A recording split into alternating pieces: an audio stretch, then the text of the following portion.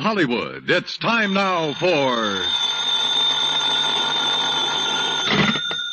Johnny Dollar. Earl Poorman here. Poorman? Tri-State Life and Casualty. I'm the branch office manager down here. Oh, sorry, Mr. Poorman, but the answer is no. Well, this is an arson case, Dollar, and we're already having to make one payoff on I'm it. sorry, but it'll have to wait. I'm going to get as far away from this New England winter as I can. Well, for that, I don't blame you, but there's no reason you shouldn't come Look, down. I've had a rough year of it. I'm tired, and I'm cold. And unless I can get down to where the warm, balmy breezes waft in... Dollar, I have got to have you on this case. There's a lot at stake. Now, my office is down here... No, sir, I'm sorry. You see... Down here in Sarasota. I just can't do it, Mr. Poorman. I've already made a plane reservation for Sarasota, Florida. And this is one time I'm going to...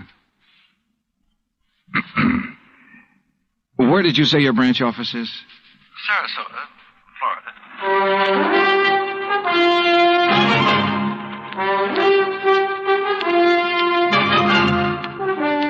Bob Bailey in the exciting adventures of the man with the action-packed expense account. America's fabulous freelance insurance investigator. Yours truly, Johnny Dollar.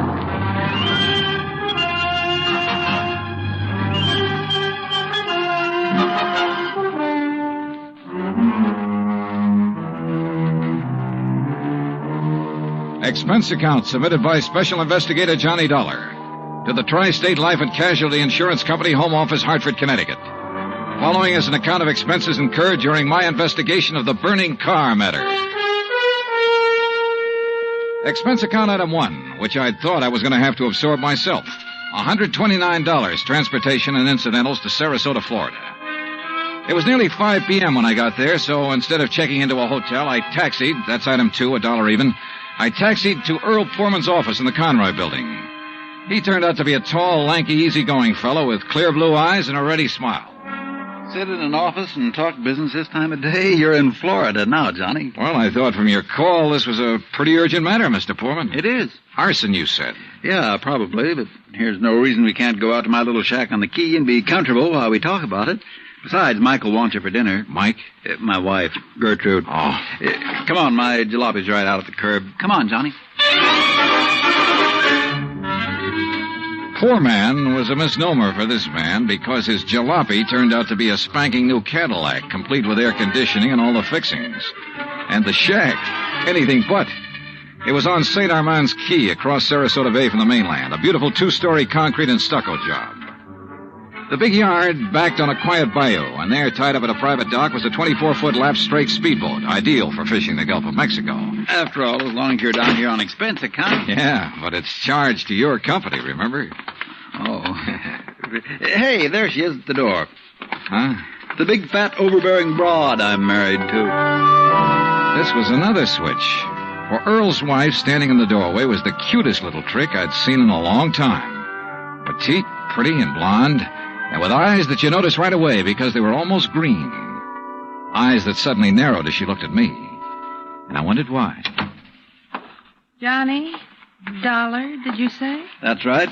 Insurance investigator down here to look into those fires. Oh. Any objections? No. No, of course not. Just set your bags here in the hall, Johnny. All right, thanks. And wouldn't you like a drink after your long trip? Yeah, and you can get me one, too. Scotch, Johnny? Martin's VVO. Oh, great. Well, soda, please. Sit down. Thanks. I take it Mike isn't too interested in the insurance business, huh? You know, she used to be a singer, dancer. Oh, well, this is a little different. But now, tell me all. Well, actually, I guess we ought to wait until Arnold Carr gets back. Carr? Carr Brothers, Lumber Enterprises. Arnold runs the business, and his brother Edward... Well, Ed just shares the profits. Real black sheep of the family, from what I've been able to learn. Oh? Anyway, they have yards all over the state. There's one here in Sarasota, one up the coast a ways at Fort Pierce, and still another at Arcadia. That's about 40 miles inland, just east of here. And there was one up in Orlando. Was? Completely destroyed by fire a couple of weeks ago. And a $120,000 claim has been filed.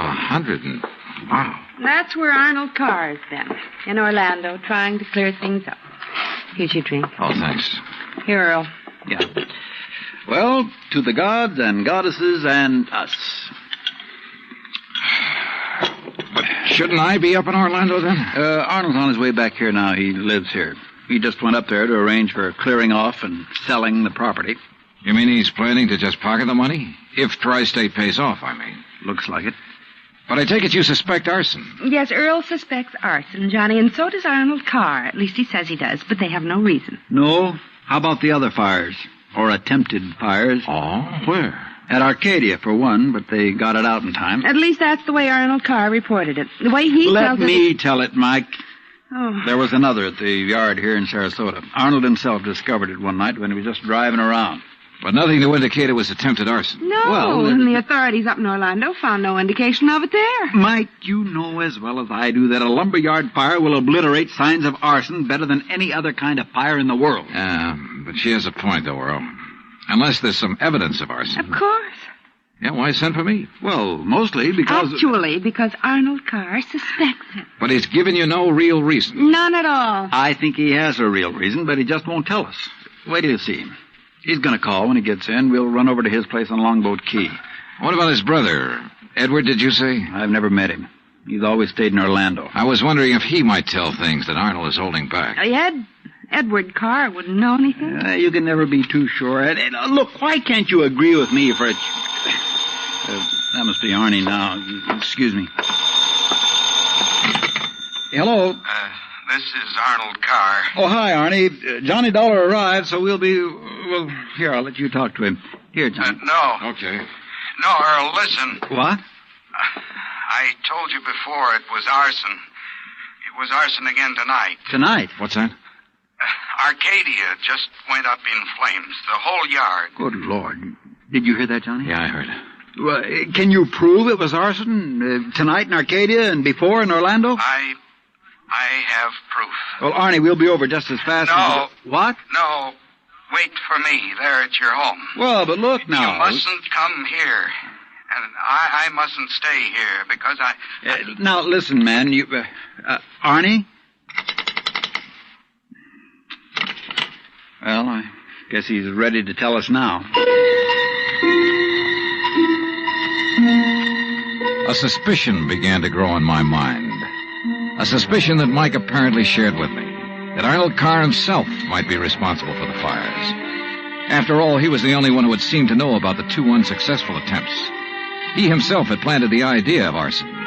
He'd lost no time in filing claim for the Orlando burnout. But Earl said I was wrong. Arnold was too honest a man. Earl had also said we were only 15 minutes from Carr's home. So when half an hour passed, we called him back. Got a busy signal. After the 4th try, the 3 of us took off in Earl's cab. As we pulled into Carr's driveway, we could see him through the picture window, sitting at his desk, telephone in hand, apparently engrossed in a call. Then, as we walked up to the door, I noticed something else. Arnold Carr looked enough like me to be my brother. Maybe that explained Mike's reaction when she first saw me. Hey, Arnie. Can't you see he's on the phone in there? Well, the least he can do is hear his own doorbell. Earl, wait. Good Lord. What's the matter? Through the window. Oh, no. Earl? Stand back. Earl, for heaven's sake, what is it? Couldn't you see from out there? No, what's wrong? Well, Johnny? Right through the forehead, Earl. Looks like a .38. Before I could stop him, Earl took the phone out of the dead man's hand and called headquarters. Mike turned pale and slumped into a chair. And I gave the place a quick rundown, checked doors, windows, etc. A few minutes later, an officious young sergeant named Larkin arrived and took over. 38 caliber straight through the middle of the forehead. Were all 3 of you here when it happened? Mr. Foreman, Mrs. Foreman, and, who are you? The answer to your first question, Sergeant, no, none of us was here. And this is Johnny Dollar, insurance investigator. Hiya. You insurance guys work pretty fast. You related to Mr. Carr? No, why? Look a little like him. Who busted in the front door? The killer? I did. When we drove up, we saw Mr. Carr sitting there at his desk.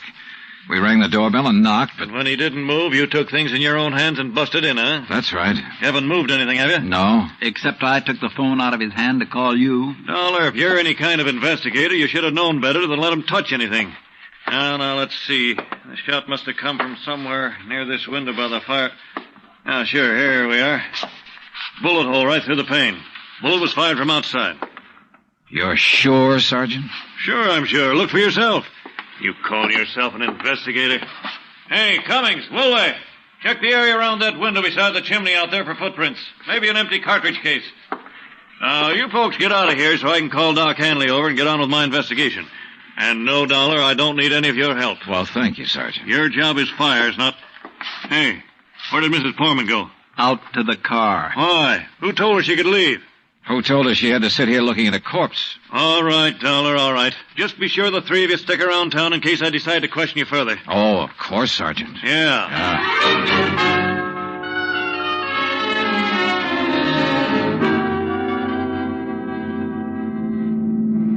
Not shot by somebody standing outside? What do you mean, Johnny? Oh, I spotted that bullet hole in the window, too. So? I also noticed there were no particles of glass on the inside sill. But there were some on the outside. Yeah. The shot that made that hole was fired from inside that room to make it look as though it had come from outside.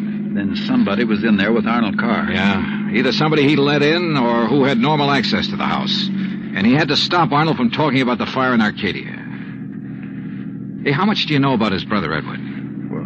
Nothing, really, outside of what Arnold told me. Was either of them married? Family of any sort? Arnie wasn't. But Arnold's death means Edward will own the business then. Well, yes. And he lives up in Orlando, scene of the first big fire. Yes, very good heavens. Johnny, you don't think his own brother... Where can I rent a car? Take Mike's Chevy. It's in the carport at the house. But what are you going to do? Drive up to Orlando by way of Arcadia.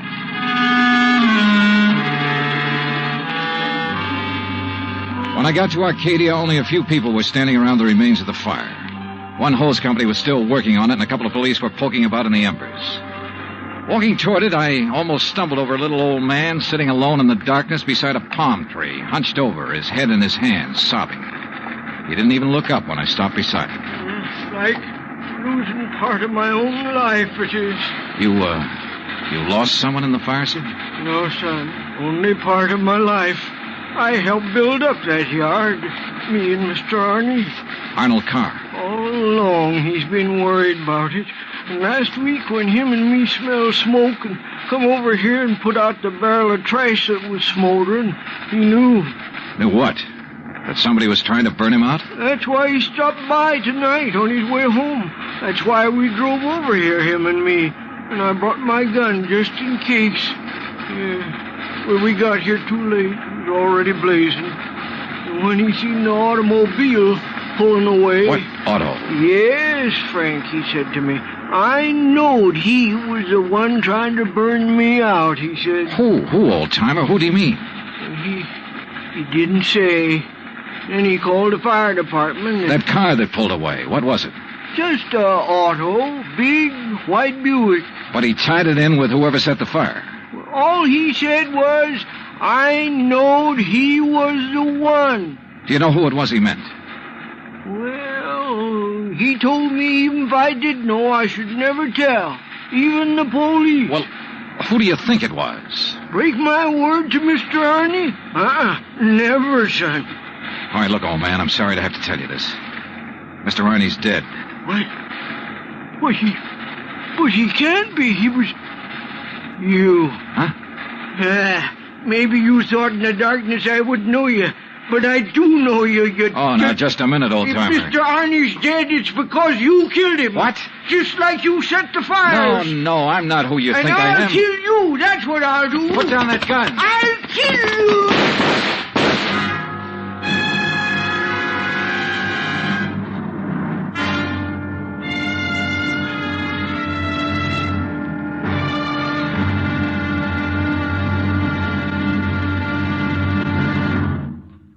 Act 2 of yours truly, Johnny Dollar, in just a moment.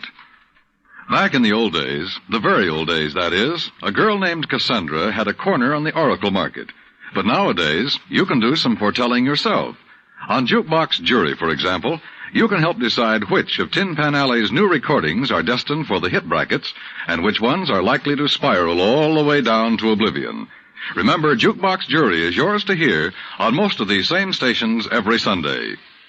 Now, Act 2 of yours truly, Johnny Dollar, and the burning car matter.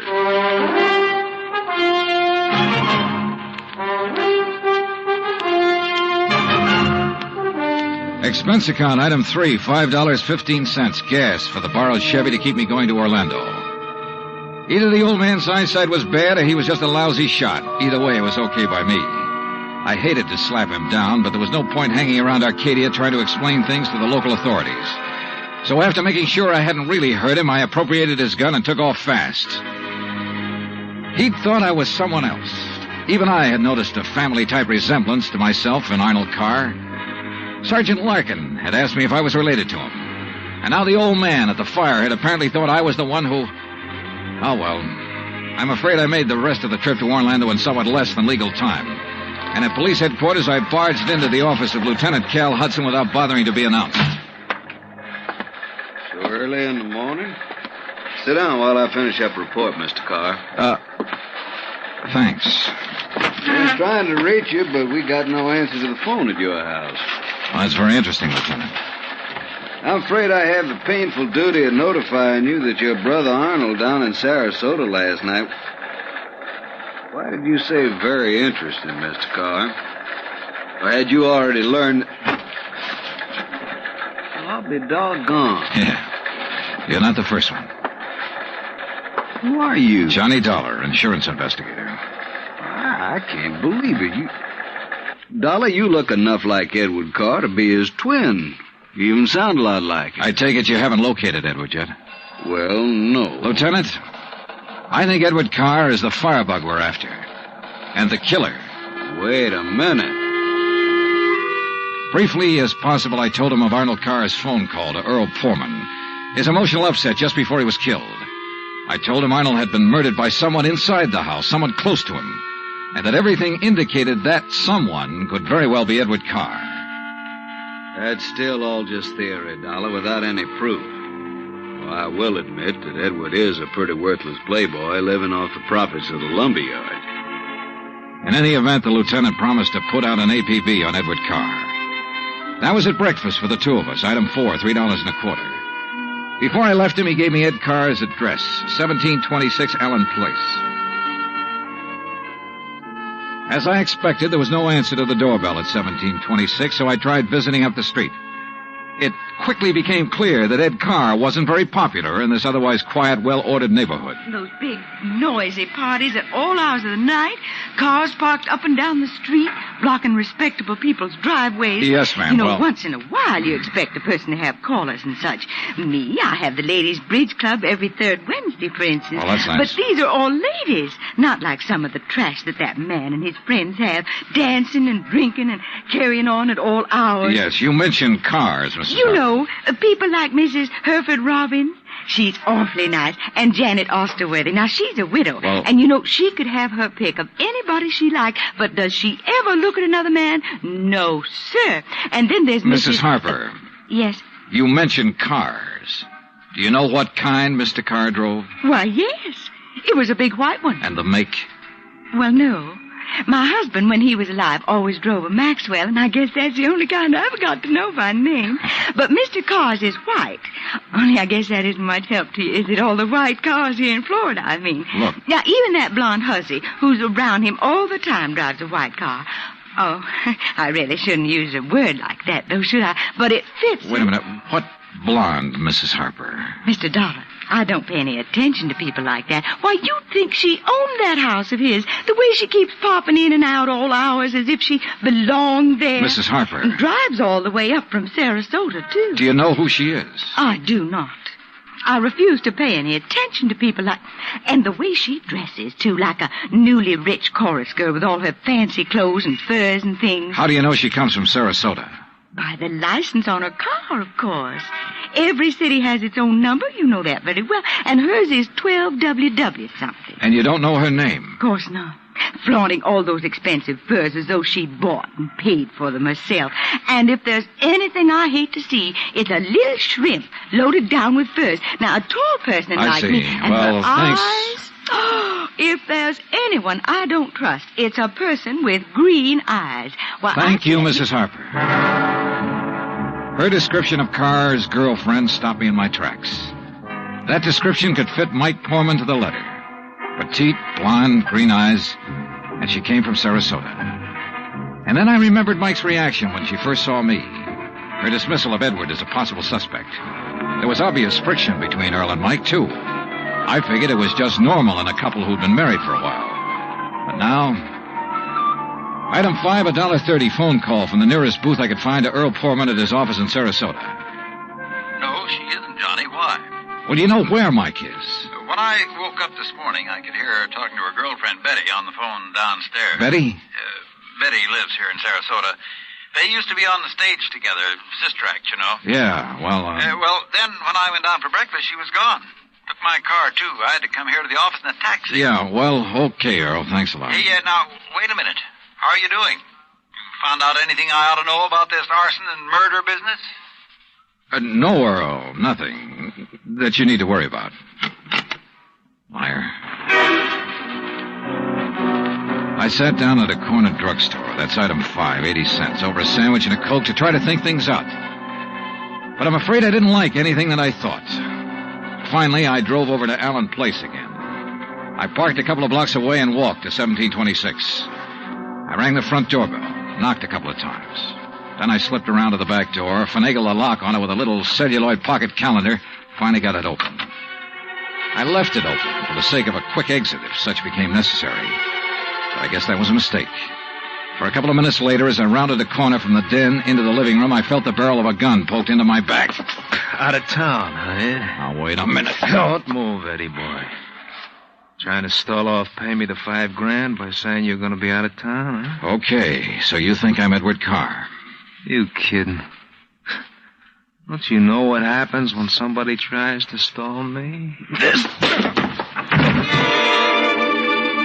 I don't know exactly how long I was out, but when I came to, it was dark. Except for the glow from a streetlight outside. And what roused me was the sound of footsteps, feminine steps, cautiously entering the back door. Then, briefly, silhouetted against a window, I saw a trim, petite figure that was all too familiar coming toward me. Then she saw me, too. Oh, darling, you're hurt. What happened? What do you think? Who did this? Who struck you? You don't know? Yes, of course, it was Tony. Because you didn't pay him soon enough for the Arcadia job. Here, Eddie, let me help you. No, just let me rest for a minute. I thought that was Tony I passed on the road in from Sarasota. Why'd you come over from Sarasota? To see you. I knew you'd be here. Oh, why? Why, so the police could surprise you with the news of your poor dear brother's death. But why did you come to the house? Because I hoped you'd come here, I guess. Eddie, you should have waited until I could raise the money to pay off Tony. You mean for killing Arnold, too? Of course. No. Are you trying to say you didn't kill Arnold? But I saw you from outside in the Buick. You'd swear to that, wouldn't you? I don't know what you... Eddie, you sound like you don't trust me. We're in this thing together. Yeah, you sure of that? What are you talking about? Whose idea was it to knock off Arnold? But you had to. When he saw you at Arcadia, he knew that you were having the yards burned up. That's the way you figured it from the beginning, wasn't it? Now, look, baby. First burn up the lumber yards and collect the insurance on them. Then convince me that you and I should have it all by putting Arnold out of the way. But you had to kill Arnold. I don't understand you, Eddie. Yeah. And I wish I didn't understand you, Mike. Mike? Come on. Let's turn on the light. No. No, somebody sees us. Eddie, you... Who are you? Are you kidding, Mike? Wait a minute. Who are you? You're that insurance investigator, Johnny Dollar, that Mike told me. Let me out of here. Oh, no, you don't. You're staying right here. Mike Poorman's sister, aren't you? Well? Oh, sister. So we once did a sister act before she married that Poorman guy. Now, let me go. Not by a long shot. You may as well, Dollar. What? Eddie. Don't move, Dollar. Get his gun, Betty. Get it. Yeah, sure. Here, Ed. Good. Ed Carr, huh? That's right. And you know we do look alike, you and me. Yeah, sure. Enough for Betty here to have told me all I need to know. Don't believe him, Eddie. He's lying. I heard, No, baby. Eddie, I thought it was you. Don't you see? Sure. Why'd you come up here anyway? Because Mike told me that Dollar was coming up here. You been shooting off your mouth to her, too? She knew about us. She thought you might have something to do with the fire. She was my friend. She was trying to get me out of this whole mess, and I wish I'd listened to her. Well, it's too late now, baby. Eddie, what are you going to do? Now I gotta get rid of both of them. No! And figure some way to shut up Tony's mouth. Ed, please! Betty! You know you'd never get away with it, Carr. Oh, no, I'll call him. That's what I'll do. Yeah, Betty, and he'll come here to get his money. Then I'll call the police, see? Tell him to come right away. Tell him I found out about you having Tony start the fire. What? That's right, that you had him burn up the yard so there'd be even more money for you to bleed from me, like all the dough you got from me already. You're crazy, Ed. I'll tell the police to meet me here. And when they come in, it'll just be in time to see me kill Tony in self-defense. After getting here too late to save you, I'll tell them. You're out of your mind. They'll check that gun of yours so fast. And that'll prove it. Because the only shot out of my gun will be the one that gets Tony. This gun of yours is the one that's going to knock you two off. And they'll think it's Tony's. Oh, Eddie, please, you're drunk. Are you crazy? Crazy to save my own life? To keep you and Tony and Dollar from putting a noose around my neck? If you think that harebrained scheme of yours will ever work, you're off your rocker. It's got to work, because it's my only chance, so it's going to work now.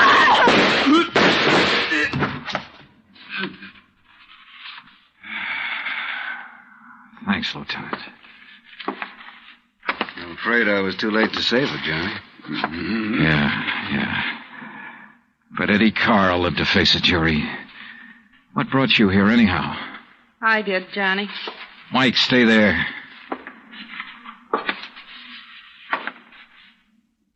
Stay right here, Mike. I know. I don't want to see it. She was my friend. Where's Earl? I came alone. When I talked to Betty this morning, I knew your suspicions about Ed were right because, you see, I knew Betty and Ed were going together. Earl didn't know.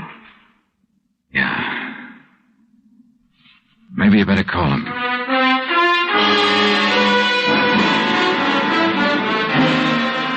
Expense account item 6, $9.80, gas and incidentals for the drive for the two of us back to Sarasota. Remarks? Betty, of course, has already paid for her part in the deal, and I guess it's pretty obvious what'll happen to Ed Carr and Tony Ricardo.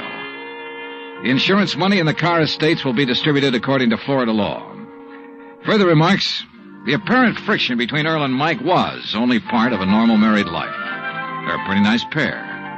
Oh, and I thoroughly enjoyed 3 days of fishing in the Gulf, thanks to Earl.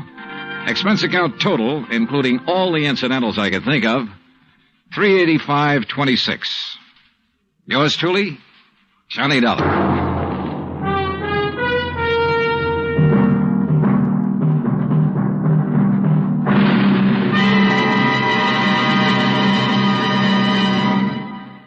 Our star will return in just a moment. You don't have to be an efficiency expert to figure out that it's easier to lend your support to several worthwhile fundraising campaigns all at once than it would be helping one campaign at a time. That kind of efficiency is yours to enjoy through the United Community Campaigns. CBS Radio hopes that when the United Community Campaigns are underway in your town, that you'll remember how much good you can accomplish with one gesture of support. Now, here is our star to tell you about next week's story. Next week, a case with a real twist. One that I think will just about tear your heart out. Join us, won't you? Yours truly, Johnny Dollar.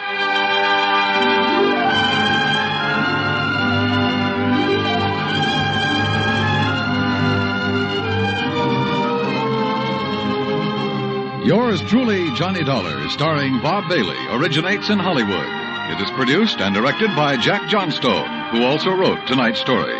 Heard in our cast were Virginia Gregg, Harley Bear, Victor Perrin, Bob Bruce, Harry Bartell, Vivi Janis, Tony Barrett, and Junius Matthews. Musical supervision is by Amerigo Marino. Be sure to join us next week, same time and station, for another exciting story of yours truly, Johnny Dollar. Dan Cubberly speaking.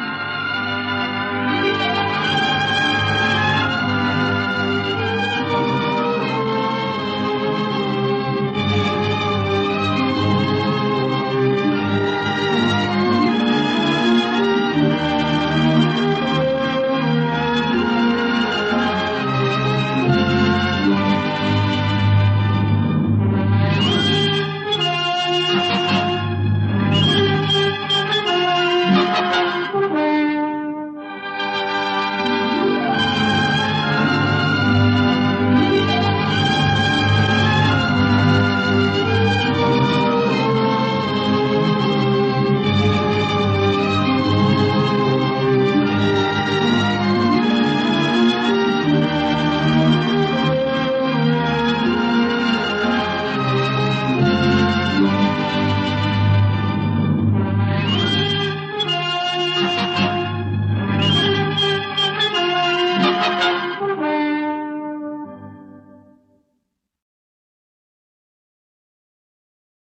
From Hollywood, it's time now for...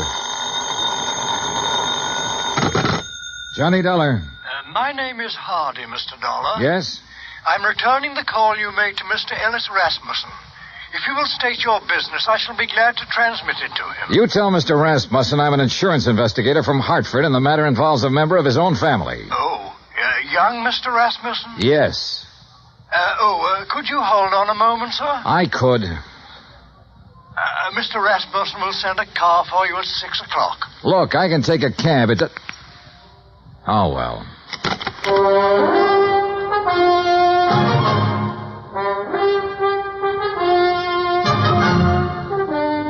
Bob Bailey in the exciting adventures of the man with the action-packed expense account. America's fabulous freelance insurance investigator. Yours truly, Johnny Dollar.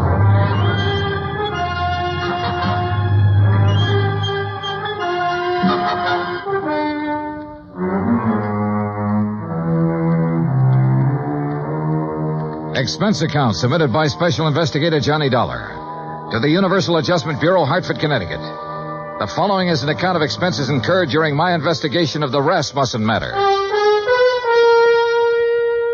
Expense account item 1, $204.35, airfare from Hartford to San Francisco to Los Angeles.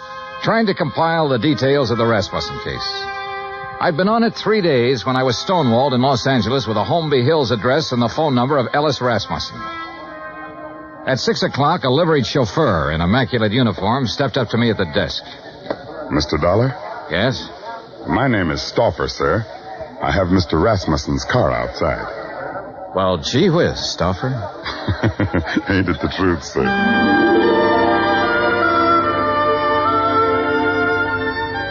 A few minutes later, when we turned into the lush green Holmby Hills section, I had a suspicion I was about to deal with a bona fide millionaire. When we parked in front of the big two-story colonial home and a man with graying hair and swallowtail coat stepped out of the door, well, I knew I was going to meet the real article. I'm Hardy, sir. Hello, Hardy. Mr. Rasmussen is waiting for you. This way, please. We stopped in front of a huge paneled door. Hardy tapped on it once, then pulled on the knob. As we entered, a tall man with a shock of pure white hair rose from his chair and turned toward us. This is Mr. Dollar, Mr. Rasmussen. I want about 4 fingers of sour mash. What do you want? Oh, you took the words right out of my mouth, Mr. Rasmussen. Very good, sir. He's a pretty nice fellow. We're all pretty nice fellows around here, Mr. Dollar. Sit down. Thanks. Could you hand me that lighter? Oh, sure. Here. Thank you.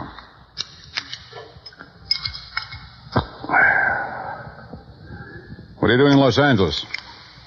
Why, federal underwriters of Hartford wrote a blanket policy for all Imperial Rubber Company employees. Your son was an executive with Imperial when he was killed in Malaya last spring. Federal owes his widow $25,000. I don't know where she is, Mr. Dollar. I see. I doubt if you do. Let me put it this way. I never met the young lady. Fred married her one night in Elko, Nevada. 2 days later, they were on their way to Malaya. 6 months there, and the development station was raided by guerrillas one night. And I suddenly no longer have a son. Have you eaten your dinner, Mr. Dollar? Oh, I wouldn't want to trouble you. Hardy, set a place for Mr. Dollar. Very good, sir. Well? Well, I thought she might phone me when she got back to the States. She never did. Never a letter, nothing. I'm old and sick, but I still want to see the girl my son married. It's not an easy thing to lose a son, Mr. Dollar. And I lost a good one. I lost the best son a man ever had. I'm sure you did, sir. To your son. To Fred. During dinner and afterward over coffee in the chairs, I listened to the story of Ellis Rasmussen's life. It came from the lips of an old man who was dying, but in whose eyes I could see reflected the memories of a brawling, bustling life that started in an Oklahoma oil field and moved to Alaska and Arabia and Africa. More and more during the talk, I began to know his lost son. For in everything the old man had to say about himself, I could sense an unmistakable reflection of his son. Finally, I thanked him and left. If I may say so, I do hope you'll call soon again, sir. Mr. Rasmussen enjoyed your visit very much. I haven't seen him so much like his own self since we received the terrible news of young Mr. Rasmussen's death. He must have been quite a man, Hardy. Young Fred Rasmussen. He was, sir. All of us miss him dreadfully. None of us ever met Mrs. Rasmussen, and we were most anxious to receive her, especially after young Mr. Fred's death. I imagine so. The car's all ready, Mr. Dollar. Good night, sir. Good night, Hardy.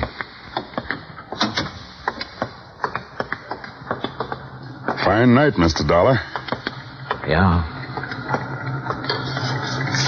Stoffer. Yes, sir? I didn't want to press the point with Mr. Rasmussen, but now maybe you can straighten me out. Did he approve of his son's marriage? Let's put it this way, Mr. Dollar. Mr. Rasmussen approved of Mr. Fred. And if Mr. Fred got himself married, then Mr. Rasmussen approved of the girl. Between them two, they had that kind of understanding. Real people. Expense account item 2, $1.98, telegram to Personnel Division, Imperial Rubber Company, requesting a copy of all information they might have on Laura Olson Rasmussen. Item 3, $6, one long-distance phone call to the Universal agent working the case in San Francisco. Mrs. Rasmussen left the Malaya Peninsula by boat from a town called Cochete 3 days after the news of her husband's death. A week later, she booked plane passage in Hong Kong with Trans-Pacific Airlines. She changed planes in Honolulu. She cleared the Port Authority in San Francisco.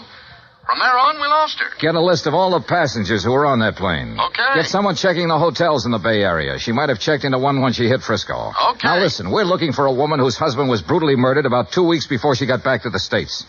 If she's anything like I think, she was probably about at the end of her rope. Now start asking questions at places where people like that go. Right. On Wednesday morning, I rented a car. That's item 4, $25, and made the rounds. First stop, Los Angeles Board of Education. By 4 o'clock in the afternoon, I had found 35 Laura Olsons who had attended public school in Los Angeles and were more or less in the proper age bracket. The next day, the folder arrived from Imperial Rubber Company. Among other things, it contained a passport picture and a complete description of Laura Olson Rasmussen. She was a blonde girl with a pouting, sultry kind of mouth and wide, dark eyes.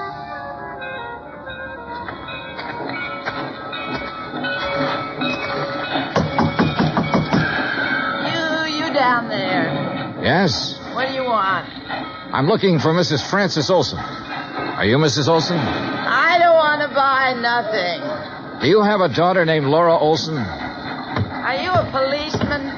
No, I'm an insurance investigator. I'm trying to locate Laura Olson Rasmussen. Well, how'd you get this address? What's that? A picture of her. I see. That's my Laura. What about her? I've been trying to locate her for some time. Is she here? No, she ain't here. She ain't been here for 5 years. Do you have any idea where I can find her? Friends, maybe? Other relatives? You say her name's Rasmussen now? Yes, she married a man named Fred Rasmussen. Married? Well, ain't that just something? You didn't know your daughter had been married, Mrs. Olson? How would I know? How would I know anything about her?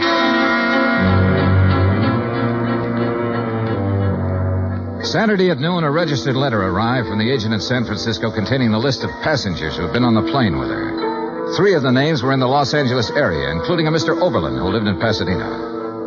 For sure I remember her. Real pretty. We sat together all the way from Honolulu. What's up? We're trying to locate her, Mr. Oberlin. Did she happen to mention her plans when she returned to the States? Plans? You know, what hotel she might be staying at in San Francisco? Or if she was going on to another city? No, not her. You say that very emphatically. Yeah, I guess I do. You didn't have to show me a picture. You know, a guy always prays he'll meet someone like her on a plane, you know what I mean? Yeah, live it up. Yesterday's gone, she said tomorrow ain't here, and the only thing we got is today. Yeah, we had a swell time. You're sure about this? We were pretty chummy, pal, if you want the truth of it. Mr. Oberlin, did she mention anything about being in Malaya before she boarded that plane?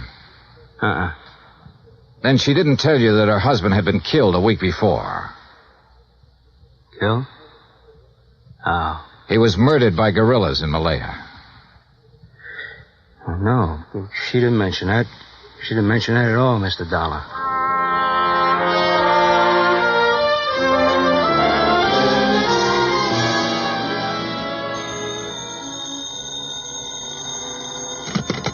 Johnny Dollar. This is Hardy, Mr. Dollar. How are you, Hardy? How's Mr. Rasmussen? He's not so well, sir. That's why I called. Could you possibly find time to visit him? Tonight? May I send a car right away? Is it serious? He's dying, sir.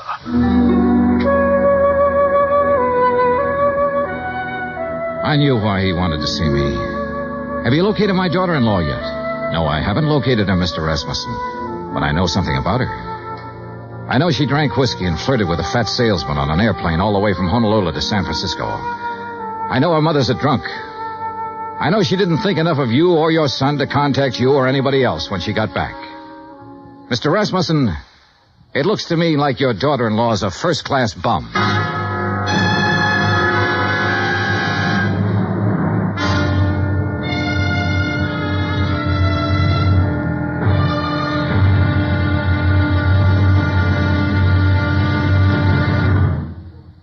Act 2 of yours truly, Johnny Dollar, in just a moment. Our daily lives are sharply affected by world news. And for a complete roundup of the news every single weekday evening, just keep your dial on CBS Radio for the news broadcasts of our famous CBS newsmen, Edward R. Murrow and Lowell Thomas. Hear up-to-the-minute news with Edward R. Murrow and Lowell Thomas on CBS Radio. Now, Act 2 of yours truly, Johnny Dollar, and the Rasmussen Matter.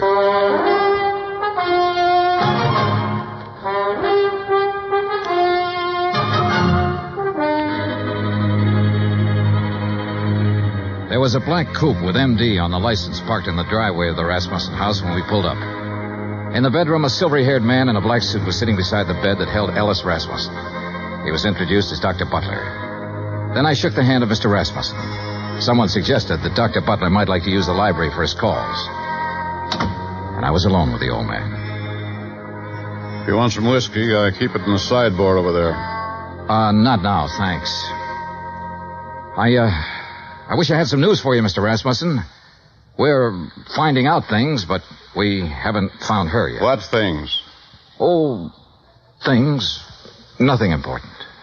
Dollar, if I judge you right, you know your business. And if you haven't found my daughter-in-law by now, you've certainly found out what kind of person she is. So tell me. I haven't met her. I don't know. You're being evasive. I don't work for you, Mr. Rasmussen. I'm an insurance investigator trying to locate a woman and pay off a claim. If I don't find her, the case will just have to sit, unless you or someone else concerned makes a report to missing persons. Then the cops can take over, and maybe they should right now. My son was a fine man. I can look back on all the years I had with him and be proud of every year and every day.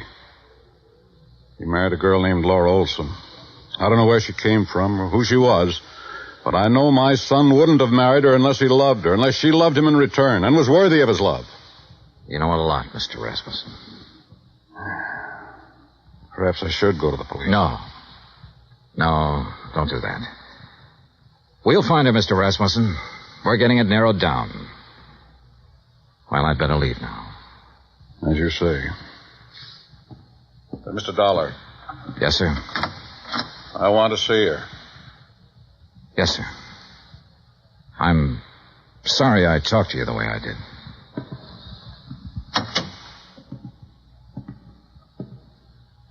Phone call for you, Mr. Dollar. Would you like to take it in there? Oh, yeah, sure. Keep an eye on him, Hardy.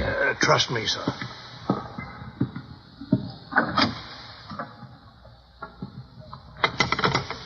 Johnny Dollar. This is Officer Daly, Los Angeles Police. Oh, yeah. You the insurance guy looking for a Laura Olson Rasmussen? Yeah, have you got anything? We got her. Huh? She's here with the rest of the girls in the drunk tank.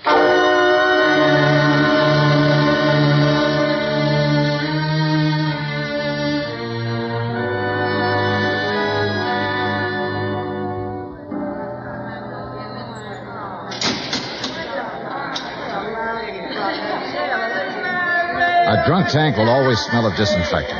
This one was no different. There are no bunks, no chairs, no blankets, no nothing. So you stand or sit on a concrete floor and wait for something to happen. The legal period is 24 hours. You get rebooked or you get released. It all depends. What's the story on her, Dollar? I've got a check for $25,000 for her. Gee, insurance money? Yeah.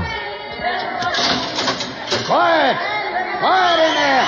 All right, quiet down! You girls better learn to get along.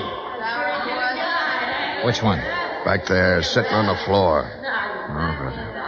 What's the situation? If somebody comes up with bail, they can have her. Expense account item 7, $100 bail. While I was waiting around, Officer Daly broke open a file on her. A dozen aliases, a dozen charges, and one conviction for shoplifting. A career of petty thievery that began at the age of 16 and ran up into a 22nd year. Expense account item 8, $35 telegrams.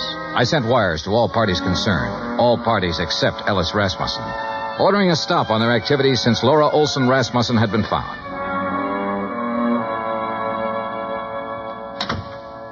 Over there.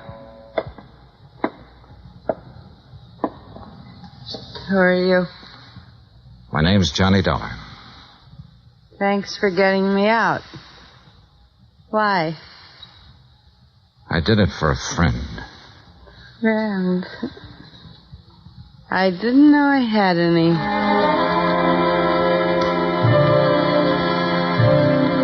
Expense account item 9, 20 cents, 2 cups of coffee. We had it in a diner across from the women's section of the main jail. I looked at Laura Olson Rasmussen while she drank the coffee. Looked at the blonde hair and the wide eyes and the pouting mouth. Looked at the woman who had once been the wife of Fred Rasmussen. What's the catch, mister? No catch. You put up $100 for me. I don't know you from a load of coal. No, you don't. Where do you live? I've been staying at the Piedmont Hotel. You know where it is? No. Well, not many people do. Especially people with clean shirts. What have you been doing since you got back from Malaya? I've been getting along. You got something to do with Fred? You know about Malaya? I know about a lot of things. I've been looking for you for a month. So what? Why didn't you contact your father-in-law when you got back? Why should I? What would he care about me? He never met me. What do I mean to him? Right now, since he no longer has a son, you mean everything to him. You're kidding me, mister. I wish I was kidding you. I wish to heaven I was kidding you. Well, what now? Oh. I want you to come over to my hotel with me. Oh, now look. Just sign some papers. I have a check for $25,000 for you. What was that? Your husband was insured. You're his beneficiary. All you have to do is fill out an application. I'll give you the check. I don't believe it. It's true. Come on. Expense account item 10, $2 cab fare to my hotel. I took her upstairs with me, stood over her while she filled out the necessary papers. Outside of that, we didn't say a word. Johnny Dollar. This is Stauffer, Mr. Dollar. Hardy asked me to phone you to see if there's any word. Oh, yes. Well, what'll I tell him, Mr. Dollar? Tell him no luck yet, Stauffer.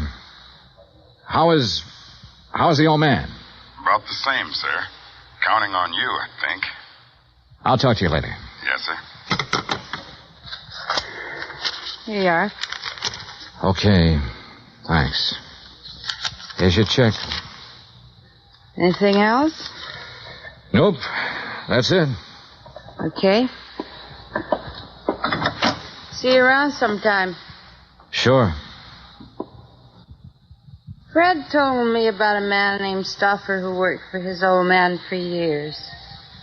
Was that him on the phone just now? Yeah. Yeah. I didn't know what I was going to say to the old man, but I did know I was hoping that if Rasmussen had to die, that he'd die before anybody told him the kind of daughter-in-law I'd turned up. I didn't want to be in on that. Expense account item 11, $83, hotel bill. I checked out at 5:30, picked up my airline tickets at the desk, that's item 12, then sat around the lobby for 5 minutes. Item 13, 2 drinks for myself. Mr. Dollar? Yeah? Oh.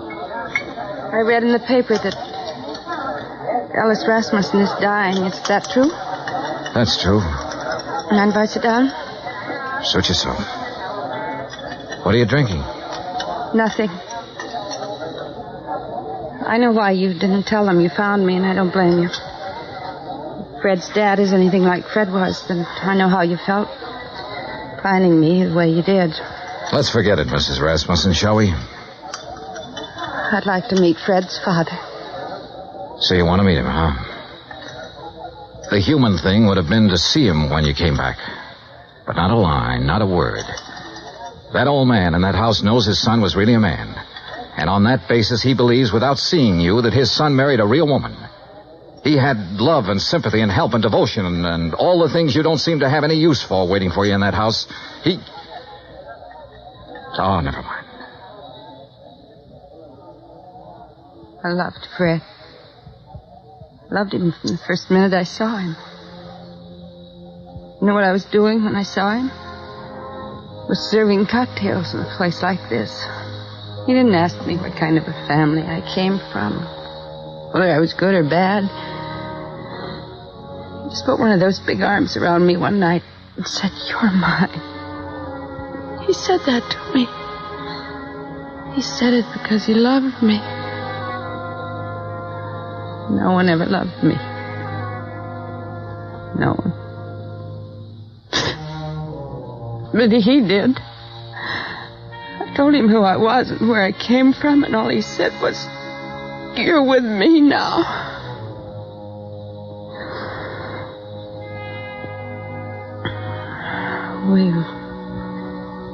We went to Malaya together, and I never knew in all of my life what I knew then. How it was to be wanted by someone who was decent, kind. And then he was killed. He told me one afternoon when I was in Cochetti. I took a boat, and then I took a plane back here. Go on. I want to see Fred's father. I took a car to the house, and I saw what kind of a house and what kind of people his family were. I didn't go in. Couldn't you see me, cheap, rotten, dirty little me? Couldn't you see me walking in there and saying, "I'm me"? Couldn't you see that mother of mine moving in? What would that have done to the old man? It would have crushed out his whole memory of Fred. But don't think, Mr. Dollar, I haven't got my memory, too. I didn't drink that away. I was loved by a man. And I loved him back.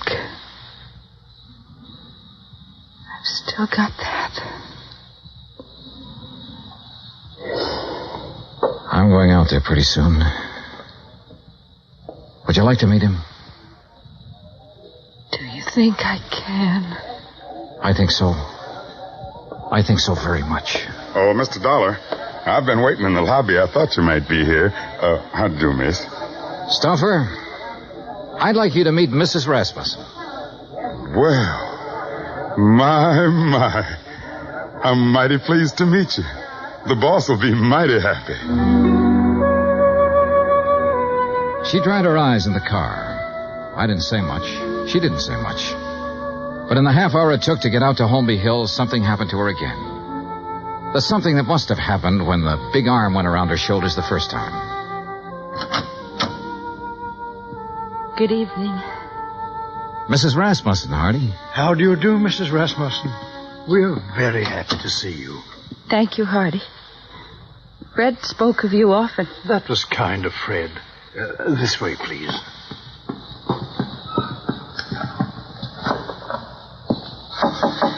Come in. I think you can introduce Mrs. Rasmussen, Mr. Dollar. Ring if you need me, sir. I'm scared. Laura, if there ever was a man for you not to be scared of, it's that man in there. How can I tell him about myself? I've been in jail. I can't. Watch. Well, Mr. Dollar, come in. I've brought someone for you to meet, Mr. Rasmussen. Come here. You'd be my son's Laura. Yes, you're Laura. Hello. Yes. Oh, now, there. Here. Now, look. Us Rasmussens mustn't meet like this with tears. There's so much I have to tell you. No. There's nothing you have to tell me. What? Let me put my arm around you. There. Now, feel it? Mm-hmm. You're my daughter. Do you understand that? Yes. Oh, yes. Then that's all the explanations we need between us. Yes. Hardy. Yes, Mr. Rasmussen? Bring Mrs. Rasmussen some brandy, I think. And I'll have some sour mash. Mr. Dollar? Sure. Make mine sour mash, too, Hardy. Very good, sir.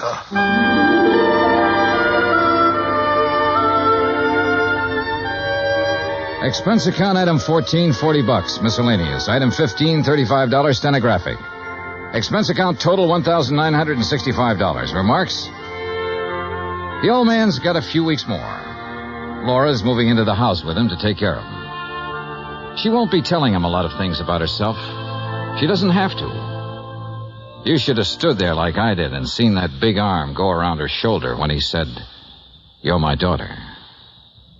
Yeah. Yours truly, Johnny Dollar.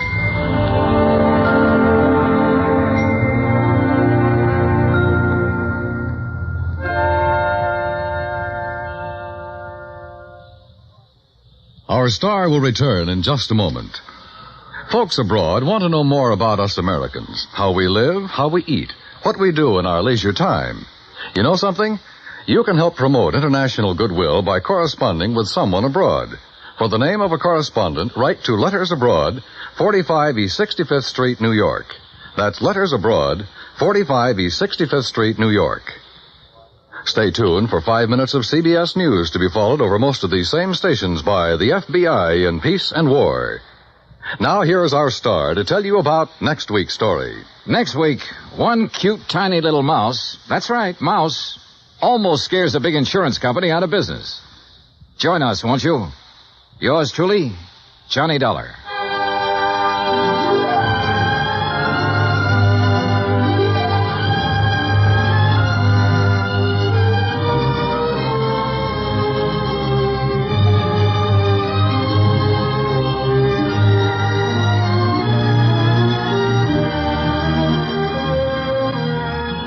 Yours truly, Johnny Dollar, starring Bob Bailey, originates in Hollywood. Written by John Dawson, it is produced and directed by Jack Johnstone. Heard in tonight's cast were Virginia Gregg, Gene Tatum, Eric Snowden, Roy Glenn, Will Wright, Frank Nelson, and Jack Crucian. Musical supervision is by Amerigo Marino. Be sure to join us next week, same time and station, for another exciting story of yours truly, Johnny Dollar. Dan Cubberly speaking.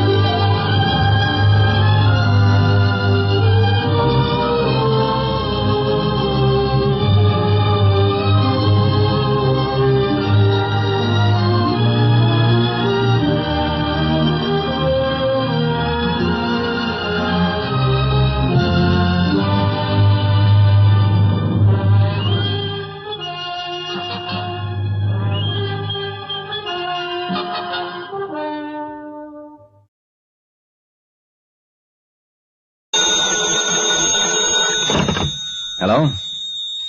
Yes, this is the Falcon speaking. Oh, Nina. I'm glad you called. Now, you'll have to count me out tonight, Angel. I'm in the middle of a hot deal.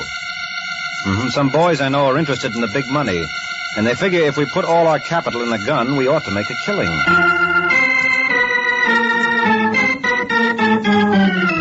The the Kraft Foods Company brings you The Adventures of the Falcon, starring Les Damon.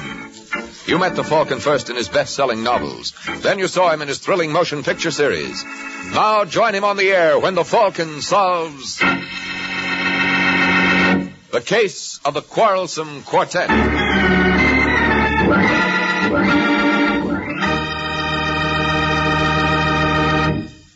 Before the Falcon starts on tonight's case, I'd like to say just a word about something extra delicious. Kraft mayonnaise. Here's really true mayonnaise at its finest. One taste will tell you that. Just one taste of delicate, exquisitely flavored Kraft mayonnaise will tell you that here is mayonnaise to delight even the fussiest cook. Try it. Try it and see for yourself. Tomorrow when you shop, get a jar of wonderful tasting Kraft mayonnaise.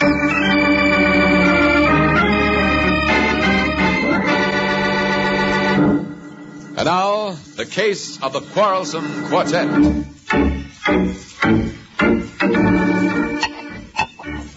It's late evening in New York, and in a shabby apartment on Manhattan's West Side, a short, heavy-set boy named Dixie Taylor watches his companion Georgie Reynolds attack an age-old problem: how to dispose of an empty bottle.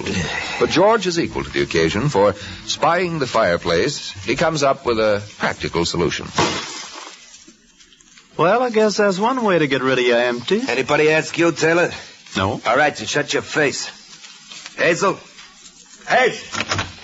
You want me, George? No, I was just rehearsing. I'm going in for hard calling. Oh, I'm sorry, sweetie. I was busy. Well, I hope I wasn't interrupting anything important. No, honey. Give me another bottle.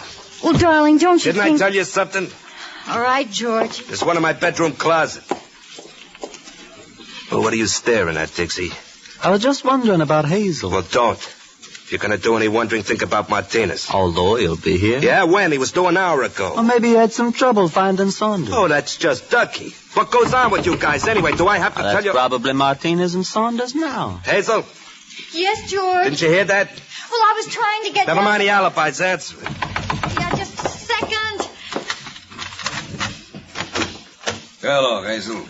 Hello, Mr. Martinez. Your boyfriend here? Yeah, we're in the kitchen. Come on in. Bring your friend with you. Hi, Georgie. Hello, Taylor. Hello, Louis. Well, you took your own sweet time getting here, Martinez. Well, I have a little bit trouble finding Mr. Saunders here. Gentlemen? Bring in a couple of chairs, Hazel. Yes, dear. All right, now go on, beat it. But, darling... I said beat it. These fellas and I have some business to discuss. Well, Martinez, did you tell Saunders what I lined up? No, I think was maybe better I leave that for you. It's a snatch, Saunders. A what? A snatch. That's what I thought you said. Well, it's been nice knowing you, gentlemen. Sit down, Saunders. No, thanks, I'm not interested. Cost you something to listen? All right. Ever hear of Big Joe Gallagher? Well, enough to know that if he's the party you got in mind, you can include me out, as the saying goes. Now, don't be a jerk, Saunders. Sure, Gallagher's a big rackets boy, but that's just why we can get away with this. You're crazy. Now, look, Martinez, why didn't you tell me Let that... Georgie finish. Dixie and I used to work for Gallagher. We know what makes him tick. A guy in his position would never yell copper. Yes, but there's one thing you're overlooking. From what I know of Mr. Gallagher, he never goes anywhere without 2 or 3 of his boys. How are you going to separate the wheat from the chaff? I got it all figured out. Gallagher's a ladies' man, see? Now, if a babe were to call him up and arrange a blind date, it's dollars to donuts he'd go for it. I doubt it. Don't tell me. I've seen it work a dozen times. You got the girl? Yeah, Hazel, the one who let you in. I suppose she talks. She wouldn't dare. Besides, she doesn't have to know what's going on. I'll tell her the whole thing's a gag. Where do I come in? Hazel will arrange to meet Gallagher at the 49 Club. You and Martinez will pick him up. What about you and Taylor? Now, we can't take a chance. He knows us. Well, what do you say, Saunders? You think this will work, Martinez? Why not? Georgie's got all the angles figured out. So it would seem. Okay, gentlemen. Deal me in.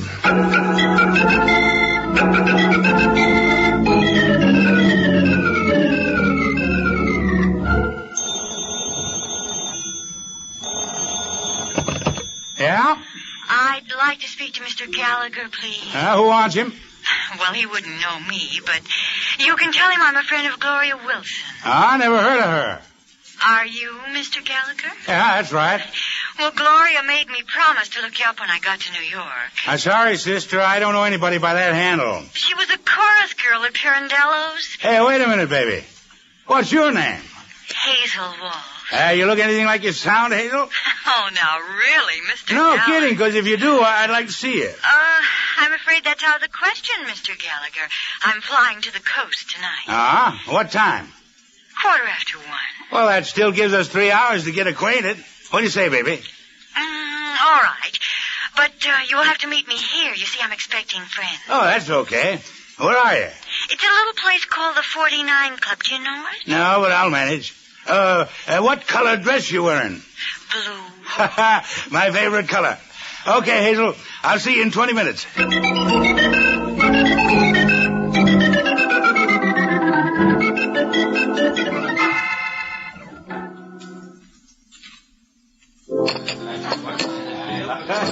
Say, buddy. Who, me? Yeah, you wouldn't happen to have seen a blonde around, huh? Blue dress? Yeah, that's right. I'm glad to know you, Mr. Gallagher. Oh, who are you? Hazel's cousin. Didn't she tell you we're having a little farewell party in her honor? Well, she said something about friends. Oh, now don't get frightened. We'll be pushing off in a few minutes, and that'll give you enough time to talk to Hazel alone. Where is she? She's in the back room with the rest of the family. Well, let's go. Right down here. By the way, feller, I don't believe I caught your name. Well, it's the same as Hazel's. Related on your father's side. Yes, that's right. Oh, here we are. Hiya, fellas. Hello, Louis. This is Hazel's friend. Pleasure to know you, Mr. Gallagher. Where's Hazel? Oh, she just stepped out for a minute. Well, where's the rest of the crowd? Crowd? Yeah, her cousin told me she had a flock of relatives down here. Never believe Saunders. He's a big joker. Saunders? I thought his name was Walsh. What goes on here anyway? Watch him, Saunders. Just keep those hands where they are, Mr. Gallagher. Frisk him, Martinez. Get your hands off me. Don't get excited, Mr. Gallagher. He's bad for your blood pressure. Is he clean? He is now. Good. Would you be kind enough to accompany us, Mr. Gallagher? Oh, no, you're not getting me to walk out of here. Well, as long as you feel that way. I have to hand it to him, Martinez. He said he wasn't walking out of here, and he was right. What's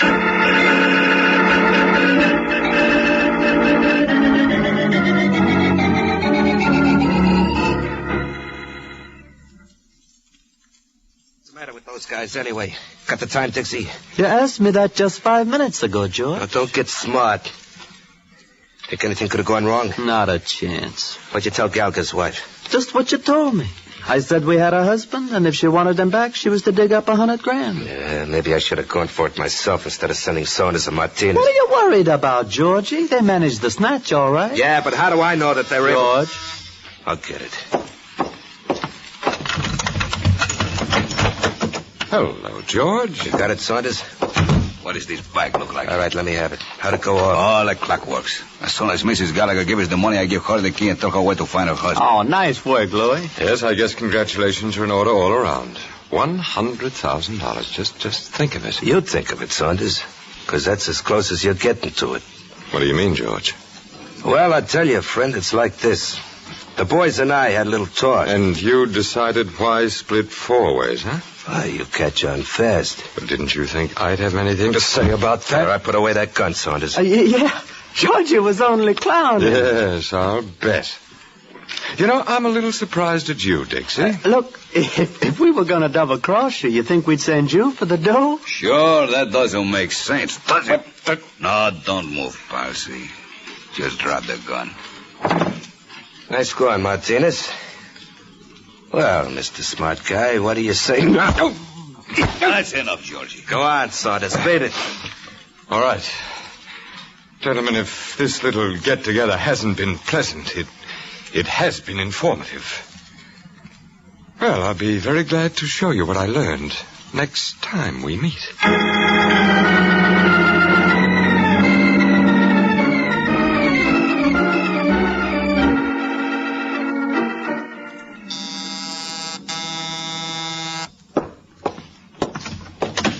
Hello?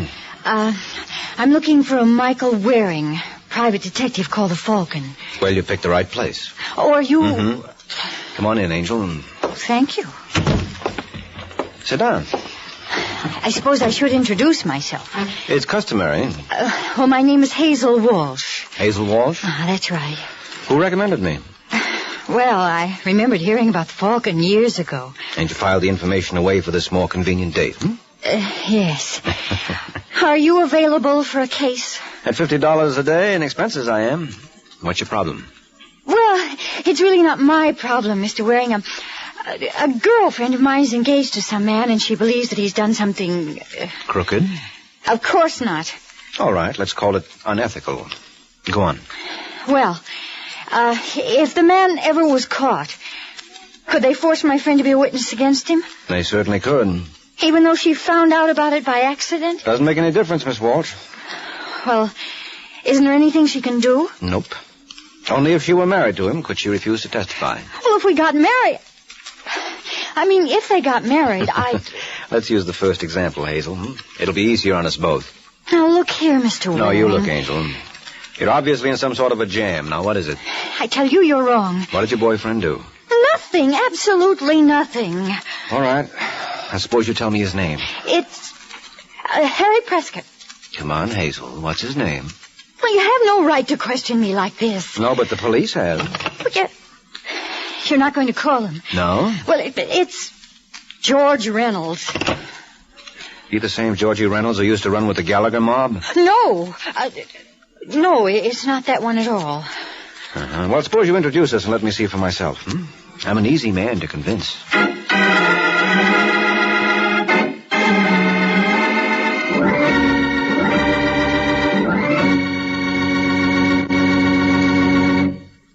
Well, sounds as though Mike follows that good old theory that seeing is believing. Of course, that's a pretty smart idea, I think. And it's a good one for everyone to follow when it comes to food. For example, I can tell you how satiny smooth Kraft mayonnaise is. What an amazing, creamy, rich texture it has because of the special way Kraft blends it. But to really appreciate just how smooth Kraft Kitchen Fresh mayonnaise is, get a jar and see for yourself. That way you can taste for yourself, too. You won't have to take my word for it that Kraft mayonnaise is especially good, with a delicate, delightful flavor, the result of careful blending of only the finest oils and eggs, the most fragrant vinegars and spices. Yes, the best way to tell is to taste Kraft mayonnaise yourself. Try it on a cool and colorful salad of hollowed-out tomatoes topped with spicy deviled eggs and garnished with fresh and tangy watercress. It's really delicious. So tomorrow when you shop, get a jar of Kraft Kitchen Fresh mayonnaise. Whether you're serving a simple, everyday kind of salad or a fancy company special, you'll enjoy it more with true mayonnaise at its finest. Kraft mayonnaise.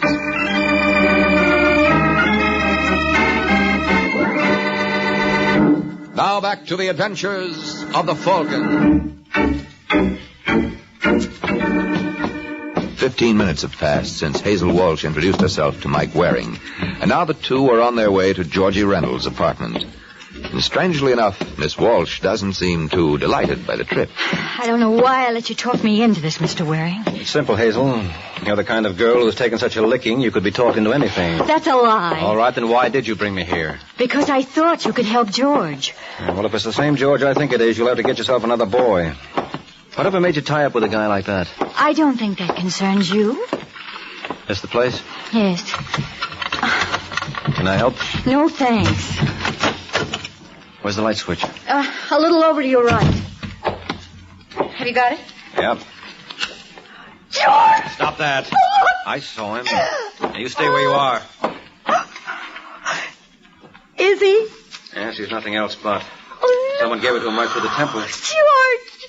Look, you get a grip on yourself. How can you talk to me like that when my fiancé's been murdered? I can talk to you like that because it's not your fiancé. What? This is a boy named Dixie Taylor. Now will you behave? I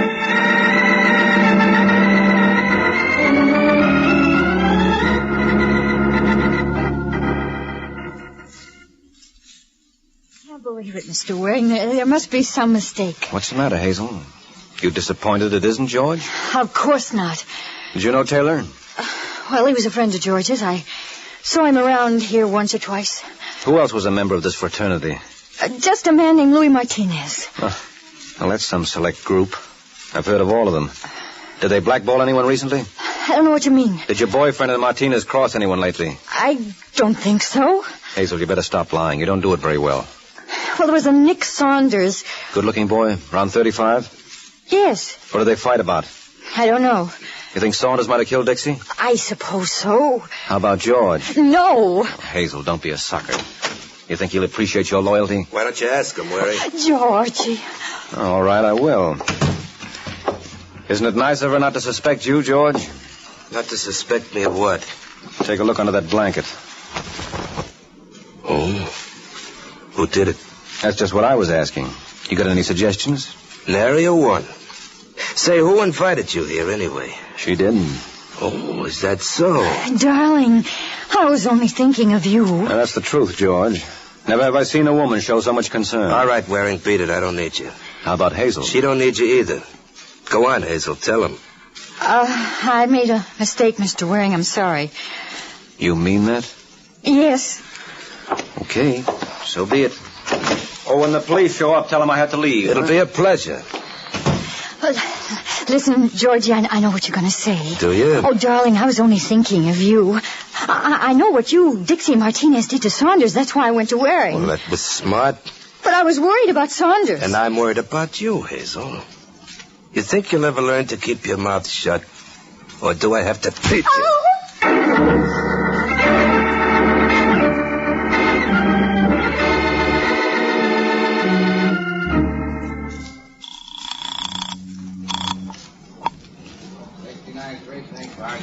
Hello, Corbett. This is Mike Waring.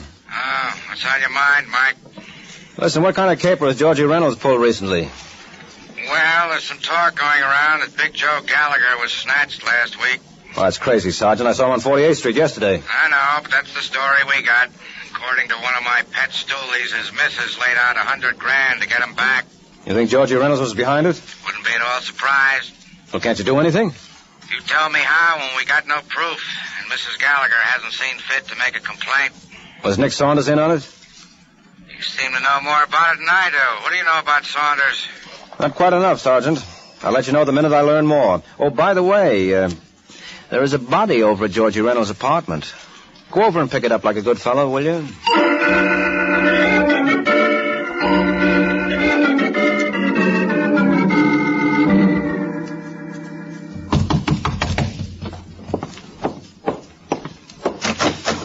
Yes? Hello, Saunders. Remember me? Oh, sure. You're the Falcon, aren't you? Mm-hmm. Can I come in? Why not? Sorry, I can't offer you anything. Well, you never know unless you try. All right, Waring, what's on your mind? Well, I heard you and George Reynolds had a little trouble last night. You must be thinking of two other guys. Well, what gets me is why you took it out on Taylor. Taylor? Yeah, haven't you heard? He's dead. Not my old pal, Dixie. Well, what do you know? I know you better have a pretty good alibi handy. Come on, Saunders, get your coat. We're going to headquarters. Just brief me on one thing, Waring. You're a private detective, aren't you? That's right. Now, where do you get off pushing people around? It's my hobby. You going to get your coat, or will you go like that? Well, act your age. Put away the gun, Saunders. Put it away before I... Cut it out. Go on, drop it. No, Drop it. All right, now what do you say, friend? Do we take that little ride I mentioned? Okay, Waring. But don't be surprised if someday I return the favor.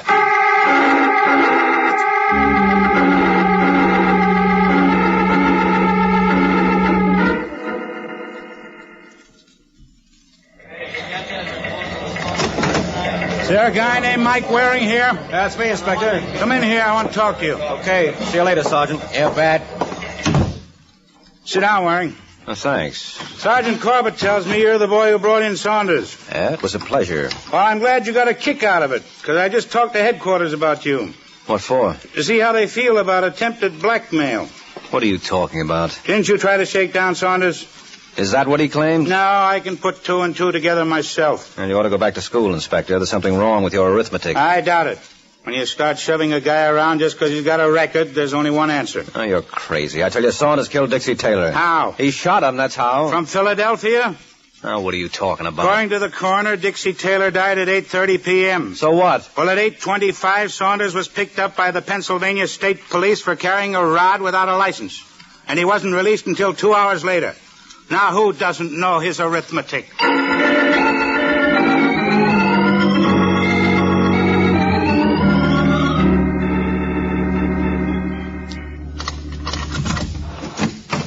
Hello, Mike. Huh? Hazel, how did you get in here?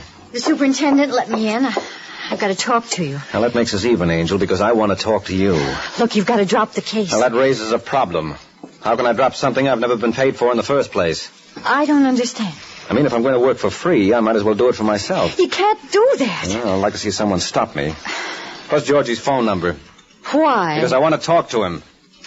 What about? The murder of Dixie Taylor. He doesn't know anything about it. Are you kidding? Now, what's the number? Come on, Hazel, I'm not clowning. It's Raleigh 4099. Now, cheer up, baby. When I get through with Mr. Reynolds, he won't ever lay a hand on you again. You don't hear me complain. Next, you'll be telling me you love the guy. I do.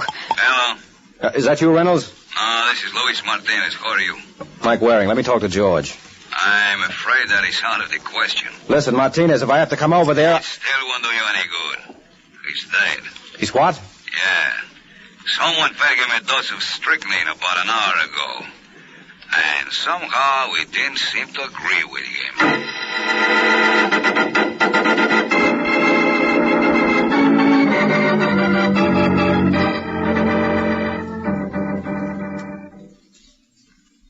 It's not true, Mike. I don't believe it. Martinez was lying. I suppose we go over and check. But George, it Oh, is. come on, Hazel. Get a grip on yourself. You're better off without him. Oh, how can you talk that way? Because it's the truth. He was no good. That's a lie. Oh, don't give me that. You knew he was the brain behind the big Joe Gallagher snatch. No, you're wrong. Who are you kidding? Oh, so incidentally, what happened to the loot? The loot? The ransom money Mrs. Gallagher paid off. How would I know? Well, you would if anybody would. You can't keep it, Angel. I didn't intend to. Then where is it? Well, they didn't tell me, but I watched them through the keyhole. Where did they put it? Under the middle cushion of the sofa in George's apartment. Okay, let's get it before someone else gets the same idea. I wouldn't be surprised if we're a little late now.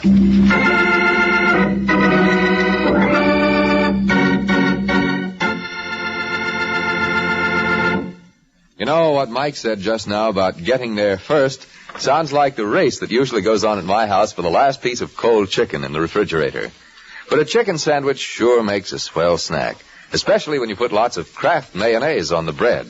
The delicate flavor of Kraft mayonnaise is just exactly what you want. And Kraft mayonnaise is so creamy, rich, and smooth. Just try it. For a grand sandwich spread, as well as for fine salads, there's nothing like true mayonnaise at its finest. Kraft Kitchen Fresh mayonnaise.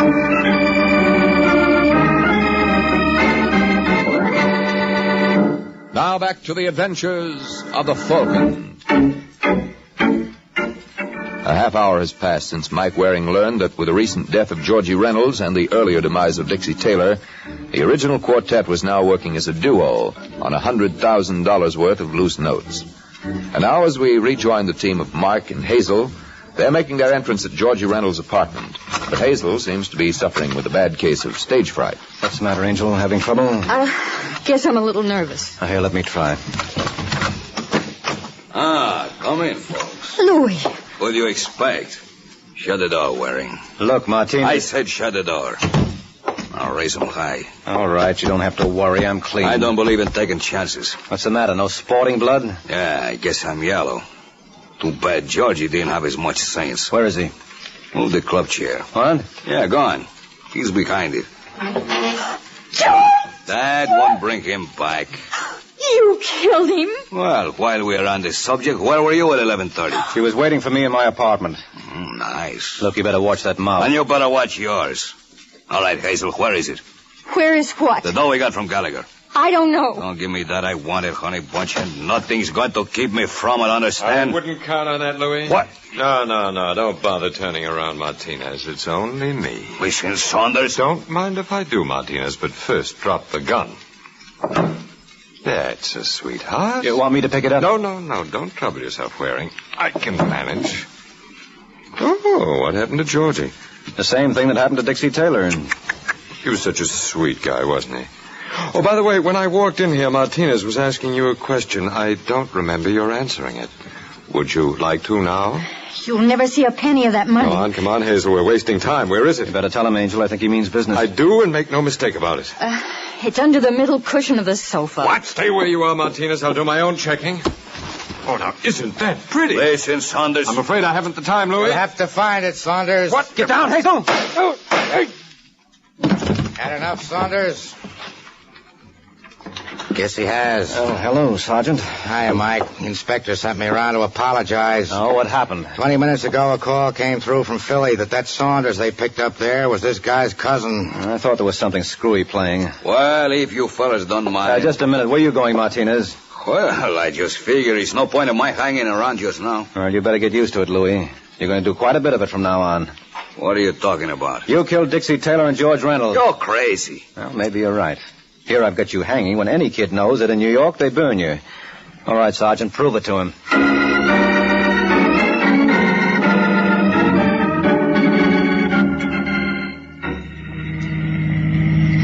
Mike. Oh, don't say it, Angel. But I was just going to ask... Ask me to explain things, Well, yes. Well, I guess you're entitled to it.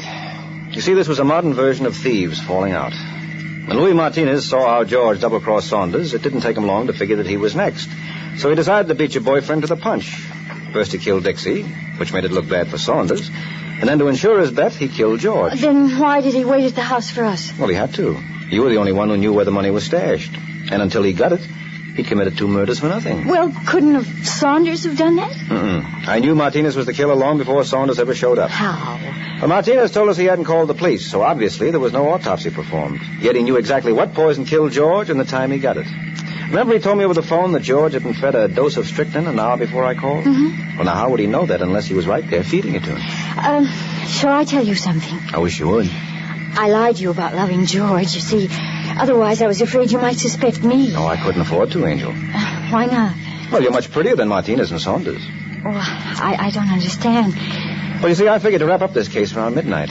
And if you were guilty, what would I do for a date?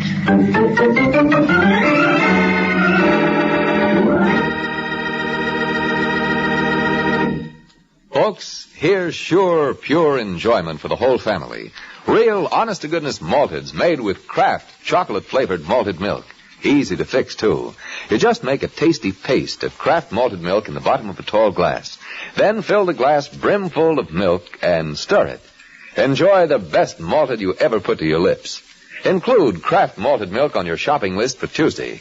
Enjoy a Kraft malted for snacks, with meals, or before bedtime. But be sure it's Kraft malted milk. At your food store now.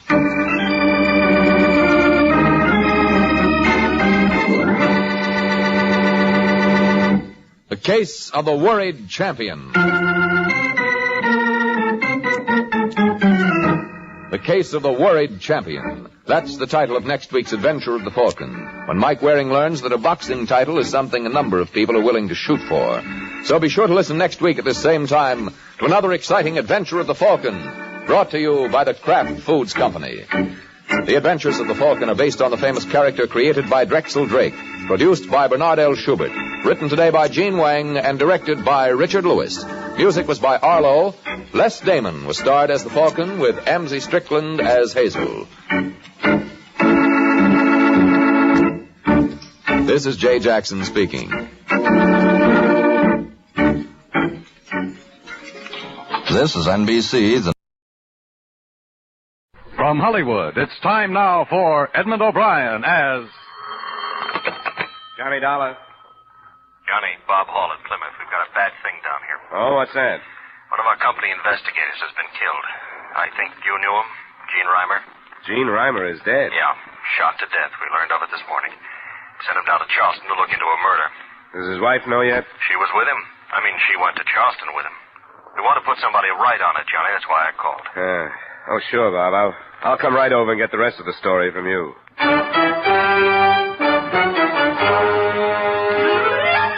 Edmund O'Brien in another adventure of the man with the action-packed expense account, America's fabulous freelance insurance investigator. Yours truly, Johnny Dollar.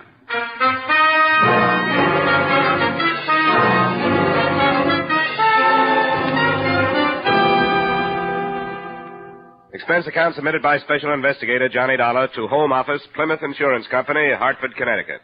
The following is an accounting of expenditures during my investigation of the LELAND BLACKBURN matter. Expense account item 1, $250 cab fare from my apartment to the Plymouth building. Hey, Johnny. Yeah? Oh, hi, Merle. What are you doing down here? Well, the Gene Reimer shooting. I wondered if it heard. He talks a lot about you. You were good friends. We learned the business together in the Pinkerton agency. Almost opened our own office. It didn't pan out. I wish it had. We're going to miss him around here. He was a great guy. Yeah. Well, Bob Hall's waiting for me, Merle. I'd better get in there. Sure. Good luck, Johnny. Mr. Dollar, he's waiting for you. You can go right in. Thanks. How are you, Bob? Thanks for coming right over, Johnny. Wouldn't have blamed you if you turned it down. Forget it. I feel pretty awful about it. I gave the case to Gene myself. He wasn't up for one, but there would have been some extra money for him. I knew he needed it. He didn't have to take the case. He didn't have to earn a living this way. It's a funny thing for you to say. Well, there's no other way to look at it. You can't hunt trouble forever without finally running into some. I got the idea that you were his friend. I was. But you aren't hiring a friend, Bob. You're hiring an investigator. If you want me to go to work on this, I'd better get some facts. I don't understand you. What about the case he was on? You said it was murder? A policyholder named Leland Blackburn was bludgeoned to death in his home. How long had Gene been on it? Less than a week, 5 days. Had he sent in any report on what he'd learned? No, he hadn't. Is that all? That's all I know. He was staying at the Hotel Lee. His wife is still there. As I said, she'd been with him. I suggest you talk to her first. I will. I'll leave as soon as I can get plane space. All right, Johnny. Good luck.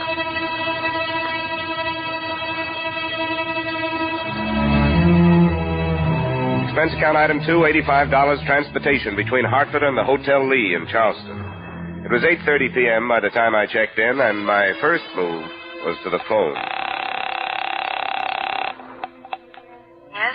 This is Johnny, Barbara. Johnny, where are you? The floor above you. The Plymouth company sent me down to look into Gene's death. Oh, I'm glad you're here, Johnny. When will I see you? As soon as possible. Oh, give me just 15 minutes to put a face on it. It's been a long time. I can't tell you what a shock it was to hear your voice on the phone. I've been thinking about you. Oh? It was natural to. You've been the only one I've turned to when there was trouble. How did the company happen to send you? Because I knew Gene, I guess. Was anything said about us? There was no reason for that. Everything between you and me stopped when you got married. We'd better keep it that way now. Sure. It was a beautiful marriage all the way around. I told you it would be. You remember that? Yes. That there was a side of Gene Reimer that hardly anybody knew. You didn't believe me. I learned to. And you made some pretty serious statements to me after you did. I want to get that off my chest before we go any farther. I don't know how many times you told me that you were afraid you were going to kill him for what he'd done to you. And you meant it, didn't you? Johnny. The last time was less than a month ago. You don't think I killed him? I remember what you said. Johnny, don't. Why did you come to Charleston with him? Because he made me come. Why? Because it... I don't want to tell you. Why not? It doesn't have anything to do with what happened. Then you shouldn't mind telling me. He found out about somebody I'd been seeing in Hartford. I know it sounds cheap, but you must realize... Never mind that. Gene brought you down here to keep you away from this guy. Yes. Johnny, you can't think I killed him. I hope you didn't. For old time's sake, I'd hate to learn that you did. They were good times, Johnny. What do you know about the case Gene was working on? Nothing. He never talked about any of them. Well, I'll start on it tomorrow. Good night, Barbara.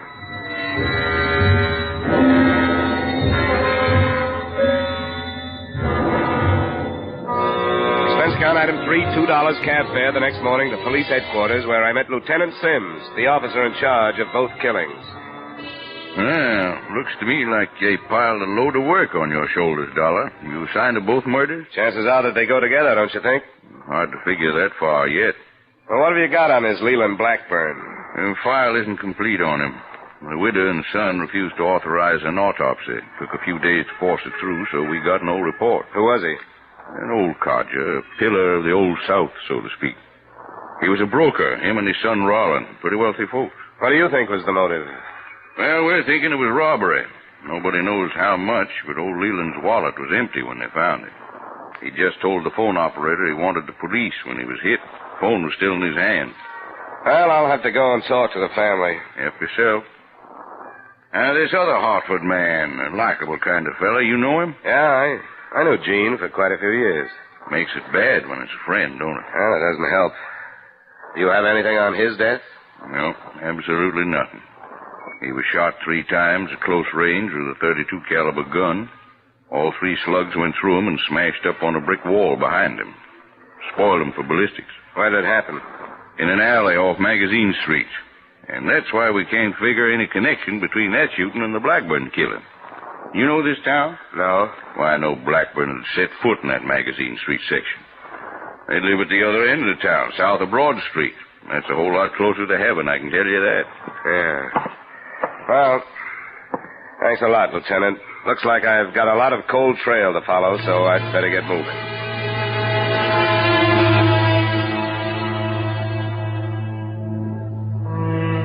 Later that day, after checking my phone to learn when the son would be home, I went to the Blackburn residence. It was a warm, friendly estate glowing with Southern tradition. The same thing could have been said about the widow, Mrs. Blackburn. But son Rollin must have taken after his father. What I resent most of all is that you are here simply because you suspect either Mother or me or both of us of nefarious plot. Now, Rollin. Isn't that right? Murder is a hard thing to ignore, Mr. Blackburn. I am not ignoring it, but I believe our local police are quite able to do what must be done. I should think you'd be interested in having as many people as possible working to clear it up. Naturally, I want to see my father's killers brought to justice. But I don't think Father would appreciate the importation of investigators from Hartford. Rollin, please. I came here primarily to investigate the death of the first Hartford man. I'm afraid you'll have to put up with me until I satisfy myself that there's no connection between your father and what that. Possible connection could there be? I don't know. There isn't any.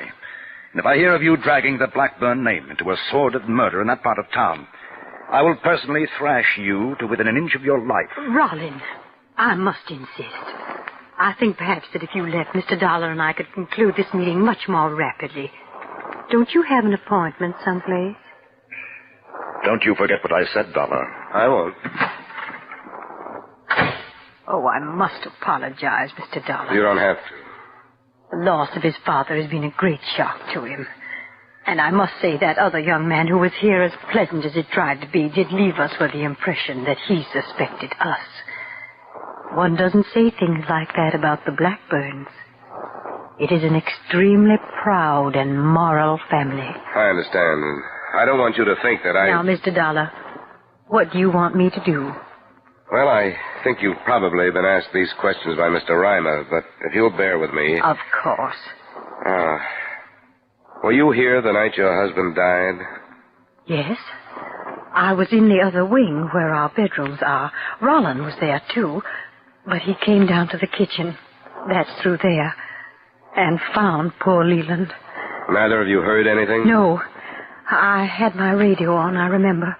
But even so, it is quite a big house. It's a beautiful house. Miss Blackburn, do you have any idea who could have done this thing? Any enemies of your husband's? I knew of nobody who disliked Leland. He was a charitable, honest man, and a pious one. I'm sorry, Mrs. Blackburn. I won't bother you any longer. My only hope is that I may join him soon.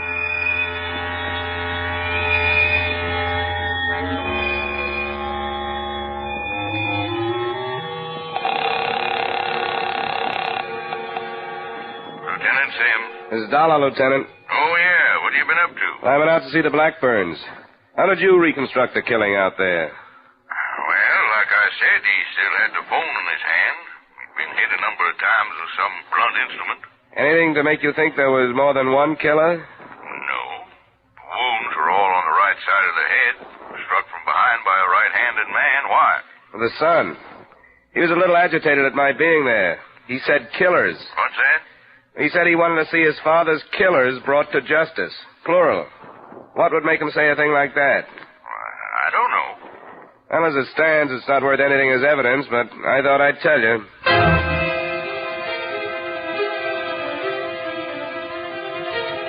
To me, at that moment, it meant there was a possibility that Rollin Blackburn knew more than he was saying.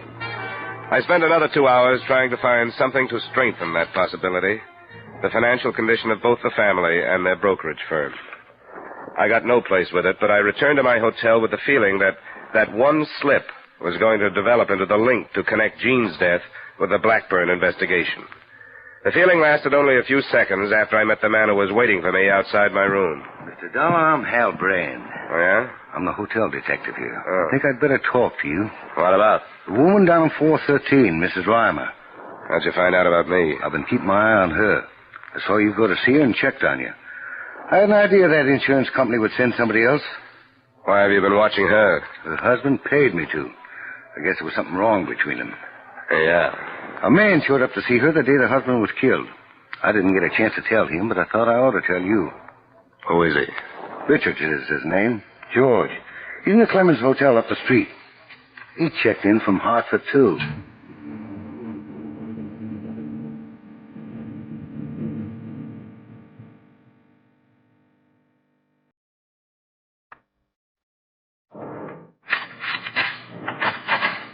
Come on in the room, Brian. I want to hear the rest of it. Sure.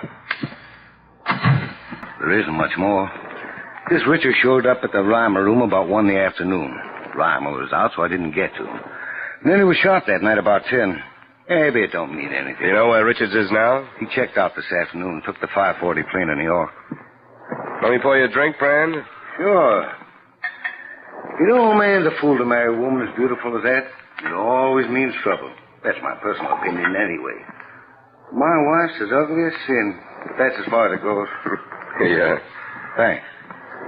Have you told this to the police, Brian? Not yet. Why not? Oh, I figure a couple of days won't make any difference. If the police don't come up with something else, but then I'll tell them. You've talked to her. What do you think? I don't know, but I'm going down to see her.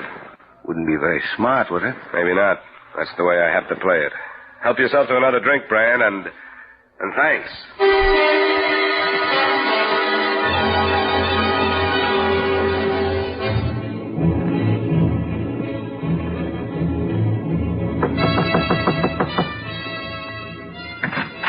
I've got to see you. Sure, Johnny. Come in. What's the matter? Why'd you lie to me last night? I didn't. I don't understand. George Richards. Why didn't you tell me he was here? How did you find out? He was seen coming to this room. Why didn't you tell me? I was afraid to. Yeah, that I believe. I put myself out on a limb for you today because I thought there was a chance you wouldn't lie to me. I withheld information. They want a motive for Jean's murder, and I didn't mention you. I didn't kill him. That doesn't mean anything now that there's Richards. I didn't know he was here until I opened that door. He stayed here 10 minutes, and I made him leave. I told him to go back home or there'd be real trouble. He didn't leave until this afternoon. I didn't know that. Johnny, I know I should have told you last night. I've always trusted you, but I knew how bad the situation would look, and I just prayed that nobody would know George was here. You weren't covering up for him? No, I didn't know, Johnny. I didn't know he was still here. Quit it, will you? Come on, sit down, get a hold of yourself. Look, I want to believe you, Barbara, you know that. But it doesn't make any difference now whether I do or not. The police are going to learn about Richards. Are you going to tell them? I imagine they'll tell me. But I can't hold back anymore. And with the answers I'll have to give them, they can probably indict you for murder, or at least accessory with Richards. I didn't kill him. I don't know anything about it. Stop it. I don't need hysterics. I need proof. How can you prove to me that you knew nothing about it? I don't know. Would Richards have done it alone? No. How can you prove that? It's a thing I know. I can't use things you know. I need people and statements. People who will swear that they saw you at the time Jean Reimer was killed. People who will swear they saw Richards. It was 9 o'clock. I was here. I can check that. That's all I know. Johnny, stop. Please stop. I can't stand any more. All right, Angel. I'll stop.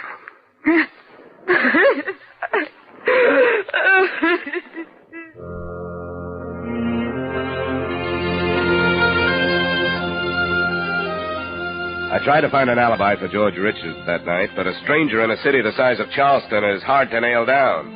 I went to the Clemens Hotel and questioned bellboys, clerks, maids, and bartenders, but those who remembered him hadn't seen him during the evening in question. Then I tried cab drivers with no better success. It was after midnight when I went to bed, and 9 the next morning when I was awakened by a summons from the police, accompanied by official transportation. You can wait outside. Yes. Sit down, Dollar. Thanks.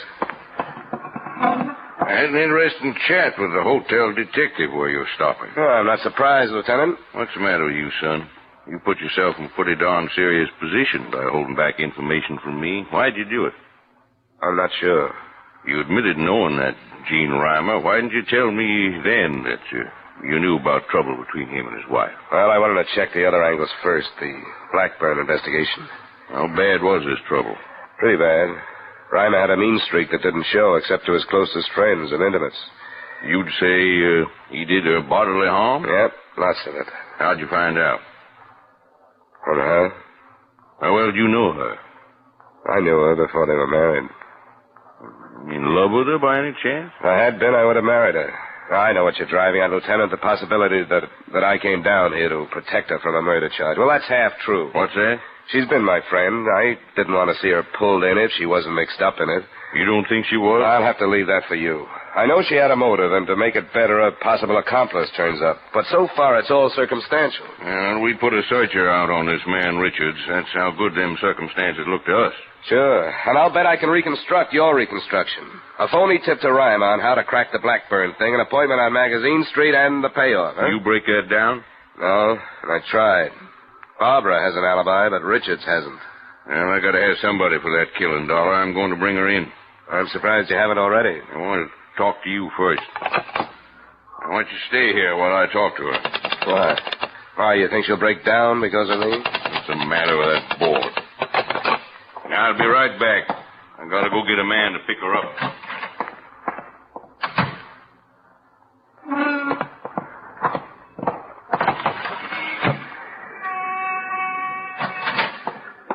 Hey, what are you doing? Contemplating suicide. Where's Lieutenant Steams?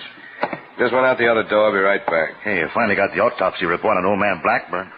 You sound as if you really didn't believe he was dead. Oh, no, he's dead, all right.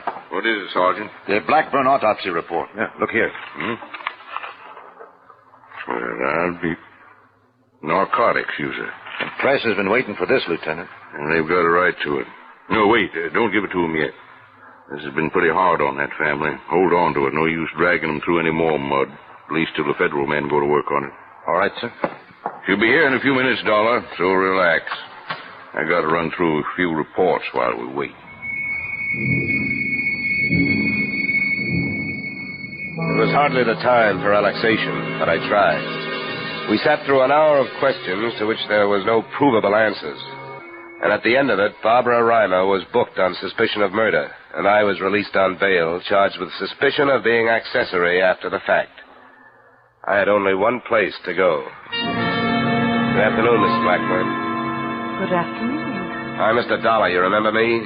Of course I do. I wasn't expecting you. I'm sorry I didn't have time to phone. May I come in? Yes? Your son at home? No, he's at the office. What is it, Mr. Dollar? A girl has been arrested because the police think she killed Mr. Reimer, the other man from Hartford. Oh, I didn't know. I don't think she did it. I don't think I understand, Mr. Dollar. Why have you come here? Because I think you know she didn't do it, Mrs. Blackburn. Mr. Dollar. Could we sit down someplace? Yes. In the drawing room. Now, if you please, sir, what is the meaning of this? Why did you refuse to allow an autopsy to be performed on your husband? Because I believe it to be a revolting and savage practice. A mental torture that no one has the right to ask the survivors to experience. I will not condone it. Usually laws are stronger than human feelings. Do you know that one had been performed? I refused. Oh, Rollin told me there was nothing to fear. He was wrong. I will not condone it. It's a matter of official record now, Mrs. Blackburn. The report says your husband was a narcotics user. He was not. He was. Your son knew it, and I think you did. I shall have to ask you to leave, Mr. Dollar. Please, Mrs. Blackburn, that wouldn't do any good. When I was here before, maybe you remember, your son said something he didn't intend to say. He told me that more than one man killed your husband. He said killers. He was upset. Both murders had something to do with the narcotics your husband used, didn't they? No. The police haven't been able to find a link between the Blackburn name and the Magazine Street section. The narcotics made that link, isn't that right? No. Gene Reimer must have found out. He was killed. Now a woman is charged with a murder she had nothing to do with. What else do you want? Oh, we thought we were doing the right thing. Why did you think that? We hoped to save Leland that shame. And Rollin, his son, and his widow. Gene Reimer must have learned from you. No. No one was to be told. Mr. Reimer discovered it himself. When he faced us, we begged him to say nothing. But when he threatened us, we told him their names. The names of the people who supplied your husband? Yes, and made a hell of our lives. They've extorted money from us for almost 10 years. We of the inviolate family. They killed your husband. They came that night to force him to buy more. And when he refused and tried to telephone the police, they killed him. I want you to tell me who these people are. We told Mr. Reimer. And he... I won't go alone. It will be finished then. This farce we live. It would be finished anyway. Oh, yes. We go no further. There are two. One is named Miller. The other Stone. Why do I find him? You won't go alone. We've caused one death. I'll be all right. All right. I'll tell you where to find them.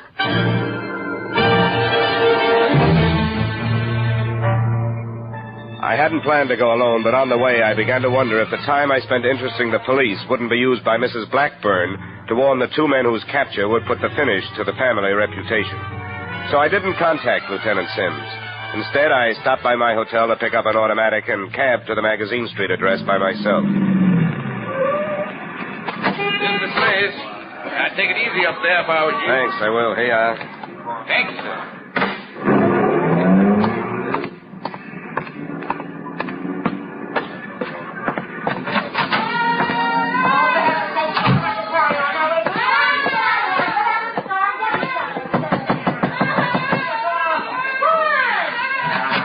Yeah? Who are you, Miller or Stone? What's the difference? None. Hey, now, what is this? Who are you? Miller. What's the idea of pushing in? I just came from the Blackburn place. Where? The old lady is tired of trying to save the family pride. She talked again. What? What other reason would I have for being here? She's ready to talk to the police about her husband. I'm ready to talk to you about Gene Reimer. I don't get it. You'd better start. Come on. Where? Out the door. We'll find our way. Now, listen to me. You can't pull a man around like this without saying why. I haven't done nothing. Then why argue? All right, I'll go. Miller!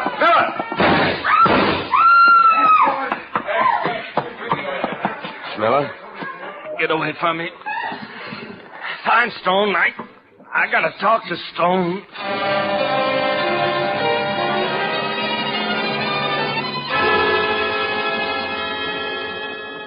He did get a chance to talk to Stone, but not before Lieutenant Sims heard him out and added his statement and added the surviving Blackburns, which cleared Barbara Reimer and yours truly. Expense account, item 3, $110, miscellaneous expenses in Charleston. Item 4, same as item 2, transportation back to Hartford, expense account total. Oh, excuse me. Yeah? Hello, Johnny. Oh. Hi, Barbara. I thought you were coming over. It's after 4. Well, as a matter of fact, I was just going to phone. I can't make it. What's the matter, Johnny? I've got another case. What's the matter, Johnny? I have to earn a living. All right. You know where to find me if you want to. Yeah, I'll try to call you when I get back to town, okay? Goodbye. Expense account total, $345.75. Remarks? This was a fairly personal assignment, and it brings to mind a fairly personal observation. Cops, private or otherwise, should never marry. They're lousy husbands because they're away from home so much. But more important, they leave too many widows. Yours truly, Johnny Dollar.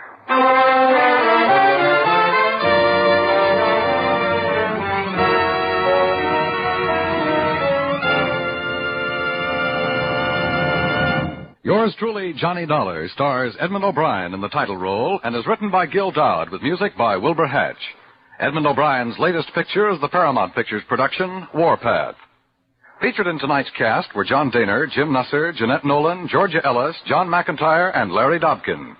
Yours truly, Johnny Dollar, is transcribed in Hollywood by Jaime Del Valle. This is Dan Coverly inviting you to join us next week at this time when Edmund O'Brien returns as... Yours truly, Johnny Dollar.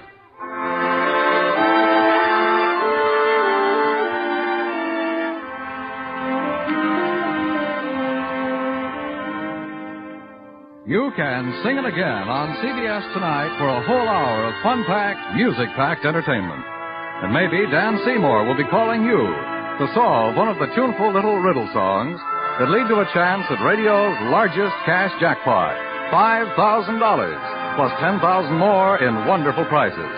Alan Dale, Judy Lynn, Bob Howard, the Riddlers, and Ray Block's orchestra are on hand to sing and play the riddle tunes leading up to Dan Seymour's coast-to-coast calls.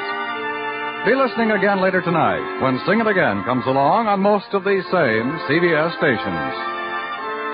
Now stay tuned for Von Monroe's Caravan, which follows immediately on most of these same CBS stations.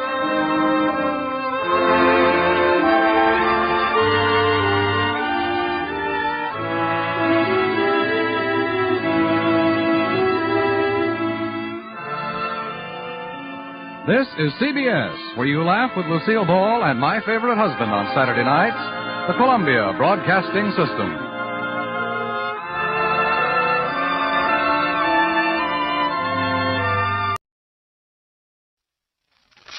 Gallon Cabs present Pat Novak for Hire.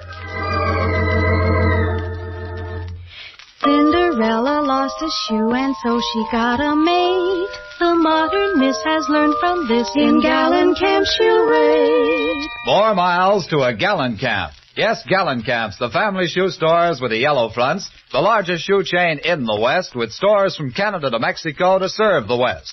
GALLENKAMPS, Gallon Camps present Pat Novak for Hire.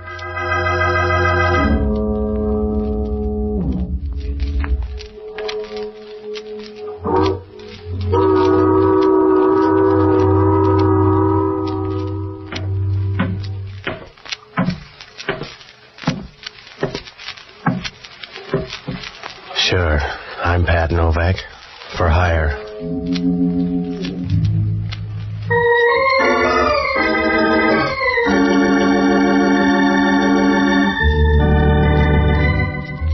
That's what the sign out in front of my office says, Pat Novak, for hire. Down on the waterfront in San Francisco, you don't get prizes for being subtle. If you want to make a living down here, you got to get your hand in the till any way you can. You rob Peter to pay Paul, and then you put it on the cuff. It's a happy life if you don't mind looking up at a headstone, because sooner or later you draw trouble a size too big. I found that out Tuesday night. It was about 11 o'clock when I came out of the office, and I started down the waterfront. It was raining, and the street was as deserted as a warm bottle of beer. As I got near the corner, an old man stepped out of the darkness and started across the street. It was a short trip because the car started up down the street, and the old man couldn't have made it with a pocket full of aces. Well, I started over to him. The car slowed down for a moment and then turned the corner and disappeared. As it passed under the streetlight, I caught a glimpse of the license plate in a dull, surprised way, the way you'd grab a feather out of an angel's wing. I bent over the old man and I rolled him on his back. He was breathing hard as I cushioned his head. Please help me. Can you please help me? Well, that's a big order, mister. I must talk to you. Well, if you got any good quotes, you better get them off your chest fast. My pocket. Inside my pocket. You please put your hand. In here? Yeah. Sure. 2 envelopes. What about them? One is money for you. You have the other one. So far. The other one, please keep sealed. And you will give it to John St. John. John St. John? Yeah. Well, where's he live? You don't understand. It's not...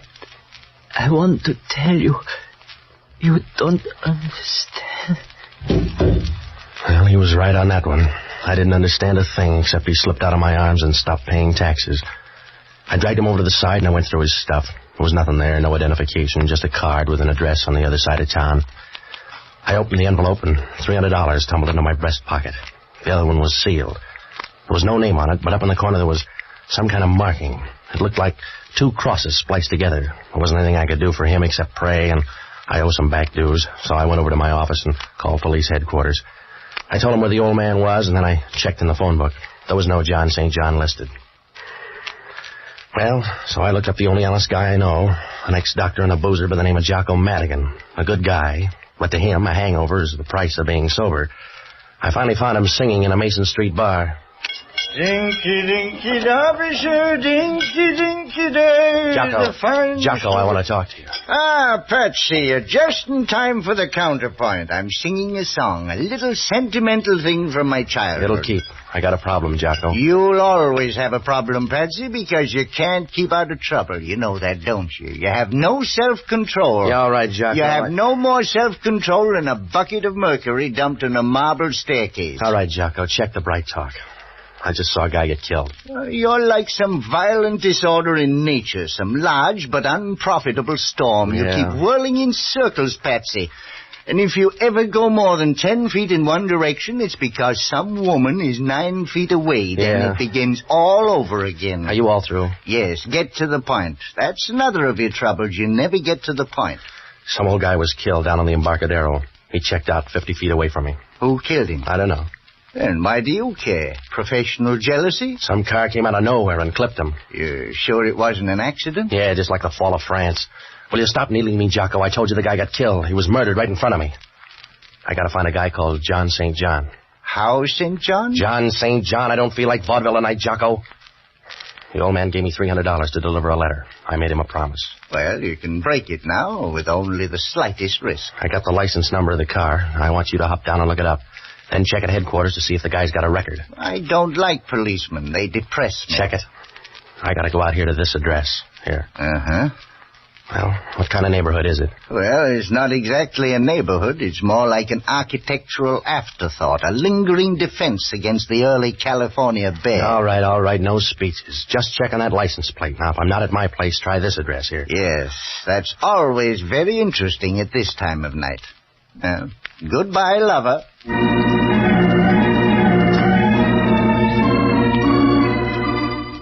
Well, Jocko was right about the neighborhood. When I left him, I doubled by my place and I left the envelope. I put it in another envelope and stashed it behind some books. Then I headed out to look up John St. John. It must have been about midnight when I got there, and it was the kind of a neighborhood where a for rent sign reads like a ransom note. I found the place, though. It was an old rooming house, a third-floor apartment. I knocked at the door, and when she opened it, I knew it was time to wire home for money. If they pick a Miss Blowtorch of 1946, she'll be right up there in the running. A tall, blonde blister with lots of Fahrenheit. She stood there leaning against the door, smiling and looking at you as if you had gold-plated muscles. Gave you a weak feeling where your dinner ought to be. And her voice came right out of the oven. Well, you're out kind of late. Yeah. I'm looking for a guy named John St. John. Oh? Won't you come into my cobweb? Sure. For a spider, you're nice and chubby. Well, a Spider-Man. My name's Lee Norton. You want to write it down? I'm Pat Novak, and I'm looking for a guy named John St. John. You seem to be running a temperature on the subject. I don't know a John St. John. Well, I found a dead man lugging around your address. Why? I don't know. Perhaps he admired me from afar. Like a sunset or something. No, he stopped admiring sunsets about 20 years ago. I see. What are you, the avenging angel? He gave me a sealed envelope. And you were supposed to give it to a man named John St. John. That's right. He gave me $300 to ease the pain. Yeah, I figured that. You don't look like the charitable type. He was a nice old guy, so I'm going to find his boy. Perhaps I could help you. You got a clear, fast track. Let's see you go. I told you I don't know John St. John, but I'll do this much. Yeah, I know. You're going to be big-hearted and offer to take that letter just in case you ever meet someone named John St. John. How did you pay the rent this month? Keep the kettle on. I'll only be a moment. Hello, Lee. If we're early, just give us a magazine. No. Come on in. Thanks. Well, just enough for bridge. You're right. You're only gone a moment. Who are your friends? Don't sulk. Did they lock the manhole before they left home? His name's Novak. Yeah, that's a pretty name. Don't rhyme with anything, but it's pretty, huh, Joe? Yeah, it's all right. Let's have the letter, Novak. You got hold of a bad rumor, fella. The one I got's good. Let's have it. I don't want to strain your mind, Junior, but try to understand. I don't have a letter. Ask him again. Go on home, mister. You're not going to get anything out of me except a small tip. Now, if you're a good boy, I'll give you a nickel for your friend, too. All right, Joe. Now, hold him up. Yeah, just a minute. He's got a head of hair. Hold him up. All right, Mike. That's enough. Oh, that's enough. All right, baby. Don't look so sorry. You can't have everything.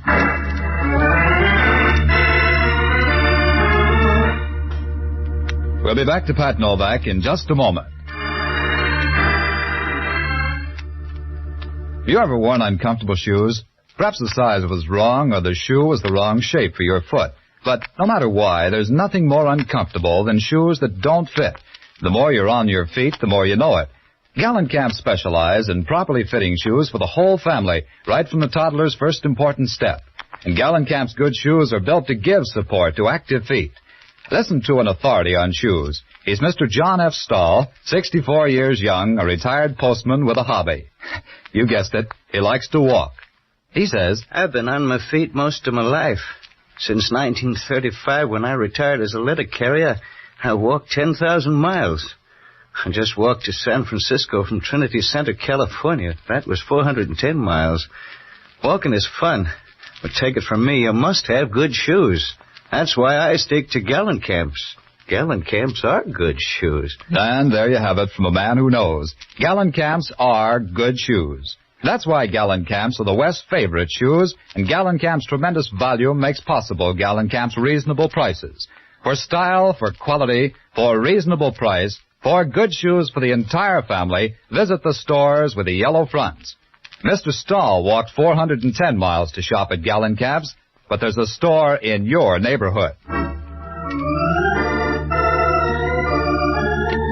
And now back to Pat Novak for hire. You know, it's easy to sleep if you got the right friends. When those two Gonoffs were through, I hit the floor and made Rip Van Winkle look like an insomnia victim. I didn't like the floor, but it was in better shape than my face. I don't know how long I was there, but it must have been a couple of hours. I rolled over once and tried to get up, but it was like trying to barbecue a cake of ice. There was a sick, sweet smell in the room. I tried to place it, but my nose was out on strike, so I went to sleep again. Next thing I knew, it sounded like New Year's Eve. Here you go, Patsy. Now, up on the couch. What's the matter? Nothing. If you're a kitchen stove, the room's full of gas. Oh, some of my playmates, I guess. Well, you weren't at the apartment, so I tried here. Yeah? What time is it? 2:00. Who got the quaint idea of the gas chamber? A girlfriend. It was love at first sight. Did she get the letter? I left it home. Yeah, getting smart. Yeah, $300 worth. They lifted my dough. You couldn't use it where you were going. I checked on that hit-and-run car. It's listed under the name of Sidney Bronson. Has he got a record? No. Well, everybody's a beginner. Well, let's go home. It'll be dull, but you'll get used to it. Wait till I wash my hands. Sure. Patsy. Yeah? What did your girlfriend look like? Was she the lively type? Yeah. Why? What's the matter? Because she's not anymore. Yeah. Those gunsels play rough. She's kind of pretty. What did she do besides send out vibrations? I don't know. But she knew all about John St. John. Yeah? She picked up a bait like a hungry bass. Also, look at that ring. How did you get around to that? The insignia on it. It's the same one that's on the envelope. Spliced crosses. Let's go home, Patsy. The police will be here. Yeah. Even Hellman will know she's dead. Come on, On your way out the door, Jocko, try it sideways because I think it's blocked. Hello, Novak. You look pale. It's my color scheme. What do you care, Hellman? None. She looks peaceful. Yeah. Be quiet or you'll wake her up. I'll tiptoe. She'll always cut her throat before she goes to sleep. Who is she, Novak? I don't know. It's awful cozy here for a bunch of perfect strangers. I don't know every dead girl in town, Hellman. You'll have to check. You can still write, can't you, Novak? Huh? That's all you'll need down at headquarters. Come on. Get out of the haze, Hellman. You don't know who's dead yet, but you're going to book somebody. Yeah. What are you doing up here, praising the joint? I came up to find a guy named John St. John. She doesn't look like a guy named John St. John. She was my lead. I came up here to smell out a rat. She had a half Nelson on me when 2 gunsels walked in. They came up to fix the gas meter, I think. You stay out of this. I'll make every effort. Now, if you're smart, you'll fingerprint this place, Hellman. Those boys were cute. They've been in somebody's jail. I'll handle my job. You stick to murder. It'll go a long way to pin this on me, Hellman. I can go a long way, Novak. Not with what you got to drag. We get a call in the middle of the night, come up here and find you standing over that dead girl. That's right. And you want me to sprinkle powder all over. Back up and take a better look, Novak. The view's fine, Hellman. And if you'll take a good look, you'll know why. You haven't got anything to give the DA except a slim lead and a fat hand. You're going to need help. Not on this one. You need help to find the street. Come on back to center, Hellman. Even with both hands, you couldn't... Yeah. Oh, forget it. So take the medicine like a good boy. I'm not going to walk out and let the 2 of you tour the town. I'm going to book one or both of you on a murder charge. All right. Book Jocko here, then. I love you in a generous mood. You got a string, then, Hellman. Somebody's got to find John St. John. Who's going to find Jocko? Stop worrying, I'll bail you out. You haven't got the right size heart, Novak. You'll let him die on the vine. Helm, sometimes you're guilty of unexpected wisdom. I know it's reflex action, but it's consoling anyway. I want you, Novak. I want you bad. I'll take this guy as a down payment, but I'm going to close out with you. Remember that. I will. All right. Come on, mister. Wait a minute. Patsy, you're not going to let him lug me off like this? What else can I do? The guy likes you.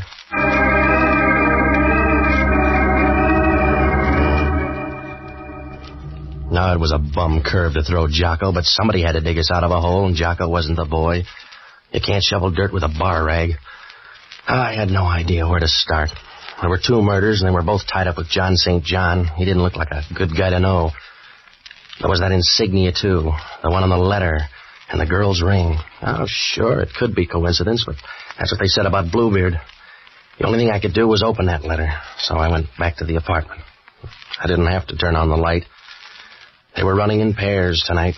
She was sitting there on the couch, proud of a pair of long silk legs and smiling like a guy who knows he's got $1 million in the bank. She was blonde, too. A little more lemon juice, maybe, but blonde anyway. She was nice and comfortable, and I got the idea she'd just signed a lease. Good evening. How do you do? Not very well so far. A sly remark, Mr. Novak? No, I'm just bringing you up to date. Your girlfriend's dead. Yes? Yeah.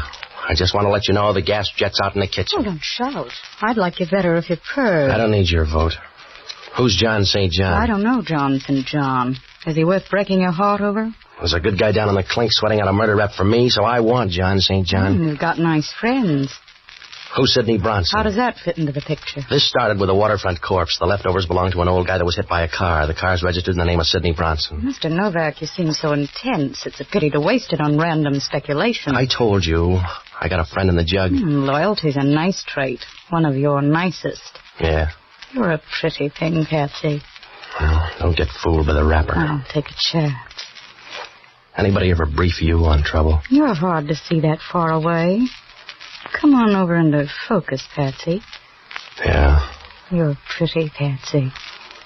You look like you want to bill a sale. I'm the gentle kind, Novak. I'd just like to break your ribs. Go ahead. I can get a brace. Come here. Mr. Novak, I'll bet you do a swell rumba. Yeah? What's on your mind? What you're going to say when you find out about this gun. Huh? That's right, sweetheart. My finger isn't hollow. Back up and take a look at the gun. Well, you got to that purse, huh? That's right. Well, you've ruined my confidence. Now I'll give you a testimonial. In the meantime, I want the letter. You go after everything the same way. I want the letter. Well, it's in the desk. Come on. Right here in the top drawer. Oh, let go. Stay away from me. I'm already here, lady. Come on, all right. Drop the gun, sis. Drop it. Well, you can let go of my arms now. Well, that's your version. Let go of me. Let go of me. What was that for? A little something on the house. Now beat it. Well, you've ruined my confidence. You're lucky. Go on home. You won't change your mind about that letter? No. Well, suit yourself. I'll be going. Oh, Patsy. Yeah? I can't help you on John St. John, but I wouldn't worry about that fellow, Sidney Bronson. Huh? Why? Because I'm Sidney Bronson. See you soon.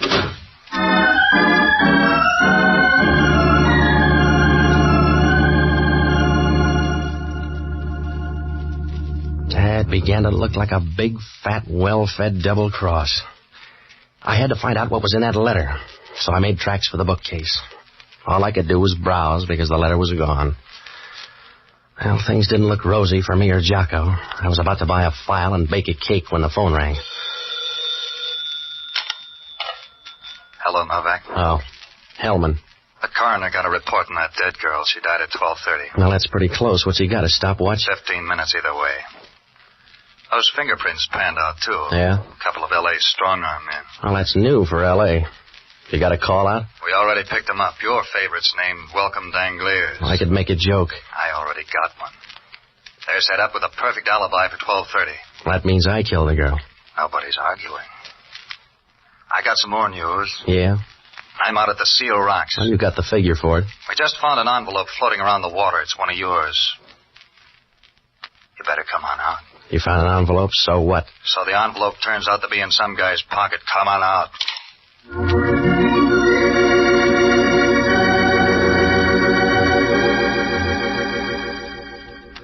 Well, that only meant one thing. Whoever took the envelope out of my place got popular. It was getting late, so I grabbed a cab and rode out to the beach. When I got there, Hellman was standing down in the water. He had Jocko with him. The surf was rolling in, and Jocko wasn't much better.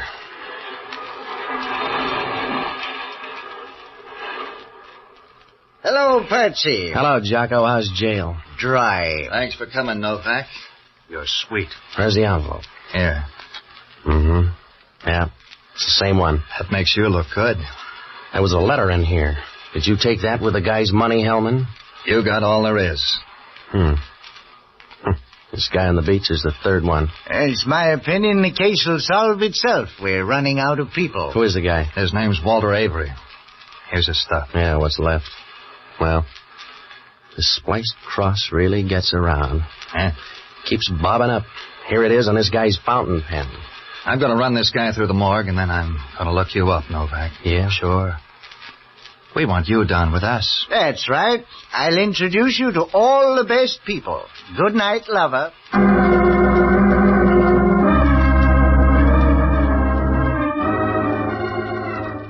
It was close to 5, so I tagged by my place for some sleep. I tossed around like a fish on the living room rug.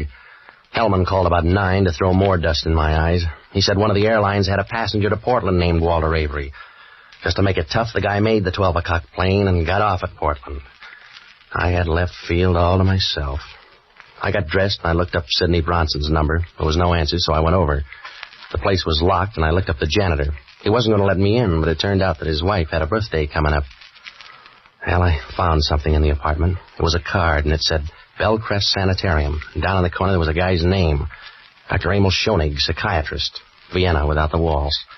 The Bellcrest Sanitarium was down on the peninsula, so I borrowed a car and headed down that way. Everything was fine until I got in the front door. They didn't even let me register.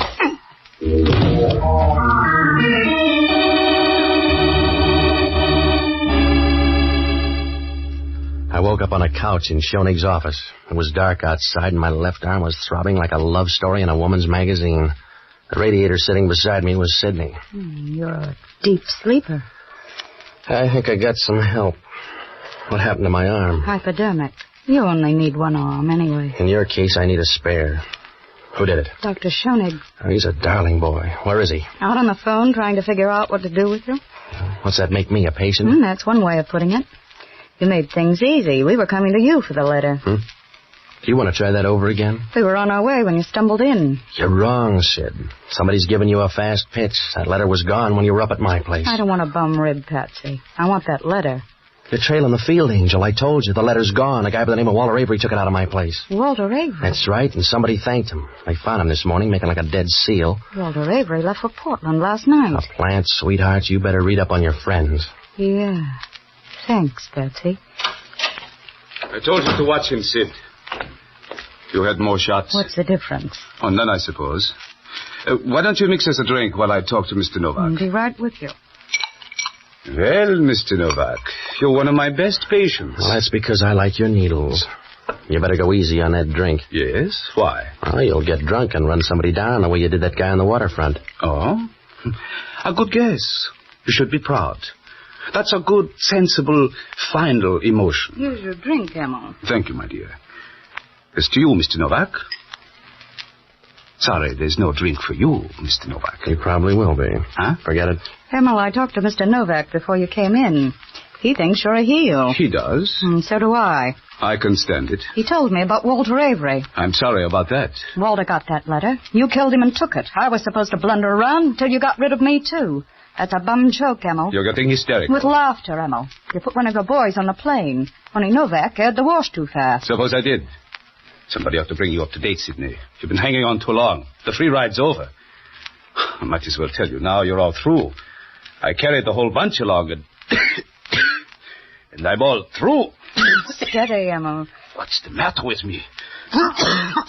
What's the matter with me, Sid? Give him a hand, Novak. He just had a bad drink. You wouldn't do that, Sid. I'm full of surprises. You got a stomach full of poison. You got a stomach full of poison in 15 seconds, Emma. Put down that gun, Emma. I want you to, Sid. Please, Emma, put down the gun. I'm a selfish fellow.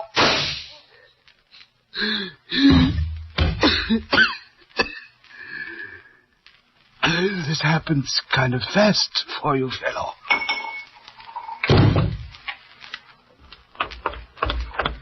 Lots of noise, huh, Patsy? Yeah. I'll get you a pillow. I'd rather have your lap. You get mercy, not love, baby. Yeah? Thanks for small favors. How do I look? Not so good. That was the 3-2 pitch. Yeah. I had it coming up. I'll tell you about John St. John. I know. There was no such guy. That's right. It was the name of the group. Those spliced crosses? Yes. You found out a little late, but it's always that way. That's the way I found out about you. Yeah? I had a funny little hunch about you and me. I found out a little late, but I know now, Patsy. Does that help?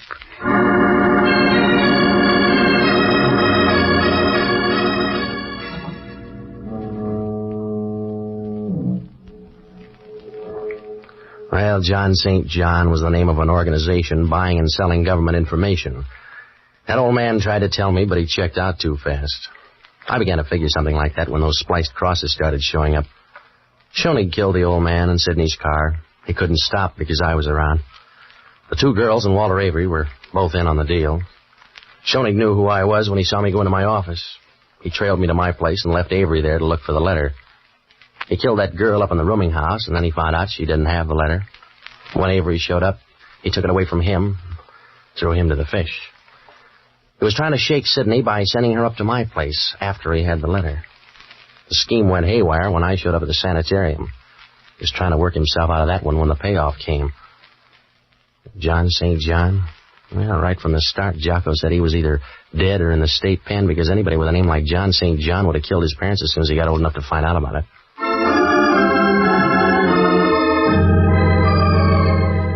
We'll return in a moment to find out what bothered Inspector Hellman. But now it's Cinderella time. Cinderella lost a shoe and so she got a maid. The modern miss has learned from this. In Gallen camp she'll raid. A pretty face, a graceful figure, lovely shoes. That's a combination that no man can resist. What a delightful feeling to know that from the top of your head to the tip of your toes, you are the picture of glamorous perfection. Here's what Marilyn Buford, Miss America 1946, says. Probably the most fun of being chosen Miss America is modeling the gorgeous clothes. What girl wouldn't be thrilled to select costume after costume from a collection of America's leading designers? And after seeing the importance they attach to the right shoes for every costume, I'm glad I learned about Gallencamps years ago. Yes, Marilyn, there's magic in a pair of shoes, as every woman knows. And having the right shoes is no longer a luxury thanks to Gallencamps, the home of lovely shoes at reasonable prices. And that's why Miss America's favorite store is the favorite store of America's Misses. Cinderella lost a shoe and so she got a maid. The modern Miss has learned from this in gallant camp charade. And now back to Pat Novak.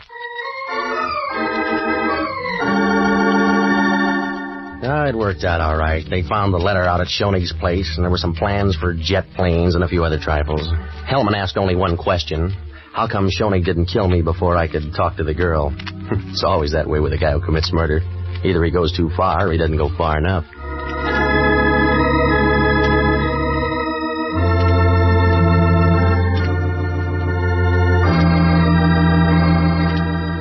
Be sure to join us next Sunday evening and every Sunday, same time, same station, for radio's newest show, Pat Novak for Hire. And don't forget the store with the yellow front is the Gallencamp Shoe Store. Gallencamp shoes are good shoes. There's something about them you'll like. Franklin Evans speaking. This is ABC, the American Broadcast.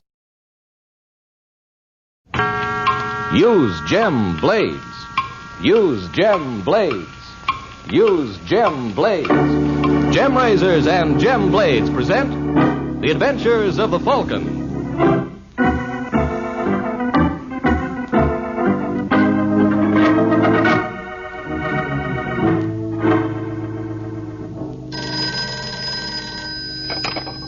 Hello?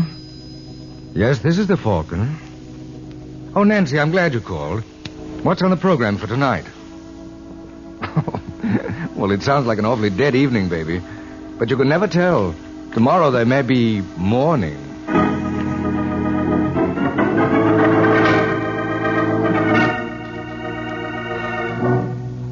Once again, Gem Blades, the razor blades that help you avoid 5 o'clock shadow, bring you The Adventures of the Falcon. The Falcon, as you know, is Michael Waring, freelance detective, who's always ready with a hand for oppressed men and an eye for repressed women. So join him tonight when the Falcon learns murder is a family affair.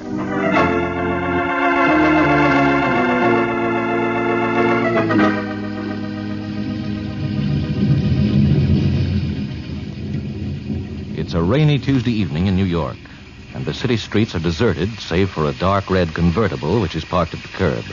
And at the wheel sits Brenda Sinclair, fondling her pet Pekingese, Wang Poo. No, baby, don't be impatient. Daddy's going to meet us shortly. Then you and Mama are going to go far, far away where nasty mans can't find us. Hello, Brenda. Oh, Kenny, darling. Have you been waiting long? It seemed like years.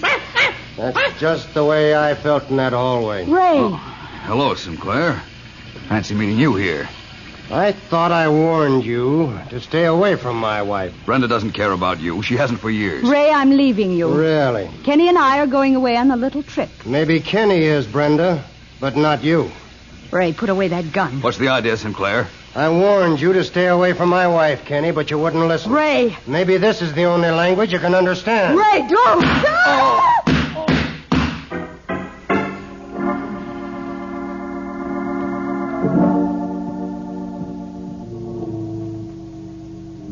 Raymond Sinclair, it is the judgment of this court that you be confined to State's Penitentiary, and on the night of November 27th, you shall be electrocuted there, as provided for by state law. And may God have mercy on your soul.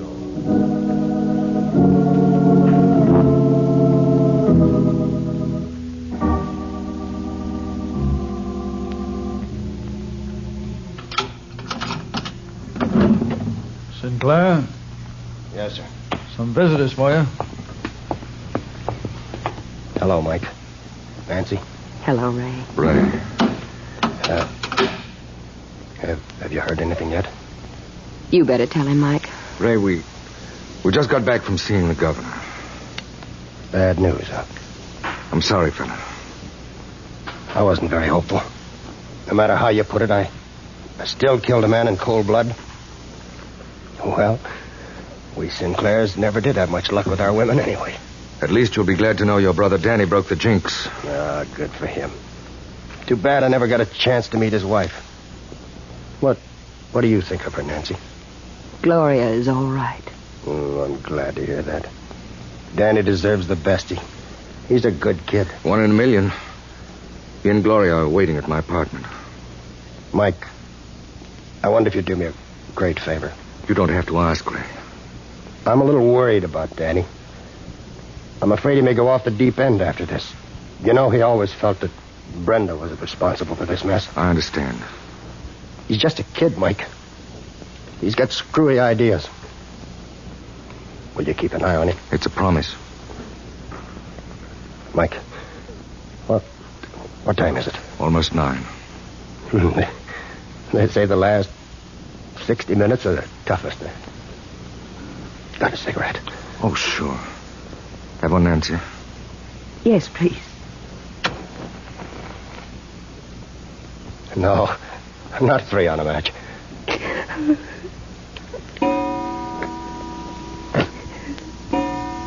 Mike, you're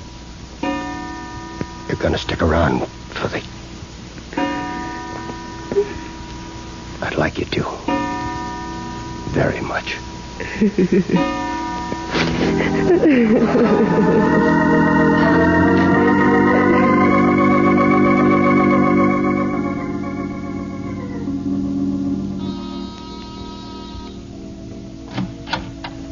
Oh, back already? Yes, it's all over, Gloria. I know, we heard the flash on the radio. Where's Danny? In the living room. How's he taking it? Not so good, Mike. If he'd only yell or cry, I could understand it. But he just sits there and looks at the wall. He won't even talk to me. Shh. Hello, Danny. Hello. How's the boy? Great. Danny, I can't tell you. Mike, maybe Danny would like some coffee. Oh, that's a swell idea, darling. Why don't you make some? No, don't bother, Nancy. Danny, for heaven's sake, stop it. I'm sorry, Gloria. Danny, you've got to stop tormenting yourself. We know what you're going through. No, I don't think you do, Nancy. Mike, did you make all the funeral arrangements? No. You see, kid, it was kind of taken out of my hands. Oh, what do you mean? Your sister-in-law, Brenda, claimed the body. Oh, good old Brenda. She doesn't miss a trick, does she? I hope there were plenty of sob sisters around to catch her act. Yes, she ought to get a headline out of it. And without any effort. All right, Danny, spill it. What have you got on your mind? Murder. Danny! That's right, Gloria. I got an appointment with Brenda tonight. And I'm afraid she doesn't know about it yet. Danny, you're not being funny. I didn't intend it to be. Why don't you get wise to yourself? What? It's time you grew up. Try to be a man for a change and not a sniveling brat. Oh, I'm glad to find out what you think of me, Gloria. Oh, Danny, don't you see she's only telling you that for your own good? Oh, don't argue with him, Nancy. It isn't worth the effort. He'll go along all his life feeling sorry for himself, wondering why everybody picks on him. Why, I've seen kids of 10 with more stuff than he's got. Anything else you'd care to add? No, I've said my piece, Danny. Anytime you want to go, it's perfectly all right with me. Thanks for your permission, dear. Mike, don't let him. Danny, where'd you get that gun? It's yours. I got it out of your desk drawer. Let me have it. I'm sorry, friend. No can do. Danny, I want you to give me that gun. Now, Mike, you've been swelling me, so please don't make me do something I'll be sorry for. I'll stay where you are. Are you going to give me that gun? I'll come closer next time, Mike. Danny, listen to me. I have, Gloria, and I've taken it very much to heart. So I'm just a kid making big talk, am I? Well, watch me change to a man of action.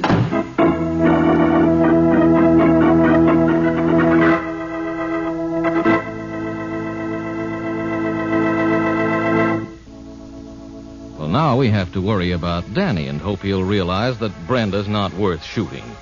Well, there isn't anything I can do about that. But here's something I can do to help a lot of you who have 5 o'clock shadow.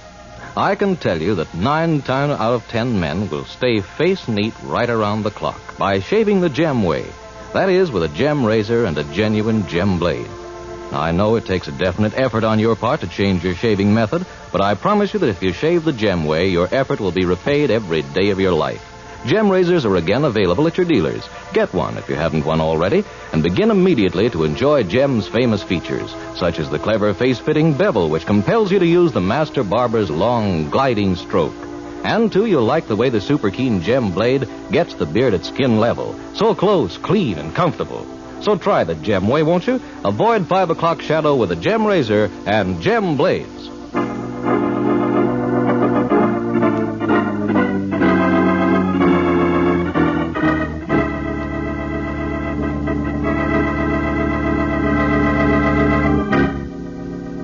back to the adventures of the Falcon. It's a few minutes later, and in Mike's apartment, the Falcon and Gloria listen anxiously while Nancy makes a call. Well, Nancy? Oh, the operator couldn't give me the number, Mike. Now, how are you going to warn Brenda? I really don't see why you people are so concerned. Danny won't do anything. You're wrong, Gloria. Look, Mike, I'm married to him. I know how he reacts. Why, Danny could no more kill her than I could. Basically, he's just a sweet kid. Just a sweet kid bent on murder. Well, then, you think he meant what he said? Every word. Well, then why don't you do something? I'm trying to, Gloria. Now let me think. You do that, Mike, but I'm not going to sit around and wait any longer. I'm going after Danny. Gloria, come back here. Let her go, darling. It'll give her something to occupy her mind. But shouldn't we phone the police or something? I'd rather not. If it ever gets out that Danny's gunning for his sister-in-law, it'll make a Roman holiday for the newsboys. Well, what do you think Danny will be doing meanwhile? In case you've forgotten, darling, that boy is wired for sound. And suppose we attempt a little short-circuiting. Maybe we can still beat him to her apartment. Get your coat, baby. It's worth a try.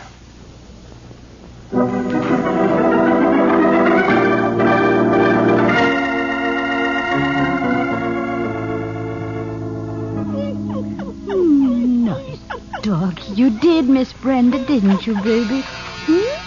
Come on, let's see who it is, darling.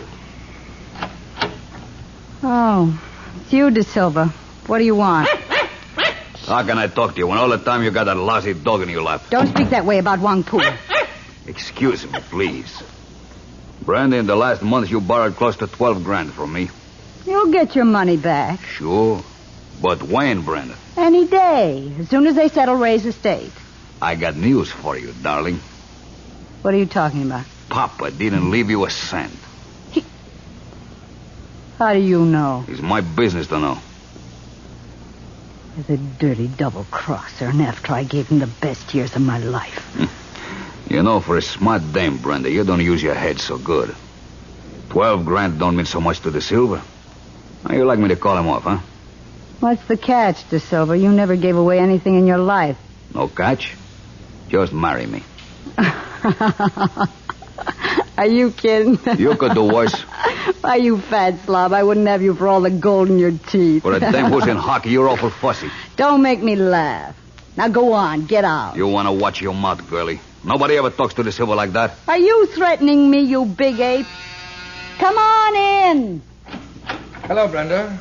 Oh, why, Sugar Plum, this is a surprise.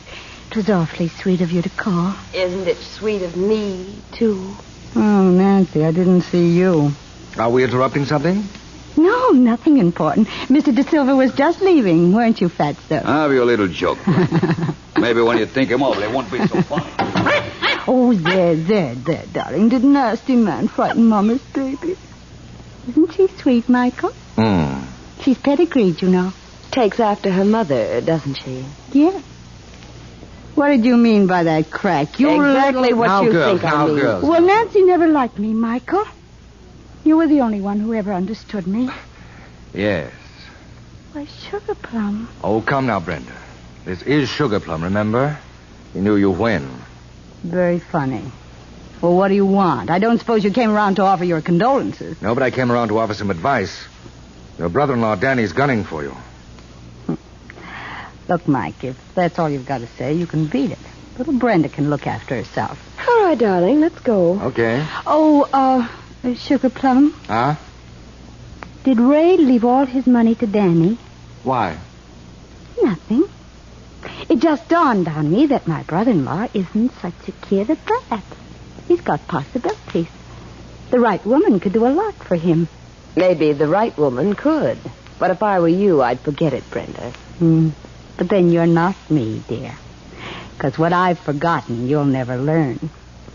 Good night, you lovely people.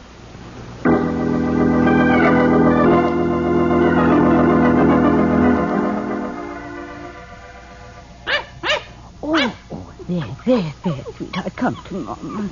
That's the sweet thing. Mama's little baby was so hungry, and I'm going to... All right, I'm coming. Danny, darling, I'm so glad you dropped in. Nothing could keep me away. Here, let me take your coat. Never mind. Now, Danny, don't be mean to Brenda. Now that poor Ray is gone, there's just the two of us left. We've got to look out for one another. Danny, put away that gun. As soon as I've finished. You're frightening Wang Pu. What about you? Danny, you've got to believe me. It wasn't my fault. You're quite fool. You're crazy, Danny. You're crazy. You'll never get away with it. They'll fry you like they did Ray. I don't think so. Danny, please.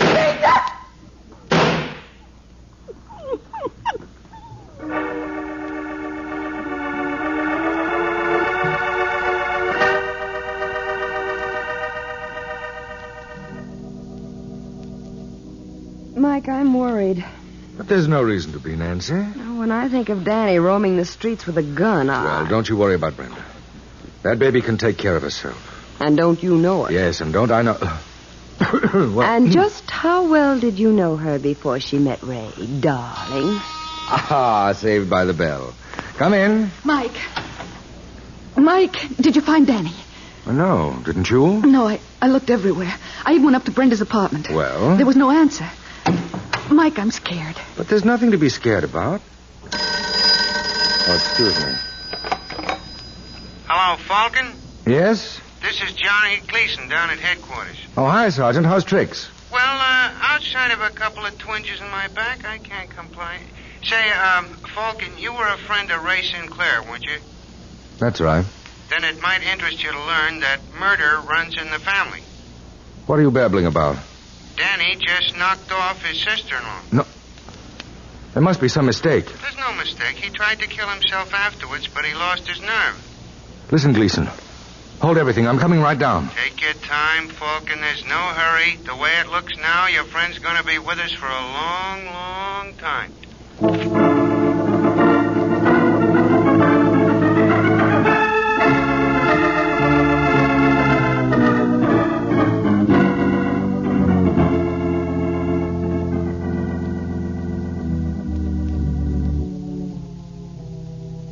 Now, check me if I'm wrong, Danny. After you pulled the rod, your sister-in-law tried to move away from you.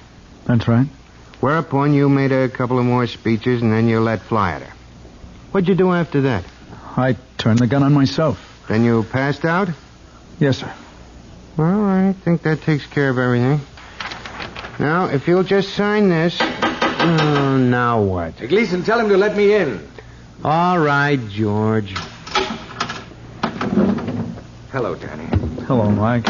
How do you feel? Oh, all right, I guess. I want you to tell me exactly what happened. If you don't mind, Falcon, I was here first. Now, go ahead, kid. Sign it. Now, what's that? His confession. Hold it, Danny. Gleason, have you seen Charlie De Silva? You mean the loan shark? Yes. He had a fight with Brenda tonight. She was in hock to him. I heard all about it. We had him on the carpet an hour ago. How come you let him go without informing me? Look, Falcon, I was under the impression the new mayor's name was O'Dwyer. Well, can't you give me a little time to get all the angles? Why do you want to give the kid false hopes? We know who killed the dame. He admits it. He's right, Mike. Yeah, and this is the gun you used, ain't it? Yes, sir. I took it from Mike's apartment. Let's see that. Anything to waste time. Yes, that's mine. Only when he took it, it was fully loaded. Say, wait a minute, Danny. How many shots did you fire at Brenda? One. And one at yourself, is that right? Yes. And before you left my place, you took a pot shot at me. Oh, he did he? Now, that's not the point, Gleason. How many shots in all does that make? Don't tell me. 3. All right, Einstein. Look at this chamber. There are 4 exploded shells in there. How do you explain that? It's easy. He shot the girl twice. Did you find 2 slugs in her? Well, no. Then what happened to the other bullet? It went wild? No, it didn't. I only shot her once, and then I turned the gun on myself. You're lying. Use your head, Gleason. He's admitted killing her. What motive would he have to lie about that missing bullet? It must be somewhere in her room. Did any of your boys find it? What was the point of looking? And you can't have any objections if I do. Falcon, will you stop trying to complicate matters? Come on, Sergeant. Be a sport. Give me an hour to look over Brenda's apartment. If I can't find the shell by that time, I'll advise Danny to sign the confession. There'll be no more horsing around? I give you my word. Okay, here's the key.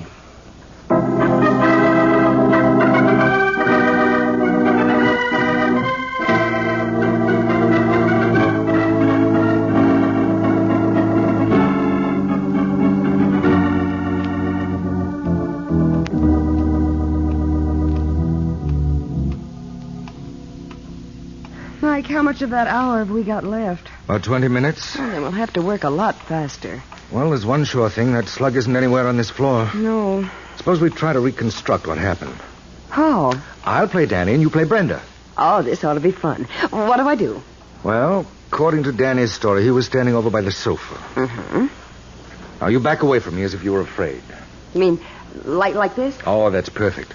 I pull out the gun. Mike, put that thing away. It's all right, dear. I just want to make this as realistic as possible. Well, let's not overdo it. You don't have to point it at me. Don't haggle, Nancy. Get on with your act.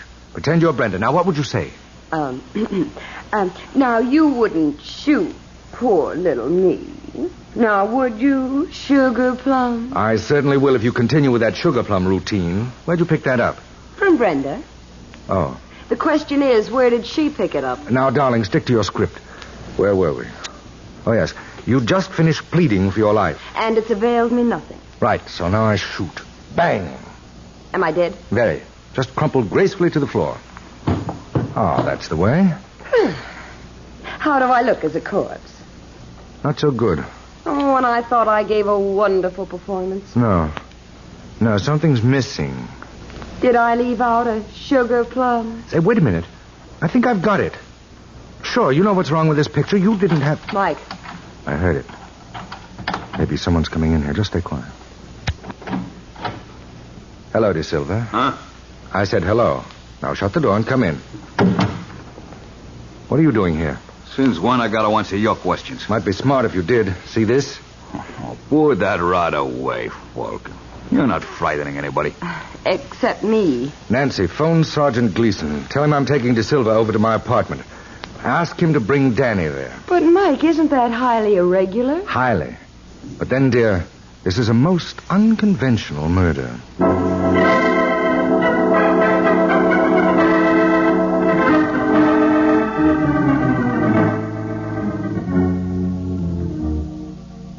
You know something, Falcon?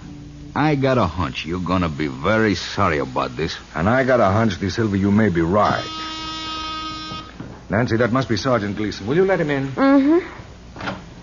Hello, Sergeant. Hiya, Nancy. Oh, and you brought a friend along. How nice. Hiya, Nancy. Fine. Guess who's here? What? Gloria. Gloria, honey. Danny, darling. Now, don't ogle Gleason. It's not polite. Oh, Sergeant, I believe you know Mr. De Silva. We've met. Nancy, will you lock the door, please? Certainly. What will I do with the key? Put it where no one can get it. I know just the place.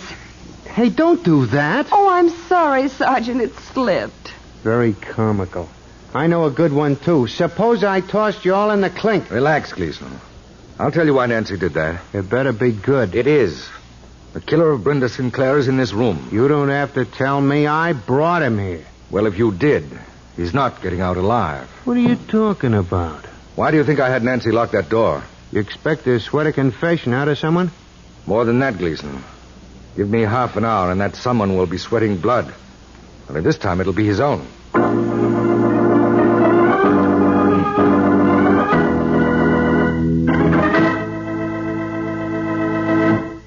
Well, all I can say is that the Falcon's going to find it slightly grim if he doesn't make good.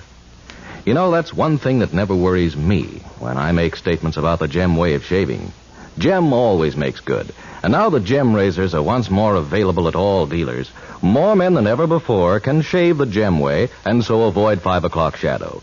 You know, of course, that to get the best out of your Gem razor, you must use Gem blades. They fit precisely, shave perfectly. Their super keen, deep wedge edge gets the beard at the base, clean and close. No topping the beard, no little islands of stubble left on your chin. You get incredibly close, smooth shaves which naturally last much longer. That's why we can say that a Gem shave will keep your face socially acceptable right around the clock. So try the Gem way of shaving. Avoid 5 o'clock shadow with a Gem razor and Gem blades. Now back to the adventures of the Falcon.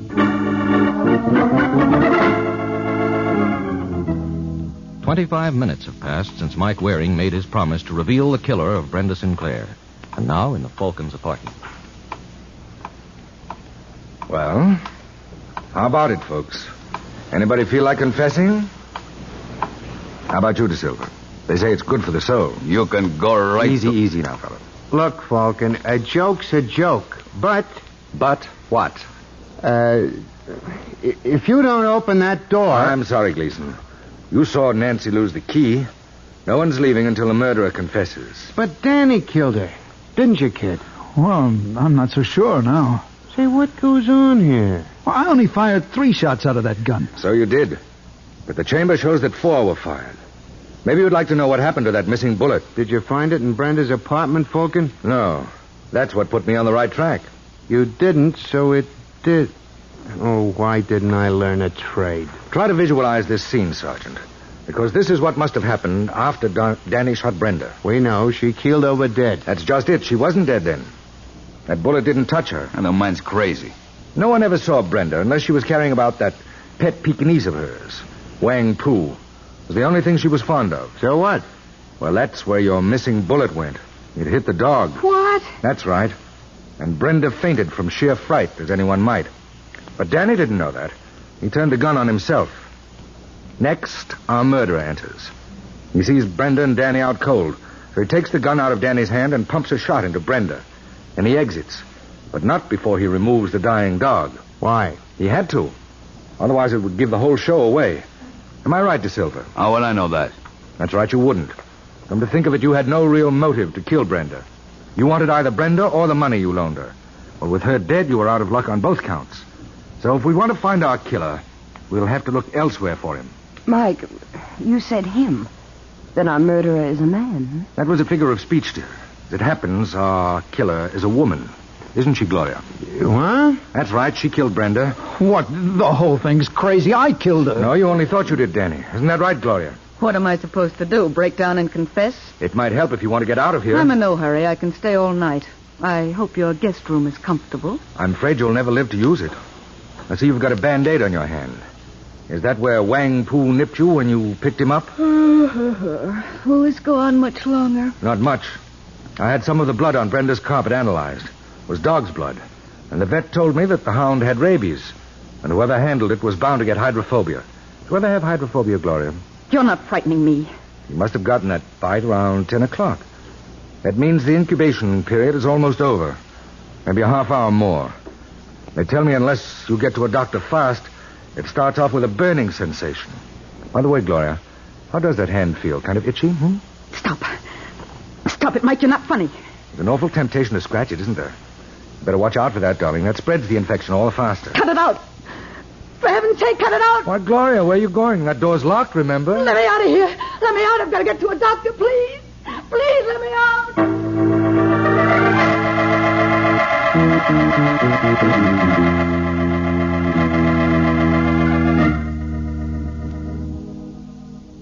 Michael. Hmm? There wasn't any blood on Brenda's carpet. That's right. And that pooch didn't have rabies. Of course not. Was a nice touch, though, wasn't it? Oh, lovely. It just goes to prove what a terrible thing a guilty conscience can be. Yes, but I still don't understand why Gloria killed Brenda. Oh, she didn't intend to originally. She thought Danny was going to do it for her. But when he fumbled the ball, she had to do the job herself.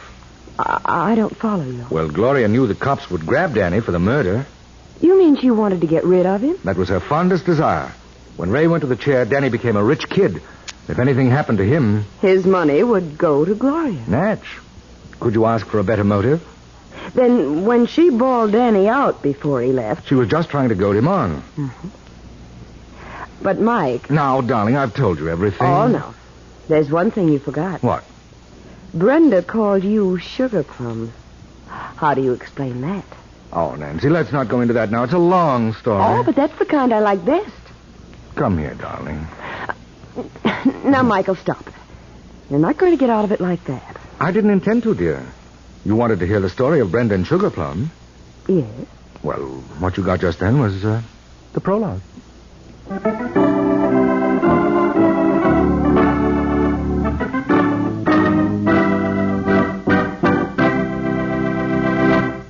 Murder is a grave situation. Murder is a grave situation. That's the title of next week's adventure of the Falcon, when Mike Waring learns that even those with double trouble can only die once. So be sure and listen next week at this same time to another gay, exciting adventure of the Falcon. And in the meanwhile, avoid 5 o'clock shadow with a gem razor and gem blades. The Adventures of the Falcon are based on the famous character created by Drexel Drake. James Meehan was starred as the Falcon. This is the Mutual Broadcasting System.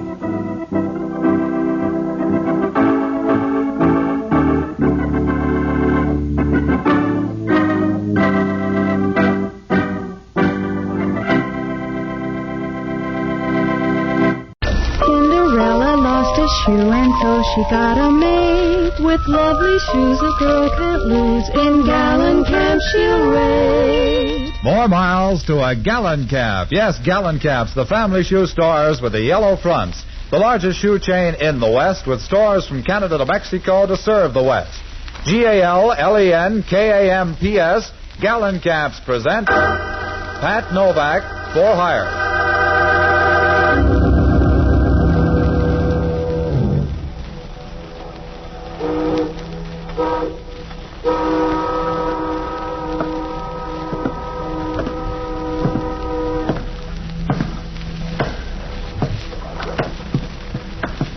Sure.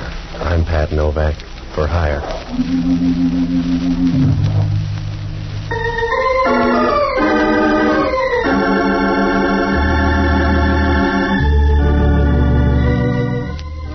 That's what the sign out in front of my office says.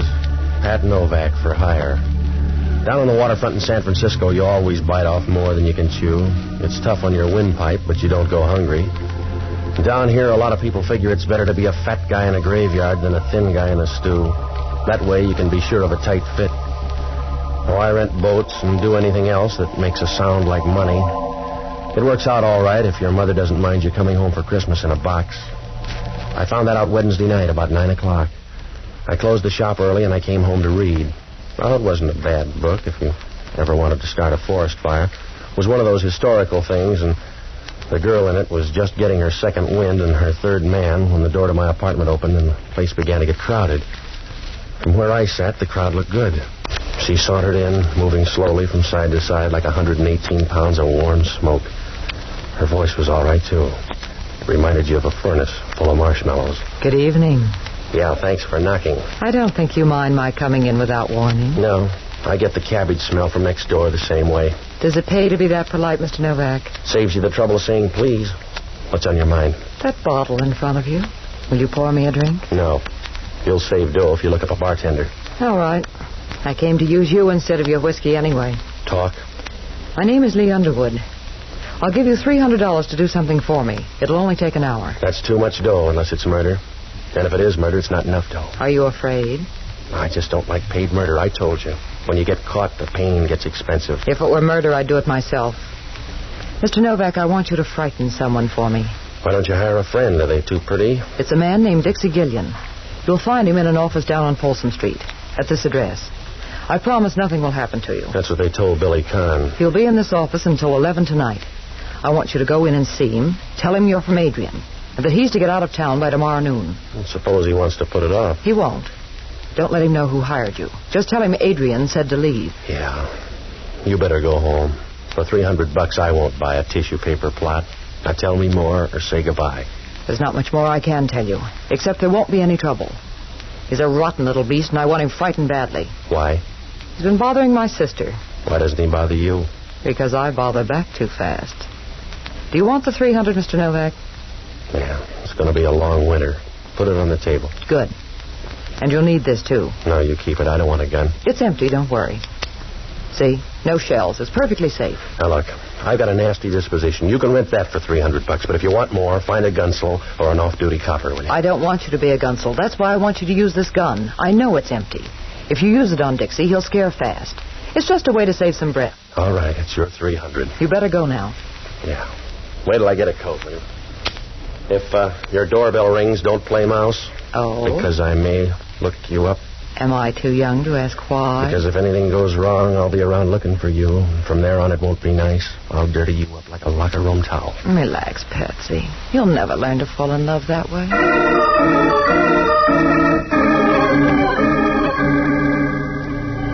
She handed me the gun and walked out of my apartment. Seeing her leave made you feel like Frank Buck losing an argument. She walked with a nice, easy swing of a satisfied leopard, and for a small leopard, she had pretty good spots, too. I put the gun in my overcoat pocket, and I went down to Folsom Street. The address was down near the bridge entrance, and the street was deserted except for a couple of winos near the corner trying to buy back 1926 at $1 a jug. I stopped in front of the place. It was a machinery company. I could see a light burning in the back. I began to walk through the place. It was so quiet you could hear a worm with whooping cough, and there were enough shadows around to keep a ghost happy for years. When I got to the office back in the corner, through the glass, I could see a man sitting at the desk. When I opened the door and walked in, he didn't seem surprised. Come on in, mister. The bet on noise. Yeah? That's right. You make too much for a thief and not enough for a customer. What do you want? About 10 words if you're Dixie Gillian. Go ahead. You better look up a timetable. What makes you that tough? This. Oh. Why do you look tougher with a gun? Does it make you talk faster? I'm going to say it slow, mister. Pack up your rompers and get out. Is that you talking or somebody else? I'm just the guy with a gun. Adrian does the talking. And he says get out. That's right. You got the whole message now. All right, you told me. So wander out and spend your dough. I will. You'll need part of it, though, because I'm going to give you an answer for Adrian. I'm going to take that gun away from you, mister. You can pick the pieces out of your head on the way home. You better stand back or I'll share it with you. You got your offer, mister. Let's see you make good. Yeah. Save your muscle, Drop fella. that gun, will you? Save your Drop muscle, fella. The gun's empty. Somebody fooled us, mister. Sometimes you can get a home run with a half swing.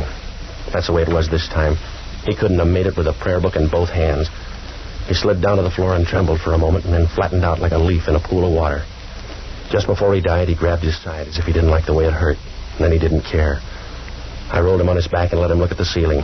His eyes were open and he looked surprised, like a guy who didn't figure on a change in the weather. There was a scar that ran across his forehead and dug deep into his hairline. And he was lying there with a bunch of pink gum showing as if he was trying to pick up a few bucks with a toothpaste ad. I didn't have time to tell him how sorry I was, because if homicide caught me here, I'd have about as much chance as a canary in a basement full of cats. I started for the door. Right then, I knew I could start ordering birdseed. It was Hellman. And he walked over to have a look at the body.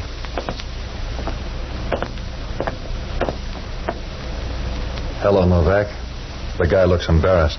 Yeah, I guess he is, Hellman. What's he doing dead? Putting in a beef somewhere, I guess. He rates it. He'll like you for that, Novak. How did it happen? A team play. We worked it out together. But you've got the gun. That's right. I got the gun. You feel like a bet? No. Just keep stealing the old way. You know how I feel, Novak? Yeah, you feel flabby to anybody else, but to yourself, I suppose you feel good. Now, look, I walked in here with a gun. There was some quick fight talk, and I killed him, but it's still not a good rap. I can get a long price on it for you, Novak. I'll bet you can, Hellman. You can give me a bad deal, but part of the time it'll be from the other side of the deck. Worse than that, Novak. It'll be all the time, and I want to watch it because I think you're going to be a crybaby. I'm going to scream, if that's what you mean, Hellman. I'm going to scream about a gal that sent me in here with an empty gun. That's a big hole for a cap pistol, Novak. I got a last-minute curve. It was empty once. Yeah. That's the only way they make a gun, Novak. I don't want you for an hour ago. I want you for this dead guy on the floor. All right. I told you I didn't come in here to kill the guy. I don't know him. He may even be a good guy.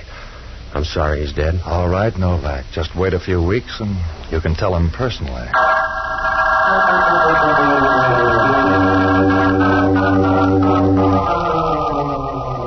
Hellman had me up against the rail and he knew it. When we left there, he was wearing a big, toothy smile. It was big enough to sew on his ears. He called the coroner and he told him to pick up the stiff, and then we rode downtown. He dropped the gun into ballistics and he hauled me into his office. The reporters were there. He gave him the whole story and told him how to spell Hellman. After that, we wound up at the desk and he booked me on suspicion of murder. The next hour and a half was the kind of stuff they don't write about in the paper. They call it interrogation. And when you're finished, you've been through a lot of tight spots, like a piece of bubble gum and a set of false teeth. About 11 o'clock, Hellman brought me into his office, and from there on, it happened kind of fast. I just talked to the DA. He's going to streamline things for you. Well, he's going to look funny. Going to trial on a guy you can't identify. I won't press you. I don't have to, Novak. I've got the only parley I need. You, the dead guy, and a big, fat murder gun. Yeah, Hellman talking. Yeah, I know it was a .38. That crazy down in ballistics, I saw him standing over the dead guy. Well, they must have made a mistake, that's all. No, I don't want him in here. I don't want him in here. Hey, Tony. Tony, You're getting pale. You need some more rouge, Hellman. I got some bad news, Inspector. Well, keep it. or you'll take more home to your wife. I'll talk to you later. No, talk to him now, Hellman. If the bullet doesn't match the gun, talk to him now. That's right, Inspector. A .38 bullet, but it won't match the gun you brought in. It's got a match. I came in and found him standing there. He admits it. It's a neat trick, then. If he fired the bullet out of that gun, he retooled it in midair. I'm not that fast, Hellman. Get out of that chair so you'll have room to squirm. You keep still, Novak. Oh, I won't bother you. I'm going home. Huh? I'm walking out of your jail, Hellman. You got a broken-down .38 that won't fit anything but your thumbs. You can't hold me on that. I found you over the bar. I can hold you on suspicion of murder. But it'll hurt tomorrow morning, Hellman. The papers will be down here for a follow-up. And you'll have to tell them what it looks like out in left field. I'll handle them. You can't afford to let them start laughing at you. People will get the idea it's your face. You can save car fare if you stay right here. Because I'll have you back by noon tomorrow. You're not that good, Hellman. You couldn't hold a moth with a searchlight. The town ought to thank you. Huh? Oh, it's a nice jail, Hellman, and with you around, it'll last for years.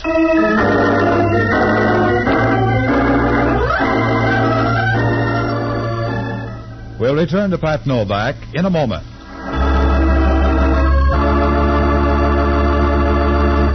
You're going to put extra warmth and comfort in your Christmas wishes this year. How do I know? Well, because I've seen the Gallencamp Christmas gift slipper collection. You know, everybody's talking about it as the gayest, brightest idea on the gift shopping horizon. When you visit your neighborhood Gallencamp store, well, then you'll know why.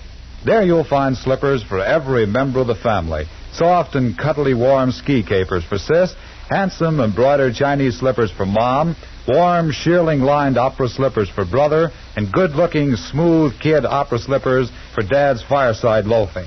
Yes, and there are appealingly soft and gorgeously colored shearling scuffs to delight the heart of any young lady from 16 to 60, and slippers for the little nippers. All are irresistibly comfortable, good-looking, and irresistibly Gallencamp price. Go to Gallencamp's, the store with the yellow front near you, to buy Christmas gift slippers that'll say Merry Christmas in a heartwarming way. Give more smiles with a Gallencamp slipper gift.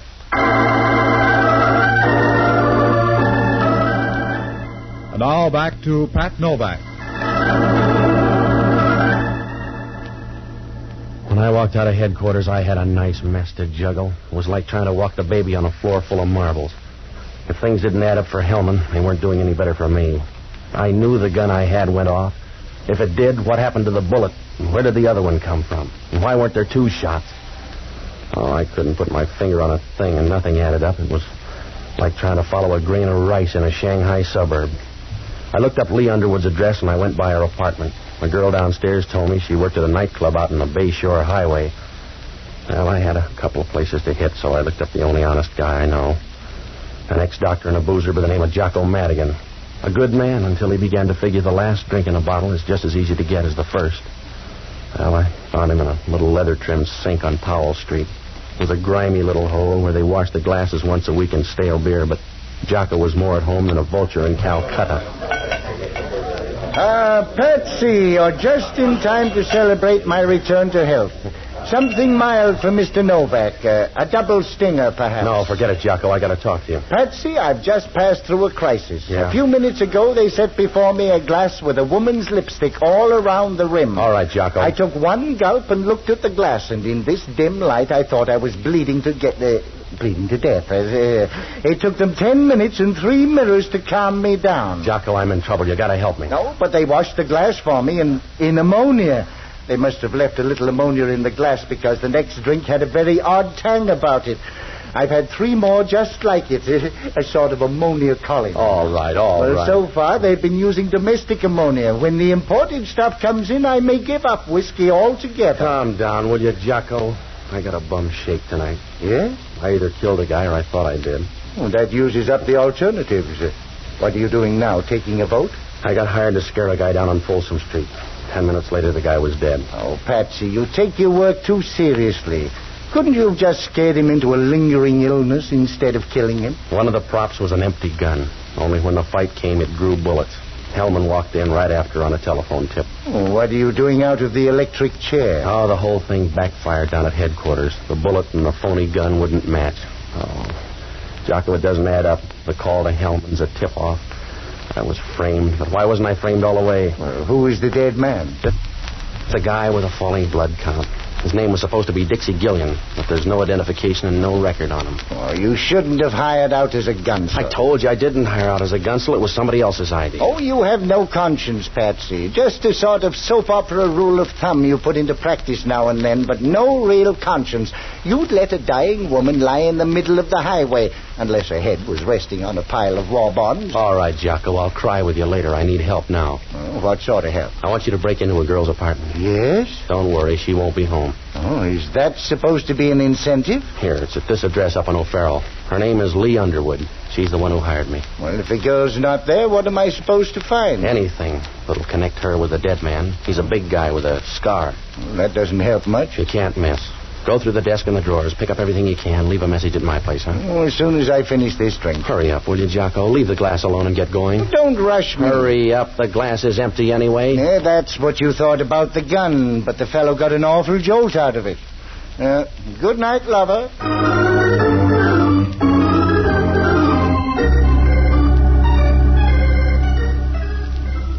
I went by a horse parlor on O'Farrell Street and borrowed a car from a guy.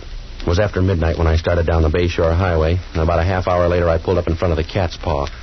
It was a long, rambling place on the left side of the road. No, there was no plan. It just followed the erosion line until they ran out of material. There was enough neon in front to light a main intersection in heaven. I asked a 50-year-old busboy, and he said Lee Underwood was back in her dressing room getting ready for the 1 o'clock show. When I walked in, she was sitting in front of a mirror, working on an upswept hairdo. If she swept it up any more, it was going to leave her head. I stood behind her, looking at the pink, fresh part of her neck that didn't show when her hair was down. You seem fascinated, Patsy. No. I just want to know where to break it. Oh? Sit down on the footstool here next to me. That's it. I like to look down on people. Here, let me brush that strand of hair back. Or do you like it in your eyes? Brush it back so I can see your answers. Who's Dixie Gillian? What difference does it make? None to him and some to me. He's dead. No, he couldn't be dead. He'd like to believe that, too. I couldn't sell him that story about an empty gun. He couldn't have been killed with that gun. No? No, I put in a blank, Patsy. Somebody used a hard-working bullet because Dixie's dead. There was no reason to kill him. I don't understand. That makes you even with homicide, but they got a bigger team. I don't understand it, Patsy. Who's Dixie Gillian? He was after some microfilm. I thought I could scare him away. You better be ready to identify him because homicide stopped. Even the scar didn't help. What scar? Scar across his face. There's no record on him. Oh, no, Patsy. Everything goes wrong. Everything you touch goes wrong. That's the wrong man, Patsy. Yeah. Well, it's too late for a recount. You've got to get to that body, Patsy. I don't know how, but some way you've got to get to him. You look good, Lee. You'll make a nice picture. Wait a minute, Dixie. You don't need your coat. Come on. I don't know how it happened, Dixie. I didn't mean it that way. If you like it that way, all right. Bring your boyfriend, too. No, don't let him, Patsy. Oh, that gun's too big. I'm going with him. It was a short trip. He led us out of the dressing room and down a thin hall to the back door. On the way past the kitchen, you could smell onions and used grease, and that's all you noticed, except the sound of a jukebox somewhere out in front, and someone laughing in a loud, mirthless way. When we got to the door, it was raining outside. We walked about 40 feet, over near some trees where the dark was working overtime, and the gunsel made her stop. And that's where it happened. She's going to get wet, mister. You'll have a little trouble yourself.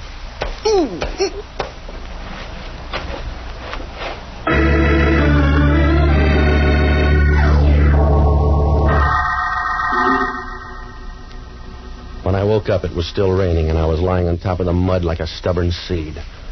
My wallet was gone, and the gunsel had ripped open my pockets. I stood up, and I walked over for a last look at Lee.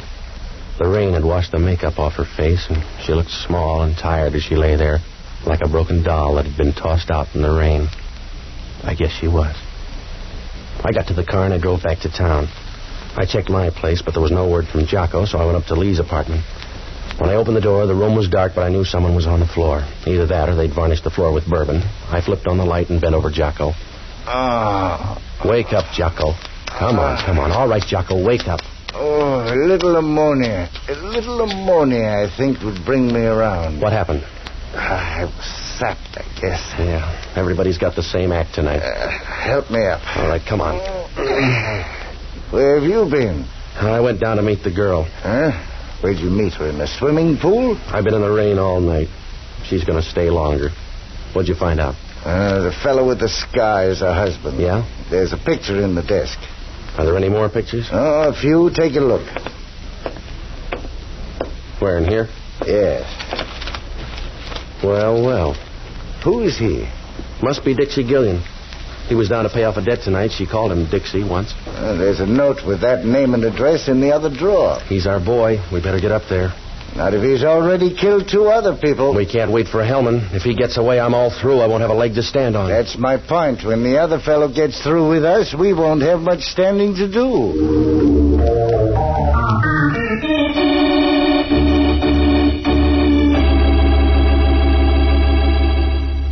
I felt better now. Gillian was the only guy left in the picture, so I dragged Jocko up to his place. It was an apartment on Post Street. The elevator operator took us to the 8th floor and said that Gillian had come in a few minutes before. There was no answer, so we tried the door and it was open. Jocko didn't like the idea. Oh, Patsy, this is folly. Risking my life is one of the bravest things you do. Keep still, Jocko. What are we supposed to do? The door was open, wasn't it? So are a lot of graves, but I've never been tempted. Hey, look at the furniture. There's been a fight here. I'll look in here. You check in the bedroom. If I'm not right back, don't expect me at all. Yeah. Patsy, come here. Yeah? There's somebody on the fire escape. Stand back here. He's not moving. He was leaning that way when I first saw him. I'll get on this side. You raise the window. Go easy, Jocko. Can you see him from there? Raise it a little more. Yeah. He's still leaning there. I can reach out. Now watch yourself. If he's kidding, you'll lose an arm. I've got him. Raise the window more. Yeah. Oh, Patsy, he's falling. Give me a hand. Well, here, let me through there. Oh, it's too late. I can't hold him. He's falling. I'm sorry. Yeah. He was probably dead anyway. If he wasn't, that was a step in the right direction.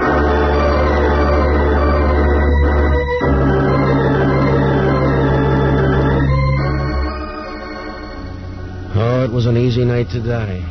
3 of them had checked out already, and there was still time to look for more.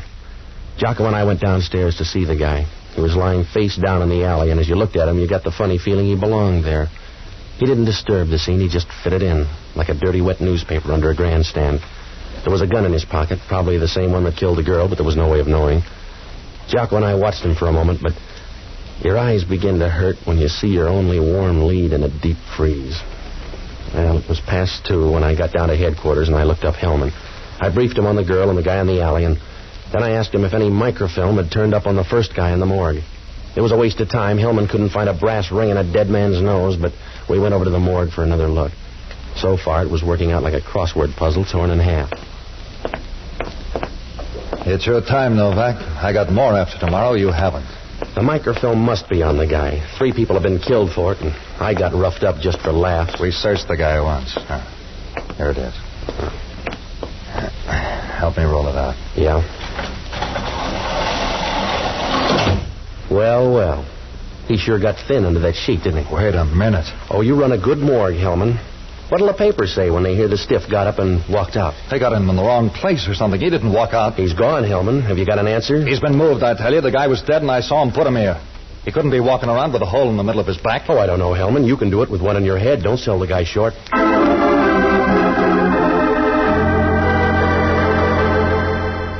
We'll return to Pat Novak in a moment.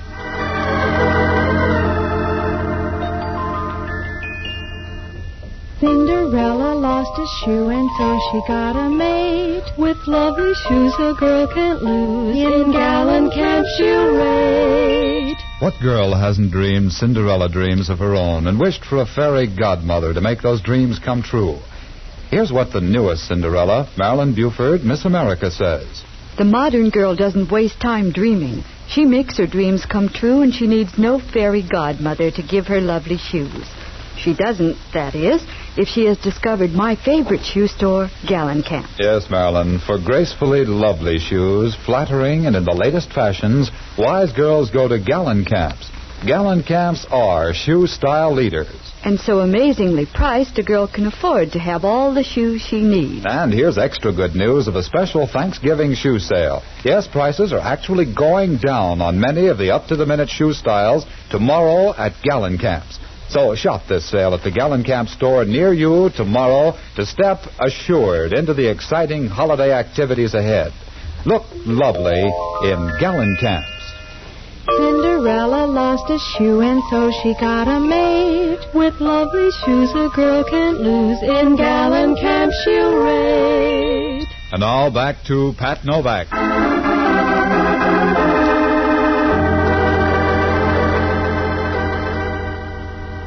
When Hellman found out the body was gone, he stood there and stared at the empty slab. And then he started looking around in a nervous way, like a man trying to find the sugar bowl at a restaurant counter.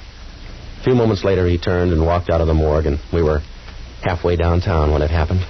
It must have hit us at the same time, sharp and quick, like a piece of candy in a bad tooth. That guy back in the alley had come off that slab in the morgue. We got out to Dixie's place, and we began to check.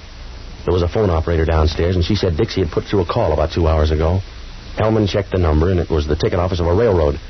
We got downtown, and we ran through the timetable. There was a train leaving the Oakland Mole in 40 minutes. Oh, it was an outside chance, but tonight that was the only kind for sale. We got down in time to slide on the last ferry over to the Mole. It was still dark out when the ferry pulled away from the slip and started across the bay. Over toward the Berkeley Hills, it was beginning to get light. The sky was the color of a bruised spot on a man's arm. We'll get up to the pilot house and tell him not to dock until we've gone through all the passengers. He doesn't have to be in on this one. He'll check the train when he gets there. Wait a minute. You don't have to check. There's your boy. Where? Up there. On the rail. Now, you better go easy. He's not a scale model. Just walk quietly until we're behind him. Yeah.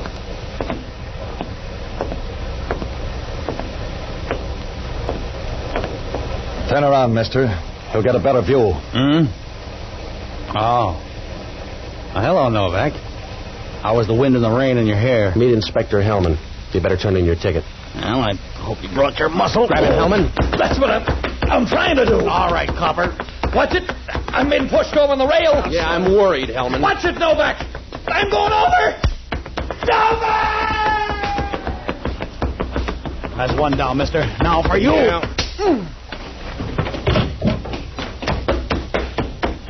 Well, I landed on the deck, and I watched him disappear in the dark. Halfway down, the guy turned in. I followed him down the ladder and along the main deck.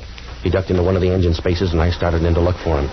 Oh, it didn't take long, because he turned out to be helpful. You got the idea yet, Novak? I'll come closer. Tell me then, huh? Suit yourself, but I'll knock you down hard when you show.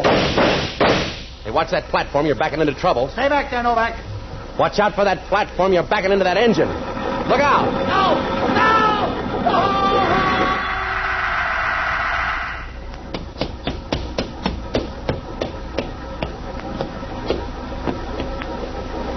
I kind of wound up last, huh? Yeah, that's the way it looks. Did you get the microfilm? Yeah. Oh, I got a big hurt. Does it show? A little. Yeah. Yeah, it's been a long night, Novak, huh? Yeah, but your worries are over. It's almost dawn. I don't know. I don't know if I can use it, but I'll give it to you.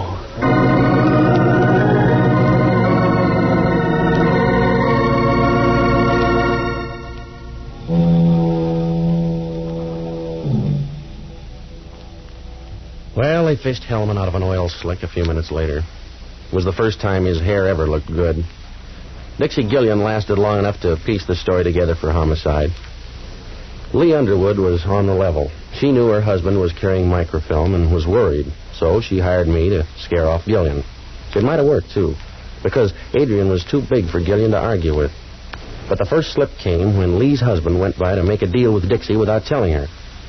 Well, when I jumped him, Dixie was outside and figured it was a double cross. He didn't have time to figure it, but he killed him with a silencer when Lee's phony gun went off. Well, he spent the rest of the time looking for the microfilm. That's why Jocko got sapped and the girl got hers. And by that time, Dixie knew the microfilm was still on the dead man. The only way he could be sure was to get the body out of the morgue. He took it up to his apartment, and when he got the film, he planted the gun and put the body on the fire escape. It was safer that way. There was a 50-50 chance the police would miss it the first time around, and he'd have a fair lead. It almost worked out for him, except for that phone call. The microfilm? Well, it was in a capsule next to the roof of the guy's mouth. Yeah, so old it was new again. Well, Hellman asked only one question. In that fight, did I have anything to do with pushing him against the rail? I told him. Sometimes those ferry boats roll as much as 45 degrees. Be sure to join us next Sunday evening and every Sunday, same time, same station, for radio's newest show, Pat Novak for Hire. And don't forget, the store with the yellow front is the Gallon Cap Shoe Store. Gallon Cap shoes are good shoes. There's something about them you'll like. Franklin Evans speaking. This is ABC, the American Broadcasting Company.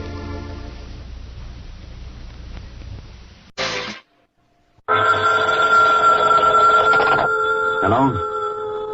Yes, this is the Falcon speaking. Oh, Rita. I'm glad you called, Angel, but we'll have to make it another time. A man has disappeared with some of his company's money. His employers can't wait to find out what's become of him. In fact, it looks like the suspense may kill them. The case of the amorous bookkeeper.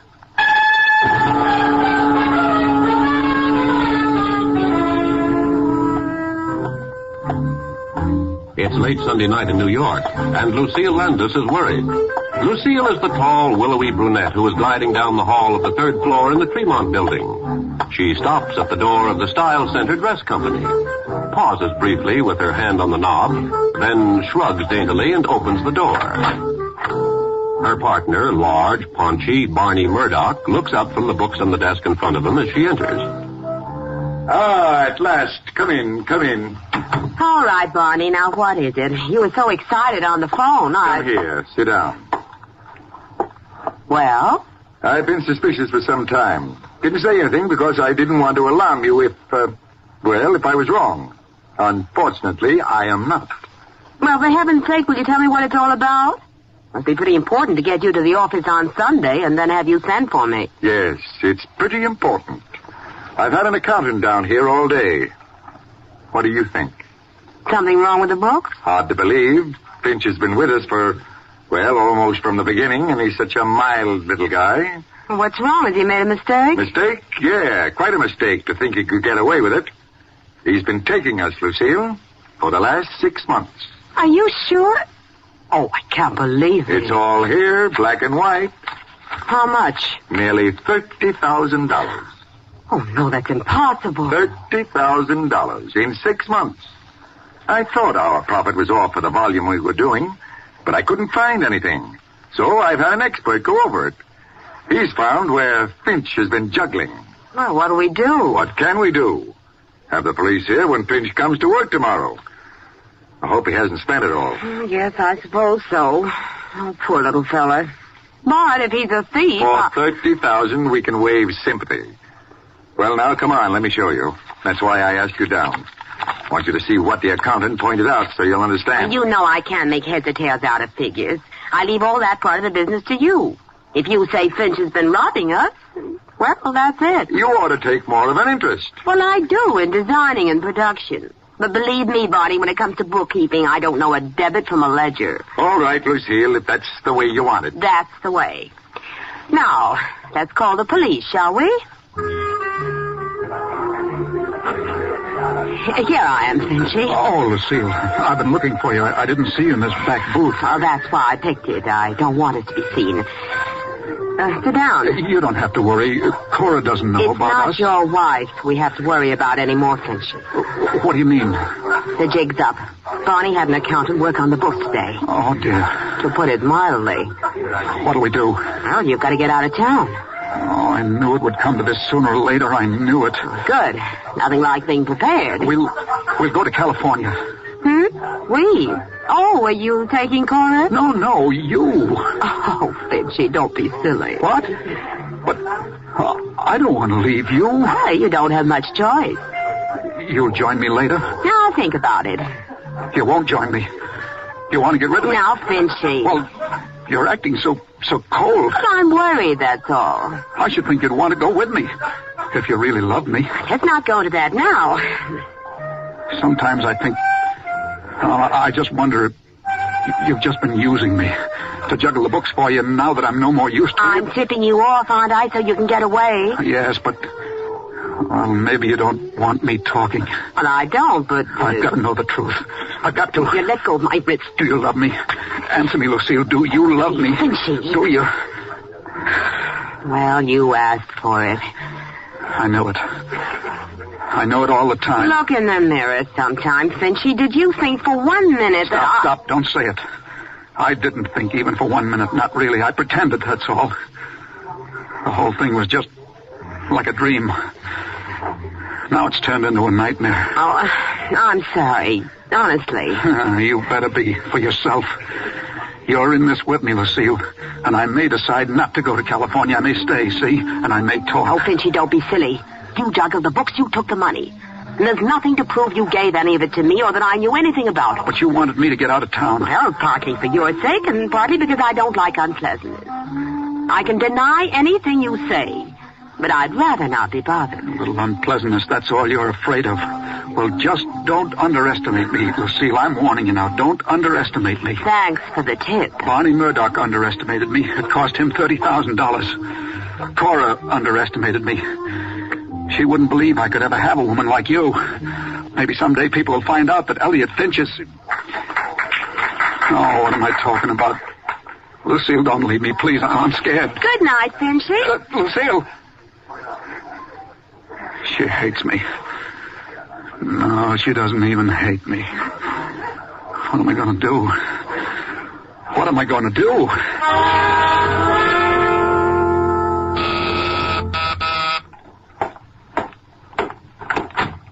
Yes?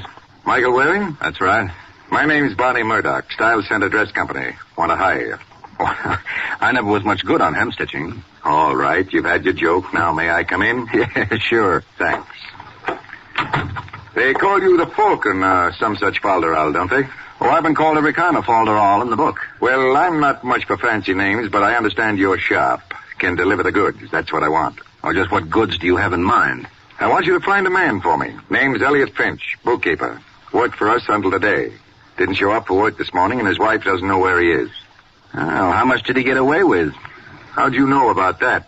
Oh, when the bookkeeper disappears and his boss rushes frantically to a detective. Good, you're on the ball.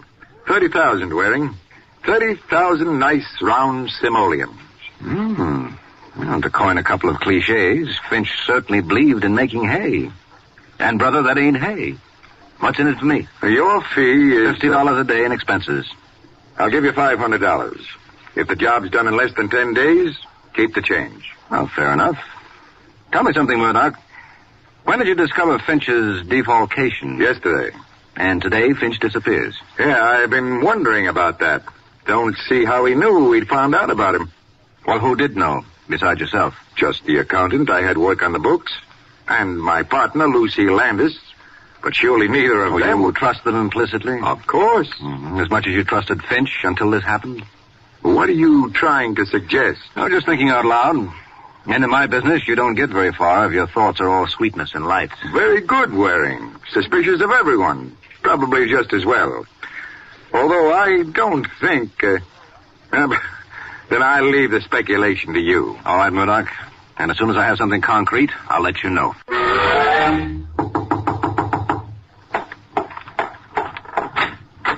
What is it?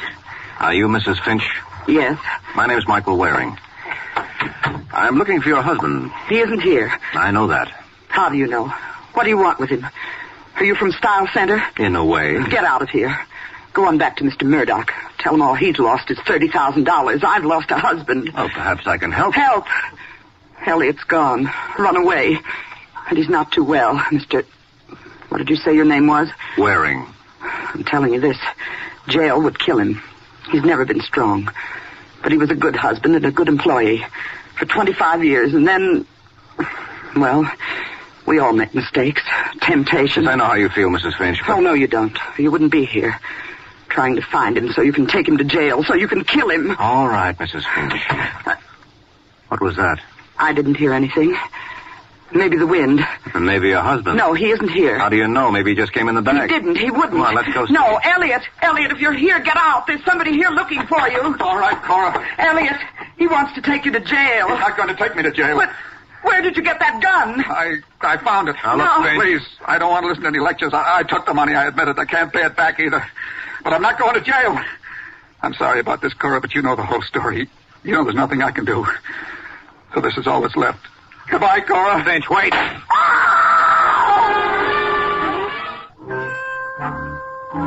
Half an hour has passed since Elliot Finch tried to shoot his way out of his troubles by putting a bullet in himself.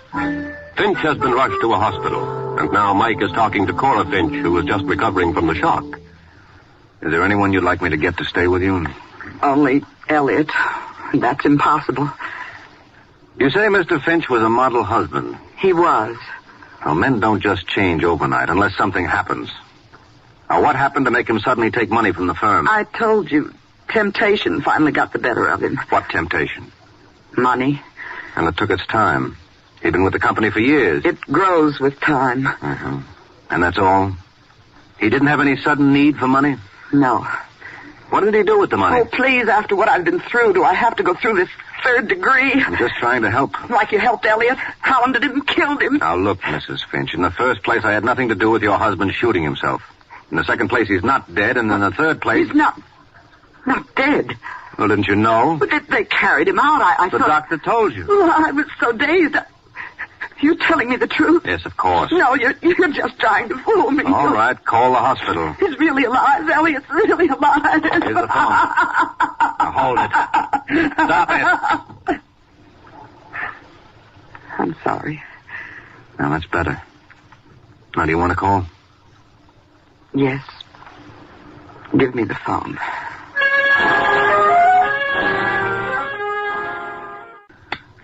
Yes? Mr. Waring is here, Mr. Murdoch. All right, send him in. Already. Oh, Waring, come in. Come in. Any news? Yeah, I found Finch. What? Good boy. That was fast. And I'd love to take bows, Murdoch, but I'm afraid I don't rate one on this. He walked in on me, that's all. Walked in on you? Where? At his home. I thought he'd skipped. No, he had no place to go. Well, where is he? In the hospital. He tried to kill himself. Tried to, you say? Mm-hmm. They're working on him now. He's still unconscious, but the doctors give him a good chance. He tried it while you were still at his place? That's right. Why'd you let him do it? He had a gun. What could I do? Guns don't usually stop the Falcon, do they? Well, sometimes. I don't want to get in a rut. Did he say anything about the money? To his wife. It's gone. All of it? So she said. But where? Gambling? So she didn't say. Another woman, maybe. Maybe. Where's your partner? Lucille? She hasn't come in yet today. Interesting coincidence, wouldn't you say? What? Day after Finch's dirty work is discovered, he doesn't come to work, and neither does Lucille. Oh, she often doesn't come in till afternoon. It's afternoon? You're hinting at something, Waring.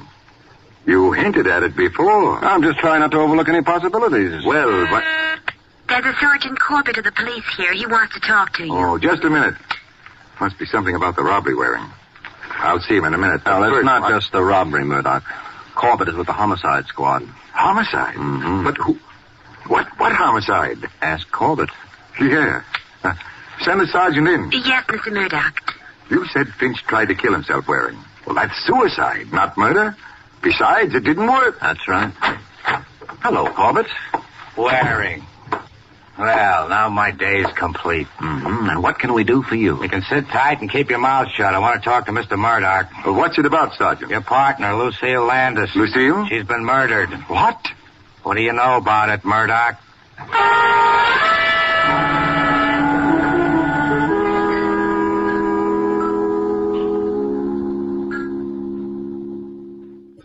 I guess that's about all I can tell you, Sergeant. All right, Murdoch, stick around. We may want to talk to you again. Sure thing. Good day, Sergeant. So long. Goodbye, Waring. Bye-bye, Corbett.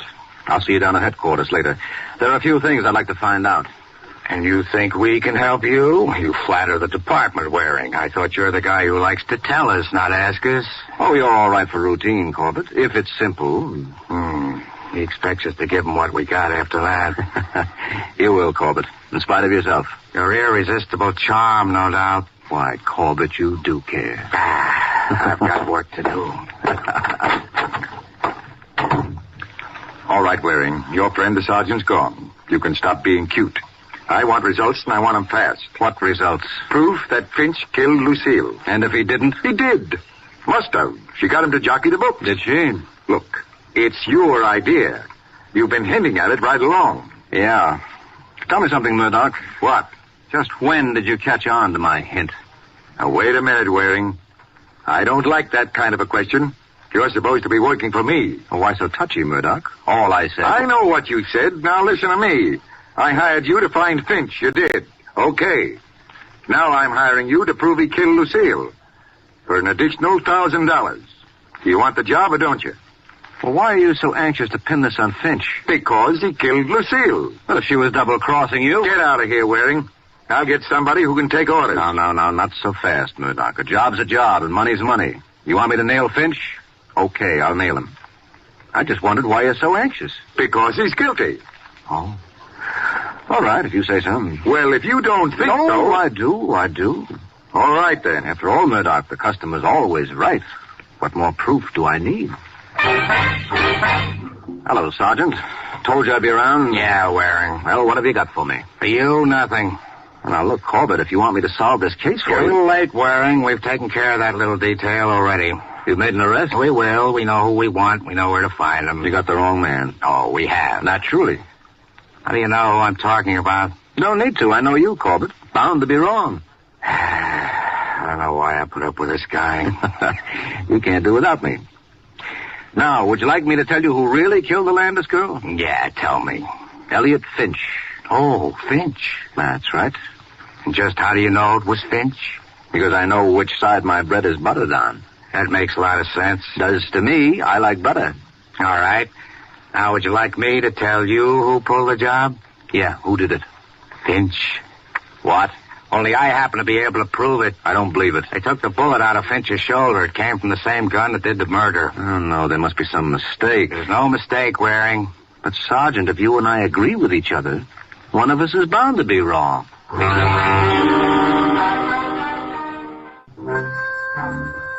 It's 20 minutes since Mike Waring and Sergeant Corbett startled each other by seeing eye to eye on a case. Now they're at the hospital to see Elliot Finch. They find Mrs. Finch in the waiting room. Hello, Mrs. Finch. How's your husband? He's regained consciousness, but I haven't been able to talk to him yet. They're giving him a transfusion, and then they say I can go in again. Not until I do. What? Who are you? Oh, excuse me. Mrs. Finch, this is Sergeant Corbett of the police. I might have known. Can't they give him any rest even now? I'm sorry, Mrs. Finch. I'll bet you are. I can see it written all over you. Why do they always have to have families? You stay here with her, Waring. I'm going inside. But, Sergeant, You'd better do as he says, Mrs. Finch. I don't know why you all have to pick on Elliot anyway. He doesn't have the money. He only took it because that woman made him. She's the one who has it. Lucille Landis? Yes. If you want the money, ask her. We'd like to, but there's one catch. Well, what's that? She's dead. How did that happen? Somebody killed her. But what I'd like to know, Mrs. Finch, since you know about your husband and Miss Landis, how come you didn't tell me about her before? Because I didn't want to. I don't have to account to you. No, but you did account to me. Everything except that you knew about Miss Landis. Why do you make so much of that? Because you must have had some reason for holding back. I'm not holding back. I've just told you about her. I know, that's what puzzles me. It must be awful. What? Your kind of work makes you suspicious of everybody and everything. Uh-huh. Still, it's better than being afraid of everybody and everything. What do you mean by that? I'll tell you later. Here comes the sergeant again. Well, Corbett? Mrs. Finch can go in now if she wants. What did he say to you, Corbett? He has a story. Yeah? He admits he was at Lucille Landis's, but he says he got there after the murder. He found the gun then and took it with him. That's how he got it. Gun, Miss Landis's. You weren't here about the money. This was about the murder. Easy, Mrs. Finch. You can't think Elliot did it. He'd never hurt anyone. He didn't do it. Why can't you leave him alone? When a man has a murder gun, you don't just leave him alone. But he told you. Yeah. You buy his alibi, Corbett? For now, he's not going anywhere. That's right. But suppose I could rip his alibi right down the middle. What? How? I suppose I could prove he took the gun with him to Miss Landis's, that he went there to kill her. Go ahead. He can't. It's a lie. Mrs. Finch told me her husband admitted taking the money, but she tried to conceal his connection with Miss Landis. Now, why? I told you. Was it because she knew what was going to happen? And she wanted to protect Finch? No. Couldn't she have seen him take the gun? That would frighten her into trying to hide his affair with Miss Landis. No, you must believe me. I wouldn't shield Elliot. Not if he were a murderer. Well, you tried to protect him when you knew he was a thief. I didn't. You didn't want him jailed for it. You seemed to think it was all right for him to take the money. You said he was just yielding to temptation. Your only criticism was of the police and me for wanting to catch him. Well, what could I do? He's my husband. I love him. Naturally, I don't want to see him go to jail. Nice code of ethics. Anything he does is okay, as long as he's your husband. Embezzlement, murder. You don't understand. No, the trouble is I do. Corbett, I think you have a case. You can make an arrest. No, Elliot didn't kill that woman, I tell you. He didn't. Now, we'll see. But he's sick. This might kill him. Let him alone till he's stronger. Then you'll see. He'll be able to prove. You mean there'll be time to think up another alibi? It's no use, Mrs. Finch. Why do you have to be so hard, so unfeeling? I know. It's another side of that rotten work I'm in. Well, Corbett? Okay. No, please. If nothing else will stop you, I'll confess. I killed her. I did it. She's sure determined to protect that guy. Yeah, only she happens to be telling the truth. Huh? But you said... I didn't say anything. I simply asked some hypothetical questions. But now I am saying Mrs. Finch killed Miss Landis, Corbett. You said before I could arrest Finch for the murder. No. I said you could make an arrest. You can. So what are you waiting for?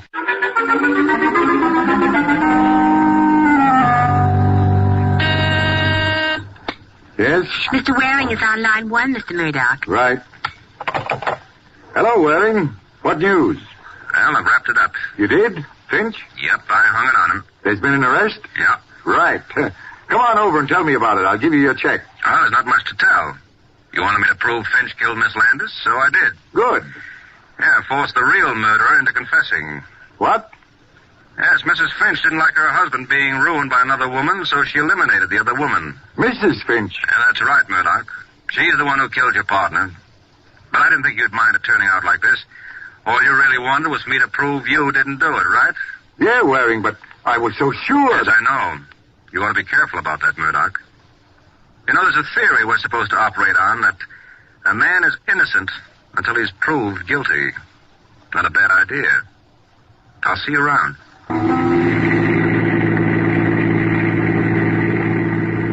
Don't look so smug, Waring. You were lucky, that's all. Was I, Corbett? You thought Finch was our boy. It just happened Mrs. Finch broke down. Mm-hmm. And I had nothing to do with it? Not intentionally. I suppose I'd tell you I suspected her almost from the first minute I met her. More hypothetical questions? No. On the level. Okay, you suspected her. You suspect everyone. Yeah, that's what she said. But I picked her as the best bet. Why? Because one of the first questions she asked me was, are you from Style Center? What does that prove? Nothing. But she followed it up with, get out of here, go on back to Mr. Murdoch. The Style Center isn't just Mr. Murdoch. It is, or was, Murdoch and Lucille Landis. But Cora Finch had already crossed off Landis. And I couldn't help wondering why. I see. Then what clinched it was her holding back on me about Finch's tie-up with the Landis woman. Although she knew about it all the time. Could have been she was protecting her husband like you suggested at the hospital. Except that when she heard her husband was better, that he would live and could talk, suddenly she told me about him and Lucille Landis. Oh, I didn't know that. So she couldn't have been trying to protect him, or she would have continued to keep quiet. So you figured she wasn't covering for him, but for herself? Sure. She didn't want us to know that she was wise to her husband and the Landis woman, because then we wouldn't know she had a motive to kill her. Uh-huh. But when she found out her husband was going to live and might admit he had told her the whole story, she decided to spill the works. That's right. She thought it would look better coming from her than it would if we latched onto it ourselves. But instead it cooked her. Well, she's not cooked yet, Corbett.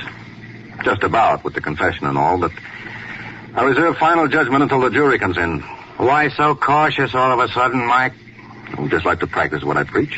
And I've been preaching. Isn't that a little out of character for you? Well, could be. Fact seems to me this whole case is out of character for you. How come? Well, there are only two gals in it. One of them gets herself bumped off. You pin the job on the other one, and that leaves you holding hands with me. Oh, no. You're overlooking one thing, Corbett. What's that, Mike? The receptionist in Murdoch's office. She's waiting. And I'll just have time to pick her up. So here's where you get off. Good night, Sergeant.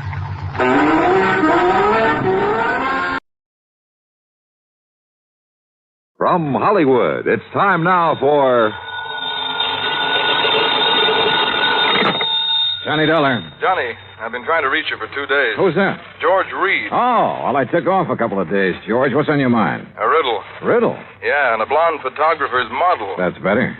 How are you with riddles, Johnny? Not as good as I am with... But go ahead, try me. All right. A year ago, this model married Webster Preen. Preen Hat Company? Was Preen Hat Company. He sold it when he retired. Go on. Well, last week, Preen reported his wife had disappeared.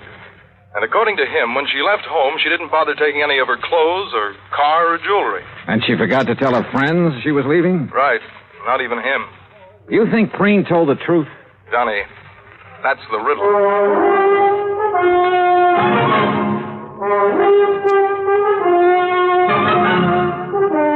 Bob Bailey in the exciting adventures of the man with the action-packed expense account, America's fabulous freelance insurance investigator. Yours truly, Johnny Dollar.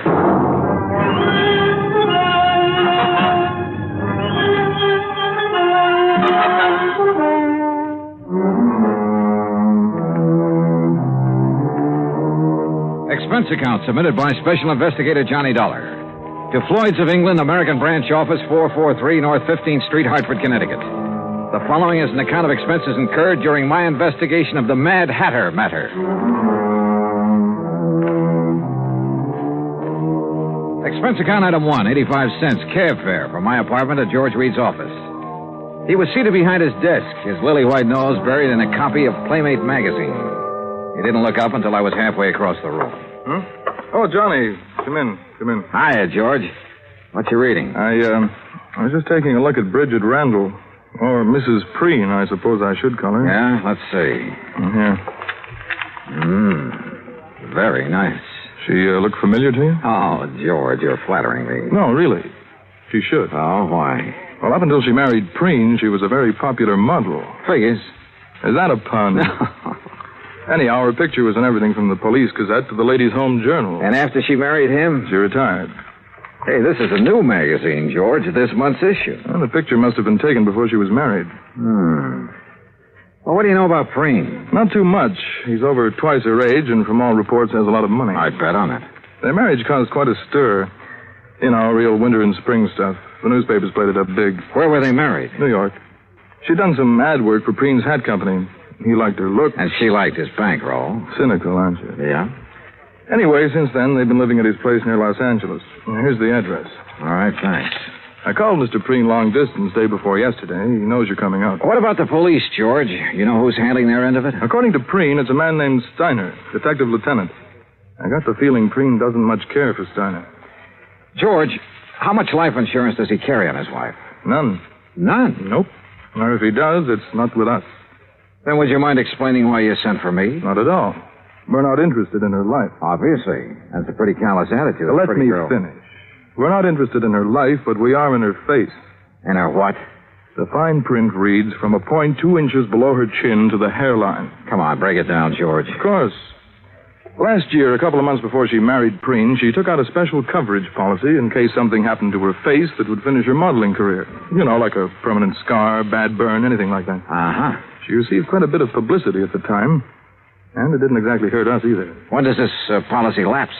Well, that's why we're so concerned, Johnny. When she married Preen, she announced that she had given up modeling for good. So we quite naturally thought she wouldn't renew the policy. But she did. Yes. And just 10 days before she disappeared. How much did you people bet that she wouldn't ruin her face? The amount she earned year before last. $25,000. Expense account item 2, 85 cents cab fare back to my apartment. On the way, I had the cabbie stop at a newsstand where I spent $50 of my hard-earned cash for a copy of Playmate magazine. Yeah, there was no doubt about it. Mrs. Webster Preen was the kind of woman any red-blooded American boy over 30 would be eager to locate. Item 3, $190 plane fare, Hartford to Los Angeles, then a cab to the Statler Hotel.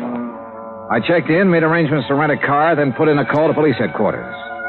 Lieutenant Steiner was out, so I left word for him to call me, had lunch, and then drove out to the San Fernando Valley. The Preen home was one of those Spanish stucco and adobe jobs. 2 stories, probably 30, 40 years old. It sat in the middle of some 2 acres of orange trees with a plaster wall around all the property, separating it from the subdivision on one side and a main thoroughfare on the other. I walked up to the front door and rang the bell. In a moment, it was opened by a beautiful blonde. If she hadn't been wearing a nurse's uniform, I might have mistaken her for Bridget Preen. Yes? Afternoon. Is Mr. Preen in? Do you have an appointment, Mr. Dollar. Johnny Dollar. No, I don't have an appointment, but I'm sure he'll see me. Really? Yes, really. I'm investigating his wife's disappearance. You're from the police? No, insurance investigator. I see. I'm sorry, Mr. Dollar, but Mr. Preen can't possibly see you. You're sure of that, Miss... Richard, and I am sure. Mr. Preen has suffered a severe shock. His doctor left strict orders that he's not to be disturbed unnecessarily. And you feel qualified to say what is necessary and what isn't? I've been with him for nearly 5 years. Well, answer me this, Miss Richards. Do you think Mr. Preen's health would improve if somebody happened to find his wife? What? I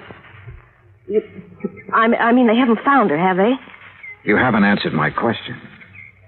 You want my honest opinion, Mr. Dollar? Helen, who is it? Who's out there with you? Excuse me.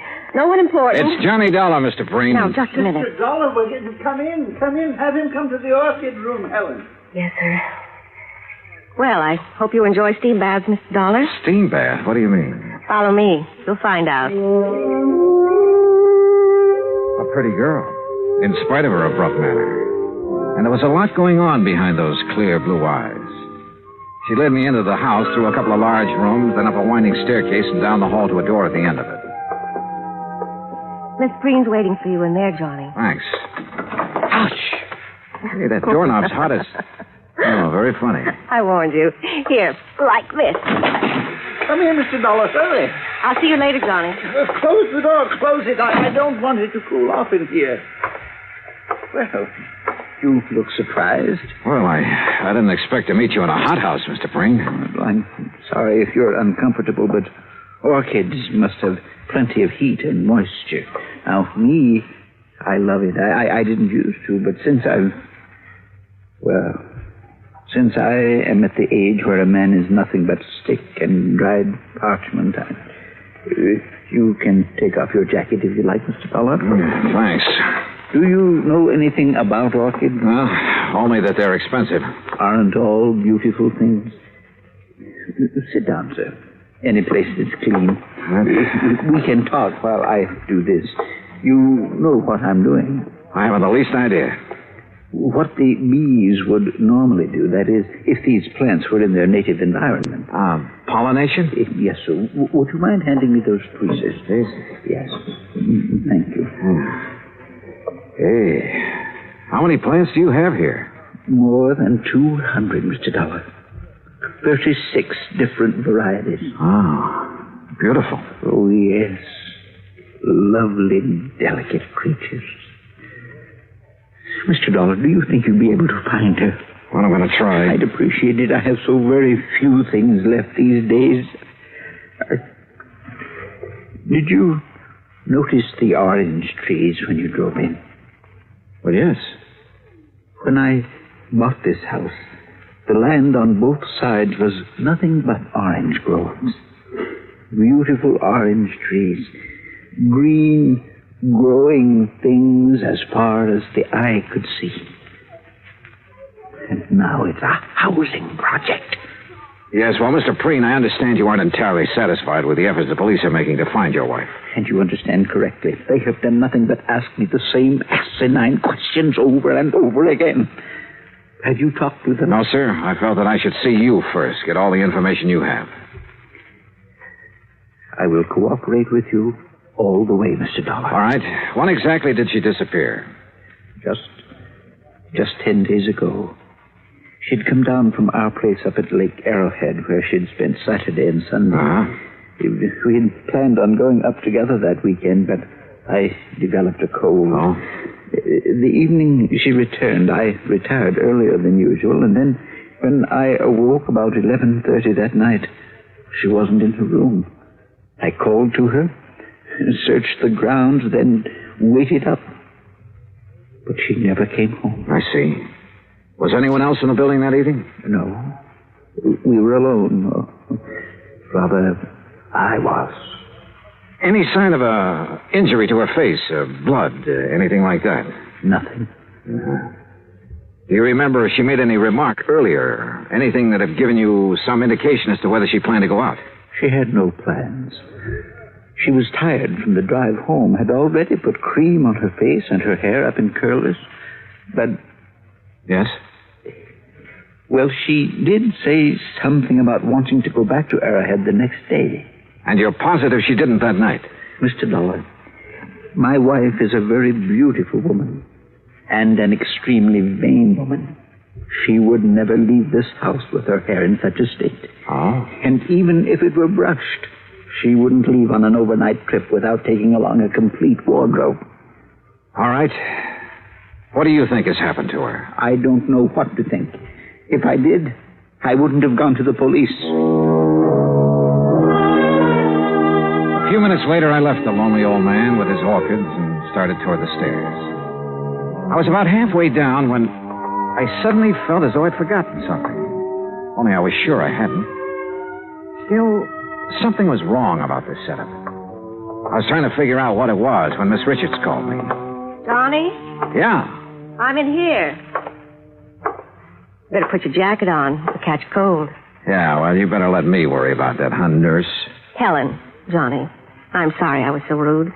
But I thought you were just another detective who was going to upset Mr. Preen. Well, now, what makes you think I didn't? Because he didn't shout at you. Does he usually shout at detectives? He ripped into Lieutenant Steiner yesterday morning. Oh? You know why? Well, the police have a crazy idea that Mrs. Preen's body could be buried somewhere on the grounds or upstairs in the hothouse bed. Well, how do you know that? Well, they've been after him trying to get his permission to dig.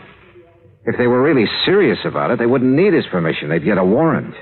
Johnny, you don't believe Mr. Preen killed his wife, do you? At this moment, I have no reason to. Well, everyone knows what a kind and gentle person he is. What about Mrs. Preen, Helen? Well? I hate her. Why? You, care for him? I don't like that. All right, sorry. He's a fine man, a gentleman. There aren't many left. No, I guess not.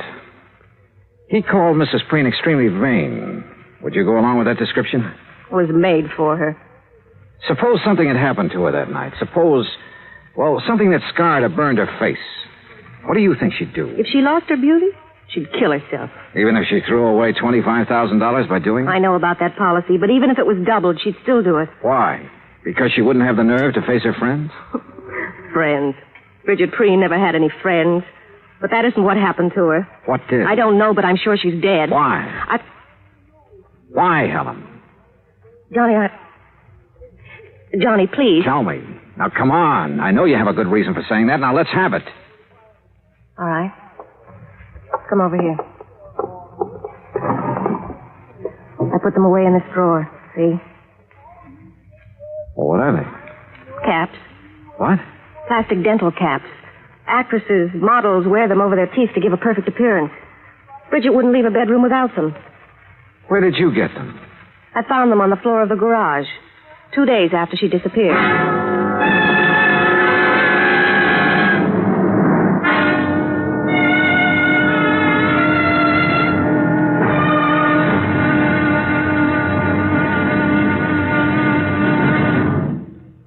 Act two of yours truly, Johnny Dollar, in just a moment.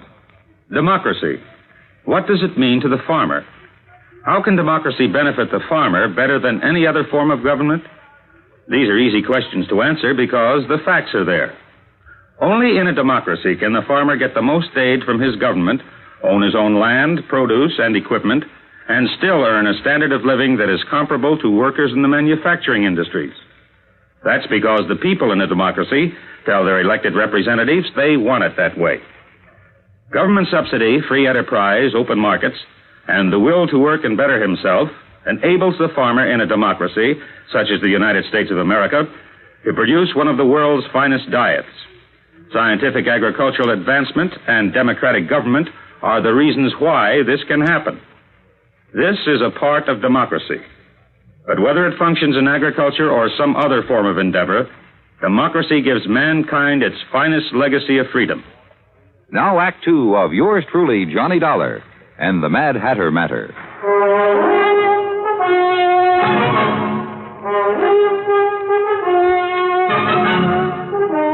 Helen, Mr. Preen's nurse, gave me the set of dental caps that Bridget Preen had used to beautify her teeth.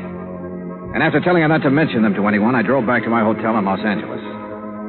Along the way, I racked my brain about whatever it was, something that had bothered me at Preen's home. Then as I passed the newsstand in the hotel lobby, it hit me hard. I had been in almost every downstairs room of Preen's house, and not once had I seen a single picture of the beautiful and vain Bridget. In my room, I was about to call Preen and ask him why when somebody began pounding on my door.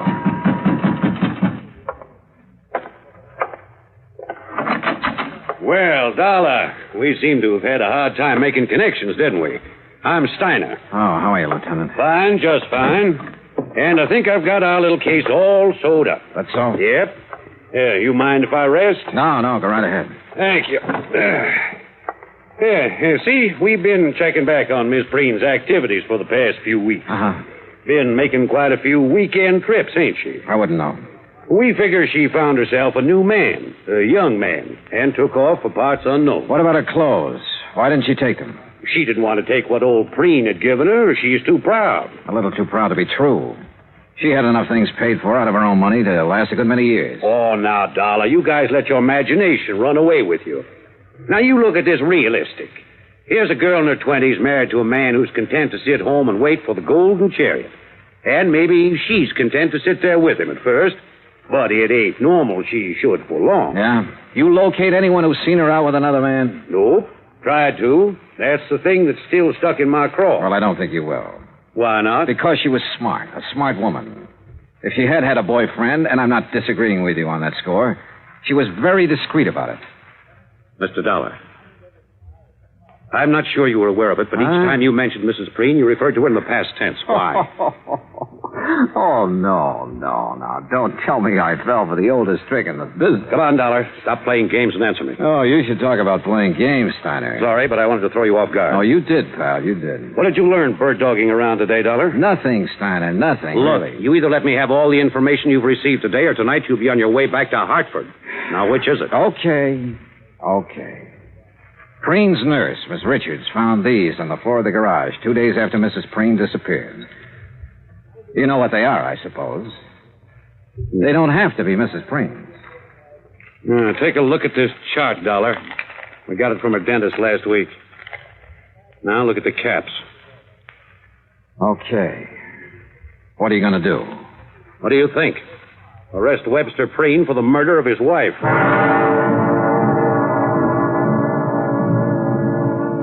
I told Steiner he could never get an indictment. The teeth caps definitely belonged to Bridget, but they were found in her own garage. She could have dropped them any time during that evening she came home from Arrowhead. And I reminded him of Preen's position in the community, his money, how well he was liked, everything. Hoping I could still stall him long enough for me to try something that had been in the back of my mind since I left Hartford. I opened a copy of Playmate magazine to Bridget's picture. Then I placed a long-distance phone call to New York City. We're ready with your call to Mr. Howard, Mr. Dollar. Okay, thank you, operator. Go ahead, please. Hello? Hello, Mr. Howard. This is Johnny Dollar, insurance investigator. Yes, Dollar? A client of ours has her picture in the current issue of your Playmate magazine. Oh, yes. Lovely girls, Mr. Howard, her name is Bridget Preen. Bridget Preen? Or Randall. Bridget Randall. Oh, yes, I know her very well. Well, where is she? We aren't sure yet. Mr. Howard, I've got to know when that picture was made and the address of the photographer who shot it. Have you got that? Yes, you just hold on. Now, I remember now I was surprised to see Bridget after all that talk about retiring. Yeah. Yes, here it is. Photographer's a new one as far as we're concerned. What's his name? Tracy. Russell Tracy. Address? Box 17. Got it? Box 17. Lake Arrowhead, California. What? Lake Arrowhead. You ought to know where that is. Yeah, I do. It took me a little less than 2 hours to drive up to Lake Arrowhead. When I reached the village, I stopped in at the post office. Yes, sir. What can I do for you? Well, I'm looking for an old friend of mine. He's got a place up here somewhere. What's his name? Tracy. Russell Tracy. Oh, yeah, sure. Nice little cabin on the lake, about a half a mile down toward the left. You just follow the road. Okay, thanks. The cabin just before you get to Russell's has a big mailbox out in front with the name Preen on it. Got it? Preen? Yeah, I sure have.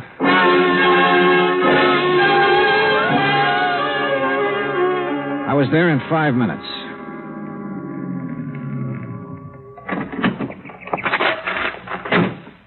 It was small, 2 rooms at the most.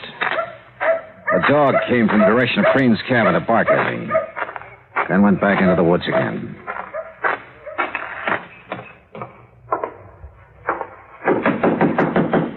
Yeah. Russell Tracy? Yeah.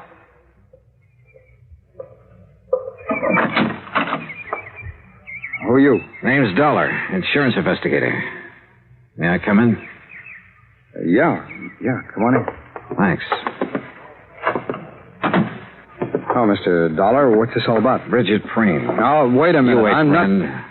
That's a very good picture of her in Playmate. You tell her you sold it? Yes, I did. When? The day you decided to submit it? Or after it was sold and too late to start publication?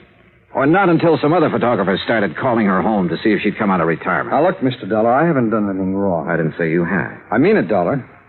All I did was take some pictures of her. I didn't have any reason to kill her. Who said she was dead?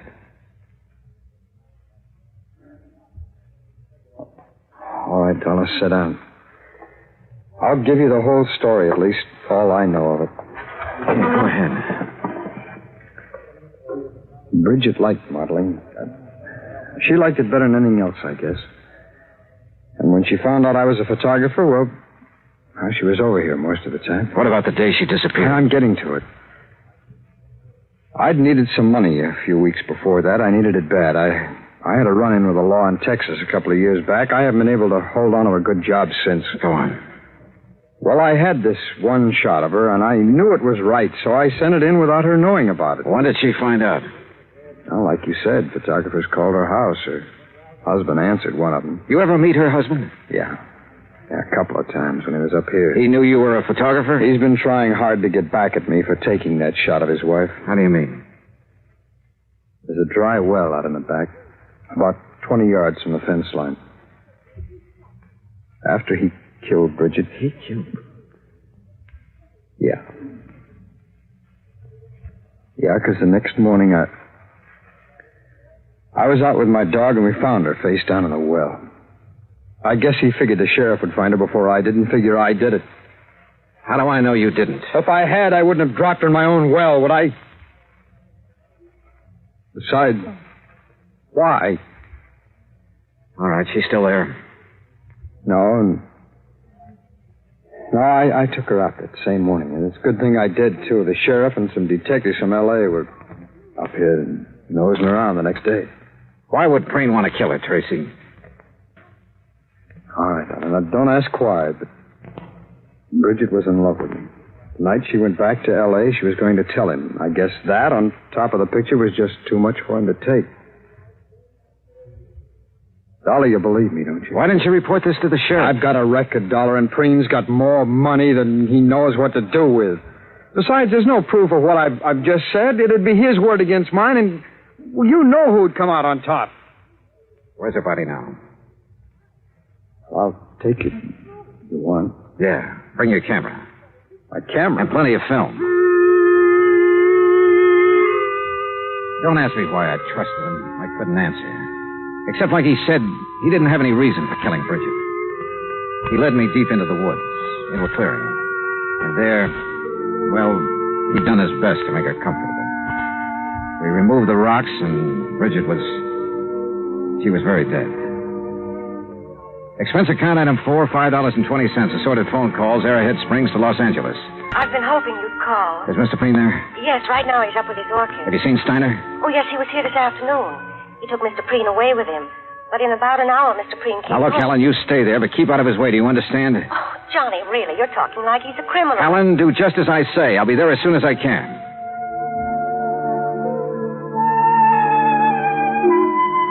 After seeing that Russell Tracy was safe and in the custody of Steiner, I took the freeway out to the San Fernando Valley. It was a little after 9:30 when I pulled into the Preen driveway. The porch lights were on, and Helen opened the door. Johnny, you look awful. You had dinner? No, not yet. Well, let me fix you something. No, please, Helen, no thanks. What's in the envelope? Nothing important. Where's Mr. Preen? Where do you suppose? Upstairs with his orchids. Would you mind if I went right Of up? course not, Johnny. You go ahead. When your dinner's ready, I'll call you. Yeah, okay, thanks. Careful of the doorknob. Yeah, I remember.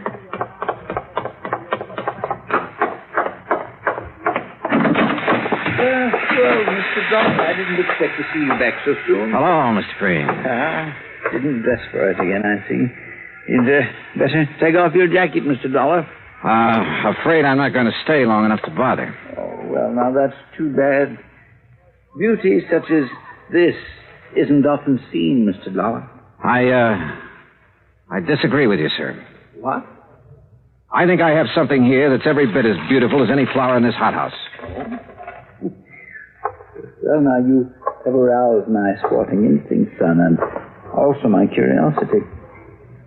What have you... Here. Oh, no. Oh, no. She was beautiful, wasn't she, Mr. Preen? Here, she's very beautiful. But here... Oh, no. Look at this picture. Taken just a couple of hours ago. Yeah, what about this one? What about it, Mr. Preen? What do you think of your handiwork? Proud of what you've done, Mr. Preen? No. No, please. No more, please. Why did you do it? I had to. She was going to leave me. Like everybody else had done. Everything does. She was going and I couldn't let her. I just couldn't let her go. The hunch had been right. After he'd killed Bridget, Preen had not been able to face the many photographs of her about the house, or any pictures of Bridget, as we learned. One photograph had caused her death. The others we took later put Bridget's husband away for the few remaining years of his life. Expense account total, including car rental, hotel incidentals, and transportation back to Hartford, $870.40. Yours truly, Johnny Dollar.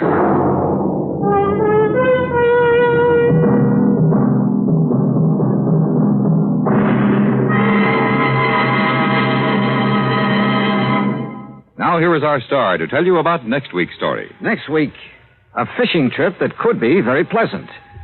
Except that one of the fishermen is death. Join us, won't you? Yours truly, Johnny Dollar.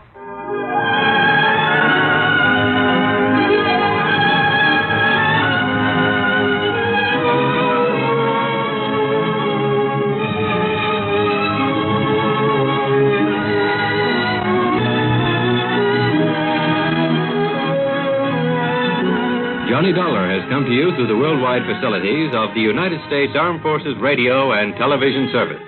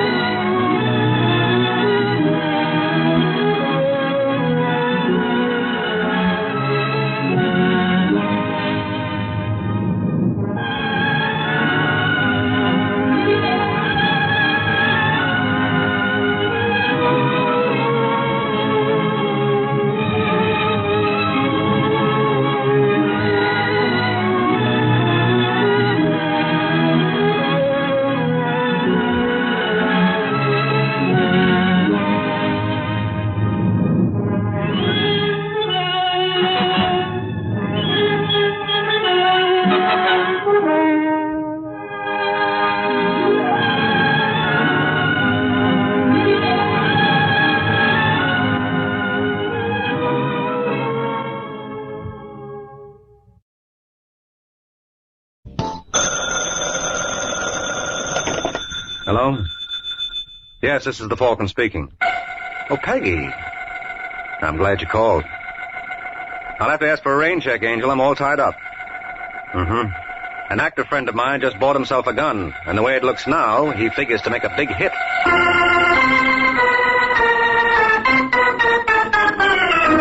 The Adventures of the Falcon, starring Les Damon. Now join him on the air when the Falcon solves... The Case of the Disappearing Doll.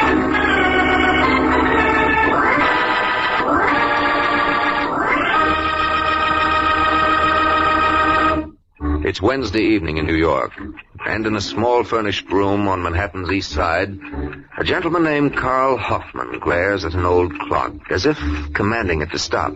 And when it continues to ignore Mr. Hoffman's wishes, he hauls off and makes known his displeasure. Hey, take it easy, Carl. Don't tell me to take it easy, Sheppy. You went and busted the clock. That's not all I'm going to bust either. Where's Janet? Give her a chance, Carl. She'll show. When? She was due here an hour ago. Well, maybe she got tied up with that jerk Harry Jensen. That's still no excuse. I told her a dozen. Get that. Yeah, I'll get it. Just a second. Hello, Sheppy. Oh, you're just in time, Janet. What's the matter? Carl, he's blowing his top. Don't worry about it. It'll do him good. That you, Janet? Yeah. Where the devil have you been? Working. You were due here at 8. There were what they call extenuating circumstances. You out with Harry Jensen? Uh-huh. How'd you make out? Well, he's loosening up a little. But? He still wouldn't kick through with the information. Well, that's a nice how do you do. Well, if you think you can do better... Maybe I All can. right, Take it easy, Carl. You too, Janet. Where does he get off? Bawling me out.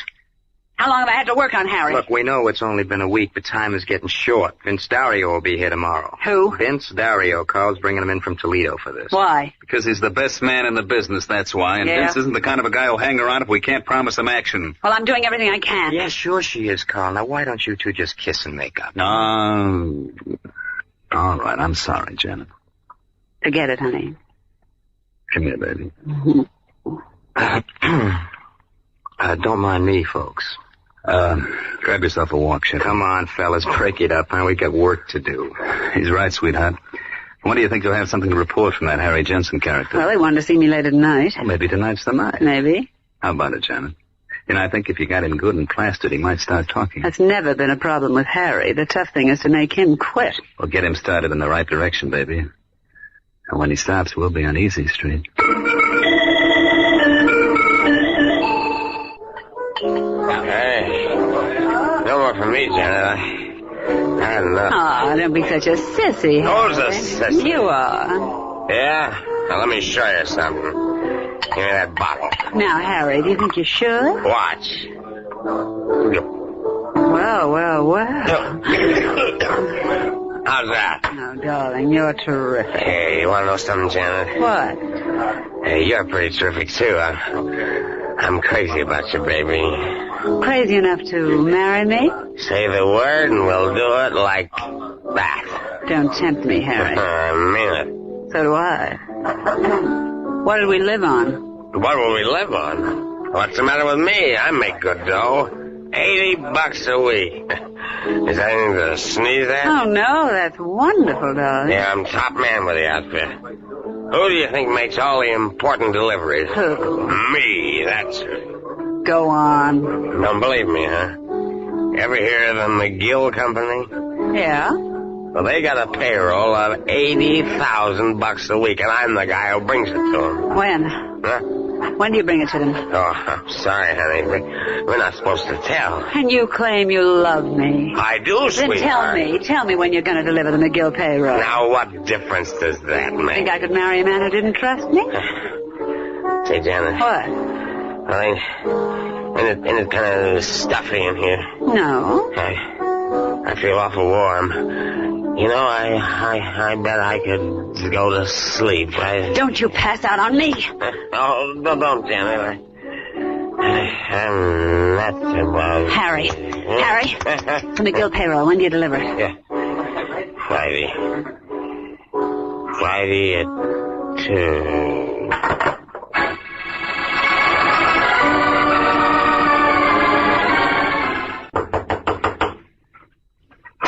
Yeah, what do you want? Looking for Carl Hoffman. Well, who are you? All right, Sheppy, let him in. Hiya, Vince. Hello, Hoffman. Sheppy, Vince Dario. Glad to know you. Thanks. When'd you get in, Vince? About 20 minutes ago. You couldn't have timed it better. Got something hot? Mm-hmm. Did you ever hear of the McGill Company? The people who make all those plumbing fixtures? That's right. Don't tell me you're figuring on knocking them off. That's what I'm figuring on. I wish you would have told me that in your letter. Why? Because I wouldn't have wasted my time coming to New York. Let him go, Carl. Shut up, Sheppy. Now, before you make up your mind, Vince, maybe you ought to hear the deal. There's no deal where you have to walk into a plant like McGill's. We don't have to walk in. We grab on the outside. Come again? The messenger who delivers the payroll is a character named Harry Jensen. We know to the minute what time he'll get to the factory. Now, you interested? I'm still here. They're tearing up the street in front of the place, so he has to park his bus a block away. Now, he'll come down Remsen Street. That's where you and I take over. Sheppy will be covering the street with a Thompson from a vacant room across the way. Sounds all right. It gets better as it goes along. Now, we give the dough to Janet. Wait a second. Who's Janet? A girlfriend of mine. I don't like it, Hoffman. What's the matter now? I don't like any caper where a babe is involved. You don't know this, babe. How do you think we found out when they're going to deliver the payroll? She's a real stylish kid. What's her last name? Halsey. Wait till you meet her. I'd like to very much. It's all up to you, Vince. What do you say? We got the time, the place, and a girl. What more can a fella ask? How did she handle, Janet? All right, I guess. You guess? Well, I never did like driving in this kind of weather. Don't be silly, baby. It's going to make things a lot easier all around, right, Vince? Sure, the rain will keep them off the streets. Whoa, sweetheart, wait a minute. Right here will be fine. Did I shut her off? Now, keep her running. And remember, when you start off again, go right into second and don't feed her too much gas. Yeah, I got it. What time is it, Vince? Make it a couple of minutes to 2. Mm-hmm. You see Sheppy across the street? Think so. Well, that does it. Are you sure you know what to do, Janet? Yeah, as soon as I get the bag, I head straight for my apartment. That's right. Don't hang around no matter what. We'll all be over to your place by 9 to divvy up. Supposing you aren't. Don't give it a thought, sweetheart. It'll take more Now. What? Is that our friend Harry? Where? On the corner. Yeah, that's him. All right, Vince. Here's where we go to work. Lots of luck, honey. Thanks, baby. Give me a cigarette. Yeah. Where's that lighter you're so proud of? Oh, what do you know? It works. Here he comes. Hey, buddy. Me? Yeah. Can you tell us what Tremont Avenue is? Oh, you're on the wrong side of town, mister. I tell you what you better do. No, I'll tell you what you better do. Don't make a move, bud. Not even a teeny one. Hey, what is this? Just what it looks like. Pass that grip to my friend. Go on. Sorry, pal. You know how it is. No hard feelings, I hope. Oh, that's all right, mister. I got a good memory for faces. I won't forget you. In that case, let me give you something else to remember me, boss.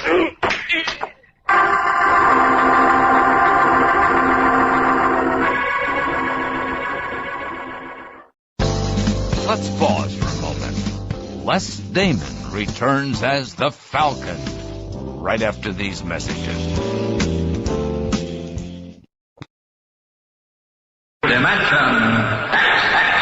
George Burns and Gracie Allen. Hopalong Cassidy. Edgar Bergen. The Shadow. John and Blanche Bickerson, the Whistler. Choose from among thousands of downloadable old-time radio shows and spoken word titles at MediaBay.com. The best voice on the net. Yeah. And now let's return to Les Damon as the Falcon in the case of the disappearing doll.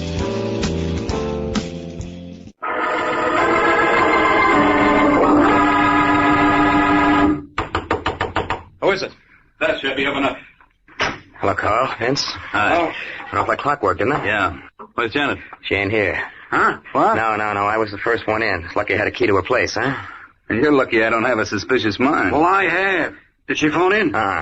You told her to come straight here, didn't you, Carl? Yeah? Well, you don't think she had an accident, do you? No. We would have heard about it.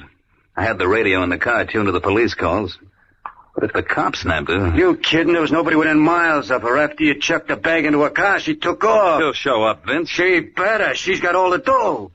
Just what are you getting at? You told me yourself she's a very smart girl. Women who are beautiful shouldn't be brainy. Meaning? I think we got a double cross. You're nuts. I'll leave it to Sheppy. No. Janet wouldn't do that, Vince. Why not? Well, because she never did it before. Did she ever have 80 grand before? Look, what are you worried about? It isn't even 9 o'clock. Well, supposing she doesn't show by 9. Then I'll start looking for her.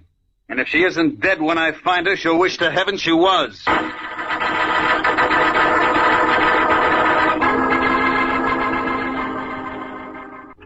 Hey, you guys got a butt? I'm fresh out. There's a pack in my coat pocket, Sheppy. Thanks. Carl, you wouldn't have anything else in that pocket. Like what, Vince? Like 80 grand. Pardon me for pointing, but it's 20 after 9.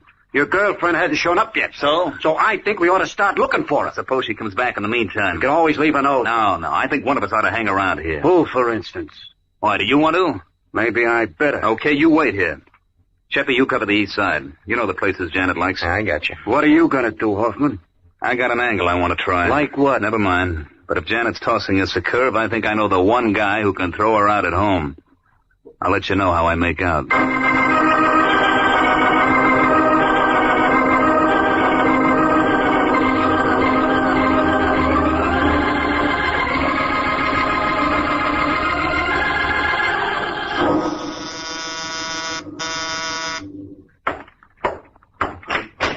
Yeah?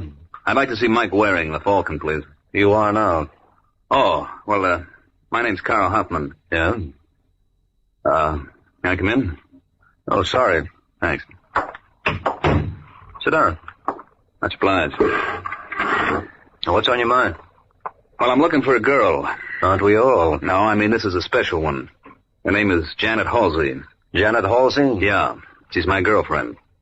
Well, maybe we better take this from the beginning. Well, Janet and I were supposed to be married next Sunday. So I opened up a joint account for us at the bank. How big? $2,000. And she skipped? Mm-hmm. This morning. She lived at the Brighton Towers. How do you know she didn't meet with an accident? Well, she's done this same thing before. Oh, she has? Yeah. She served 3 years in the women's penitentiary under the name of Lois Hart. She got out in 48. Well, how come you trusted her with your money? Well, you know how it is, Waring. You always hope that this time it's going to be different. Mm-hmm. Well, I'll see what I can do, Hoffman. As you say, the first problem is to locate the girl. Yeah, and the moment you do, will you give me a call? I'll be waiting at the Brighton. Brighton? Didn't you say that's where your girlfriend lives? Yeah. I'm using her apartment to operate from. Uh-huh. You see, I wouldn't want to miss her if she came back. Well, I guess that does it, Falcon. I'll be waiting for your call.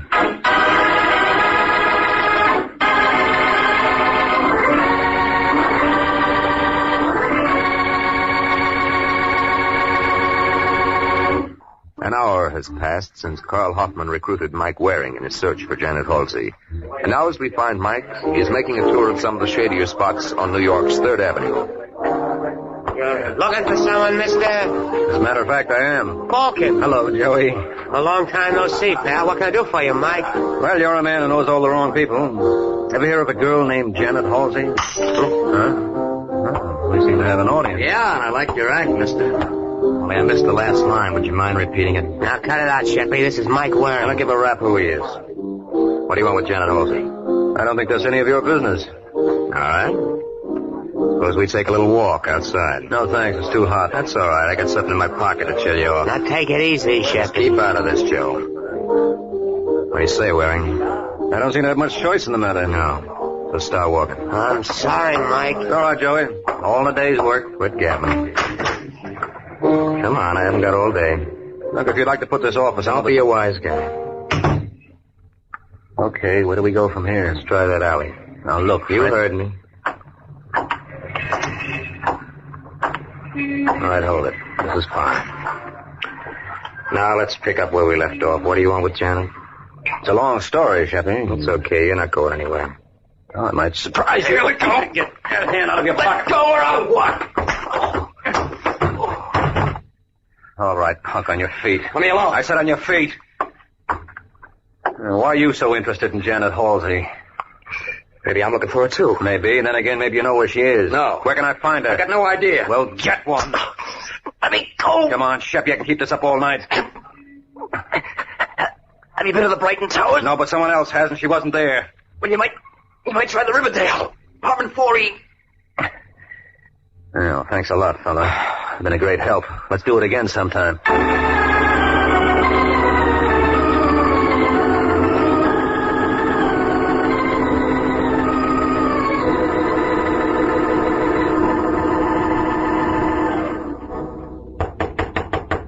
Who is it? Got him. Where's Sheppy, Vince? Out looking. Did he phone in? No, I guess he had nothing to report. How did you make out? Not so hot. I guess that leaves me up the well-known creek. What are you griping about? We're all in the same boat. Yeah, but I didn't bring Janet into the act. You did, Hoffman. Okay, and I'll find her. I don't see you making any progress. Maybe not, but I hired somebody who will. Who? A fellow named Mike Waring. A private dick? That's right. What's the idea? You going off your trolley? Relax, will you, Vince? I gave him a song and dance about wanting to find Janet. This guy Waring has plenty of contact. Well, I don't like it. You're the boy who was belly aching that I wasn't doing anything. You didn't have to go that far. No, how far would you go for $80,000? I guess you're right. Thanks. That must be Sheppy. I'll take it. Yeah, what do you want? Beg your pardon, I must have the wrong number. Wait a minute. Is that you, Janet? Hello. Hello. What's the trouble? I think that was Janet. You're imagining things. Don't tell me. I'd recognize her voice anywhere. What made her call and then hang up? You know something, Vince? That's just what I was wondering. I'll be back in an hour.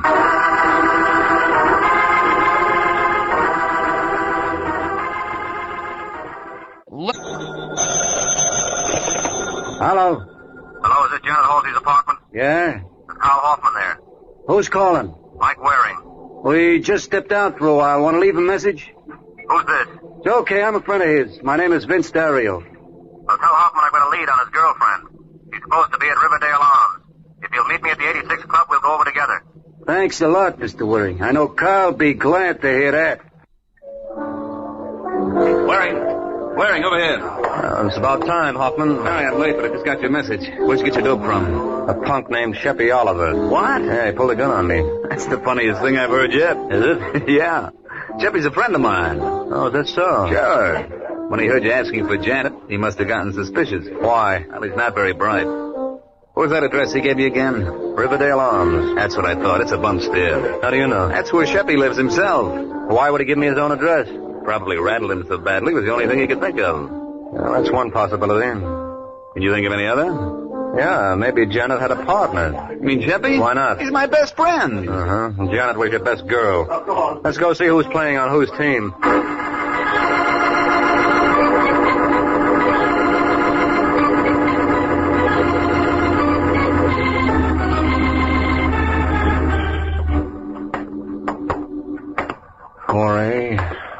The last one down the hall, Waring.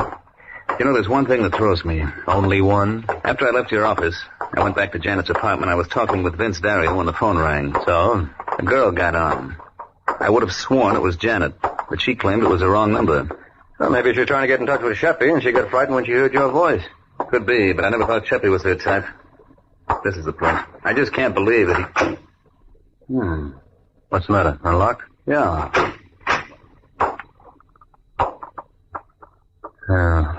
Just as I figured. Well, I guess I better call the police, huh? Well, what's the matter? Take a good look. Holy smoke. It's Sheppy. Yeah, and with that slug in his head, I don't think he's in any position to call the cops himself. Where's the phone?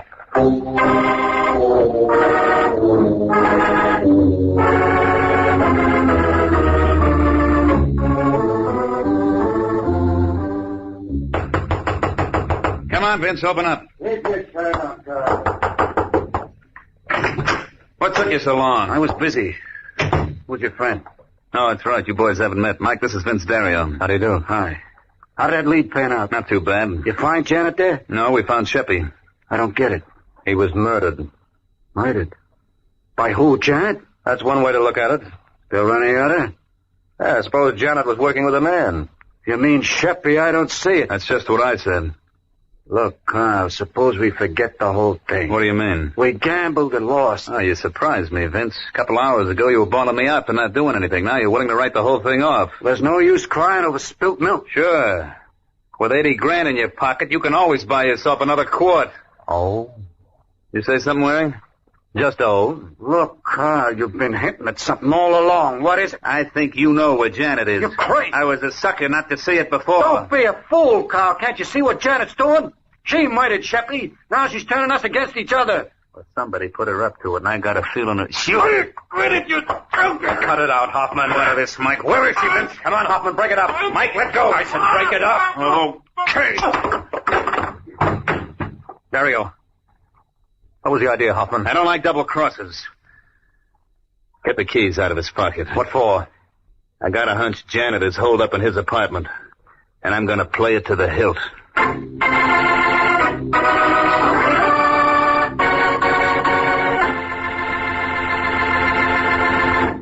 Only a few minutes have passed since Carl Hoffman decided that Janet might be hiding in Vince Dario's apartment.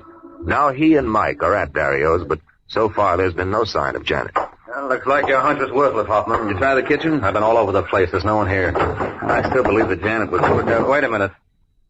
Open that drawer again. I thought I saw an envelope in there. Yeah, you're right.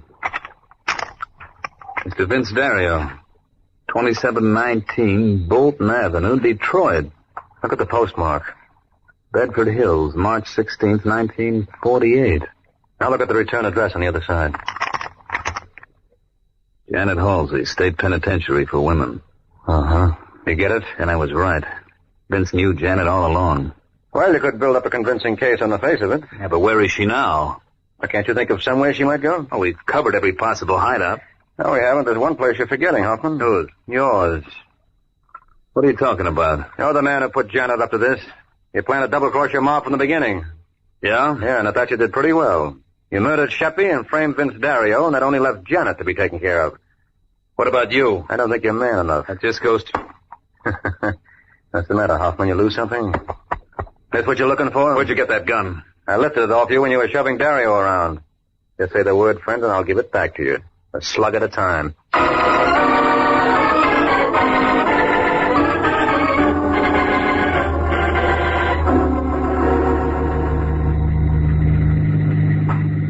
Well, what happened after that, Mike?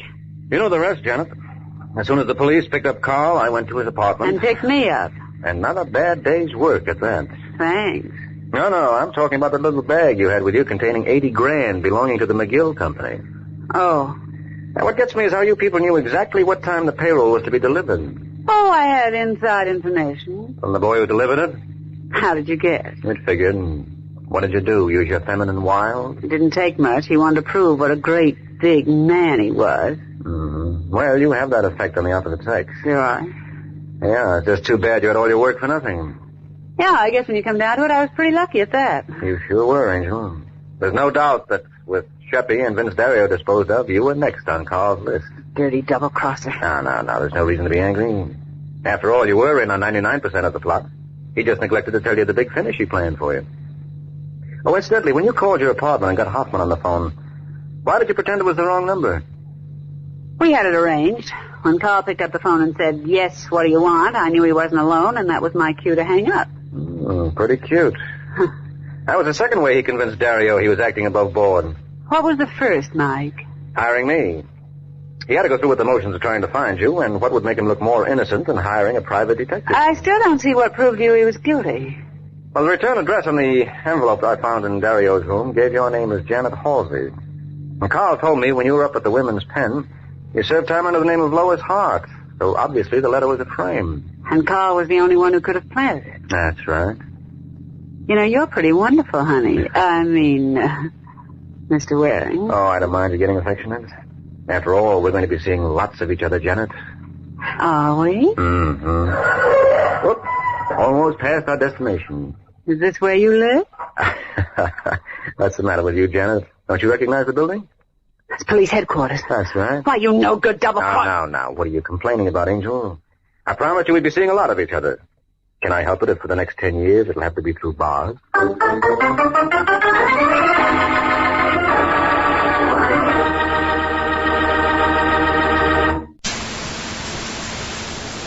The American Broadcasting Company presents Pat Novak for Hire.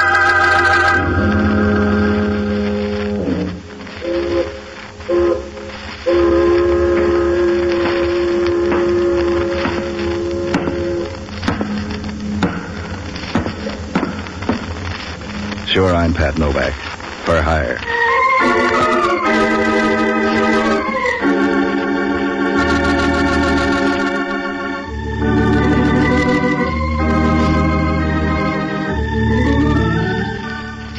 I got a couple of boats down on Pier 19 on the San Francisco waterfront.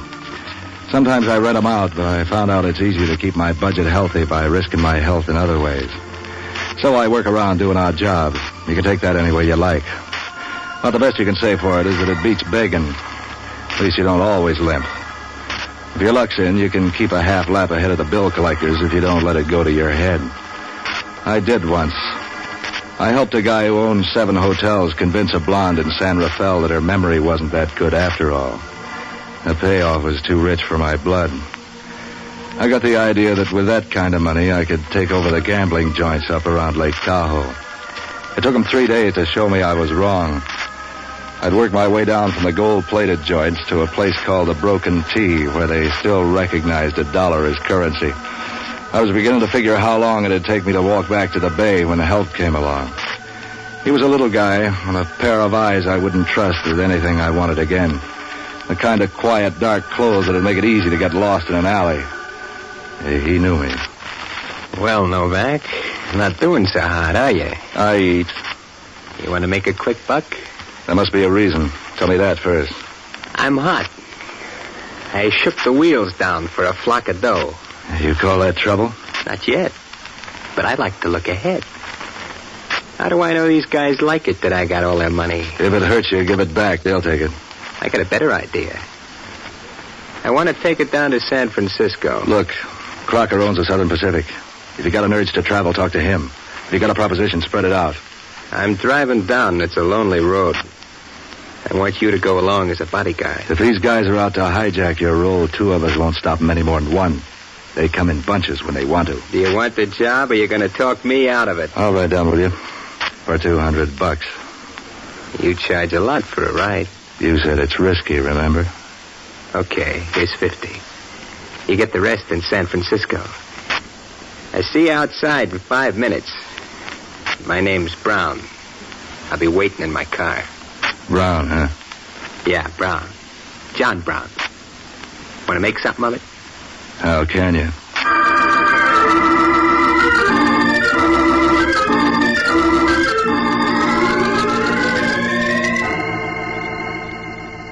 He was a quiet guy. We drove along for a couple of hours, and you could have repeated all he said on one deep breath. I kept watching the cars along the road, waiting for the muscle boys to show up, but nothing happened. Pretty soon I got the feeling that they weren't after him at all. I guess he'd seen too many movies. I finished off a pack of cigarettes as we got down out of the mountains and got him to stop at a roadside joint for reloads. He wouldn't leave the car, so I was all alone when the girl came up to me at the bar. You going down to San Francisco? Something like that. You got room for me? How far are you going? That depends on who I'm with. You might be handy at that. Car's without a heater. I don't have to own it. So you'll keep one hand on the wheel. So you better ask the guy who does. He's sitting out in the car. Why don't he come in? Don't build him up so fast. I got a car, too. Where'd you get it? Steal it? You selling medical insurance, maybe? Why? You're gonna need it if you keep elbowing into my face. Speaking of elbows, what do you mean trying to muscle in on my dame? You 2 together? Yeah, why? That's what I've been wondering. Why? So long, sucker. What do you make of that? I'd say you're out. You don't have to slide. You're to blame for this. Yeah. And tomorrow I'm gonna make it rain. I can start a storm right now. Go right ahead. You got the wind.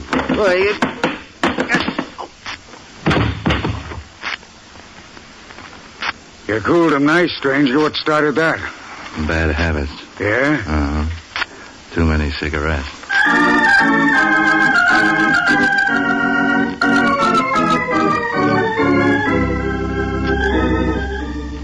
I guess I didn't have to hit the guy, but I was all geared up over the ride. I had to take it out on somebody. Outside, the air was cold and clear. A river made soothing noises in the darkness. I figured it'd be an easy night from then on in, but Brown was having the fidgets. Come on, Novak. Let's get going. Where's the dame? What dame? One came out here, a hitchhiker, wanted to ride to town. I didn't see any dame. Come on, let's go. That's queer. What's queer? Let's go, let's go. And suddenly you're nervous. What's the matter? When I need a doctor, Novak, I know where to find one. Yeah? Can you find one whose shakes synchronize with yours? Otherwise, he's going to have a tough time with your pulse.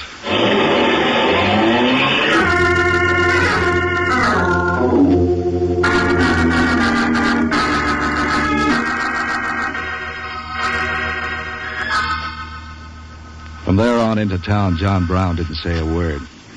When we came across the Bay Bridge, he stopped in the terminal and made a phone call. Then we drove up to his place, a big corner apartment house up near the Civic Center. He told me to wait in the car while he went in to put away the money. I sat and smoked cigarettes and watched the dawn begin to light up the long, empty streets. I must have been there half an hour before anything happened. Then it all began to happen at once, starting with Hellman.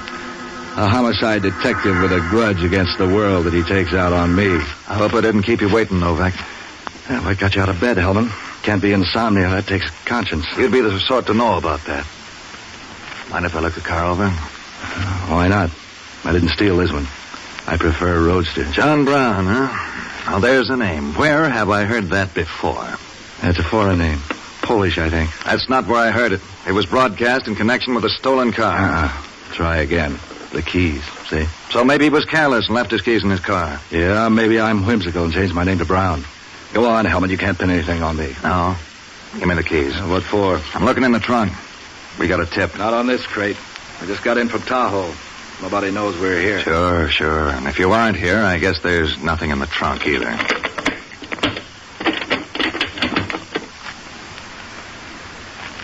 I'll bite. What'd you find? A body. A girl's body. I'm not intruding, am I? Not on me. You better get Brown. He's in the apartment there. Sure. But won't you be lonely? Look, Brown hired me to ride down from Tahoe with him. He cleaned up at the tables and wanted protection for his role. It's his car and his girl. Let's get him. All right, come on.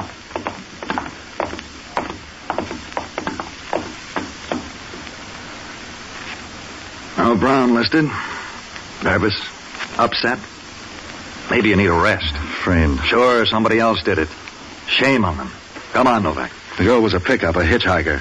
Why should he kill her? I got a better question for you. Where can I get a lawyer? I saw a purse with the body. Let's look it over. Don't tell me you didn't rob her, too.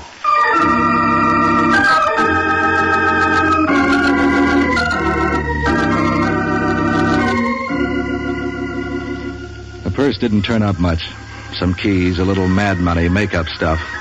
A letter to Alice Stone with an address out in the Potrero district. The letter was no good, just a guy trying to patch up a split. I had a hunch that Brown must have known Alice. That was the only way the killing made sense. I needed to get some dope on Brown. I needed to know about Alice. Hellman took Brown's address off the registration card, and I couldn't see where that had helped me any. No one had seen us together all the way down from Tahoe. Even if Brown were picked up, he could swear he'd never seen me before. With the car listed as stolen, he was a cinch to prove it. Yeah, I needed help bad. So I started looking for my old friend Jocko Madigan, an ex-doctor turned boozer who had more connections around town than the water department. I ran him down in a trap on Ellis Street trying to hold back the recession in liquor sales. Hello, Patsy, my boy. Join me. This is the first one today. Look, I'm in trouble, Jocko. You're in trouble. Think how I feel. What's the matter? Sick? No, just worried. I was reading in the paper here that the good ship Clyde Harris went down off the New England coast last night with 10,000 cases of scotch on board. Yeah, there's some left. Listen, Jocko, I'm in a jam. When did that become news? I was up at Tahoe, and a guy hired me to drive him down here. He didn't know you. It turns out the car is stolen. There's a body in it. And the guy's disappeared. Well, I don't blame him. The body belonged to a girl named Alice Stone at this address. 10,000 cases of scotch. Can you imagine that? And the way I figure it, the girl must have known the killer. I'm not very sure that John Brown, who claims his car was stolen, is innocent either. It's mighty strange that he left the car keys lying around. What'd you want me to do? Get on the grapevine. Find out if this John Brown is tied up in the rackets. The same for Alice Stone. Find out if they ran around with each other. Whatever you can about them. All right, Patsy, but you'll have to wait. I've got to catch up on my drinking first. Can't you lay off this stuff for a little while? Are you telling me how to live my life again? You who consort with murderers, car thieves, and women of dubious ways? Push the bottle over here. Look, Jocko. See if you can put the finger on a neat little guy with a pair of con man's eyes. Black hair, toy mustache, and dresses like Dapper Dan. About 150 pounds. Imagine you trying to tell me how to live. You who've got more bad habits than a dope fiend's convention. The guy goes for dark, expensive clothes. He doesn't talk much unless he has to. When I drink, I get the hangover. All you have to do is breathe regularly, and trouble's all over town. If you had any social conscience, you'd go somewhere and hang yourself. I can't understand how I tolerate having you around. Will you get a line on the guy for me? From the way you described him, it ought to be a lay-down cinch. There's only about 10,000 men in town who'd fit that description. Will 100 or so of them be enough? I want one. It's a long gamble. But try, will you, Jocko? Imagine that, with the ocean full of ships hauling guano, bones, cattle, oil, lumber, pineapples, sugar, old newspapers, and gunny sacks. The one boat that has to sink. Will you get on it? Oh, there's no hurry. It's only you at stake. So long, lover.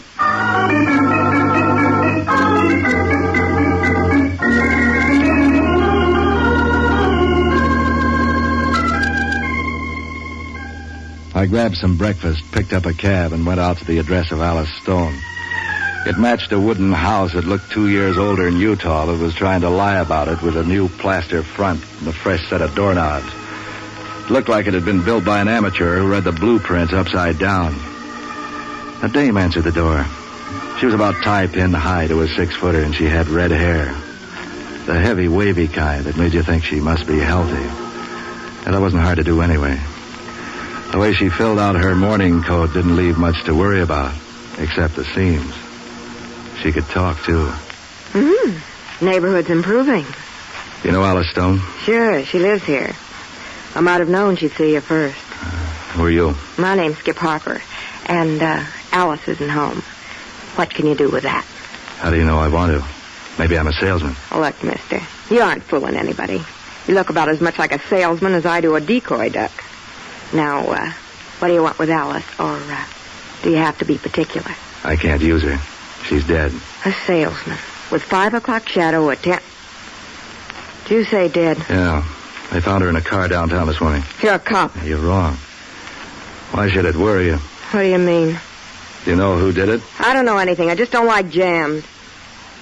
Tell me how it happened. We were coming down from Tahoe. She was in a roadside hamburger trap. She asked me for a ride, and I sent her out to talk to a guy who owns the car. The next time I saw her, she was tucked away in the trunk. Why'd a guy kill her, just like that? That's what I'm after. Maybe he just didn't like James. There's probably a better reason. You think maybe he knew her? Yeah. That's where you can earn a gold star. Did you know anybody by the name of John Brown? Describe him.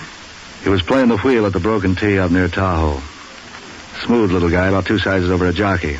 Waxed mustache, a pair of eyes you could use to freeze fish. That one.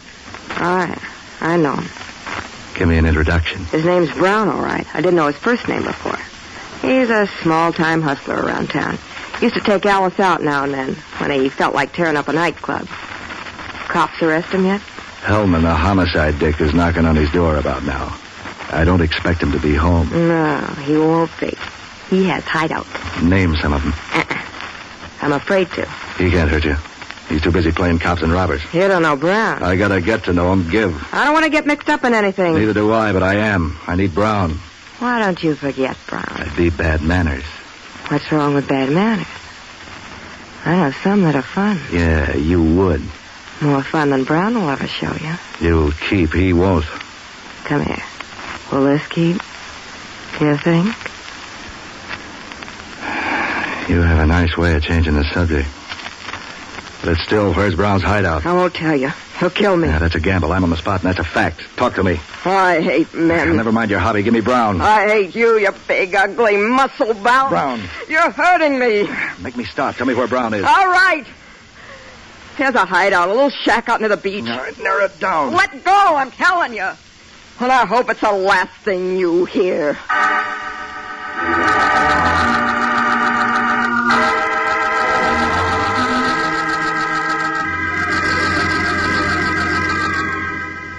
From Skip's place out to the beach wasn't much of a drive. I went up and over Twin Peaks, watching the city and the bay spread out beneath the road like a giant map. The sun was working for the Chamber of Commerce that day, and the whole region was... Every backyard was full of clothes blowing in the wind. As the highway neared the beach, it began to turn up bunches of kids on their way to cash in on the weather. John Brown's hideaway was one of those old pioneer shacks built out near the ocean in the old days by guys who wanted to get away from it all. It was painted a weather-beaten brown, tilted a little on one side, and it looked like something that had been washed ashore in a bad storm a long while ago. I knocked on the door, but all that bought me was echoes, so I made a door out of one of the side windows. The inside of the place looked like something out of a hobo jungle. None of the furniture matched. The best piece in sight would have made a junk man sneer. There was a broken-down setup for poker and a tired double bed, and after that you were practically on your own. The kitchen didn't turn up anything but a flock of ants and some empty bottles.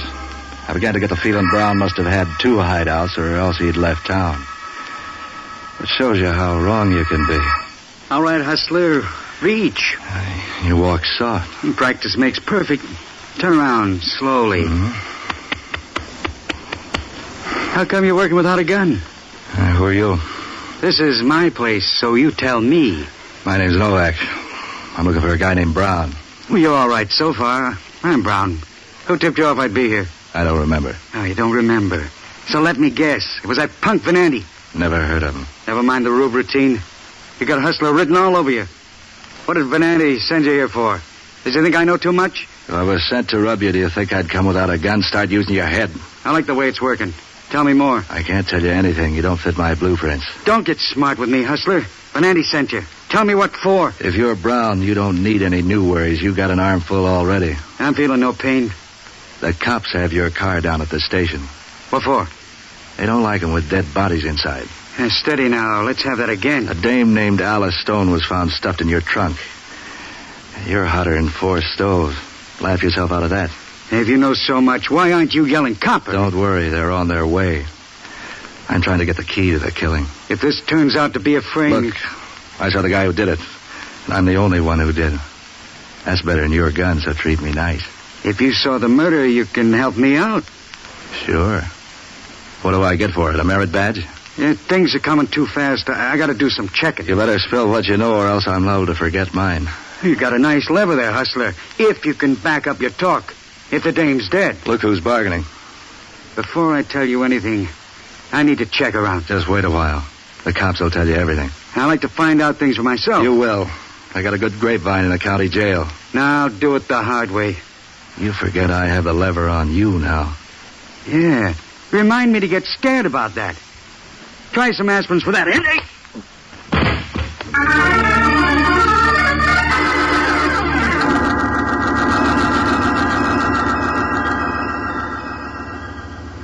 I woke up twice before I decided to make it stay that way.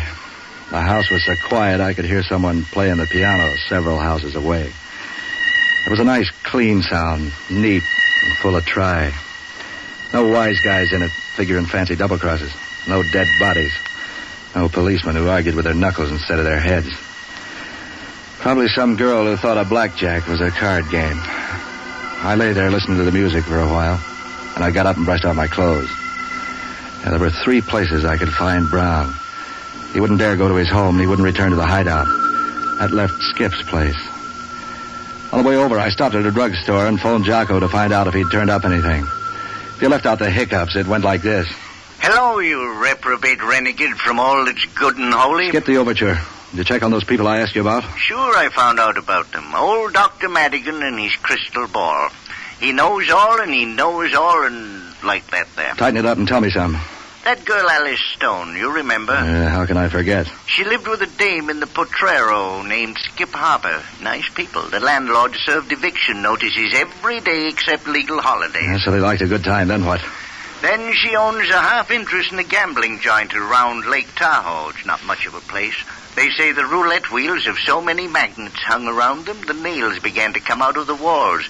Her partner runs the joint, and she shows the suckers in from down here. How'd you make it the wheels crooked? I have my informants. I have a network of good drinking folk who get around and hear things all the time. You'd be surprised how careless a guy can get with talk when he's got his elbow in a barroom ashtray. Now, as I was saying... If the wheels are fixed, how come Brown was able to shake the joint down for $50,000? I don't know how he did it. Maybe he was wired, too. All I know is that they've got better control of the ball than Bob Feller ever had on his best day. It's easy to believe if you know Skip's partner. Introduce me. Name's Venanti. What's that again? The partner's name's Venanti. He's wanted in 8 states and Cuba. Venanti. I'll remember the name. What'd you get on Brown? John Brown? Oh, swell guy. Helped free the slaves. A friend of man. A tribute to the I've nation. heard that song. Now let's talk about the local Brown. A small-time hustler. Petty larceny stuff. You didn't get any tie-ins with Venanti? Oh, yeah. He was up at the gambling joint near Tahoe last night. Cleaned the place out. $50,000. That would buy a lot of schnapps. It's beginning to fit together. No doubt your mighty intellect has found the key. I can count up to 10 if I don't wear mittens. Sometimes 13, I'll bet. Well, who did what to whom? Brown's got a partner working for him. You don't say. I'm going over and shake it out of Brown. He must know where the guy's hiding. Well, don't go looking into too many auto trunks. Those things bite. So long, lover.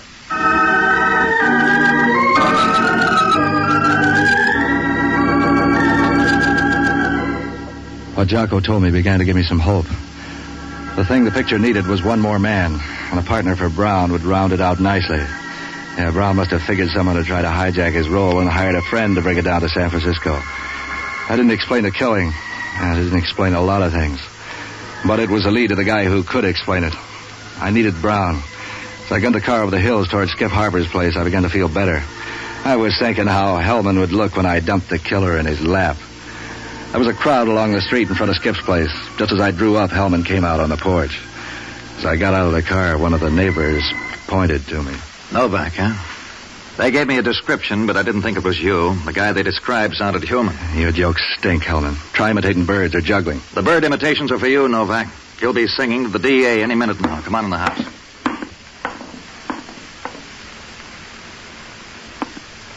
Ah, it's Brown. Where's the dame? What did you do, kill her, too? Come off it, Hellman. You can't pin this on me. I don't have to. The neighbors did it for me. Why should I kill my alibi? Because he wasn't.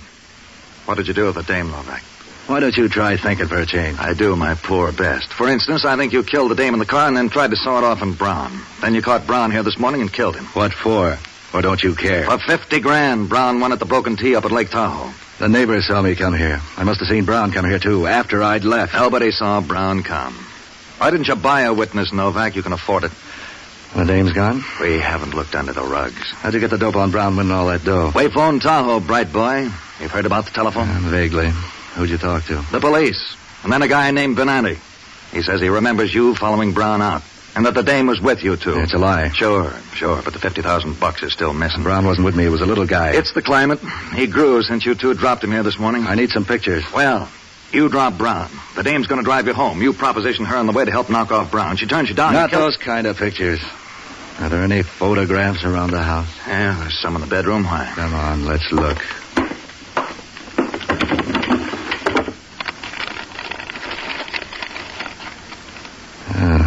The way she looked, she'd like cameras. Here's one on the beach. What's she wearing? That's a bathing suit. Here's the one. Tahoe. Well, look at this nightclub gown. How do they hold those things up? Thumbtacks. And so that's Venanti. Look at the two of them posing in front of their sucker trap. So what? He's the guy who did it. Sure, over the phone. Did you phone him or he phone you? He phoned. You want him? What for?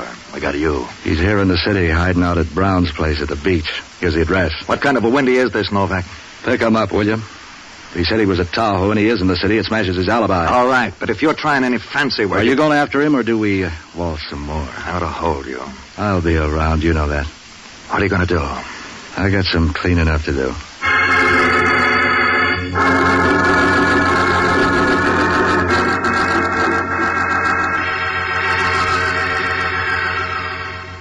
There was only one place for Venanti to be. I headed the car out Potrero and down Bayshore Highway to the airport. I was betting everything on a hunch. Sometimes that's the way you have to play it. Sometimes hunches pay off. The plane I got was built for hurry. Skip still had her overnight bag in her hand when I walked in on them at the Broken T. Venanti began to act nervous when he saw me. Yeah, but not Skip. I began to wonder if she'd ever known how it felt to be frightened. You'd never guess it from the way she talked. Hello, Novak. Don't you ever shave? I had a close one just now. Doesn't show. You don't know where to look. What do you want, Novak? I got it. Don't be cryptic, baby. It doesn't become you. You don't act nervous. Does you care about jail? Nobody's going to jail, Novak, except you, maybe. I'd be nervous if I had to explain all those dead bodies back in Frisco. We don't know anything about dead bodies. We've been up here for hours. Yeah? I had a hunch that'd be your alibi. That's no alibi, Novak. It's a fact. It won't gel, Venanti. You're cooked. Look, Novak. Brown deserved to die. He killed Alice, and before that he fixed the wires on the wheel so he could break this place. He robbed us of $50,000. We had a right to get it back. Is that what Venanti told you? That's the way it happened, Novak. There's $10,000 in it for you, if you can remember it that way, too. $10,000? Easy there, Vin. That was a little double talk, baby. He was trying to bribe me to dummy up on you. Dummy up? I know what happened. When you get through dreaming, try this for a bedtime story. Venanti hired Brown to pick up the winnings while he ran the table. Then with Brown dead, Venanti was going to fly back here in his private plane for the same alibi he's using now. Only he'd own the Broken T. You're lying. Shut up, Vin. Tell me more, Novak. The plan began to sour up when Alice tried to thumb a ride. Alice knew him, so he killed her. He still needed to kill Brown, but he figured then he could hang the double killings on me. That'd make it even better. You're on the needle, Novak. The only trouble was that Brown wasn't home. Vin had to chase him. When he finally found him, Brown was at your place. I don't know what happened there, except that Venanti must have killed Brown before he had a chance to talk. I was out. I'd gone to the store. So when you come back, Brown's dead, and Venanti tells you he did it to recover the money. Yeah. So you were going to double-cross me, baby. He's lying, I tell you. See if you can prove it to a jury. I should have known. In case you get any fancy ideas about trying to lie out of it, I got a witness to feel the motor of your plane. It's still hot. That 10 grand offer still stands. I need you to clear me. Yeah. And I could use the sole ownership of this joint. You wouldn't rat on me. Oh, watch me, baby. I'll let you rot in jail. Novak, I'll make it $25,000 if you help me quiet this dame. You would, Ben? Start out by quieting this.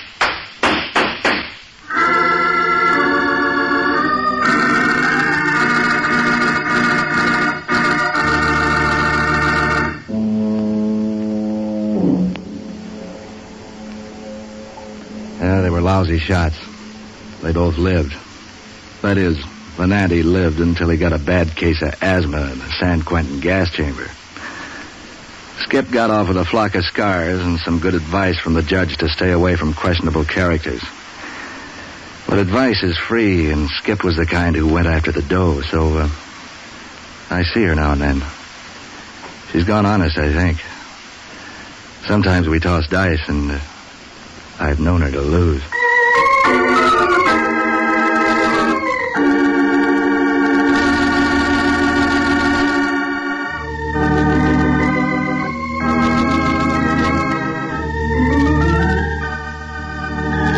Heard on tonight's program were Ben Morris as Novak, John Galbraith as Inspector Hellman, Jack Lewis as Jocko, and Mary Milford as Skip, with Henry Leff, Jerry Walters, Kurt Martell, and Lucille Bliss. Special music by Otto Clare.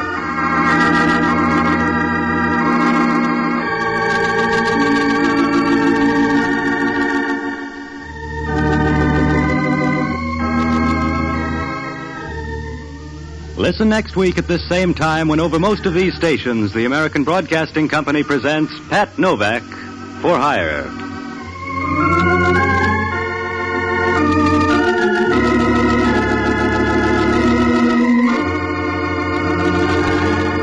This is ABC, the American Broadcasting Company.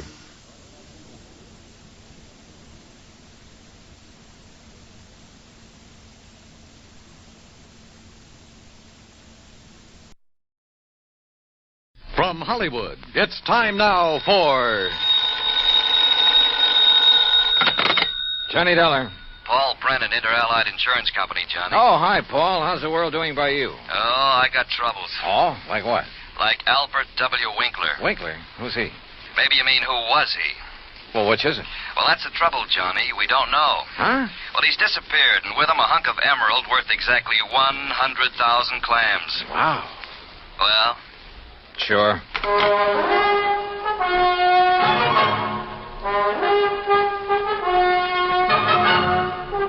Bob Bailey in the exciting adventures of the man with the action-packed expense account. America's fabulous freelance insurance investigator. Yours truly, Johnny Dollar.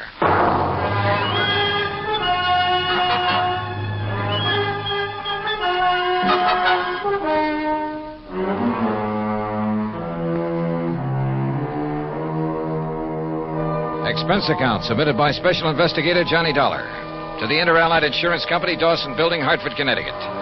Following is an account of expenses incurred during my investigation of the Blooming Blossom matter. Expense account item 1, $1 even. Taxi from my apartment to the offices of Inter-Allied, where Paul Brennan wasted no time in getting to the point. Albert Winkler was a partner in a small jewelry firm down in New York. Real exclusive type place. Fluid and Winkler? Yeah, that's the outfit.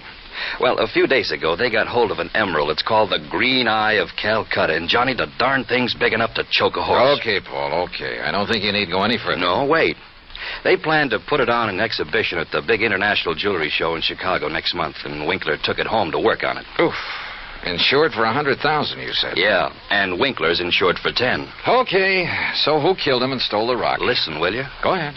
Well, Sunday morning, his partner Blewett tried to phone him at his apartment. No answer. So Blewett sauntered down to the office thinking he might be there. But no sign of him? Right. Nor of the Green Eye of Calcutta. Only a note Winkler had left the night before saying he was taking the stone home to work on it. Well, that makes it look as though maybe Winkler... Listen. About that time, the phone rang there in the office. It was the police department. also looking for Winkler. Oh. Yeah, they'd been called by Winkler's landlord after a chambermaid had found his apartment completely ransacked and the old boy missing. Uh-oh. Who's working on it? For the NYPD, I mean. Sergeant Randy Singer, 18th Precinct, homicide. Old friend of yours, I believe. Yeah, good man. Has he come up with anything? Nothing. Well, Johnny? Sure, Paul. Now? Now. Item 2, another $1 for a taxi back to my apartment where I slicked the stubble off my face, showered, dressed, and was about to head for New York when the phone rang.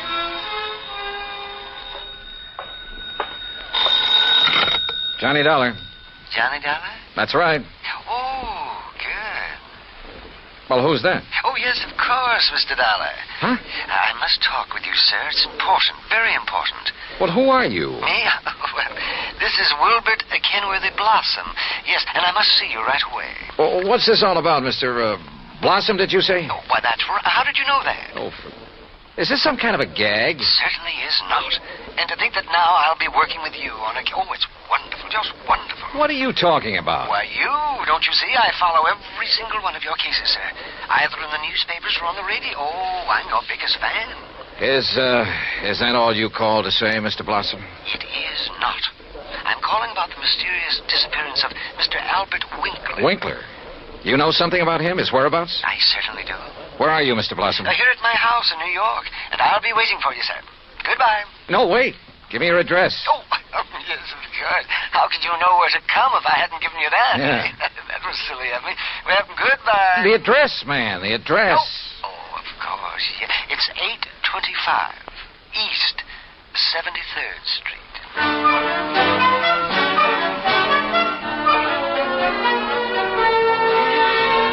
Item 3, $9.20, transportation and incidentals to New York City and 825 East 73rd Street. It turned out to be one of New York's famous old brownstone houses, well preserved and reeking of an era long past, when the city's wealthy and elite had built row on row of these monuments to a now forgotten financial aristocracy. Oh, come in, Mr. Dollar.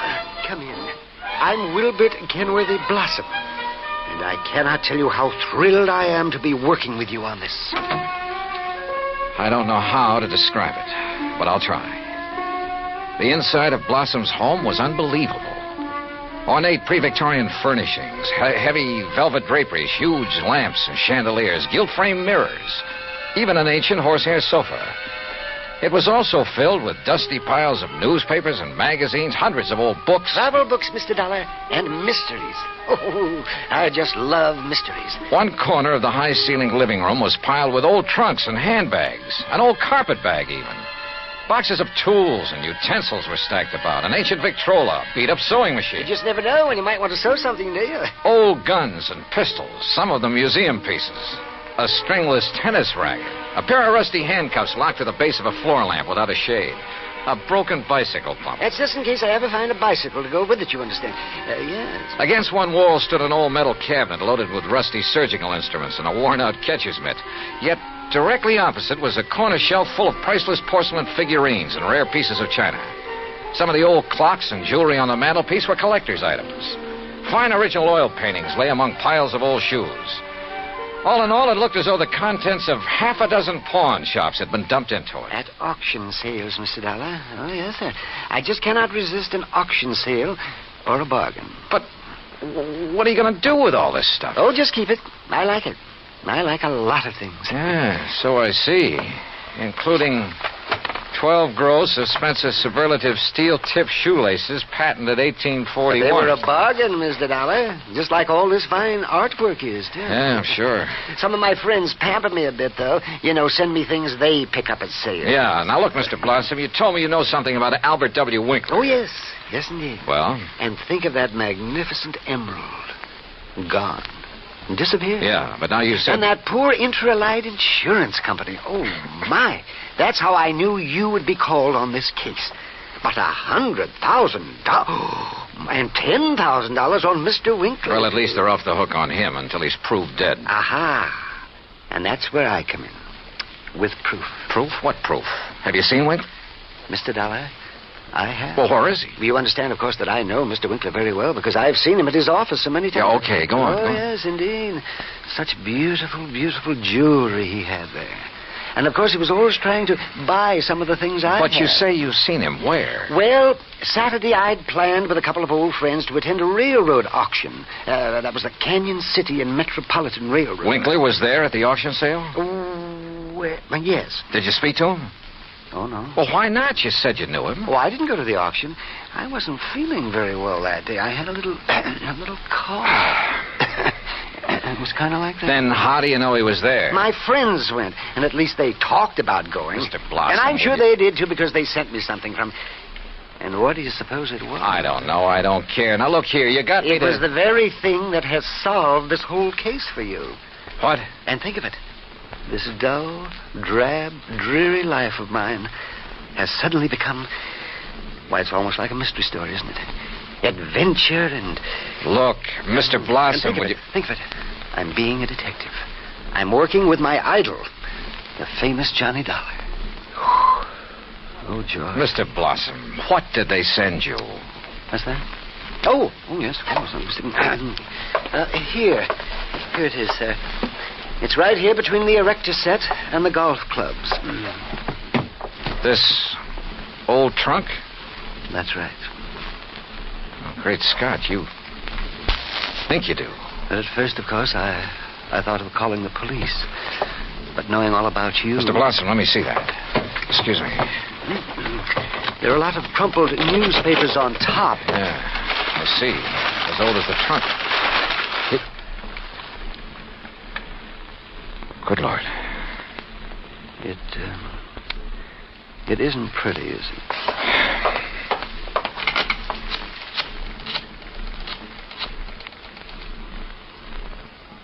Sergeant Randy Singer, homicide. Randy, Johnny Dollar, get somebody over to 825 East 73rd Street right away, will you? Body of Albert Winkler. Randy got there in a matter of minutes. Got the same story from Blossom that I had, then called for the lab crew to come and take over. Now, who delivered this trunk, Mr. Blossom? But it was just a delivery man. Can you describe him? Would you know him if you saw him? Yeah, well, he was big and strong. He was very strong. Distinguishing features, scars or a limp or a beard or something? Well, I told you, Johnny, he was big and strong. How old? Well, I would say he was somewhere between 25 and, Yeah?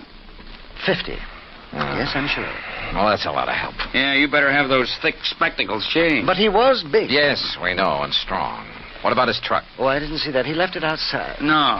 Now, look, these friends of yours who did attend the auction, who were they? Oh, yes. Now the investigation proceeds. Now the excitement... Who were they, Mr. Blossom? Well, there's Randolph Harrison and Percival...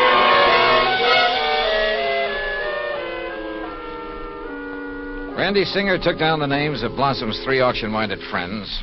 The lab crew arrived. Randy took off to dig up Blossom's friends, and I took a cab. That's item 480 cents to the apartment of Elwood Blewett, Winkler's partner in the jewelry business. Blewett lived alone in a modest but tastefully furnished 5 or 6 rooms on East 52nd Street. Of course, Mr. Dollar. I'll be glad to help you all I can. Albert's death has been a terrible blow. Yes. Well, tell me this, please. Yes? Did Mr. Winkler make a habit of taking valuable pieces of jewelry to his residence? Yes, Albert often took pieces home with him to work on them, clean, polish, and so on. Wasn't that a rather dangerous practice? Frankly, I always thought so, but he felt there was far more chance of being robbed if he were alone at the office than at his flat, where he wouldn't be expected to have anything of great value. Well, who has seen the Green Eye of Calcutta besides you and Mr. Winkler? I'm not sure. Of course, almost anyone would have been able to recognize it. Because of the publicity and pictures when you brought it over here? Yes. Come to think of it, Blossom indicated he'd been much impressed with it. Wilbur Blossom? Yeah. You know him? He's been in the office many times. He and Albert were always bickering over pieces that either of us... Bickering? Well, it was really something of a joke. Albert always wanted some of Blossom's heirloom pieces, and Blossom wanted some of the finer things we had. Did he ever buy? Never. He always wanted us to put them up at auction or at a bargain price. Hardly our way of doing things, needless to say. When did you last see Blossom? Why, last Friday. I was busy with an important client, and from the back room where Albert worked, I remember hearing Blossom insist that Albert show him the emerald. What did he? I don't know. The silly argument got so noisy that I closed the door on them. Oh, now wait. Certainly you aren't thinking that perhaps Wilbert Blossom... I'm not quite certain what I'm thinking, Mr. Blewett. Item 5, 10 cents, phone call to Randy Singer. No, not a thing, Johnny. One of the 3 names on Blossom's list is in Europe. The other 2 did go to the railroad auction, but purchased nothing. Randy, do a couple of things for me, will you? Like what? Phone whoever is stationed at Winkler's place that I want to look it over. Sure, everything is just as it was, including the poker that was used to kill him. Also, I want a copy of the picture of the trunk your lab boys took and the list of Blossom's friends. I'll have them waiting for you. And post a man at Blossom's place. Keep an eye on him. Yes, right away. Johnny, have you learned something that... No, just, just for his protection, say. I'll talk to you later. Yeah, but...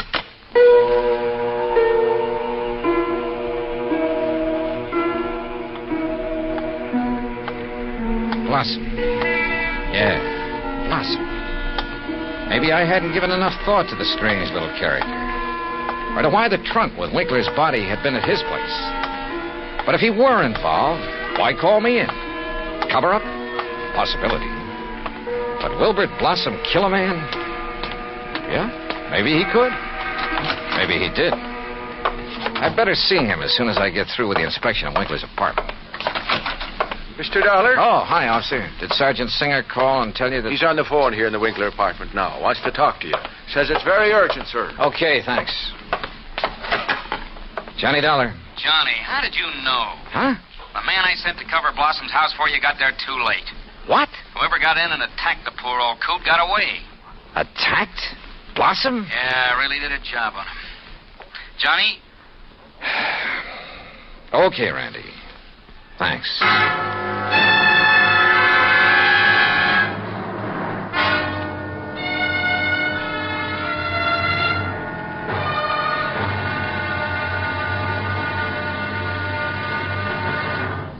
Act 2 of yours truly, Johnny Dollar, in just a moment. Democracy. As everyone knows, democracy means many things. Self-rule of the people, a higher standard of living, freedom of speech, press and religion, rights and privileges, liberty. But the most vital promise of democracy is mankind's right to dignity. For it is through the dignity of man that democracy has given mankind its greatest legacy of freedom. Now, Act 2 of yours truly, Johnny Dollar, and the Blooming Blossom Matter.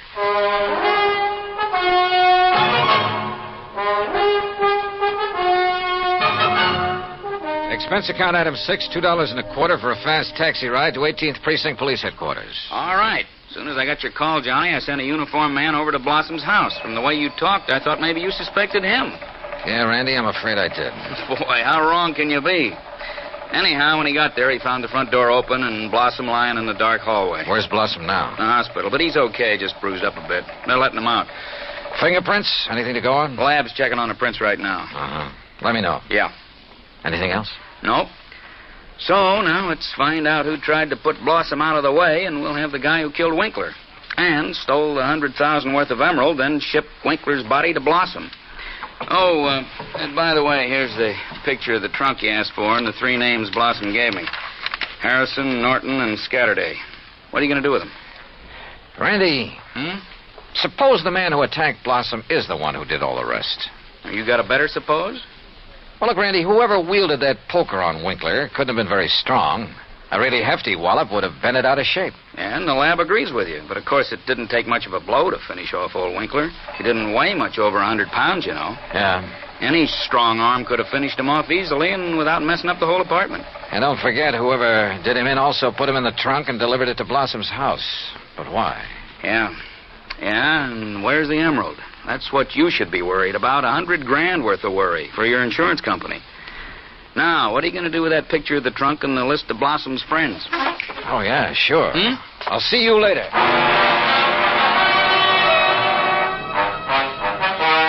Item 7, $5.50 for a taxi to the warehouse of the Canyon City and Metropolitan Railroad over in Jersey. There I finally managed to track down a man who knew something about their occasional auction sales of unclaimed baggage and stuff. Insurance investigator, eh? That's right, Mr. McKinney. One of those boys with a fancy expense account, eh? Well, that's a matter of opinion. Look, you had an auction sale here last Saturday, didn't you? That's right. Handled it myself. Want to know something about something we sold off? Exactly. Then I'm your man. Always remember all about every single item I sell and who bought it and all about them. That's fine. Because I want to know if any of the names on this list bought from you on Saturday. Yeah? Randolph Harrison. Man by the name of Harrison buy anything? Nope. How about Percival Wentworth Scatterdag? Nope. Ellsworth Norton? Nope. You sure, Mr. McKinney? I'm sure. How about Blossom? That a man's name? Yes, Wilbert Blossom. Well? No, sir. Nope, never heard of him. And like I told you, I never forget the stuff I sell or the fellas I sell it to. Wait. This picture of a trunk. Huh? Have you ever seen this trunk? Well, yes. Did you sell this trunk on Saturday? Yes, I did. To whom? Come on, man, it's important. Well, I was real early in the sale. Yeah, before most of the people got here. Bought this trunk and had it sent to his apartment in New York. And his name? Well, it was a funny kind of name. Blinky or Winky or... Oh, no. Winkler. Winkler. That was it. Albert Winkler. Item 8, $2, 2 drinks for myself at the nearest bar. But they didn't help to kill my feeling of utter frustration. Item 9, $5.50 taxi back to 18th Precinct headquarters in New York for want of a better place to go. Oh, it's about time you got here, Johnny. Oh? We matched up the prints we found after Blossom was attacked. You know who made them? Yeah, here's his card. Carlo Bernasconi. Any reckon? Couple of a dozen arrests, only one conviction. Anything to do with jewelry? Better. Accessory to a hijack operation a couple of years ago. He drove the truck. Hey. Sure. Got a mugshot of him? We got him. Downstairs. Come on, I'll take you down. Randy, what's he look like? Like you'd expect the truck driver to look. Big husky brute. Has he admitted anything? Well, the threat of a murder charge made him talk all right, but none of it makes any sense. Of course it doesn't. But he's our boy, all right. He killed Winkler, beat up Blossom. I thought your lab decided whoever killed Winkler was a small fella. Yeah, So the theory about the same man killing Winkler and beating up Blossom doesn't work. But, Johnny, holy...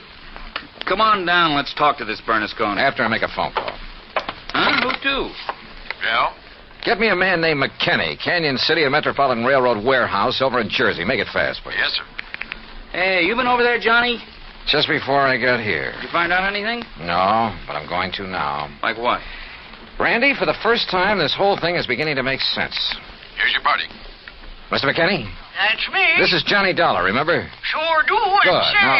I've been reading in the paper since you left here about that body found in the trunk over there in New York. Yeah, well, look. Is that the same trunk you was over here asking about? Yes. Now, you told me that trunk was bought by a man who gave his name as Winkler. That's right. Do you remember what he looked like? Sure do. Why, I can give it to you as accurate as if it was in the police files. Well? Height, 5'9", maybe 9.5. Go on. Weight, between 155 and 58. You see, when I was young, I worked with a Carney show guessing weight and height, and if I didn't guess it right... Yeah, okay. Now, how about the color of the eyes? Well, I noticed them because of the way he squinted through them thick, old-fashioned steel glasses. Thanks, Mac. I'm sending you a 10 spot in the next mail. Well, now... Well, Johnny? Come on, Randy. Let's go down and see this Bernasconi. You find something out new? Yeah, and I don't like it. I don't like it.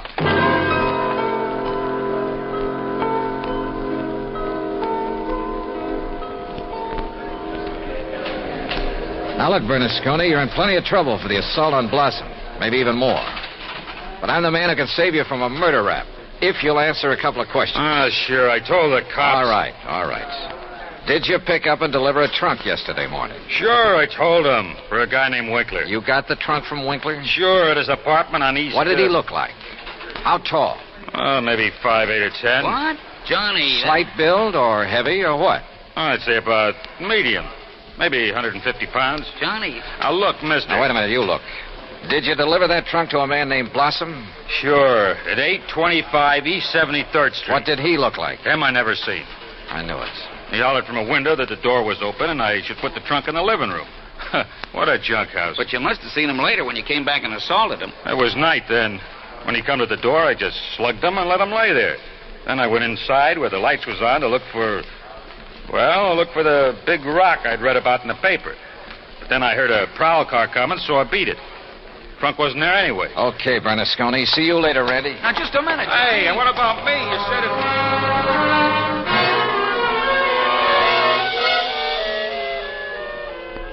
Item 10, 90 cents, taxi to Wilbert Blossom's old brownstone house on East 73rd.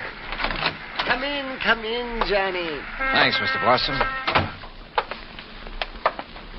All recovered from your beating? Oh, of course I am. Here, sit down. You said you wanted to help me on this case. Oh, yes, indeed. Why, this chance to work with a man I consider the finest insurance investigator in the world. Yeah. That's why I called you when I got the trunk with Mr. Winkler's body in it. Mr. Blossom, why don't you tell the All truth? my drab, dull life, I wanted to be a detective, an investigator. And this was my chance. My chance... Tell the truth, did you say?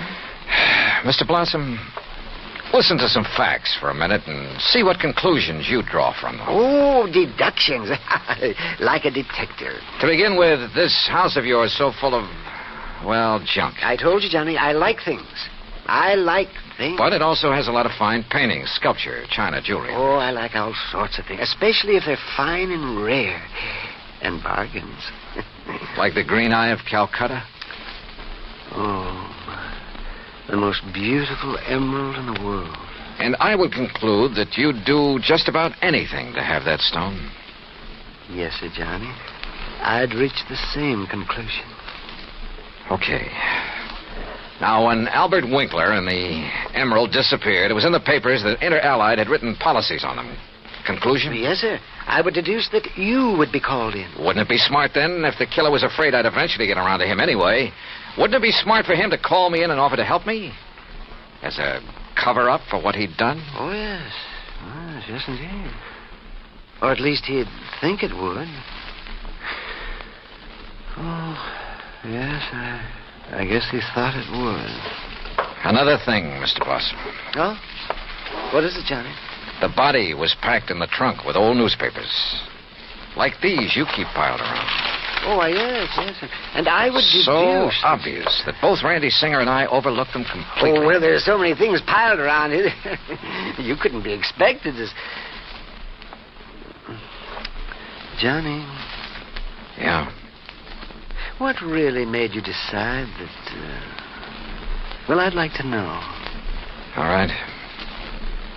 Albert Winkler was a frail little old man, about 4'11", not much over 100 pounds. Yes, he was. But the man who bought the trunk and had it sent to Winkler's apartment, who gave his name as Winkler, that man was about 5'9", 155 pounds. And he wore thick, old-fashioned steel-rimmed glasses. But, Johnny, I can't see without them. Then there's the truck driver. The man who ordered the trunk delivered to this house gave his name as Winkler, too. But Winkler was dead by then. Dead from a blow inflicted not by some big bruiser, but by somebody of, say, your build. Oh, that awful truck driver who thought the emerald would be in the trunk and came here to steal it and who beat me up. I suppose you want the emerald. Yeah.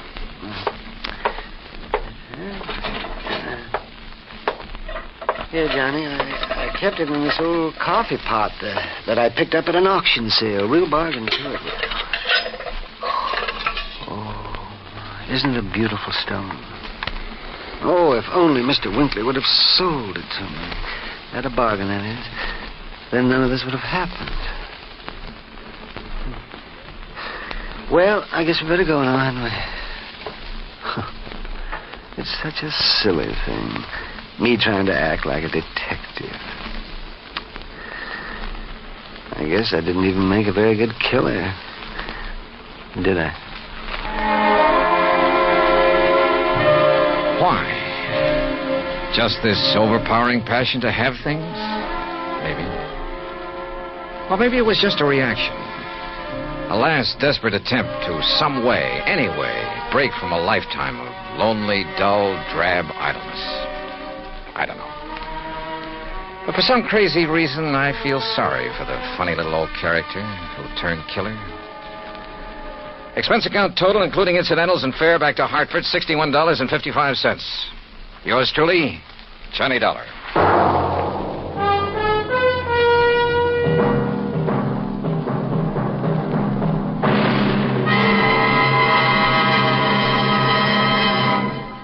Now, here is our star to tell you about next week's story. Next week, A case so simple, so easy, so obvious, that it proves almost impossible to solve. Join us, won't you? Yours truly, Johnny Dollar.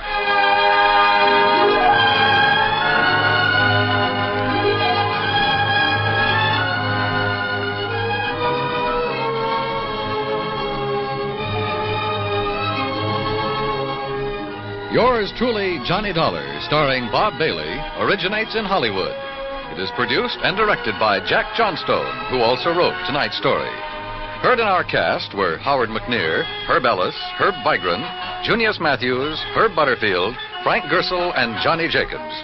Musical supervision is by Jerry Goldsmith. Be sure to join us next week, same time and station, for another exciting story of yours truly, Johnny Dollar. Dan Coverly speaking. Johnny Dollar has come to you through the worldwide facilities of the United States Armed Forces Radio and Television Service.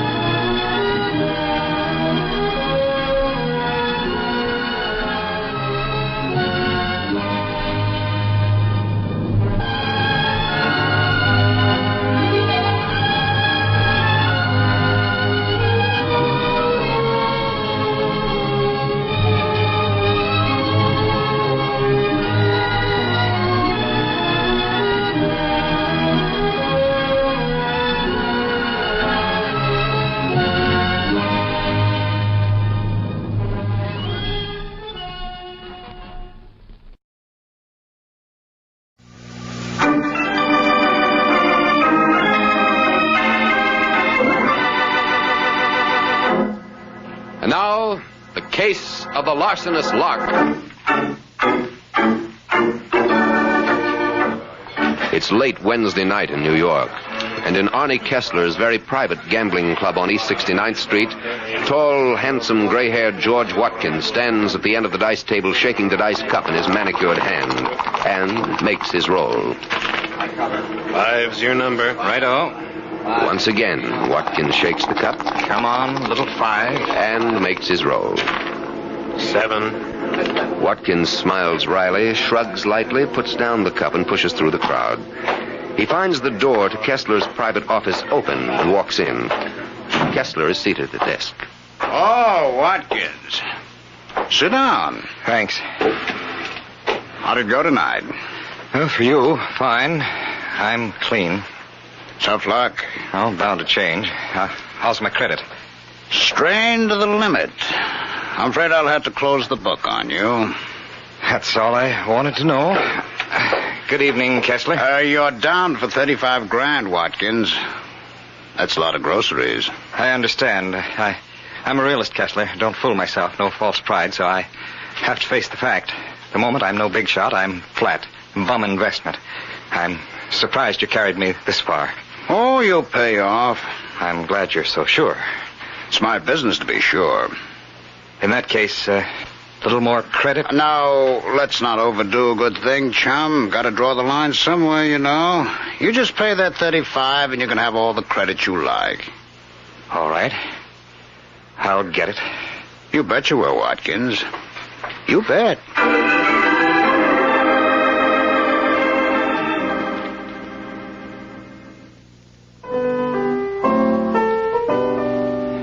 Rex, here you are. Just sign these papers and I'll run along. Just a minute, Watkins. Rita, get this. How do you like this phrase?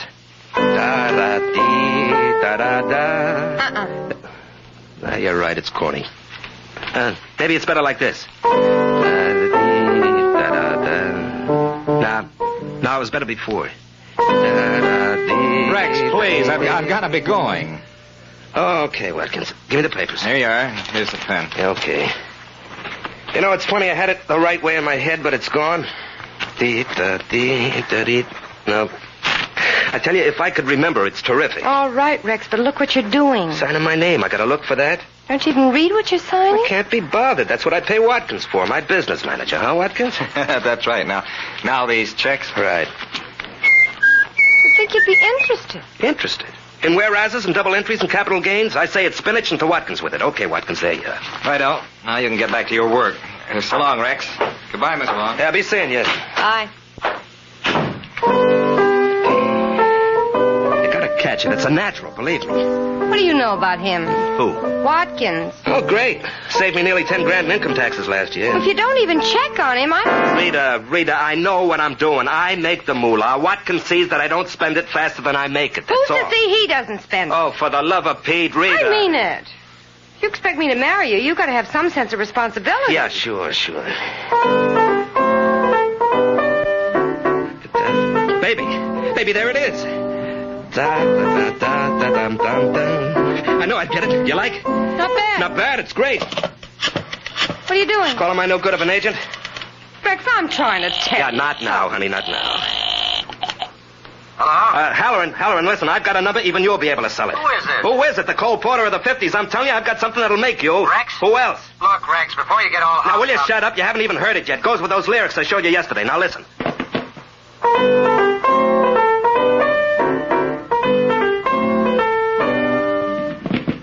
Did you hear? Yes? Well? It's a nice tune, Rex, but you know that you No can't... buts, Halloran. This is it. How soon can you get it to Sinatra? Be reasonable, Rex. We can't... Now, look, I don't want any argument. All the time I bang out songs that sell themselves, you try to sit on them. If it wasn't for that contract, believe me, brother, you'd be out, but fast. Listen to the cornball. Where were you before I took you over? Strictly minor leagues. Now it's the big leagues and you're beating them, huh? You got a nice tune. I'll do what I can. Now, look, shut up. I want you over here this afternoon, understand? That creep always got to give me conversation. You'd think a guy'd get some encouragement once in a while, but no, nice tune, he says. And you won't even listen. Got to yap about what? I listen, Rex. It's just that I'm worried. Do you have to turn everything over to Watkins? All right, look, I'll take it once more, slow. Now try to dig it this time, baby, will you? When you're getting the chips, you hire yourself a business manager. Everybody does it. I'm not the only one. Thanks so much for telling me. But everybody doesn't just sign papers and checks without even knowing what they are. All right, let's not get in a hassle about it, huh? Well, if we're going to get married... Who says we're going to get married? Rex! Well, if it's going to be nag all the You're time... You're not serious. Maybe I am. I don't know. Well, I was only trying to be helpful. I don't see why you have... Oh, for Pete's sake. Look, baby, I got a great idea banging around in my head. I want to get it on paper. Do you have to pitch a hissy now? I'm sorry, Rex. I just... Now, will you cut it out? Honey, look. Doggone it, listen, will you? All right, I'll call Watkins.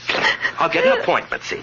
He'll explain just how I stand financially, black and white. Get it all figured out, see. Now, will you please turn off the Niagara and let me get to work?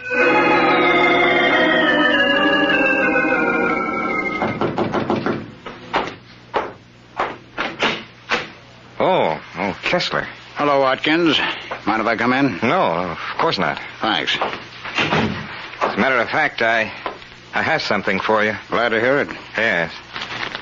Here you are. 1, 2, 3, 4, 5 grand. Good. That leaves an even 30. It may take a little time. Oh, that's all right. Just so long as you settle up before you leave town. Leave town? What makes you You bought a ticket for Chicago this morning. How do you know? Have you been having me followed? Let's just say I have a very sensitive Ouija board, You see, Watkins, when I have money outstanding, I like to keep in touch. That's why I don't want you going away until the account is closed. I should have expected this. Very well, Kessler, you've got me. No use denying there's the ticket. I was leaving. As a matter of fact, I'm on a bit of a spot. Let's face it, I'm trapped. How so? Well, I'll tell you. Always was one for cards on the table. It's like this. That $5,000 I just paid you came from Rex Elber. Only Elber doesn't know it. I had counted on him for considerably more. From time to time, you understand. You can't rush these things or they show up. Well? Well, Elber called a few minutes ago, wants to go over the account. Don't know what's gotten into him all of a sudden, but there it is. Have to face it. He wants some accounting, and I can't possibly explain the check I cashed. If it hadn't happened so fast. So you were going to run out? Well, what can I do? Perhaps if you give me back that $5,000 and I return it to Rex, he may not press the charges. Sure. I blow $5,000, and if Elba decides not to play ball, you're in the soup anyhow. Well, it was a thought. I don't call that thinking. Well, what can I do? Elba isn't your only client. You have others. That's why I gave you credit. Well, they watch closer. Still, I suppose over a period of time, I could raise the rest. Take your time. I won't rush things so long as I get payments on account like this every so often. But I don't have time. That's just it. Elber wants a showdown today. Well, can't you stall him? No, not for long.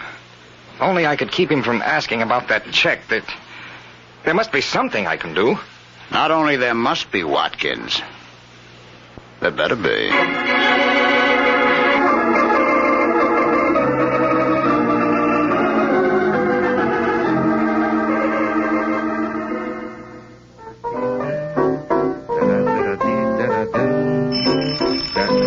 Come in, door's open. Okay, now what can I do? Hey, wait a minute. Hey, what's the idea?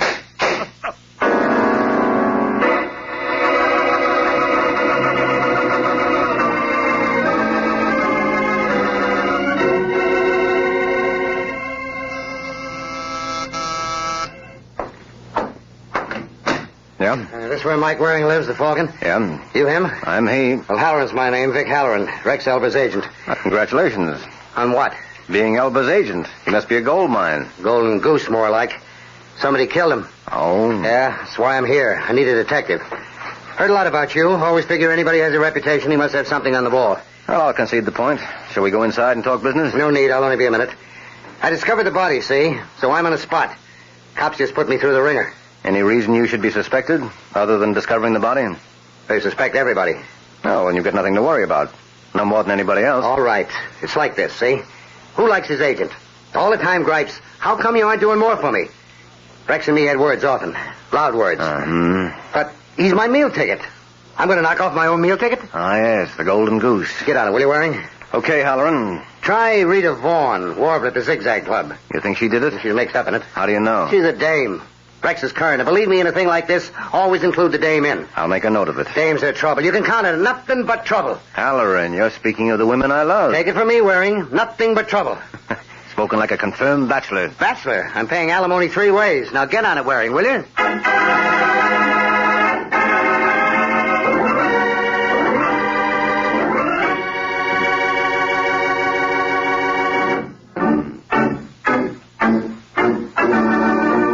Mike Waring has been in Vic Halloran's employ for 20 minutes. Just long enough to get from his own place to the Zigzag Club, where Rita Vaughn has just admitted him to her dressing room. All right, Mr. Waring, now what is it? Well, there's no question about it. You're a dame. What a detective. And dames are trouble. Oh? I have it on the authority of a 3-time loser. And you're looking for trouble? Rex Elba's trouble. Were you it? I was his dame. But I had nothing to do with his death. So if that's all you want, you might as well run along. Who said it's all I want? I can tell you who killed Rex, if that's what you want. Well, I'd like to get around with that, Angel, but I'm in no hurry. His business manager, George Watkins. Why do you say that? Rex had an appointment with Watkins today to check on Watkins' handling of Rex's affairs. The murder was a little too opportune to be a coincidence. All right, Rita, I'll check on it. Well, you can't check on it in here. Hey, you seem in a hurry to get rid of me. I'm on in a few minutes. I'd like to get ready. And the show must go on. You said it, Mr. Waring. Maybe you think I'm taking Rex's death too... Maybe you think it doesn't mean anything. But Oh, get out of here, will you?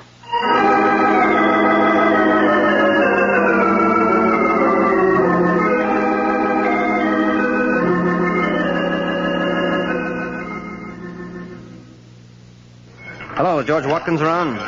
Who wants to know? Mike Waring. Well, the Falcon. This is an unexpected pleasure. You must be Arnie Kessler. I must be. Can I offer you a drink? No, thanks. You get around a lot. 33. How come you got around here? Could be I like roulette. Oh, you know better than to buck the house percentage, Waring? That's no way to encourage business. Some kinds of business I can do without. So you're looking for George Watkins, huh? Yeah, I understand he's a regular patron here. I wanted to confirm it. You expect an answer from me? No, I guess not. Is that all you wanted? Well, I'd like to know how Watkins was doing. Well, I didn't think you'd tell me. I'm not crazy. I start talking about my client's affairs, I'd be out of business fast. Well, in that case, I guess I'm just wasting my time around here. I'm glad you realize it. Might as well be running. Oh, no need to run, Waring. You can walk, as long as it's to the nearest exit.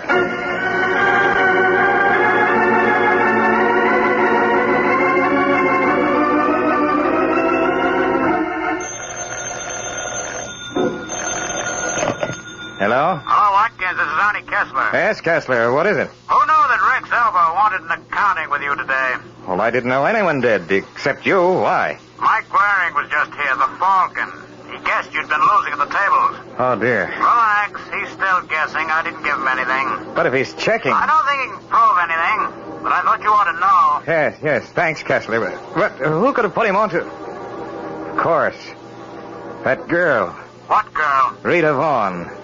Never did care for her style of singing. Maybe I can figure a way to make her change her tune.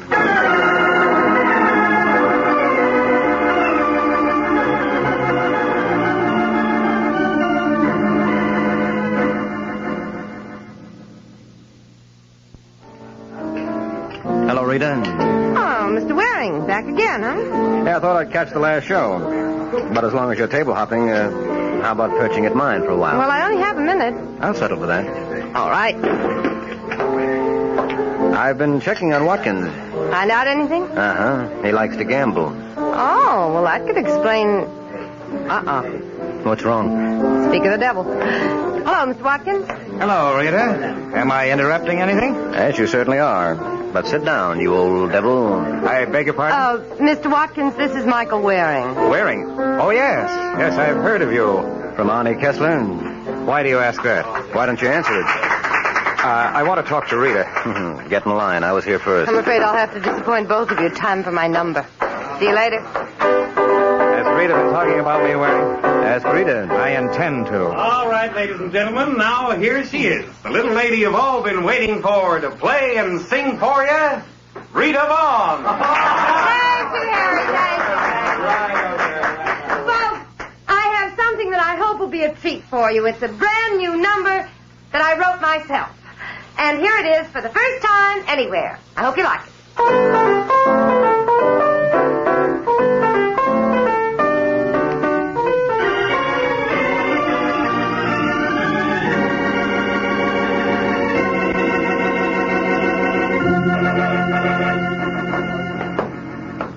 I wonder why she didn't come back to the table, Waring. She said something scared her. Didn't you see her face when she left the floor, Watkins? No, I didn't notice. That's why I wanted to get back here to the dressing room.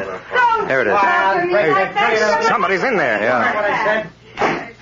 Look out, Watkins. Let's see if this door's unlocked. Yeah, it is. Mr. Waring. Yes, Rita. Come to take you in my arms. Let go. Not while you're waving shooting irons. Sorry, Waring. She missed. Yeah, so I see, Halloran. But let's not give her another shot at you. What are you doing here, anyway? Telling her off. She's a crook. He hit me. That's why I grabbed the gun. It was self-defense. She's a crook, a grave robber. Did you hit her? We were arguing. Did you hit her? What difference Did you hit her, Halloran? Well, maybe I did. Then the gunplay really was self-defense. I told you. Uh-huh, but I want Halloran to tell me. Well, yes, it was. All right. Then I can let her go. Much as I enjoy holding you in my arms, Rita, I like it under different circumstances. Now, what went on in here? Well, when I heard her singing that song... Did you hear? I didn't see you in the club. I was over at the side, near the door. All right, you heard the song. Yeah. She said it was her song. She made it up. I did. Rex called me this morning. All hopped up. Here's a new number.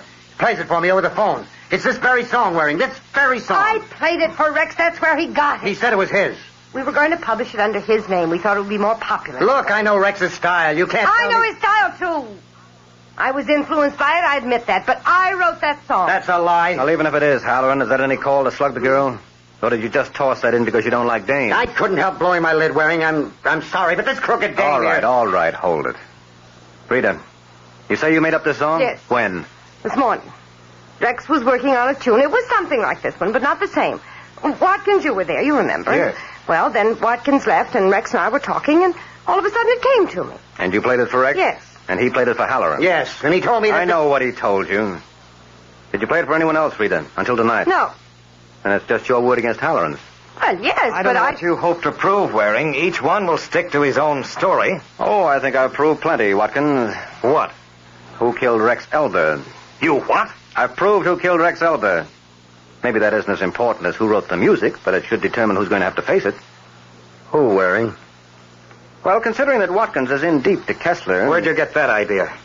Maybe from Kessler himself. You couldn't. Why not? Because I don't owe him. That's not what Kessler told me, Watkins. He didn't tell you anything. What makes you so sure? He told me he didn't. And there must be something he could... Rita, look out! Oh, don't... Too late, Waring. I've got the gun from her. Now, what good do you think it's going to do you? Well, there's one sure thing. Won't do you any good if you make a move. So stay where you are, all of you. I'm getting out of here.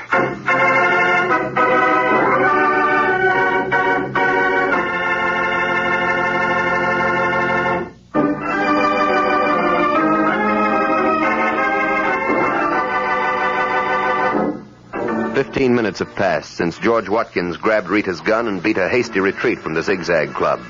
Mike has used that time to hurry to Arnie Kessler's apartment, where Kessler's thug Rocky has just ushered him in. Here he is, Mr. Kessler. Yeah.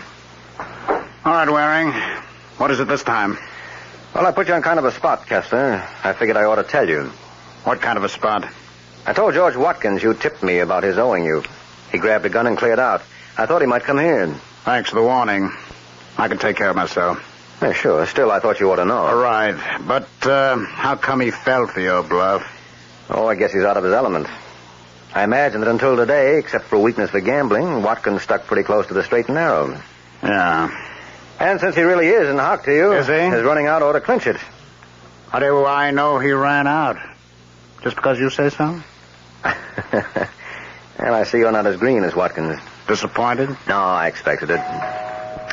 Well, there could be the answer to if I'm bluffing. Yeah. Rocky. Okay, Mr. Kessler. And just in case Waring isn't bluffing you, that's Watkins. Check him for artillery. Right. I want to see Kessler. Sure.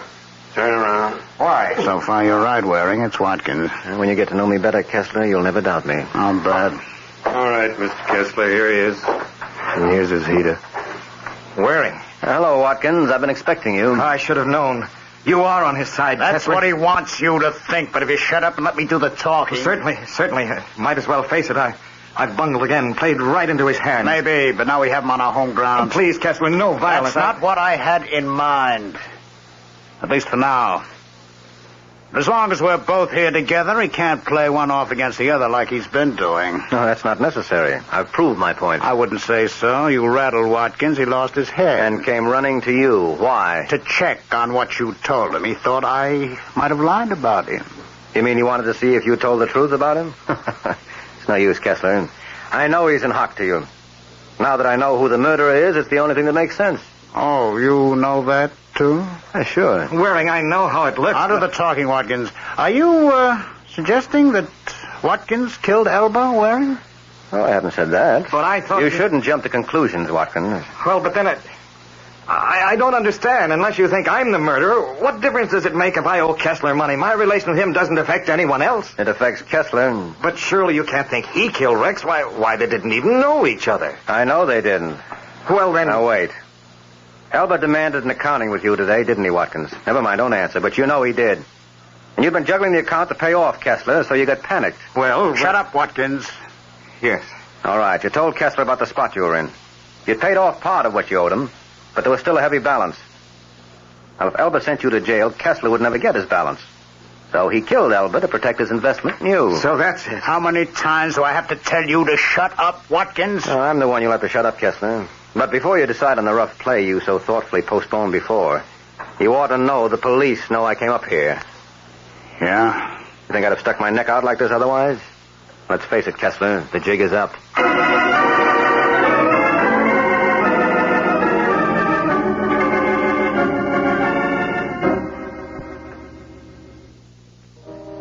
One thing I don't understand, Waring. What's that, Halloran? You said my argument with Rita about the song is what tipped you to the murderer.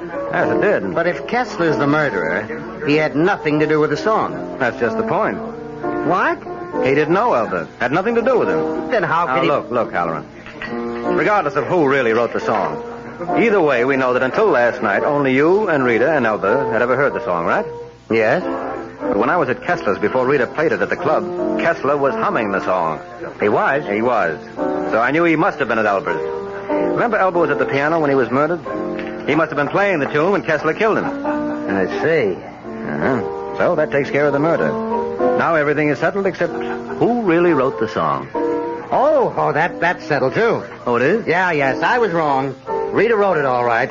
We had a long talk, and she convinced me. Oh? Yeah, quite a dame, Waring. Quite a dame. But you didn't like dames. Who, me? Oh, all I said was, anybody who falls for a dame must be nuts. Uh-huh.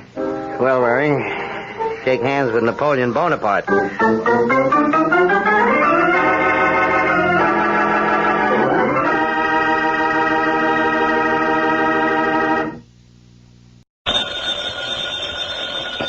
Hello? Yes, this is the Falcon speaking. Oh, Grace. Well, I'm glad you called.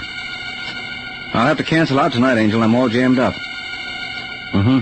Some girl I know just brought me a very unusual proposition, and I'll be hanged if I touch it.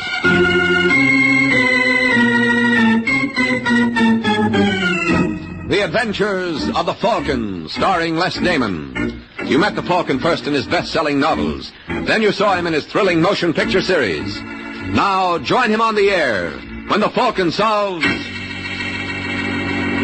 the case of the talented twins.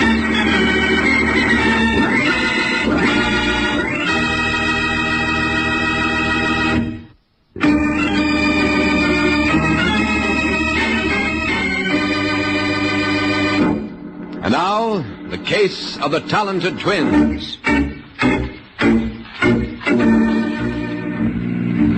It's late evening in New York, and a yellow convertible tears down Riverside Drive. At the wheel is George Alexander, who operates the car as though he owned the streets. Yeah, Mr. Alexander is a big operator. And the blonde alongside of him knows it. You warm enough, Masha? Oh, I'm fine, Mr. Alexander. My friends call me George. Now, wait a minute. Oh, you passed it. Huh? You should have turned right on 76th. What for? Well, that's where I live. Oh, I'm not taking you home, Masha. Now, really, Mr. Alexander... George. The only reason I consented to go with you was because Mr. Kemp introduced us. You like singing at Mr. Kemp's club? Yes, of course. What's that got to do with it? It's got everything to do, sweetheart. I own the joint. Oh. Sure. Whose idea you think it is for Kemp to give you a job in the first place? I didn't know. Well, anytime you don't know something, Masha, you just ask George. He's got all the answers. Well, if you don't mind, Mr. George, I'd like to go home. Really, I've got a splitting headache. That's okay. I have my boy fix you up something at my place. Now, why don't you sit a little closer? I'm perfectly comfortable over here. Nah, it's too far away. Please, Mr. Alexander, you better look where you're going. Come on, Masha, be sociable. What do you want to sit there all by... Look out! Huh? You're going to hit that man!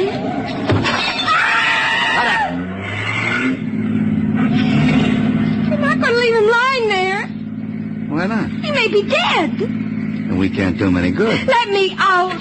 Get your hand up that door, Masha. I'll let you go when I'm good and ready. And I'm not ready yet.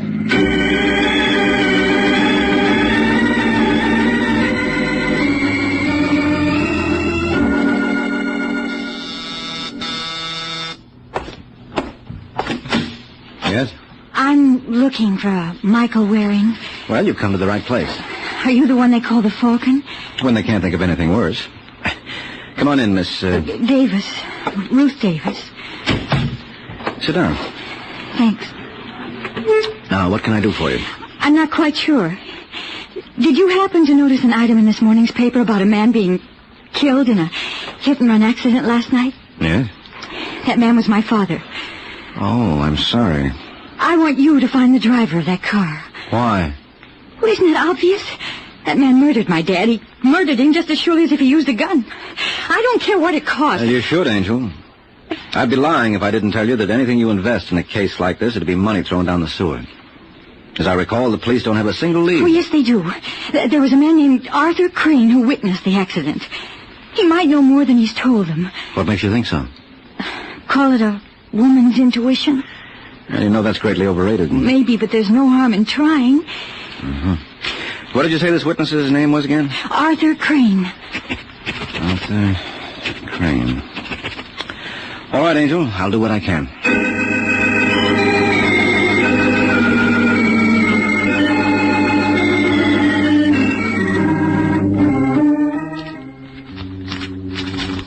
Here it is, Artie. Alexander George, real estate, 1792 Belmore.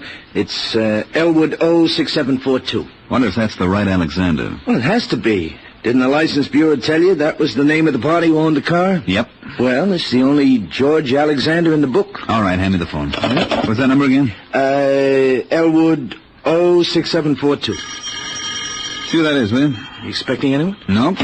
Too early for Jack to drop around. Just a second. Yeah. You Arthur Crane? No. Well, is he in? Who is it, Pete? It's some guy who wants to see you. How do you do, Mr. Crane? How do you do? My name is Mike Waring. I'm a private detective. Private detective? Yeah, at the moment I'm working for Ruth Davis. Who? Ruth Davis. She's the daughter of the man who was killed last night in that hit-and-run accident. Oh, well, sit down, won't you? Pete, see if we got any beer on ice. Yeah. Don't bother, Mr. Jordan. Pete Jordan, and it's no bother at all. Yeah, go on, Pete. Now, what can I do for you, Waring?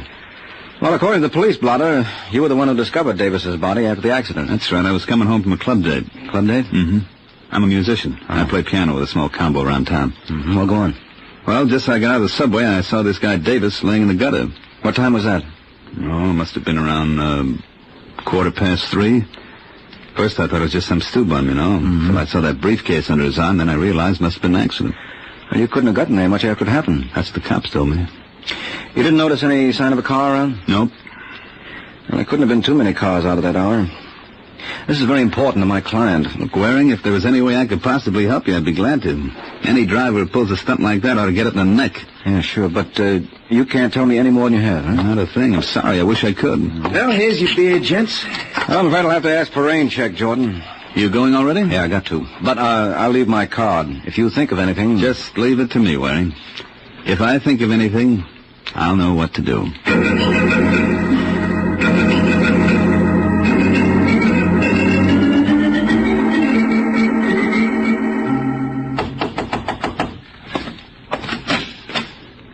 Yeah? Is Mr. George Alexander around? Who wants to know? My name is Artie Crane, but I don't think it'll mean much to him. Just say I'd like to talk to him about a yellow Buick convertible. You what? Tell him I admire his taste in cars. You're nuts. Mr. Alexander doesn't own any convertible. That's not what the license bureau told me. Maybe you better come in, Buster. Yeah, maybe I better. Sit down. I'll get Alexander. Hey, that's a nifty-looking piano he's got there. Mind if I try it? Just so you don't break it.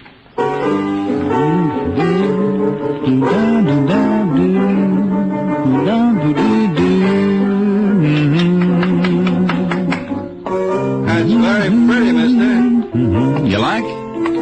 Yeah. What do you call it?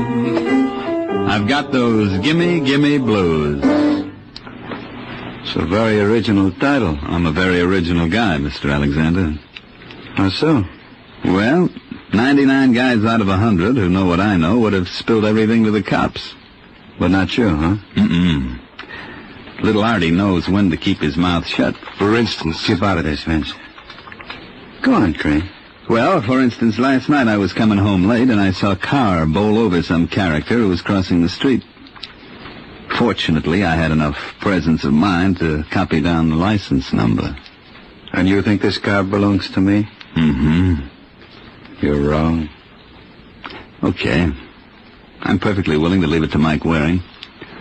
The Falcon? That's right. He's working for the daughter of the poor slob who got hit. He was around to see me this afternoon, wanted to know if I could help him. And you told him? Not a thing. I thought I could help you more. How much more? About $10,000 worth. Why, you dirty little... Let go. Should I throw him out, George? Calm yourself, Vince. Don't be so free with your hands, You shouldn't blame him, Marty. Vince never liked BLACKBURN. Well, that little pushing around is going to cost you another $5, Alexander. What? Take it easy, Vince. You think the money was coming out of your pocket. So now you want $15,000, eh, Artie? Otherwise, I go straight to Waring's and from there to the cops. Well, I wouldn't want you to make such a trip on my account. Then you better get it up. Okay, Artie. You leave it to me. I'll take care of you. And when I get through, I bet you don't complain.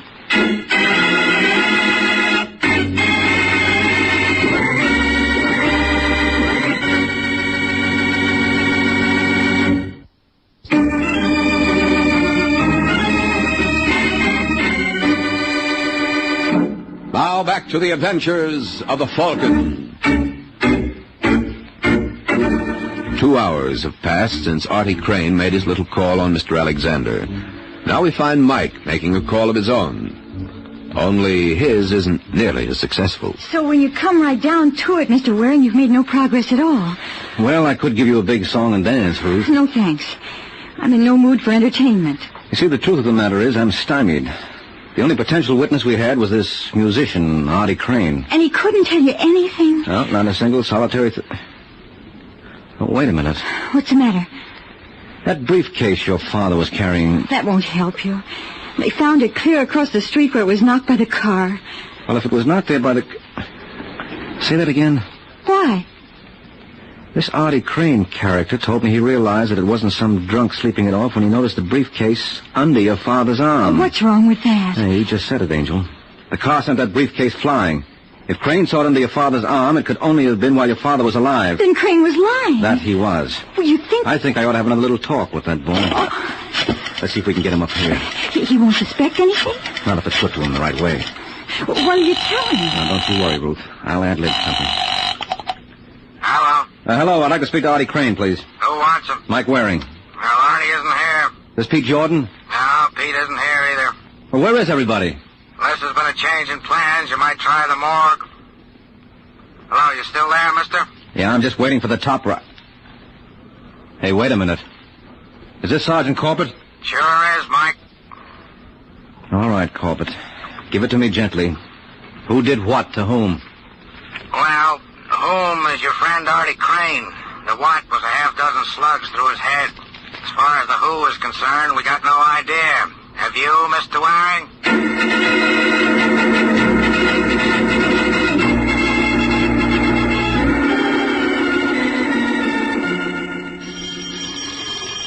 Okay, I'm coming. Hello, Pete. Oh, hi, Mr. Waring. Well, I drop around and redeem that rain check. Rain check? I asked for one the last time I was here. Oh, yeah. Well, I guess you heard about Artie. Mm-hmm. That his piano? Yeah. To think he'll never touch it again. Just how good was he on it? Oh, you can have the Duke and Count Basie. I'd have taken Artie any time. You a musician, too? Yeah, but I wasn't in his class. I used to sing a little. Oh. Well, how about an audition? What do you mean? Well, you never can tell, Pete. I may want to sponsor you. So let's hear how well you do in the voice department. Who killed Artie? Oh, look, you can't talk to me like that. Come on, Pigeon, sing. I did. Ouch. I wouldn't try that. If your big brother was around? Let me go. Not before we have a solo. Now, who killed Artie? How should I know? You should if anyone would. Who had it in for him? No one. Everybody liked him. Uh-huh. So one of his admirers pumped 6 slugs into his face so even his own mother wouldn't recognize him. Incidentally, how did you? There wasn't a thing on the body. Well, I found him here. Might have been a visitor from Mars. Yeah, but he had a flag tattooed on his shoulder. A patriot, no less. Who was the hit-and-run driver who killed Davis? I don't know what you mean. Yes, you do, Pete. Artie must have told you everything. He saw the car that killed Davis. No, he didn't. You know, you won't look so good singing without those dazzling white teeth. Well? It's a fellow named Alexander. Does this fellow have a first name? George. George? You mean Arthur tried to shake down George Alexander? You know him? Well enough to realize that Artie made a serious mistake trying it. Let's hope we all profit by his example.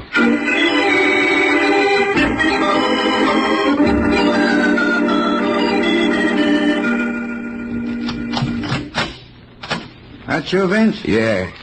How you make out? Just look.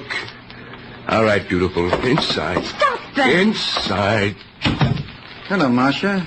You're not going to get away with this, Mr. Alexander. I told you my friends call me George. You want to be my friend, no? No. You're fooling. Sit down, baby. You can't keep me here. You can't keep me here. You can't do this. You can't do that. Why don't you give that tongue a rest? All right, that's enough, Vince. Marcia and me, we understand each other. Well, don't we, sweethearts? What do you want? I just want to make sure you didn't tell anybody about our little ride there. Get it, Vince? What about Marcia? What's the matter? Can a gentleman invite a lady up to his apartment? After all, we got you for a chaperone. All right. Hold your horses, will you? Hello, is George here? Oh, I see he is. Wait a minute, Buster. Not so fast. It's okay, Vince. This is the Falcon. He's an old friend of mine. Well, I wouldn't go so far as to say that. I beg your pardon. Am I interrupting something? No. Marcia, meet my query. How do you do? Well, generally I do all right, but I see George does even better.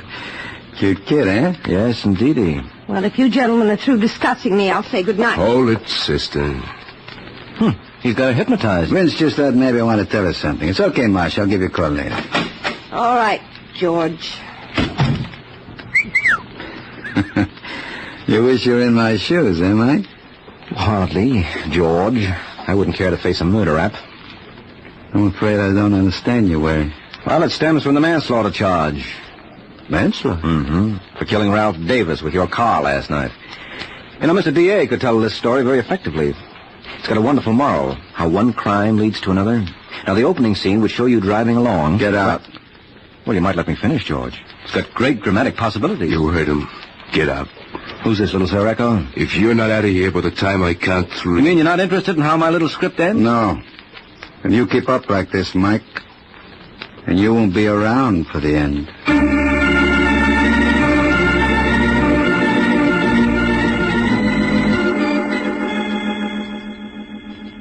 Dear Mr. Waring, but what happened after that? That's all there was, Ruth. You mean you know who killed my father and you let him go? I mean, he let me go. He brought you off. No, wait a minute, Angel. Sure, I was a fool not to see it before.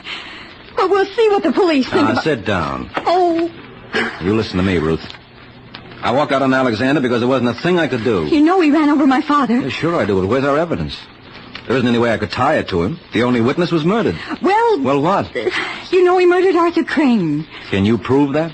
Well, it stands to reason... Look, Angel, you can build as good a case against several other people. Who, for example? For example, you. What? Sure. You knew Artie Crane could identify the man who killed your father. And when he refused to give you any information, you murdered him. That's the most ridiculous piece of... Yes? Mr. Waring? That's right. My name's Marcia West. I don't know if you remember me. Oh, you underestimate your charms, Marcia. You're the kind of a girl my kind of man could never forget. Well, I'd like to talk to you. Well, what would be the point? I thought you were a close friend of Alexander's. Well, I was in his car last night. You what? Yes, he was taking me home when he killed that man.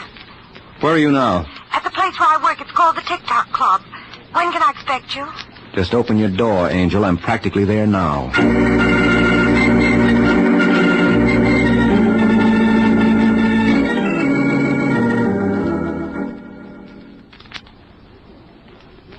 Come on, you creep. Snap into it. We haven't got all night. The show goes on in a few... Yeah, what do you want, mister? Where's Marcia West's dressing room? The first one on your left. This one here? Yeah, that's right. I don't keep her too long. She's on in 10 minutes. Come on, girls. Don't stand. Marcia? Marcia? She ain't here, Waring. What? No, just stay like you are, Falcon. Lock the door, Vince. All right. Where is she, George? Where is who? Marcia. She called me from here not more than 15 minutes ago. You sailed, Vince? Was it that old hag with the mop? You boys ought to try television. That's a great act you've got there. I'm glad you like it. What did Marcia tell you on the phone? Who? Don't be smart. And I just wanted to show you that two could play that game. What'd you tell you? Enough. You know, I wouldn't need much excuse to paste you one right now, Buster, so don't tempt me. What do you say, Mike? I say you boys aren't very smart. There are a dozen people out there. And they all work for me. So start talking, pal. Why, you... Careful, chum. Now, why you want to knock him down for, Vince? You only got to pick him up again. That's all right, Alex. I'm in very good shape. I can keep this up all night.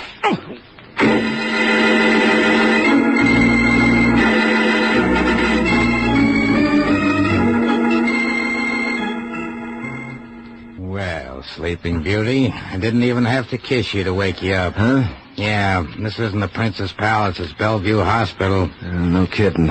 Okay, Mike, who slugged you? First, I want to know where you found me, Sergeant. On West 8th Street. How did I get down there? I can tell you one thing. I don't think you made it on foot. Someone must have given me a lift. Oh? A character named Vince, working at the behest of George Alexander. What do they want to do that for? Because Alexander was the one who drove the car that killed Ralph Davis last night. Last night? Well, isn't this Sunday? Where have you been? Don't bother answering, I know. All right. What day is it? Monday. Holy smoke. Where's Marcia? Who? Marcia West. She was in the car when Alexander killed Davis. She tell you that? Yes, and I wouldn't be surprised if she knew all about the Artie Crane killing, too. Is that tied up with this? Definitely. You see, Crane tried to blackmail Alexander, and That's so fast. Can you prove that? No, I can't hear Corbett. So let's go where I can.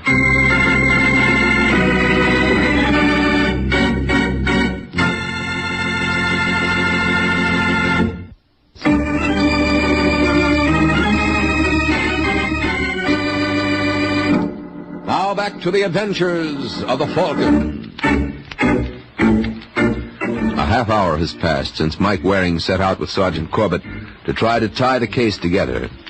Their destination, the apartment of George Alexander. You're a pretty sick man, Waring. You don't know what you're saying. No, it's no use, George. We've got all the evidence we need. Right, Sergeant? Right. So why don't I hear from the district attorney? You will, shortly. You're still bluffing, Mike. Admit it.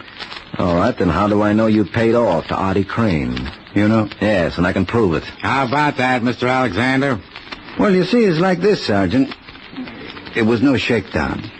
I gave Artie the money. Oh, because you were impressed by his musical talents and wanted to see him further his career? Why, Mike, you take the words right out of my mouth. Oh, no. Something wrong? You don't think the DA will buy that? Why not? If it's okay for me to help young ladies interested in musical careers, why not young men? Sounds logical. Oh, come on, Corbett, be smart. You don't believe that? I didn't say it did. I just said it sounded logical. That's all I ask. Where's Vince? What? I want to talk to him. You're going to have a long wait. Vince leave town Friday night. Friday? Yeah. Uh-huh. I suppose that was his double who bounced me around backstage at the TikTok Club on Saturday. I don't know what you're talking about. Yeah, sure. Next you'll say you never heard of a girl named Marcia West. Of course I have. Oh, sweetheart. You call me, George? Marcia. Is this the girl you mean? All right, never mind the act, George. Listen, Marcia. This is Sergeant Corbett.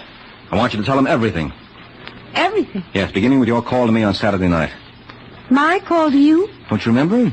I don't see how I could be expected to, Mr. Waring, seeing this is the first time we've met. What? But it's been a real pleasure. Let's do it again sometime.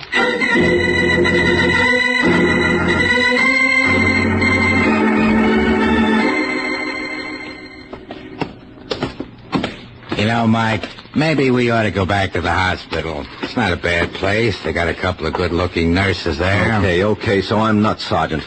But just humor me a couple of minutes more. I still don't see what you're going to accomplish with Pete Jordan. I tell you, he knows that Artie Crane went to see Alexander. That still don't prove anything. Crane could have gone to see Alexander for a million reasons. Well, suppose Pete's willing to swear that he... Yeah? Well, if it isn't the gay troubadour. Hello, Pete, remember me? Now, look, Waring, I'm busy. Yeah, sure you are. This won't take much of your time. Didn't Artie Crane tell you he saw the car that killed Ralph Davis in that accident? Well, didn't he? Yeah. Get your coat, Jordan. We're going downtown. Now, don't rush him, Sergeant. You might break the spell. As long as Pete's in the mood for singing, maybe he'll be willing to croon you something else. I told you everything I know. Not quite. There's one song you forgot. The one that goes, I killed my best friend and am I sorry? What are you talking about? The murder of Artie Crane. You know enough about that to give us a complete chorus. So start singing, Pigeon.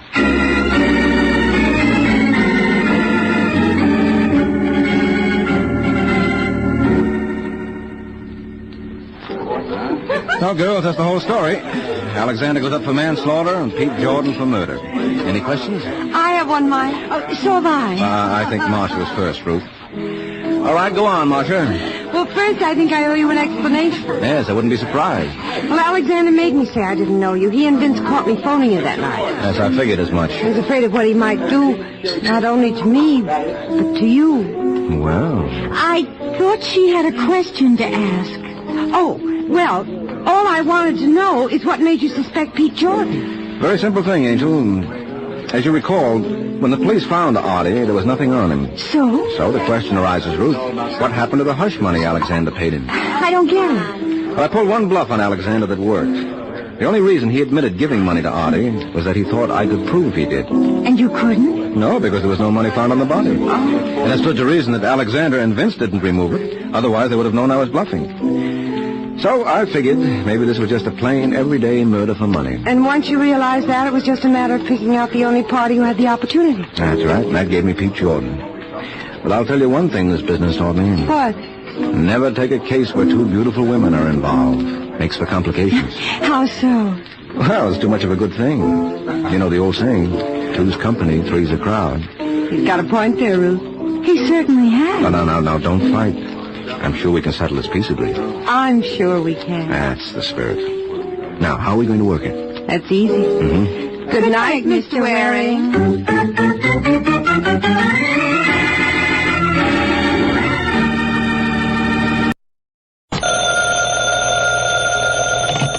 Hello? Yes, this is the Falcon speaking. Oh, Lois. I'm glad you called. You'll have to include me out tonight, Angel. I've sort of got a date with a blonde. What do I mean, sort of? Well, I'm not sure of her. You see, this gal likes to leave her man hanging.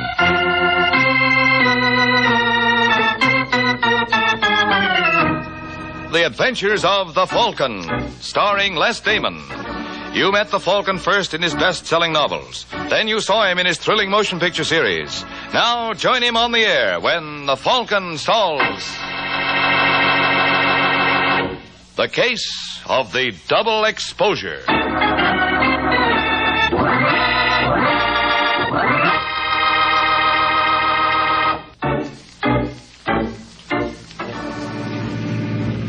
It is early Sunday evening in New York, and a black chauffeur-driven sedan tears along one of the more deserted roads of the Bronx.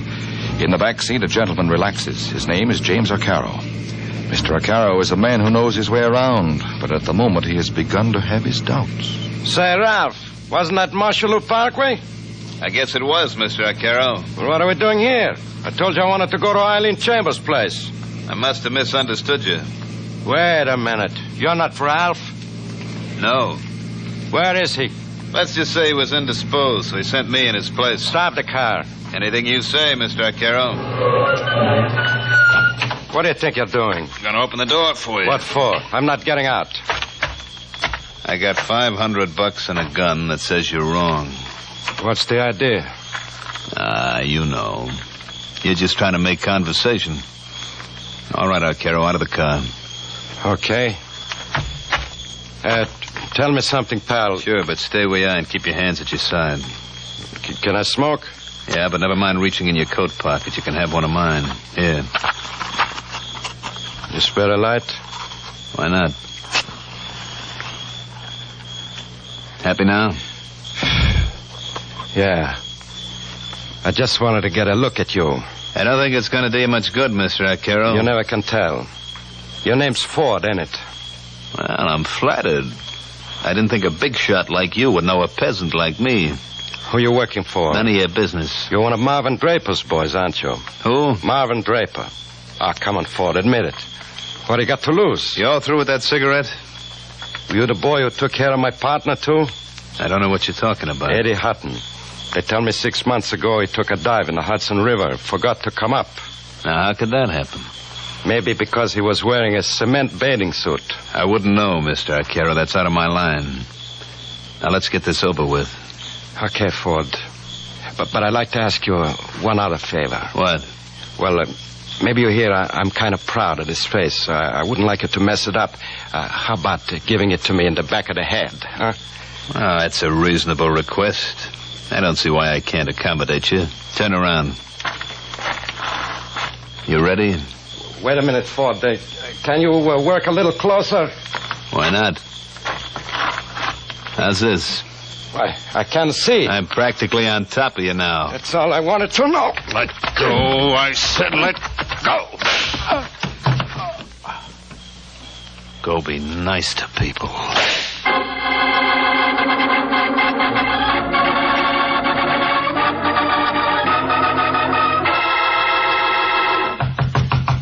Who's there? Open up, Ford. It's the police. Oh, sure. Just a second. Well, if it ain't Sergeant Corbett. Darned if it ain't. It's on your mind, Sergeant. Where were you at 9 o'clock tonight? Right here. Oh, that's interesting. Why do you suppose Jimmy Arcaro told us you were with him? What? You're pretty careless, fella. Next time you leave a man for dead, you better take a saliva test. What are you talking about? He was found by a prowl car 20 minutes after you left. You're lying. I pumped... Go on, Ford. What were you going to say?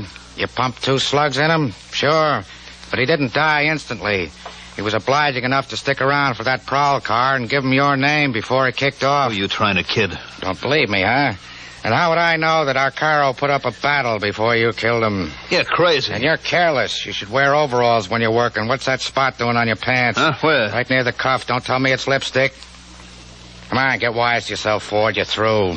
Your only chance is to play ball with us. No. I'm telling you, yes. Did Marv Draper put you up to this? Come on, Ford. Don't be a patsy. Why should Draper get away while you burn? Draper had nothing to do with it. Then who hired you? I don't know. You don't know. Now, help me, Sergeant. It's the truth. When I got home last night, there was an envelope under my door with 5 bills in it and a note. What kind of a note? Said if I knocked off Arcaro, it'd be another 500 a night. Was there? No. Where's the original note? I tore it up. You're lying. Why should I? Listen, you punk. I want the truth. Who hired you to kill Jimmy Arcaro? I tell you, I don't know. Well, until I find out, I'm going to make it so hot for you that when you sit in that seat at Sing Sing, you'll think you're squatting on an icebox. Now, let's go.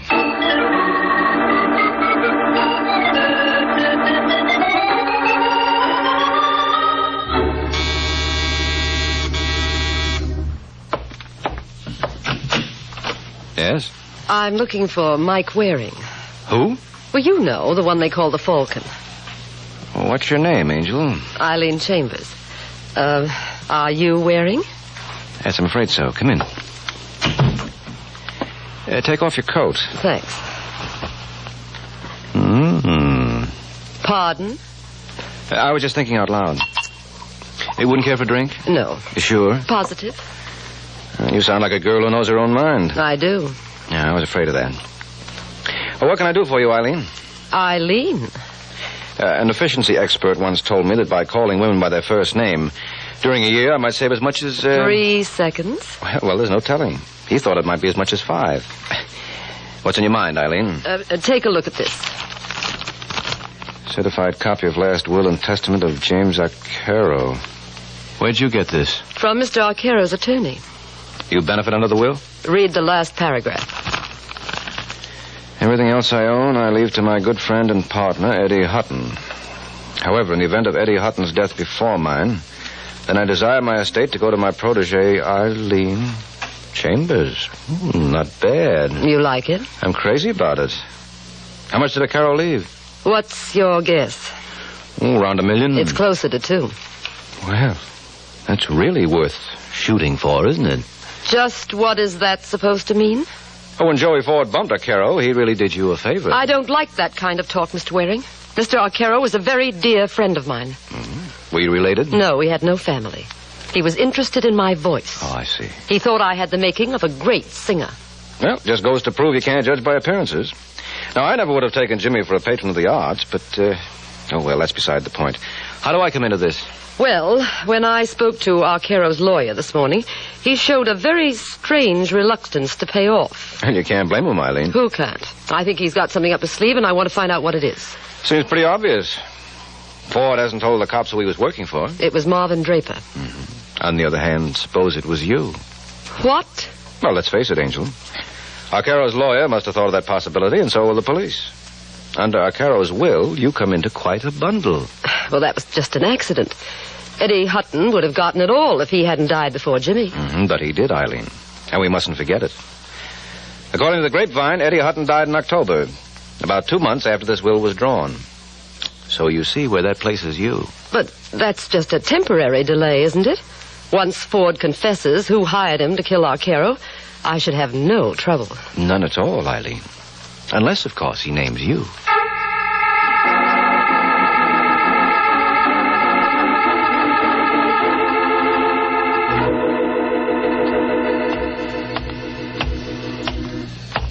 Say, mister. Mister? Who, me? Yeah. Did you happen to have a match with you? I think so. Yeah. Thanks. It's all right. Keep the whole pack. If you want to keep your health, you'll behave yourself. What is this? Just walk around the corner. I got a car waiting. Why bother? I can get a cab. Don't be cute. You've read enough books to know why I'm keeping this hand in my pocket. Oh, yes. Forgive the oversight. I'll start walking. Look, friend, I don't want to be difficult, but you got the wrong boy. You're Mike Warren, the Falcon, aren't you? Yeah? Well, then don't worry about any mistakes. My brother wants to talk to you. Your brother? Yeah. He's waiting for you in the car. Here he is, Eddie. Nice going, Alex. Get in, Waring. Sure, be glad to. All right, Alex, let's go. Right. Any place in particular you want Alex to drop you, Waring? Police headquarters would be fine. Well, I'm afraid that's a little out of our way. All right, now look, what's this all about? Don't tell me you don't recognize me. No, I can't say I do. Such is fame. To think only 6 months ago, my picture was all over the front pages. Hey, wait a second. Yes? You're Jimmy O'Carroll's partner, Eddie Hutton. You hear that, Alex? Yeah. Give the man a cigar. But I thought... I was at the bottom of the Hudson River. You can't believe anything you read these days, can you? I heard Marvin Draper took care of you. Well, he was thinking of it, so I thought I'd better disappear. What made you come back? I got a wire from Alex this morning telling me that Arcaro was dead, and you were working for Eileen Chambers. My, how news travels. If you got a fee out of her, you ought to return it. Why? Because you can't earn it. Under the terms of Jimmy's will, all his money goes to me. Miss Chambers won't get a dime now.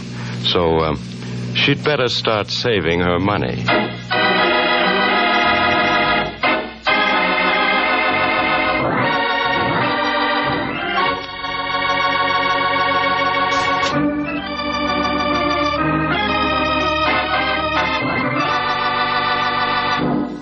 And now, back to the adventures of the Falcon. An hour has passed since Mike had his little interview with Eddie and Alex Hutton. And now, as we find him, he is relaying the information to his client. 4, 1, 7, 7.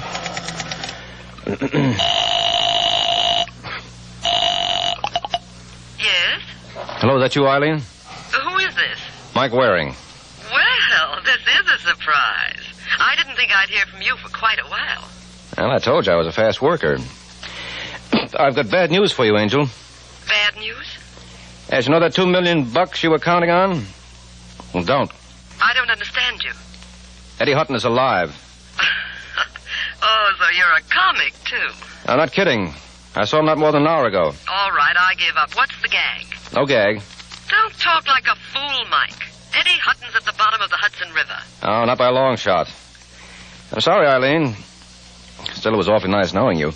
Maybe we can get together on something else. Listen, Waring, you won't get away with this double cross.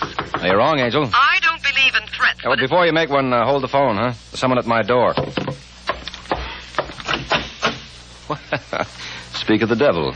I want to talk to you, Waring. There's no point in playing a repeat engagement, Hutton. I've already convinced you're alive. I was just telling Eileen. Is she here? No, I'm talking to her on the phone. Well, tell her. Tell her. Hey, what's the matter with you? Hutton. Hutton. Hello, Eileen, you still there? Yes, I'm not through with you. Oh, I'll say you're not. Forget what I told you about Eddie Hutton. But you said he wasn't dead. That was 20 seconds ago. Now he's gone and done it.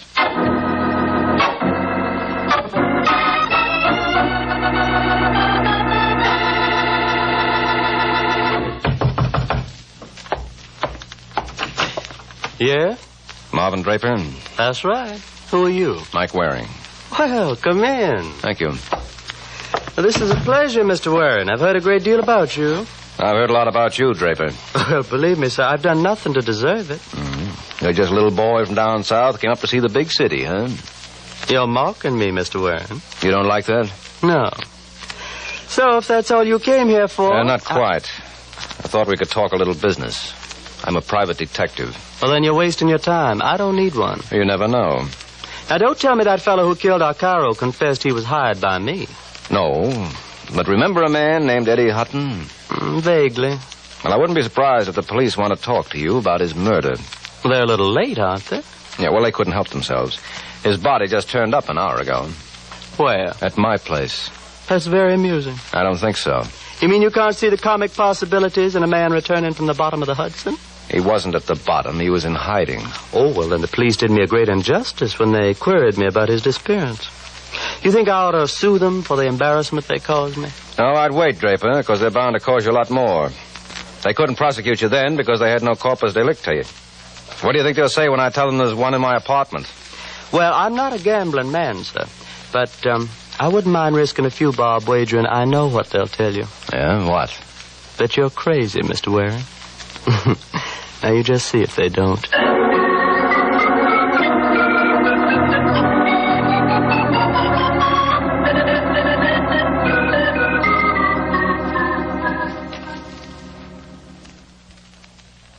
Mike, you must be out of your mind to think I'd swallow a yarn like that. I tell you, Sergeant, Eddie Hutton's body is in my apartment. How about Judge Crater? He there, too? All right. Be smart. But when your boys get back... What boys?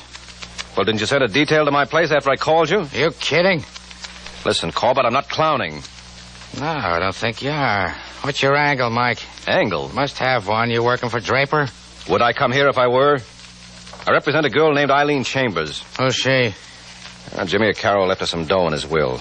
Is that so? Oh, now, look, Corbett, she didn't kill him. You said she collected under his will. Well, that doesn't mean anything.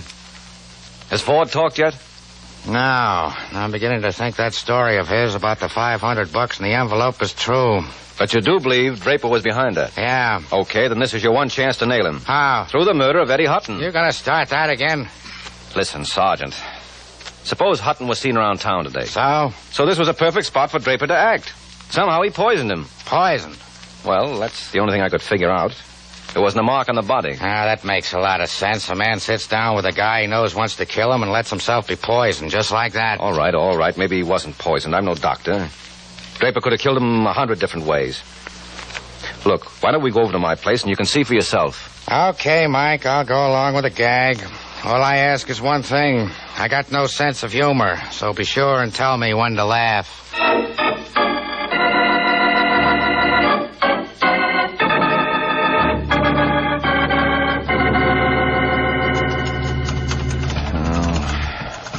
What's the matter, Mike? Having trouble? No, I got it now. Wait till I turn on the lights, sir. Where's Hutton? You blind? He's right there, but... Hey, he's gone. Is this where I start to giggle?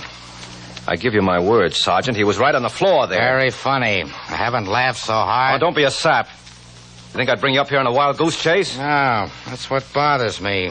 What do you mean? You're not the kind of a boy who goes in for practical jokes. You must have had a reason for this, and when I find out what it is... Wait a minute. What for?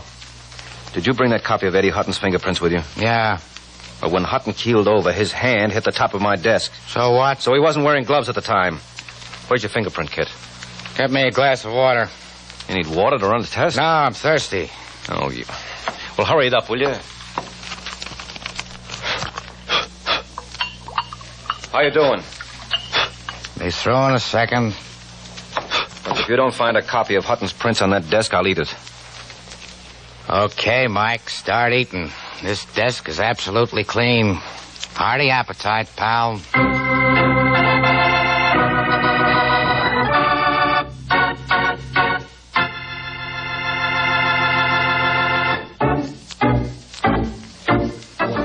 A short while ago, Mike was dumbfounded when, after promising Sergeant Corbett the body of Eddie Hutton, he discovered he couldn't deliver, for the body was gone without a trace. And understandably enough, the good sergeant sees very little humor in the situation. Now, let me tell you something, Mike. You're not going to get away with this. If you think you can pull a stunt like this and make me the stooge... Oh, you're out of your mind, Sergeant. Oh, that's good. That's good coming from you. I tell you, Eddie Hutton's body was here. Draper must have removed it. You had sent a squad when I called you. Don't give me that. Oh, you're talking like a child. Why would I dream up a story like that about Hutton?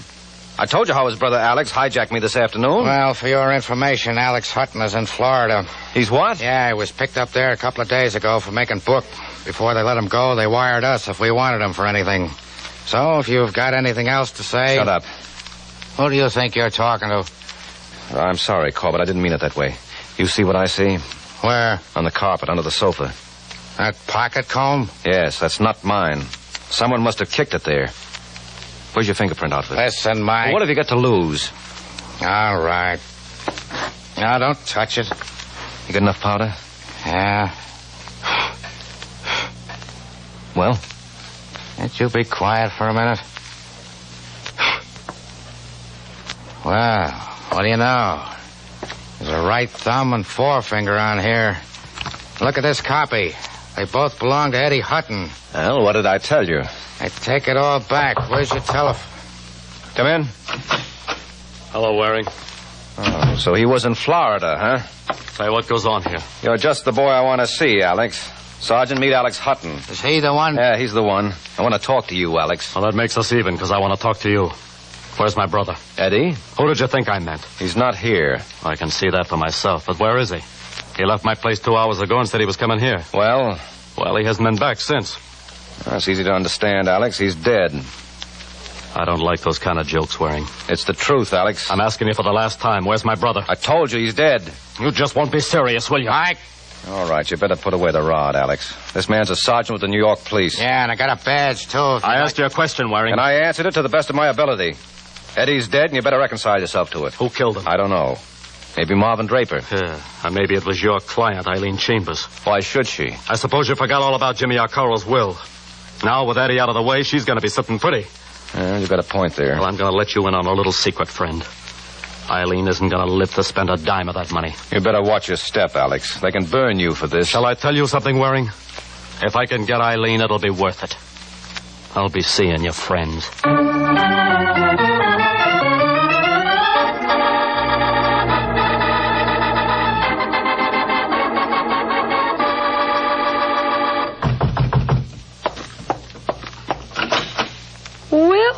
Well, if it isn't Alex Hutton. You surprised, Eileen? Not particularly. Come in. Now, let me have your coat. No, thanks, baby. I don't think I'll be staying very long. That's where you're wrong, Alex. What's the idea of the gun? I'm just beating you to the draw. Are you crazy? Well, wasn't that what you came here for? Of course not. Well, then why do you suppose Mike Waring made up the story? Mike Waring? That's right. You talked to him? Uh-huh. How? For a smart boy, Alex, you made an awful boner. Didn't you ever hear of the telephone? Great invention. He didn't call him. Oh, yes, he did. He should be here any minute. Oh, there, that's probably him now. Come in. Hi, Eileen. Hello, Mike. Who's your friend?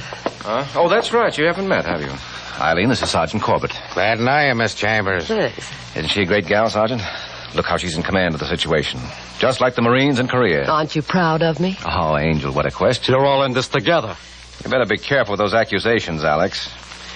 Let me have the cannon, Eileen. What for? Well, that's an awfully big gun for a little girl like you to carry. Oh, I don't mind. Don't think I'm swallowing this routine, because I'm not.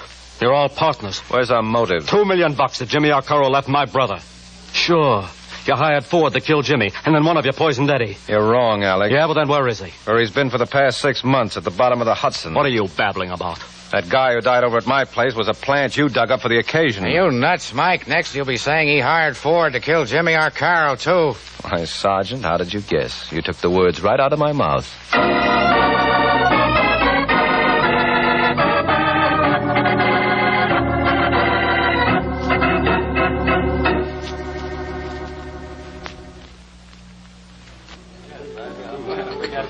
Now, admit it, Eileen. Isn't this cozy? I still don't see why we couldn't have brought your friend along. My friend? Mm-hmm. Sergeant Corbett. I think he's cute. Oh, really, Eileen? You disappoint me. Why, if I told you some of the things I know about Corbett... I'd much rather you told me about Alex Hutton. Oh, believe me, he's a much nicer guy. Even though he did hire Ford to kill Jimmy Arcaro. Why? Well, so that Arcaro's will would go into effect. You see, under its terms, if Eddie Hutton was alive at the time, he'd come into everything. That's why Alex showed up with his brother's double. Well, why did he kill him later? Oh, the man had performed his purpose. All Alex wanted to establish was that his brother lived longer than Arcaro. In that way, your interest would be wiped out, and everything would then go to Eddie Hutton. Well, how did that affect Alex? Well, if Eddie Hutton survived Arcaro, the money would go to Eddie's next of kin. Not to me? Nope. So, naturally, Alex tried to convince us that his brother had lived longer than Arcaro. Once he had me convinced, he removed the body. Why? Well, he couldn't afford to let it be found again, because then it would be easy to prove the man was a phony. But with my story that I had talked to Eddie Hutton today, plus the fingerprints on the pocket comb he planted in my apartment, Alex had all he needed to substantiate his case. Well, what was his mistake? Oh, well, he made several. For one thing, he knew that the man who died in my place was a victim of poisoning. Well, how could he know that when he'd never seen the body? Then his hokey threat about killing you was a boner, too. Don't you think he meant it? No, of course not. He did that for effect. He wanted to show us he was all broken up over his brother's death and that he felt you were responsible. You don't really believe he forgot we could telephone ahead and warn you. He wanted us to stop him. Now, Alex wasn't taking any chances of getting in trouble with $2 million in sight. Which now belongs to me? Which now belongs to you. Does that take care of all your questions? All but one. Just ask it, Angel. What time is it? 10 o'clock. Why? I don't want to be late for my appointment with Sergeant Corbett. Oh, you don't mean that. Uh-huh. He's waiting for me at the Belvedere. Well, what's he got that I haven't got? Me? And $2 million. Good night, Mike.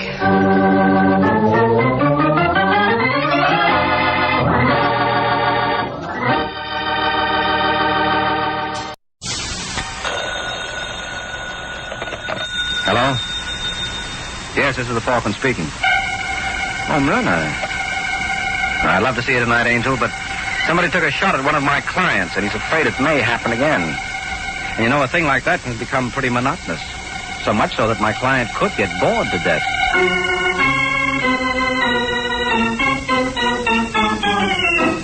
The Adventures of the Falcon, starring Les Damon. You met the Falcon first in his best-selling novels. Then you saw him in his thrilling motion picture series. Now join him on the air when the Falcon solves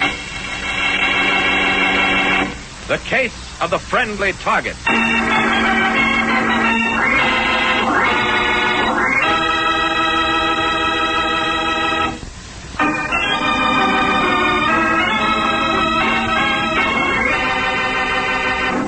And now, the case of the friendly target.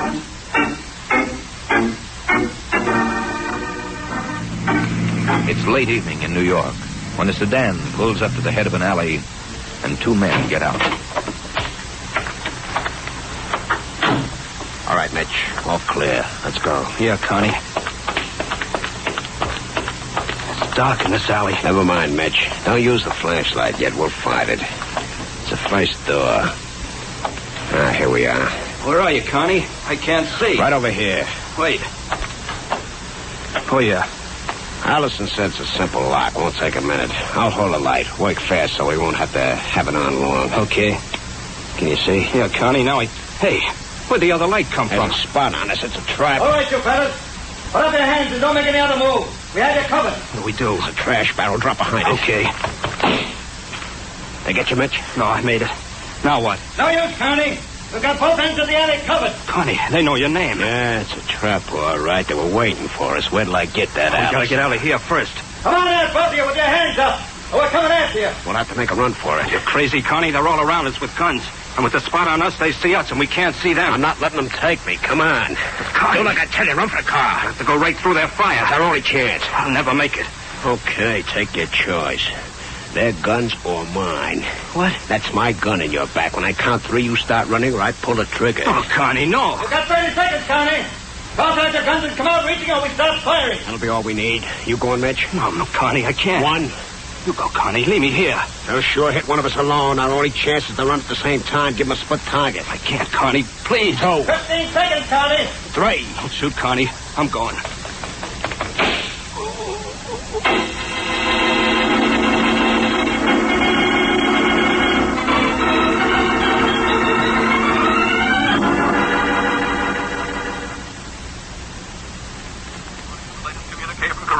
And now for the local news. A desperate gunman ambushed by the police tonight escaped by forcing his partner to run into a hail of police bullets. Police cornered Ted Carney in Mitchell Harbor as the two were breaking into a Midtown jewelry store. Ordered to surrender, Carney put the gun in Harper's back and forced Harper to run from their hiding place, thus diverting the police searchlight and gunfire for the few seconds necessary to give Carney his chance to make his getaway. Harper gave police this version of Carney's escape just before he died from injuries sustained in the shooting.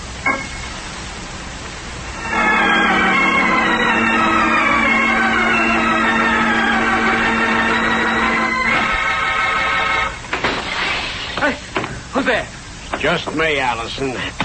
Sorry to wake you up. Connie. Yeah. You ought to sleep with your windows open, Allison. The fresh air's good for you. What do you want? Why didn't you come to the door? Windows offer less resistance. I wanted in with no arguments. I don't get it. Did something go wrong? Did something go wrong, you stoolie? Stoolie? What happened? Did they get the alarm fixed? We never had time to find out. They were waiting for us. They? The law. As if you didn't know. I didn't. Honest, don't. Let go. You're going to pay for this, Allison. You're going to pay fast because your pals, the cops, are going to figure me to come here. But I couldn't run off without saying goodbye. No, you got it wrong, Connie. Believe me. It's no use, Allison. You were the one who steered me into the trap. I didn't know it was a trap, honest. Not much. I didn't. I don't have time to argue. Just let me explain. What's to explain? I got the dope from you. And I got it from somebody else. There's a stoolie. It's him, not me. Sure. That's the honest truth, so help me. I thought he was on the level. I didn't know about... All right, you got it from somebody else. Who else? What are you going to do to him? Who else? Oh. If I tell you, will you lay off me? Depends. Now, who is it? Before I... No, I'll talk. I'm listening. It's Wagner. Frank Wagner. Yeah? Why didn't you tell me about this when you laid out the job? Wagner's been going straight. They didn't want nobody to know he was selling information. At least, that's what he told me. If this is just a stall, Allison... No, it isn't. Get hold of Wagner. Make him talk. You'll find out. Sure, Allison. I intend to.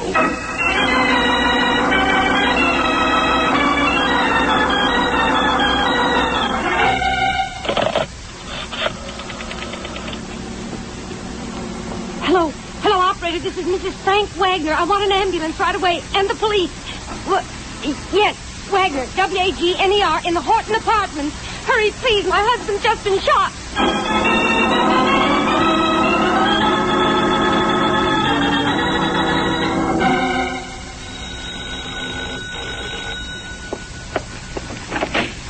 Yes? Hello. Mrs. Wagner, I'm Mike Waring. Oh, yes, Mr. Waring. Come in. Thanks. My husband asked me to send for you. He wants to see you. He was injured in a shooting about a month ago. You may have read about it. Yeah, I remember. Where is he? Right down this hall. He's still in bed. According to the paper, he had a close call. Yes, he certainly did. The bullet just missed his heart. For a while, the doctors didn't hold out much hope. Here we are. Frank, here's Mike Waring. Oh, yes. Come in, Waring. Come in. Hello, Wagner. So you're the Falcon, huh? Does it show? Tell me you're quite the detective, Waring. And if I didn't, I'd get a new publicity agent. I want you to find out who shot me. Well, don't you know? No. Don't you have any enemies? Can't think of any. I'm a very likable character. How does it happen? Middle of the night. I'm in bed, see? Doorbell rings. I open the door. Bang, like that. I'm in the hospital with a hole in my chest. Then you were face to face with the person who fired the shot. He had a flashlight shined at my face. I couldn't see a thing. Patty. Yes, Frank. Where's Miss Willis? What do you want? I'll get her. Where's Miss Willis? I let her go. You were worried about the expense. Yes, but I'm going to need a lot of nursing. I don't want I can handle it. Now, what do you want? Glass of water. All right. I'll be right there. Good kid, that, Waring. Hate to do this to her, but still so doggone weak I can't move out of this bed. Now, what were we talking about? The shooting. Oh, yes. I didn't see who did it. You're not giving me much to go on.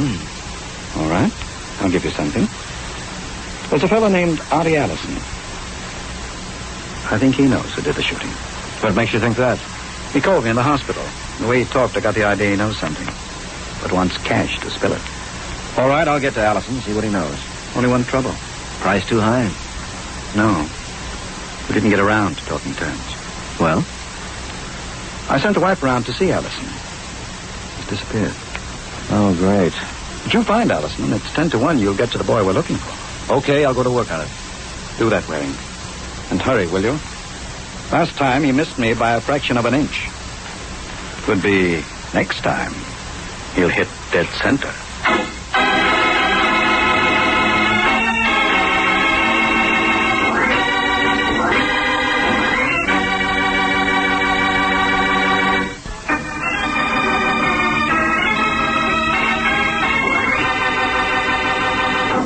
And now, back to the adventures of the Falcon. It's half a day since Mike Waring went to work for Frank Wagner. Now in a small restaurant near Journal Square in Jersey City, Mike slips into a booth and smiles at the nervous little man sitting across the table from him. Hello, Allison. Hello. Who are you? Mike Waring. Oh. How'd you know my name? I have your picture. I've been looking for you. How'd you find me?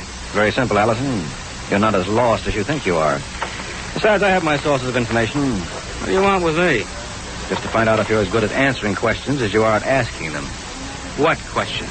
Well, number one, what do you know about the Wagner shooting? Who says I know anything? Wagner. Oh. What's he say about me? He said you have information about the shooting for sale. He's lying. Why should he?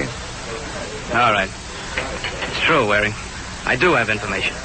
Well, what do I do? Sit here while you argue it out with yourself? I know who tried to kill Wagner. Good. What'll it cost me? Are you working for Wagner? Uh-huh. I don't get it. What? Just what Wagner's after. To keep on living. He says I can tell you who shot at him. Is that it? Uh-huh. You say the same thing, so I'm waiting. Are you sure you're working for Wagner, Waring? Why not? How can I be sure? There's a phone. Call Wagner. All right. You're working for Wagner. What made you doubt it, Allison? Nothing. I'll tell you who shot him. For free? For free. I want to get out of this. Okay, here's your chance to start getting. Who did the shooting? Ted Carney. Carney, huh? Why? Well, Carney got the idea Wagner put the law on him. Where'd he get that idea? I don't know. He accused me. When I convinced him it wasn't me, he said then it must be Wagner. That's all I know about it. I see. That's why I ran out. When I heard Wagner was shot, I was sure Carney did it. Carney knew I was sure. So he might try to shut me up. All right, Allison, let's go. Go? Where? Home. But if Carney comes... I found you here. What makes you think Carney won't? Hey, that's a thought. Yeah, but I don't think you have to worry about him anyway, Allison, so you can go home. Carney's in enough trouble. Wouldn't be very smart of him to go looking for more. That's right, Waring. But what do I do if it turns out Carney isn't very smart?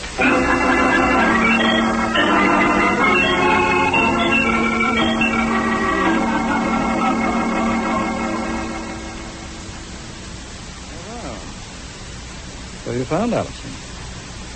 That was quick, Waring. Oh, not much to it, Wagner. And I checked with missing persons. They referred me to the robbery division. You mean the police knew where he was? Yeah, it seems he's been a stoolie for them. They used him on Carney, so when Carney escaped, they figured he might go gunning for Allison. They sent a man to cover Allison. He followed them to Jersey City.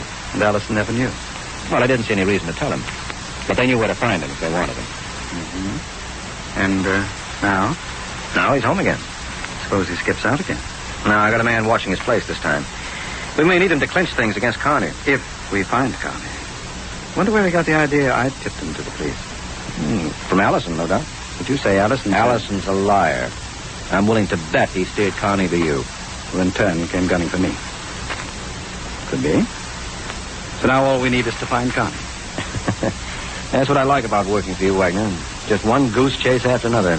Well, Waring, what's better for chasing geese than a falcon?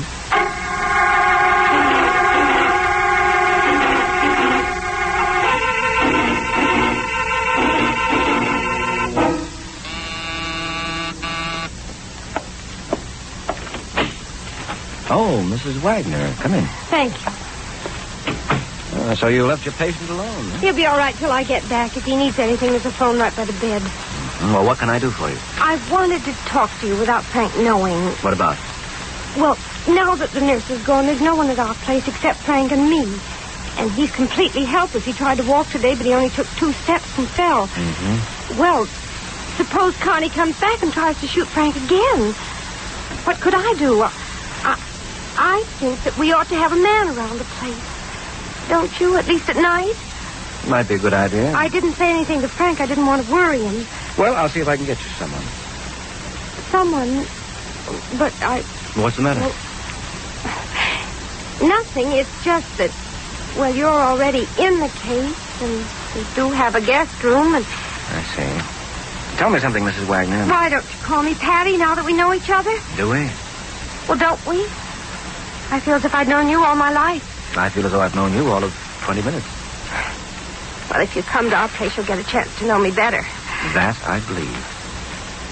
You don't like me, do you? Did I say that? You think I'm a heel because Frank's laid up? He told me you're a good gal. Don't take him too seriously, Mike. He talks for effect, too. Will you come? To protect Frank? Well, Connie might come back. You sure it's Connie? I thought that was settled. No, not quite. There are a couple of things. What can you tell me about the shooting? Can you add anything to what your husband told me? I'm afraid not. I wasn't home that night. Oh? You're trying to suggest something. No. Excuse me, Patty. Hello? Worthing? This is Frank Wagner. Oh, yes, Wagner. What is it? Frank, what does he want? Allison just phoned Worthing. He wanted you. Says he's contacting Connie. Knows where you can find him. Where? He wouldn't say over the phone.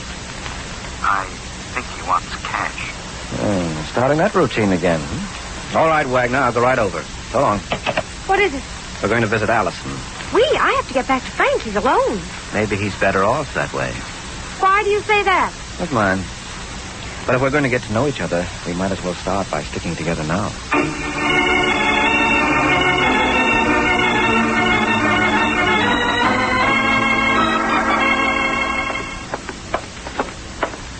Must you walk so fast? Something's going on that I don't like. Here we are. I had a man stationed across the street to see that Allison didn't leave, but he wasn't there when we came in. What does that mean? It could mean that Allison has left and my man's tailing him. But then why would Allison send for us? I hear somebody. Maybe we'll find out. Oh, you Waring. So you're not tailing him. I thought I asked you to stay across the street, Lippert, unless Allison went out. He's out. Then what are you doing here? Why aren't you tailing him? This is where he's out. For keeps. What? I heard a shot. I came up to investigate. Somebody must have come in the back way. Allison's dead. You want to look for yourself?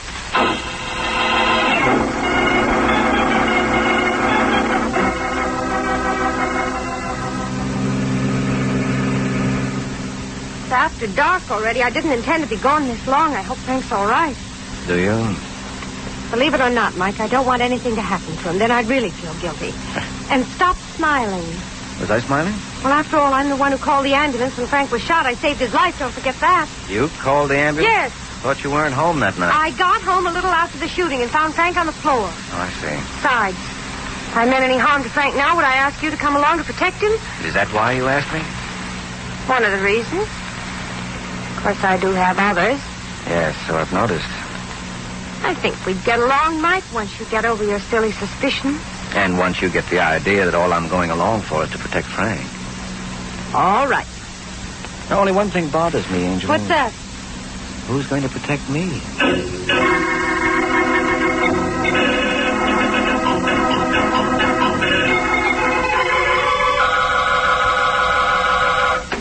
Hey, you'll have to forgive me, Wagner. I make a habit of coming through windows. Eccentricity of mine. Connie. Yeah, Connie. I've been holed up long enough. Figure it's time for me to blow. So I thought I'd better settle with you and Allison first.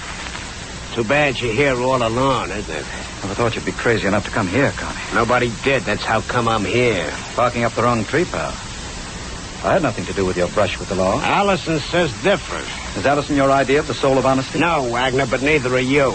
You've got no call to suspect me, except Allison says so. If you can prove he was lying... How am I going to do that? That's your problem. Get Allison. Bring him here, face to face. I've had enough of that kind of stalling, Wagner. I don't know what to say. So don't say anything. I'll settle with you just like I was sure. After all, what can I lose but your life? Oh, Connie, wait. I've waited long and... Hey, somebody's coming. Must be Patty. This gun says you don't make a sound, I'm Wagner. home, Frank. Everything all right? Answer it. Tell her it is. Go ahead. Yes, Patty. Everything's all right. Good. We'll be right in. Wait. She's got somebody with her. Sounds like it. Come on, Mike. Yeah. I'll have to cover both of them. Remember, you not a sound. Thought Mike wearing Frank. I thought it'd be a good idea. Hold it, both of you. Oh. Well, life's just full of little surprises. Get over next to Wagner's bed, you. Don't do it, Waring. He can't watch us both from where he is. Shut up, Wagner. Waring, now's your chance. Yeah. Wait. Ah! It's all right, Patty. Shot went into the wall. He's getting away. Now, we'll see. He's going down the fire escape. I can't follow because he's got a clear shot at me in the window. Patty, you're near the door. Turn off the light. All right, Mike. That's better. Can you see him? Yeah, now the odds are my way. All right, mister, that's far enough. I've got a gun on you, so don't take another step. That's for sure I'm not fooling. Now stand still. The next won't be a warning. All right, don't shoot again. And drop your gun. Go ahead. Okay. You drop it? I dropped something. I heard it.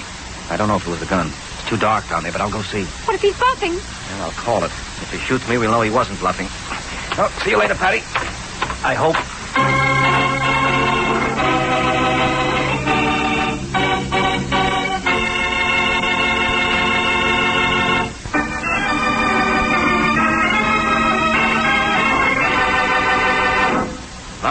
to the adventures of the Falcon. It's half a minute since Mike Waring ordered Ted Carney to surrender, and Carney went through the motions of obeying. Now Mike approaches Carney on the fire escape, hoping that Carney can neither fire nor escape. That's it, fella. Just stay that way until I pick this up. Wagner called you Waring. You must be the Falcon. Yeah, you must be Ted Carney. I've been looking for you. I understand you're a smart cookie, Waring. So? Maybe you'd be interested in a proposition. No, I don't sell out, Carney. So you're not smart. Depends on the point of view. I could make it worth your while. No, no dice. I don't need that kind of money. There's nothing I can say. Can't think of a thing. You'll be sorry about this, Waring. Maybe, Carney, but not half as sorry as you. Let's go.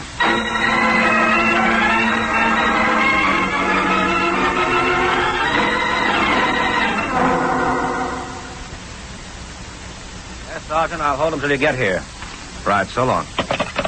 Well, Carney, the police are on their way. I heard you ask for Sergeant Corbett a homicide. I didn't kill anybody. You tried to kill me. That's a lie, Wagner. And you did kill Alice. I didn't. Has Allison been killed? Yes, Wagner, he has. Well, I didn't do it. Tell me something, Carney. What? Why did you come here? I don't have to answer to you. All right, Wagner will. How about it, Wagner? It's just as you guessed, Waring. He said Allison told him that I was the one who put the law on. So he came to finish up what he started before. I didn't shoot you before. But you were going to shoot him this time. I was going to make him talk. What did you do from the moment you entered this room? Nothing. I was only here a minute when you came. All right, in that minute. Nothing. Wagner? He threatened me. All right, now let's have it from the beginning. From when he entered. But I'm lying here reading, and I hear a crash. I look around. He's coming through the window. He has a gun. He tells me he's been holed up long enough. He's getting out now. But first he's settling with Allison and me. Oh, with Allison and you. That's what he said. I didn't get around to Allison. I came here first. But you said you were settling with Allison. Look, Waring, you got me. They're going to throw the book at me, but I didn't shoot Allison. They're not getting me for that. Oh, we'll see, Carney. Wagner, get up. What? Get up. Walk across the room. I can't. Just from the bed to the door and back. What's the idea? I want to see how strong you are. I can't walk at all without help. I'm too weak. Can you crawl? I don't know, maybe. What are you trying to prove? Maybe you're stronger than you pretend. Why should he pretend? Makes a good alibi. Hey, that's an idea. Maybe he killed Allison on account of Allison sicked me on him. You're crazy. You think he crawled all the way to Allison? This is ridiculous. I haven't set foot out of this bed alone in weeks. Call him on it, Waring. Make him get up. Make him walk. Maybe I will, Carney. Provided you explain one thing. What's that? How come you knew Allison was shot? Huh? Well, you said... I said he was killed. I didn't say how. Oh. That's right, Waring. Well, I just figured it was part of the same deal. Wagner was shot, so I figured if it was the same person both times, Allison be shot, too. Except you accused me. I didn't shoot myself. I didn't think about you doing it until what Waring said about maybe you could walk. That's pretty flimsy, Carney. Oh, I wouldn't say that, Wagner. I'll accept that explanation. But Waring... Yes, it's plausible enough. So that leaves you, Wagner. I promised Carney if he could explain, I'd ask you to walk. Now, go ahead, walk. I can't. All right, I won't argue about it. As long as you can walk into the courtroom. Are you serious about this, Mike? You don't really think that Frank... Killed Allison? Sure. You know, Wagner, you told me you're a friendly guy. I have an idea you're going to lose your popularity awfully sudden. After all, you can't shoot your friends and have them, too.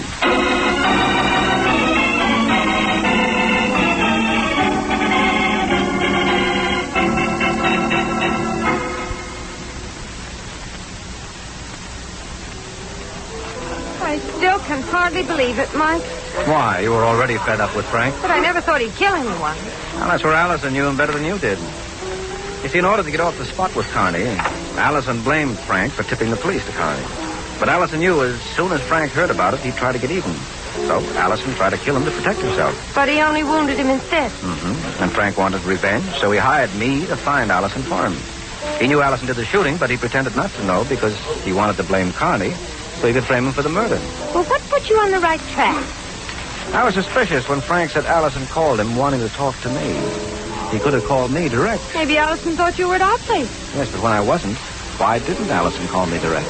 All right, that made you suspicious. But you certainly must have had something more than that to make you accuse Frank. Oh, I did. His lying about not being able to walk clinched it. How did you know he was lying? Well, he said he couldn't walk at all, not even from his bed to the door. Well? Well, it was light when you left him. When you returned, it was dark. But Frank had been reading. The light was on in the room and the light switches by the door. I remembered because you turned the lights out at the door when I was chasing Carney. right, so Frank could walk. Well, that's all there is to it, Patty. Uh-huh. And now that Frank's in jail for murder, maybe you won't be so standoffish as far as I'm concerned. After all, I'm sure you'd like me once you got to know me better. Yeah, could be. But I've always heard that what you don't know won't hurt you. So, Angel, I'm afraid part of my education will have to remain sadly neglected.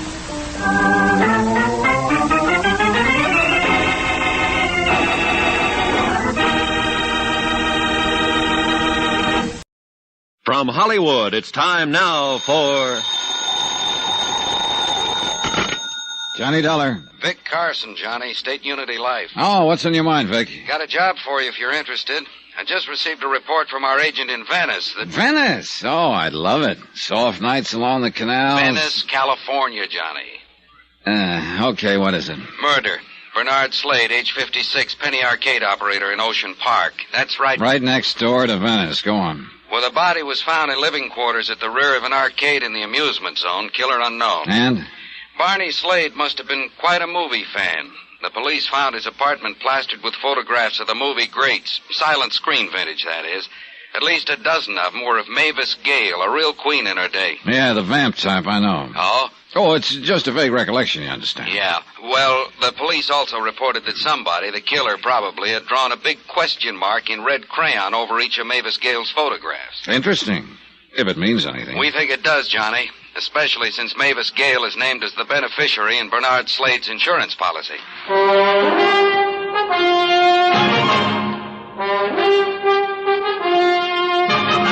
Tonight, and every weekday night, Bob Bailey in the transcribed adventures of the man with the action-packed expense account, America's fabulous freelance insurance investigator. Yours truly, Johnny Dollar.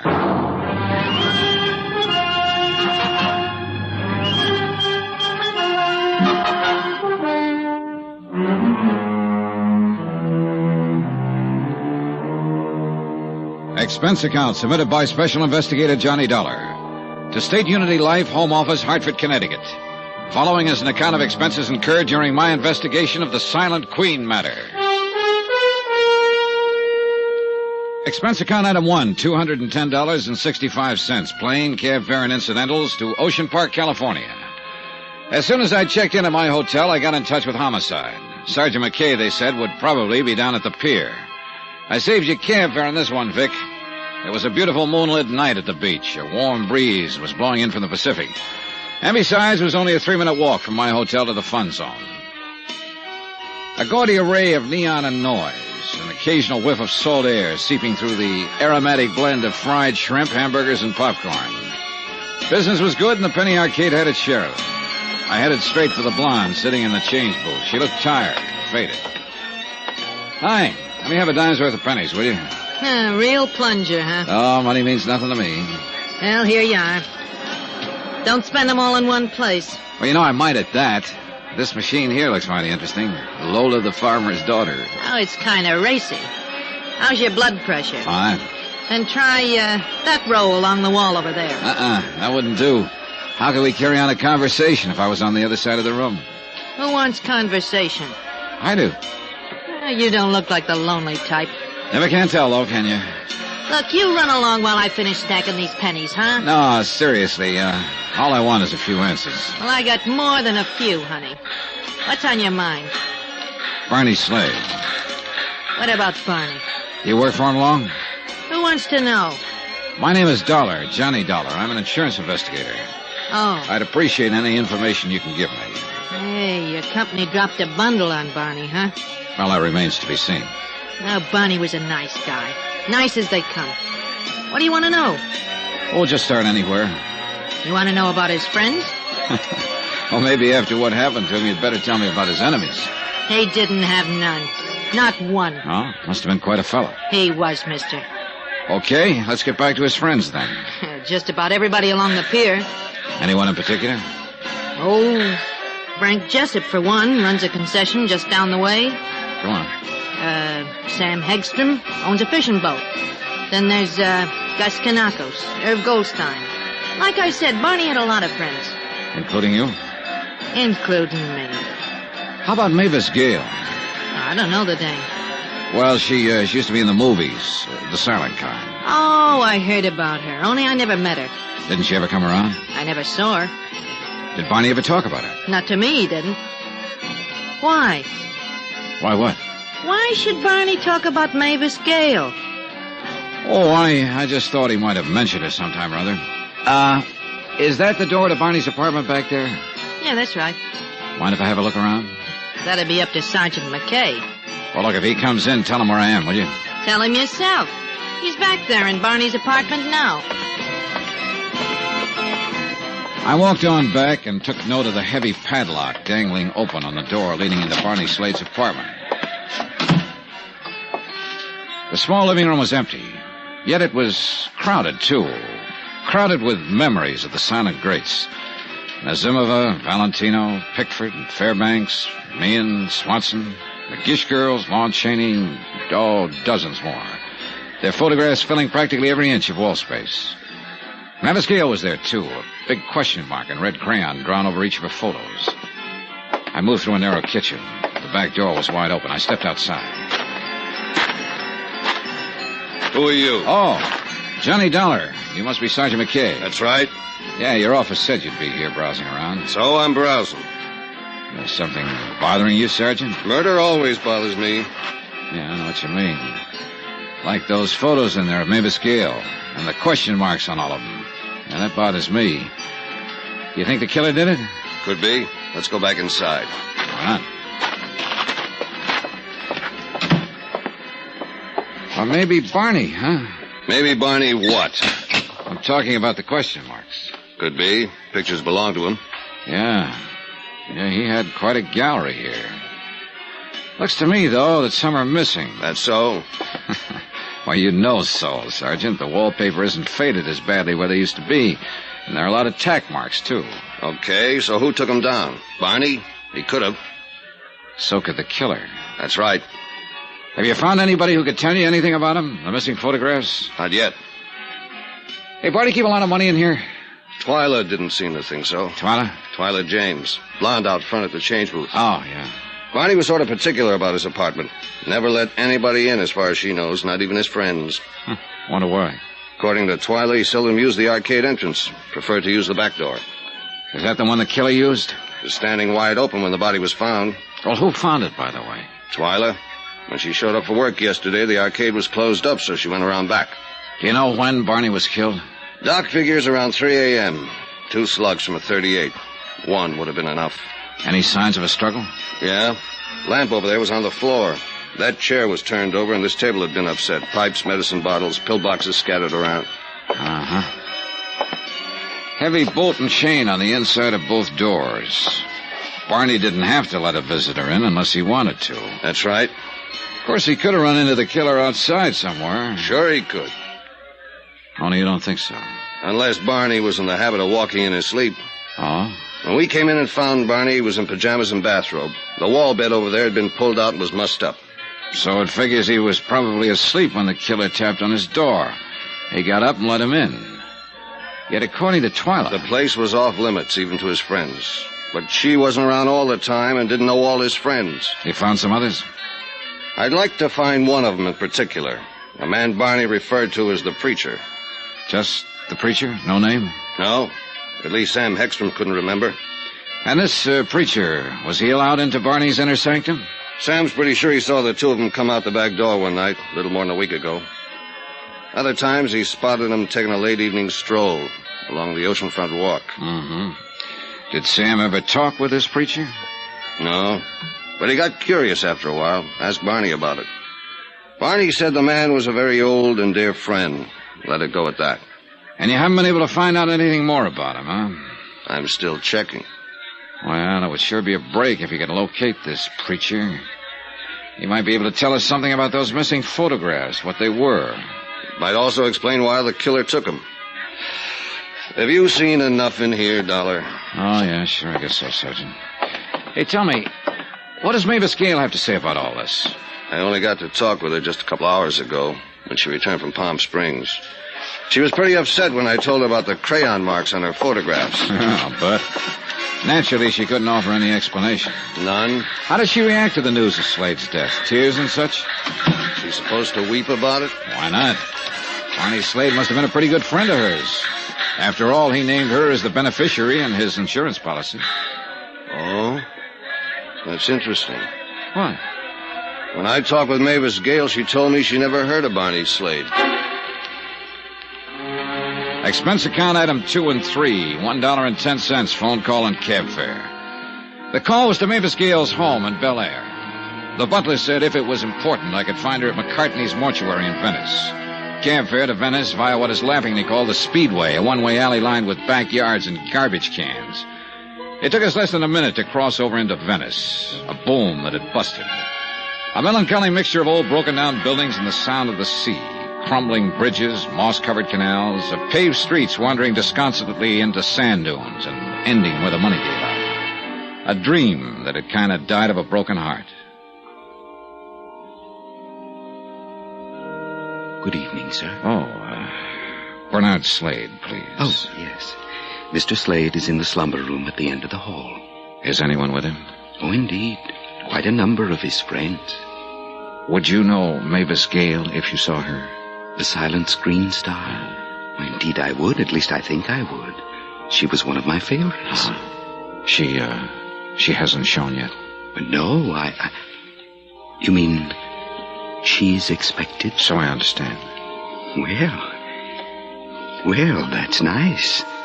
Oh, that is nice. I didn't know she was a friend of Mr. Slade's.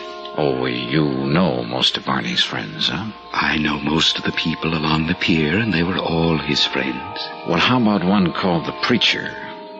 The Preacher? Mm-hmm. Well, naturally, I'm very well acquainted with many men of the cloth. And if you could tell me his name... I don't know it. Oh. Look, you have a visitor's register here, don't you? In each of the slumber rooms, yes. Just inside the door. Oh, thanks. Where did you say Mr. Slade was? Down the hall. Last room on the left.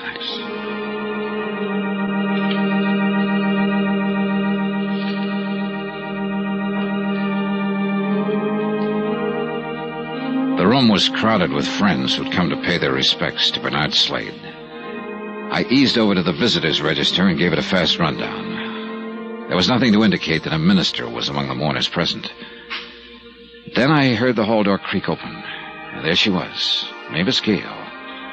Certainly not at all what I expected a vamp of the silent screen to look like 30 years later. Slender, trim, in a smartly tailored suit, and even more attractive than the photographs I'd seen of her in Barney's apartment. She moved down the center aisle to the casket and stood there for a moment. As I walked toward her, she suddenly turned, her eyes wide and staring, her lips moving silently. Then she crumbled to the floor.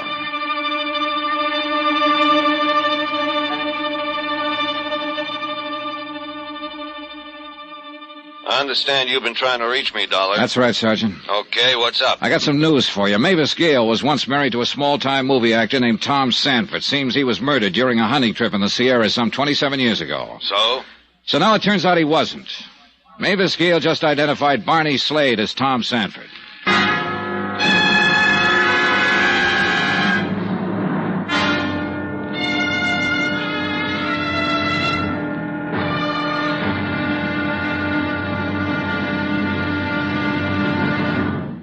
Now, here's our star to tell you about tomorrow's episode of this week's story. Tomorrow, a stagecoach ride. I get some lumps, and a surprise witness turns up. Join us, won't you? Yours truly, Johnny Dollar.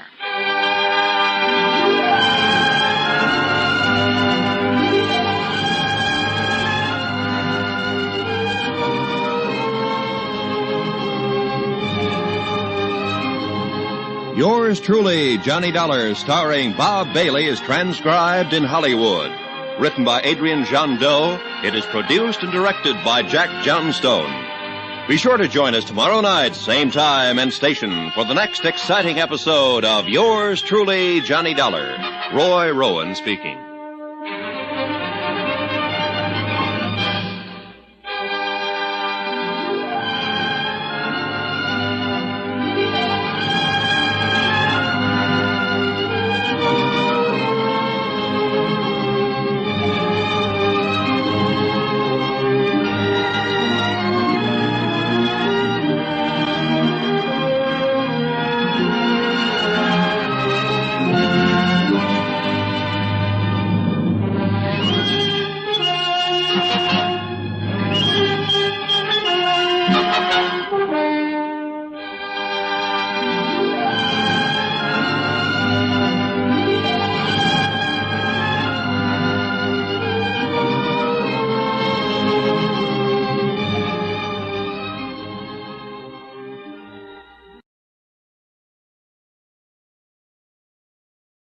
From Hollywood, it's time now for...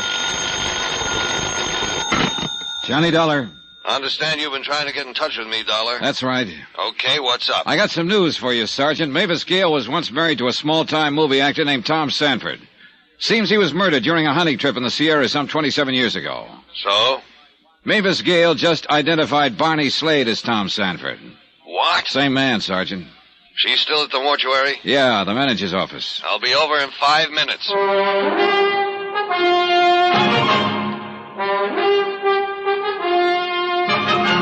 Tonight, and every weekday night, Bob Bailey in the transcribed adventures of the man with the action-packed expense account, America's fabulous freelance insurance investigator. Yours truly, Johnny Dollar.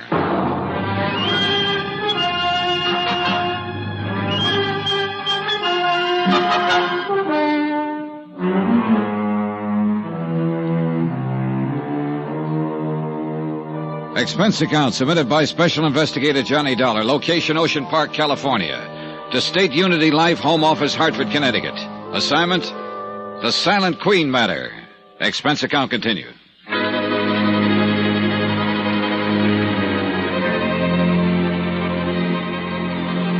Item 4, 10 cents, a cup of black coffee for Mavis Gale, Queen of the Silent Flickers. While she drank it, I elbowed my way past Barney Slade's friends gathered in the hall just outside the mortuary office and walked out to the street to do a little quiet thinking. I didn't have time. Excuse me, Mr. Dollar. Is it a fact about Mavis Gale? I mean, she was Barney's wife? Where'd you pick that up? Well, Mort thought he heard her say so. Mort? A manager of the funeral parlor. You were in his office, helped carry Miss Gale there. Is it a fact, Mr. Dollar? How do you know my name? I was gabbing with Twyla earlier tonight. She's the girl at the change desk in the Penny Arcade. I know. Then I seen you and Sergeant McKay come out of Barney's apartment. Who are you? Frank Jessup. I run the mermaid bit over on the pier. You know, 3 baseballs for a quarter and you... You try to dunk the doll in the water tank, yeah. I figure Mort heard right that Mavis Gale used to be Barney's wife. Well, that's what the lady said. Oh, how do you like that? Old Barney married all this time into that Mavis Gale, old-time movie star. Never breathed a word of it to any of us. Sure can't get over it. And him being a picture player in the old days, too. Yeah. Do you recall ever seeing her around the arcade, Mr. Jessup? Nope.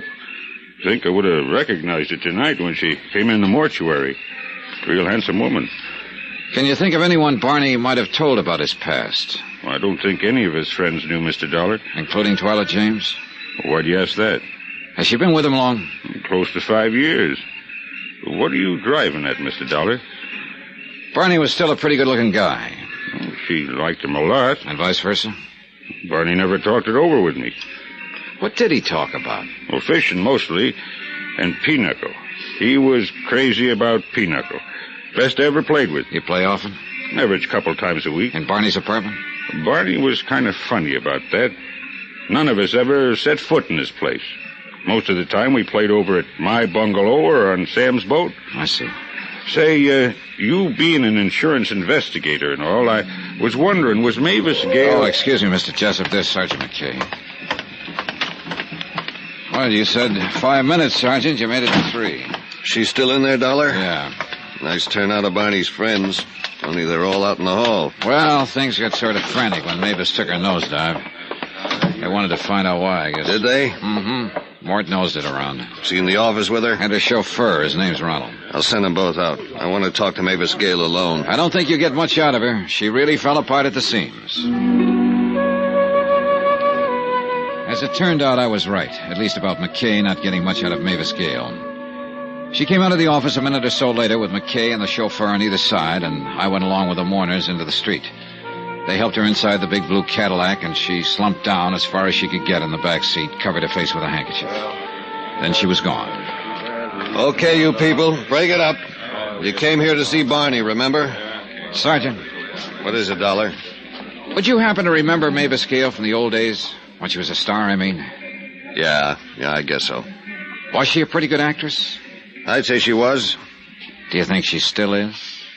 If you're referring to that fainting spell, Dollar, you tell me you saw it. It looked pretty genuine. So? I just wondered is all. Just wondered.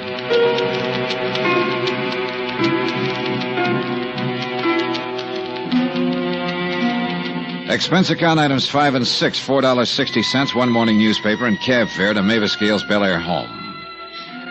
Now that Barney Slade had been identified as Tom Sanford, husband of the old-time movie queen, the affair was splattered all over the front pages. There was also a complete account of the 27-year-old murder case in which this same Tom Sanford had presumably been killed with a shotgun blast during a hunting trip. The big wide gates of the ex-movie queen's estate were locked when I got there, but there was a phone close by. I picked it up, leaned on the buzzer. No answer. Nothing. Then I saw the car coming down the drive. I recognized Sergeant McKay at the wheel.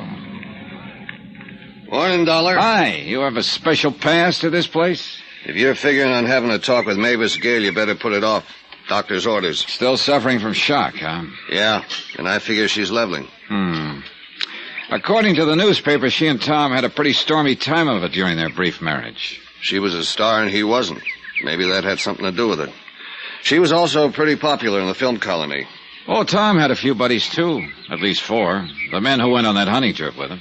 The case was investigated pretty thoroughly. They came out of it clean. You know, it'd be interesting to find out who wanted Tom Sanford dead, though, wouldn't it? The fellow hunter who got his face blown off by a shotgun blast wanted Sanford dead. Only apparently Sanford beat him to the draw, right? Do you think somebody might have hired that would-be killer who instead became the victim? What are you getting at? So the person who did the hiring thought the mission accomplished, but then recently learned that Tom Sanford was still alive, posing as Barney Slade. You really have an imagination.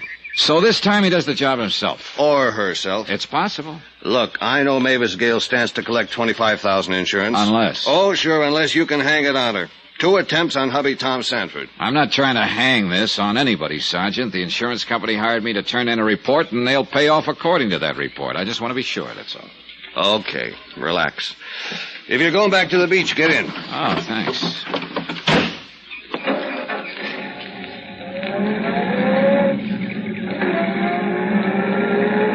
Why do you think he did it, Sergeant? Why do I think who did what? Sanford. 27 years ago on a hunting trip. Why do you suppose he planted his identification and clothing on the man who tried to kill him, then vanished? Who knows? Maybe he was in a jam. Liked the idea of letting the world believe he was dead. And how about those question marks on Mavis Gale's photographs? A tie in there, maybe? We've been through that. Barney could have made those marks himself. Well, then here's a thought. Barney, or Sanford, whichever you want to call him, might have wondered, could his wife have hired the killer? And is that why he drew those question marks? I thought you decided the killer drew them. All right, assume the killer drew them. Why? You tell me. Well, it would certainly attract attention to Mavis Gale, wouldn't it? And eliminate her as a possible suspect? As far as Barney Slade's death is concerned, yes. You're really determined to go after this woman, aren't you? Look, McKay, I told you Okay. Assuming the killer drew those question marks to direct attention to Mavis Gale. Why would he want to do that?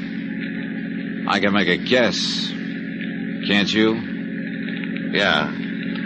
Could be blackmail. But why wait all these years? For the simple reason he just picked up a little information recently. Maybe he got it from one of the men who were on that hunting trip. Think they're still around?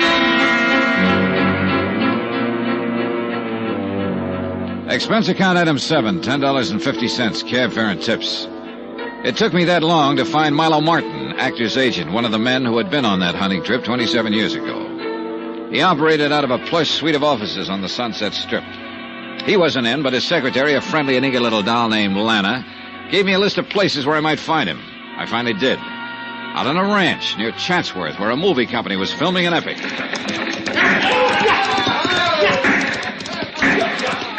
Yep, a Western. What else? Milo Martin was short and round. He wore cowboy boots, dungarees, no shirt. He was sitting on a wide, flat rock, sunning himself. Oh, yes, Mr. Dollar. I read about it in the morning paper. It came as a tremendous shock. Tom, alive all these years? It's incredible. It's fantastic. Well, according to newspaper accounts, you were the one who first discovered the body that day 27 years ago. A horrible experience, terrifying, and never forget it. We had been searching the hills all night, and then in the cold gray of dawn, there he was in the ravine. Tom. Only it wasn't Tom. Well, the police are certain? I mean to say that... Miss Gale positively identified the man known as Barney Slade to be Tom Sanford. Running a penny arcade in Ocean Park. It's incredible. Well, then who was the man I found in that ravine? We don't know. We may never know. And he wanted to kill Tom? But why? You have no idea why anyone would have wanted to do away with him? No, of course not. Oh, I knew Tom was a wild sort. He never got along with most people, but, well, to resort to murder. You were his agent, weren't you, Mr. Martin? Yes, I was. I must confess I only took him on as a client to please Mavis. Oh, you also represented Miss Gale? I did. She was... Oh, she still is a truly wonderful person, Mr. Dollar. I understand the two of them weren't getting along too well. That would be putting it mildly, Mr. Dollar. It was one frightful row after another. Wild, hysterical sort of row. What did they quarrel about? Well, Tom was quite a gambler, and he also drank rather heavily, and he also fancied himself as quite a ladies' man. And this made her sore. He was also extremely jealous. Oh? Mavis ever give him good cause to be? No, of course not. Oh, he was always imagining all sorts of fantastic things about her. Actually, she was very much in love with him. That was my impression, at least. Tell me, Mr. Martin, those other men who were on the hunting trip, are they still around? Well, let me see now. There's Trev, for one. Trev, that's Francis Trevelyan, used to be Miss Gale's cameraman, independent producer now. His pictures aren't very good, but they make money. Well, how about this Jarvis Pocket? Jarv? Let me think now. Oh, excuse me. You ready, doll? Okay. That's Saul, the director. He's a friend of mine. Look, about Jarvis. You like stage coaches, Mr. Dollar? Well, I can take him or leave him. Look, what Come about along. this? They're finished up here. We'll ride the coach back to the ranch house.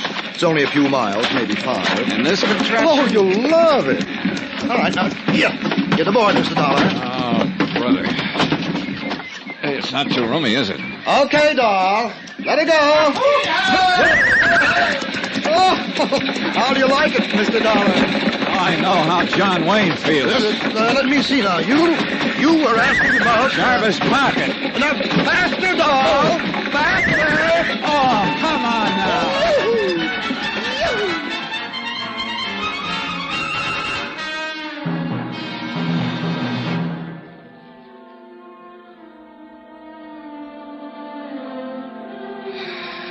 Expense account. Item 8, 81 cents. 1 bottle of rubbing alcohol. It was late that afternoon when I got back to my hotel, but before I could use the alcohol on my aching bones, the phone rang. Johnny Dollar. McKay here. This time I got news for you, Dollar. You ought to be real pleased. Wait till I sit down. Oh, on second thought, maybe I won't. Okay, Sarge, let's have it. Mavis Gale said she didn't know her husband was alive all these years, that he was using the name Barney Slade, running that arcade in Ocean Park. So? So maybe she didn't tell us the truth. What do you mean? We got a witness, Dollar. Someone who saw Mavis Gale hanging around the Penny Arcade 2 nights before the murder.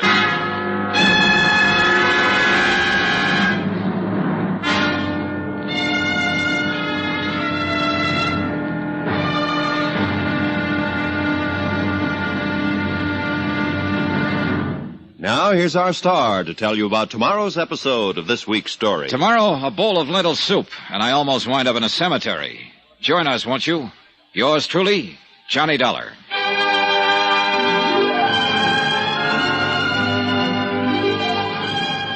Yours truly, Johnny Dollar, starring Bob Bailey, is transcribed in Hollywood. Written by Adrian Jandot, it is produced and directed by Jack Johnstone. Be sure to join us tomorrow night, same time and station, for the next exciting episode of Yours truly, Johnny Dollar. Roy Rowan speaking.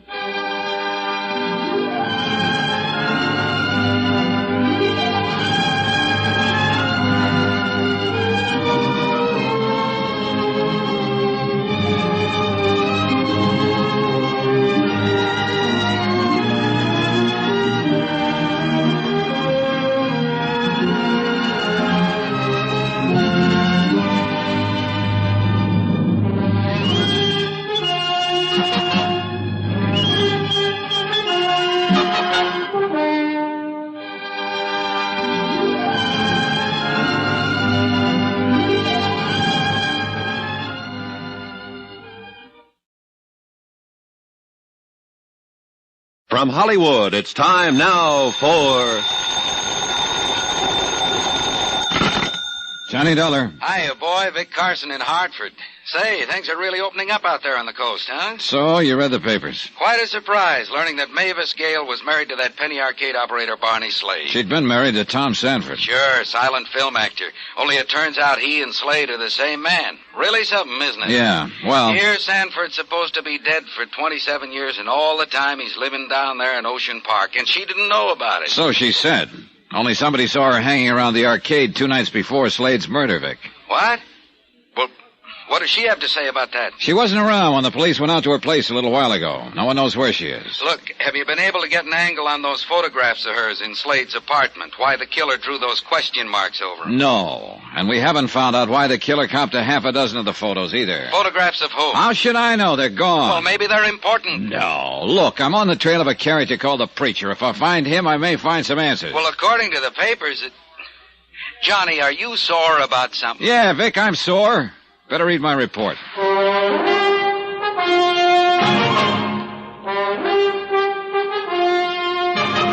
Tonight, and every weekday night, Bob Bailey in the transcribed adventures of the man with the action-packed expense account, America's fabulous freelance insurance investigator. Yours truly, Johnny Dollar.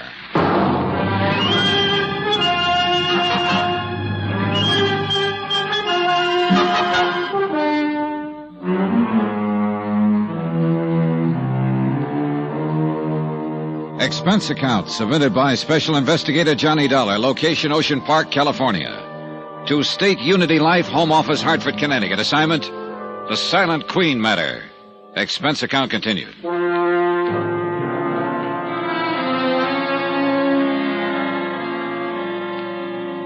Item 9, 55 cents, 1 scotch and soda at a local pub. This was right after I talked with you, Vic. Yeah, I guess I was a little sore. Maybe it was because of that phone call earlier from Sergeant McKay, when he told me that old-time screen star Mavis Gale had been seen hanging around the arcade where Slade was murdered. Okay, so Mavis Gale was in line to receive $25,000 as the beneficiary of Slade's insurance policy. I suppose he figured I was itching to get something on her so the insurance company wouldn't have to pay off. I downed the rest of my drink and walked over to the penny arcade in the Ocean Park amusement zone. You back again? Yeah, I'm back again, Twyla. If you're looking for Sergeant McKay, he's... You sure about what you told him? That you saw Mavis Gale in here several nights ago? I'm sure. Recognize her picture in the morning paper. Well, you didn't volunteer this information to McKay until this afternoon. I sleep late. Okay. So Tuesday night, Mavis Gale showed up. Around 8, you said. Well, I couldn't swear to the time. It was around then. Well, exactly what did she do? I told the sergeant. Well, tell me. When I first noticed her, she was standing just inside the front door, like maybe she was waiting for somebody. Was Barney here in the arcade at the time? No, Barney was back there at that test your strength machine. It was busted. And I was helping fix it. Oh, hiya, Mr. Jessup. Evening, Mr. Dollar. Evening, Twyla. Hi. Yeah, Mr. Dollar, Frank here's pretty good with electrical stuff. So? So I helped Barney fix the machine. Look, Twyla, I mean, what happened then? What did Mavis do? Well, she waited around another 10 minutes maybe and then beat it. Did Barney see her? Did he, Frank?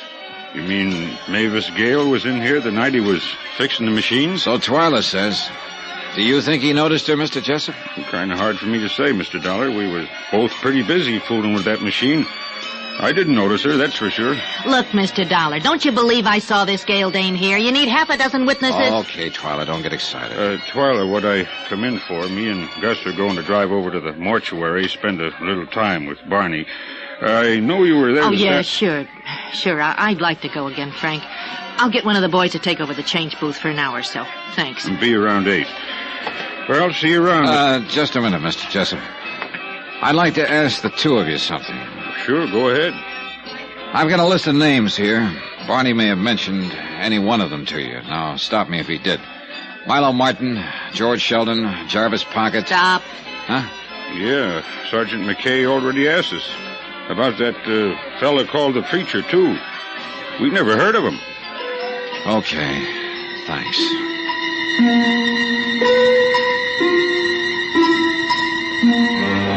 I wandered around the pier for a while trying to figure out my next move. McKay wasn't around, and it was a cinch Mavis Gale hadn't returned to her Bel Air estate.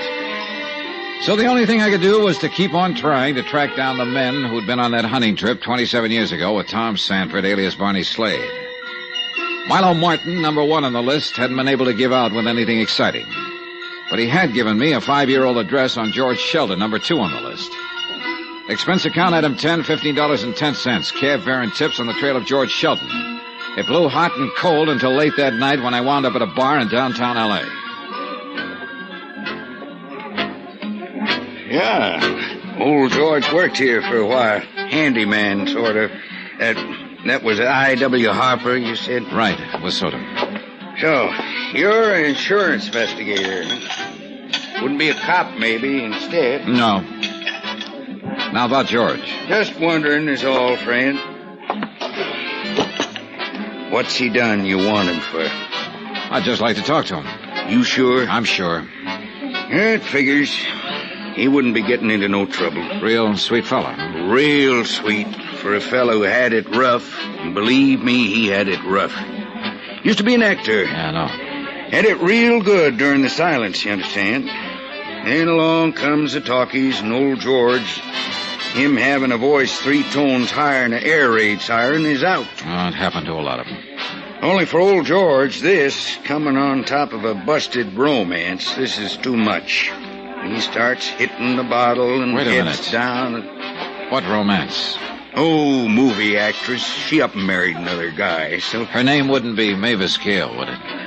Say, funny you ask that. Oh? Her name's all over the front pages. You read the story? Yeah, I did. You mean that this... Nah, this wasn't the romance. Old George had a yen for some doll named Josephine Hinch, or something like that. Say, you wanting to talk with him, it got something to do with that Penny Arcade murder? Yeah, that's right. Now, where can I find George Sheldon? Well, the address is 1712 South Glendale Avenue, Glendale. Thanks. Another drink? No, I'll finish this. And I'll be on my way. You know, I kind of miss old George since he left us. Yeah, sure. Real sweet fella. Yeah, kind of miss the old preacher, too. Way he used to rant and rave. What did you say? About the preacher? Yeah. Old guy. Was a friend of old George. Used to come in here and read him the riot act about his drinking. Wave his arms around and holler. Wait a minute. This preacher, what's his name? Let me see now. Kind of screwy name. I ought to remember. Runs a rescue mission somewhere around here. Would a friend help? Sure. His name's Pocket. Jarvis Pocket? Right on the button. Thanks. Here's your $5. My pleasure. Oh, and friend, since you've been so generous, well, that address I gave you on old George... What about it? Will save yourself the trip. It's a cemetery. Old George has been dead for a couple of years. Jarvis Pocket had been number 3 on my list of the men who'd gone on that hunting trip 27 years ago, and someone had tried to murder Tom Sanford but got killed instead. Now that it turned out he was also the preacher I'd been looking for, well, that could turn into a big break. Expense account items 11 and 12, $6 even, tip to above-mentioned bartender, and cab fare around L.A.'s Skid Row looking for the rescue mission. It was a neat-looking affair. All the lights in the main hall were on, and as usual, the place was open for business. Seek and ye shall find. So, my brother, seek ye the way of the Lord, for along that way lies... There was a good crowd on hand.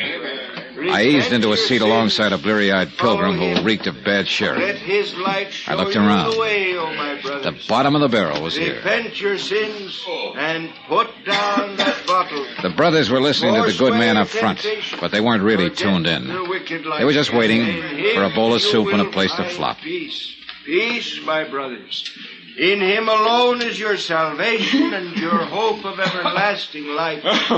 Open your hearts to eternal joy, and the glory shall be yours. We will now sing hymn number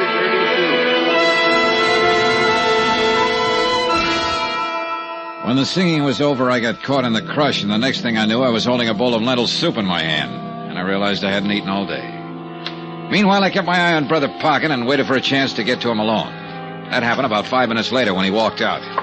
I followed him down a long, dark corridor and into his office. Please sit down, young man. Thanks. My name is Johnny Dollar, Brother Pocket. I'm an insurance investigator. Oh. Frankly, I thought you were a policeman when I saw you out there seated with my flock. Been expecting the law? Yes. Excuse me. I knew they'd be coming around sooner or later regarding that long friendship of mine with Barney Slade. Yeah. Goes all the way back to the days he was known as Tom Sanford when you directed silent films. Check? Checked.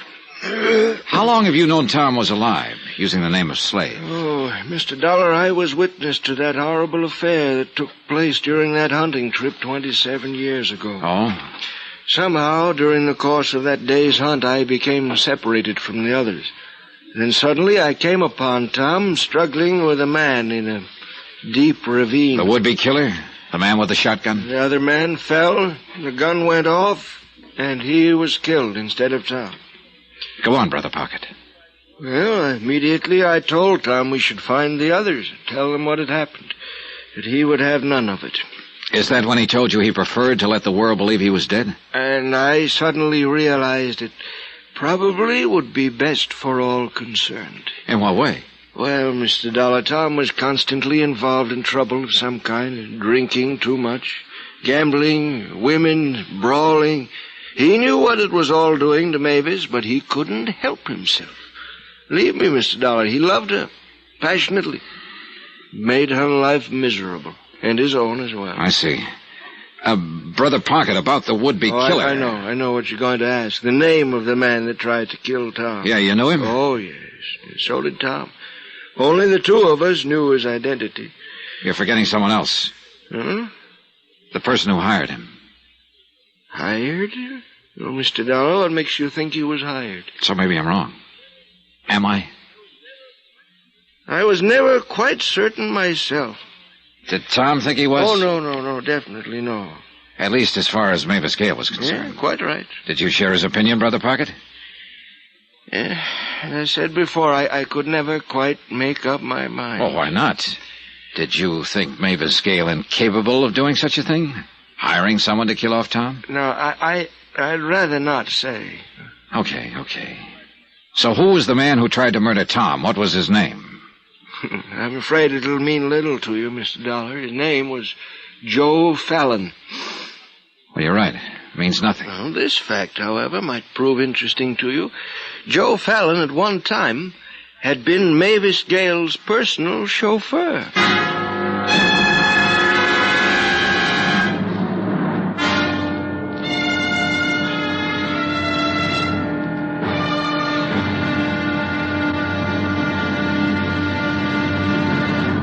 Now, here's our star to tell you about tomorrow's episode of this week's story. Tomorrow, audience with the Queen and a brush with the killer. Join us, won't you? Yours truly, Johnny Dollar.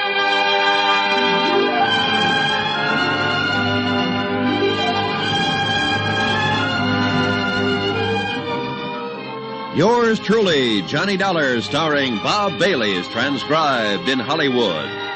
Written by Adrian John Doe. It is produced and directed by Jack Johnstone.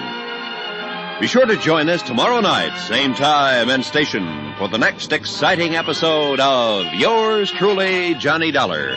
Roy Rowan speaking.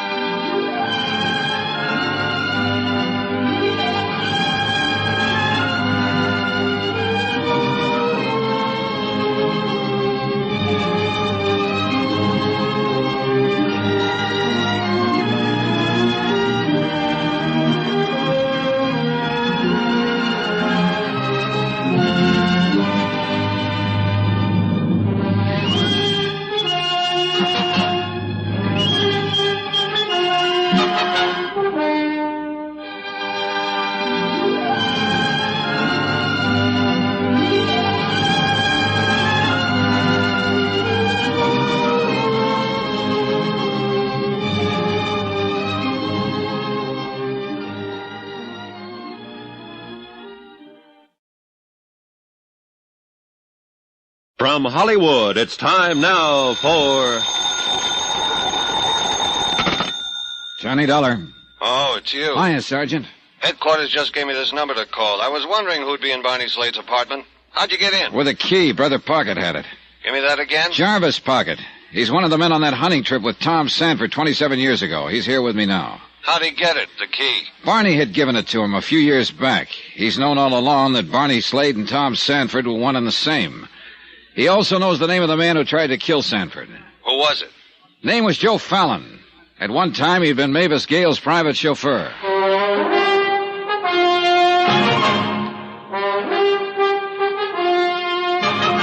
Tonight, and every weekday night, Bob Bailey in the transcribed adventures of the man with the action-packed expense account, America's fabulous freelance insurance investigator. Yours truly, Johnny Dollar.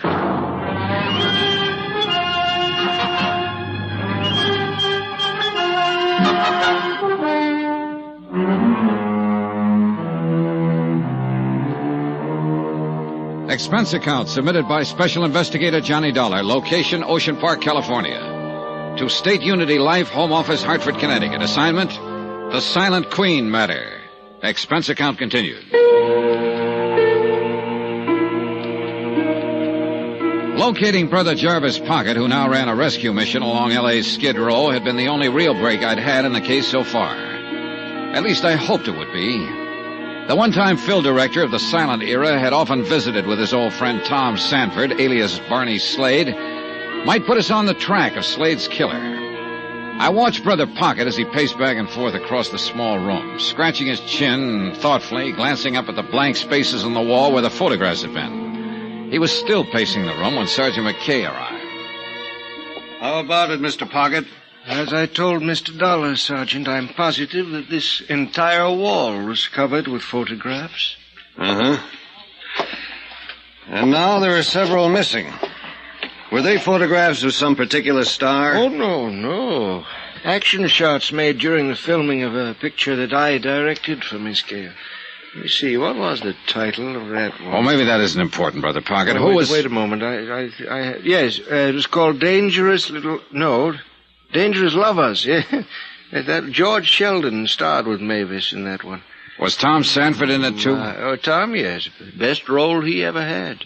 Well, how about the next row of pictures? Yes, well, a photograph of Mavis and Tom, I believe. I can't recall the title of that film. A dreadful thing. Francis Trevelyan talked them into it and directed it, too. And should have stayed behind the camera where he belonged. And the bottom row, were they photographs of Tom Sanford and Mavis Gale? Yes, I'm certain of it. That picture was... Brother Pocket, would you say that Tom had changed much since those photographs were made? Not too much, no. He put on a bit of weight.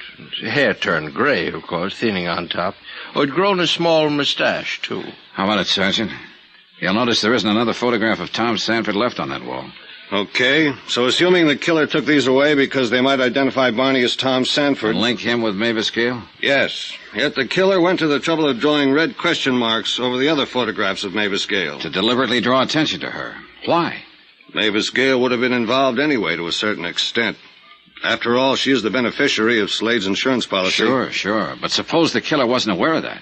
$25,000, I believe, is the amount. Yeah, that's right. And you're wondering why he did it?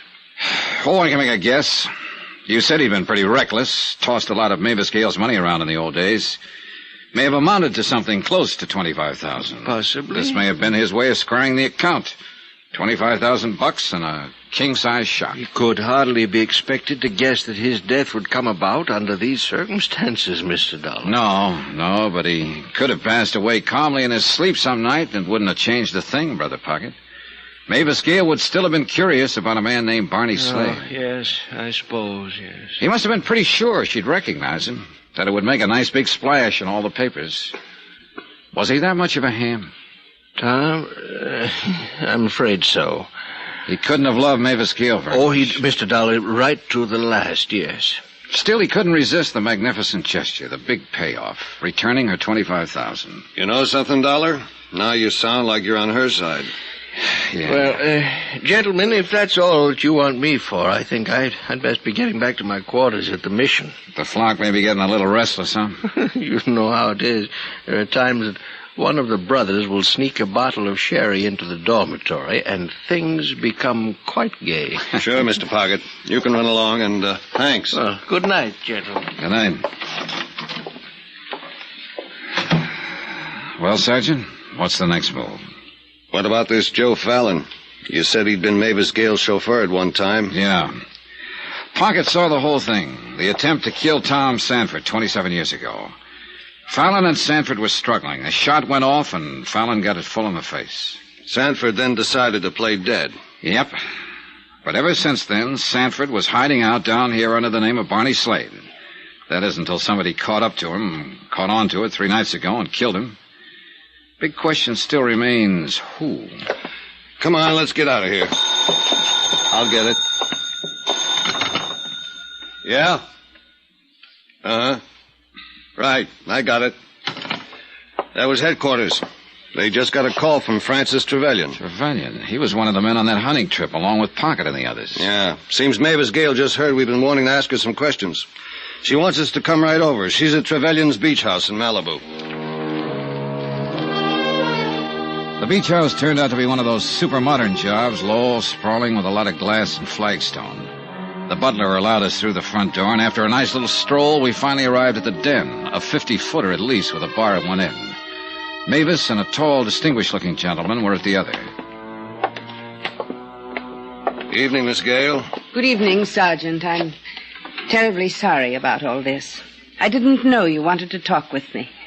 I should have left word at the house, I suppose, but I was so upset, anxious to get away. I understand. Oh, this is Francis Trevelyan, Sergeant McKay, and Mr. Dollar. We met at the funeral home. Oh, yes, I remember. Do sit down, gentlemen. May I offer you a drink? No, thanks, Mr. Trevelyan.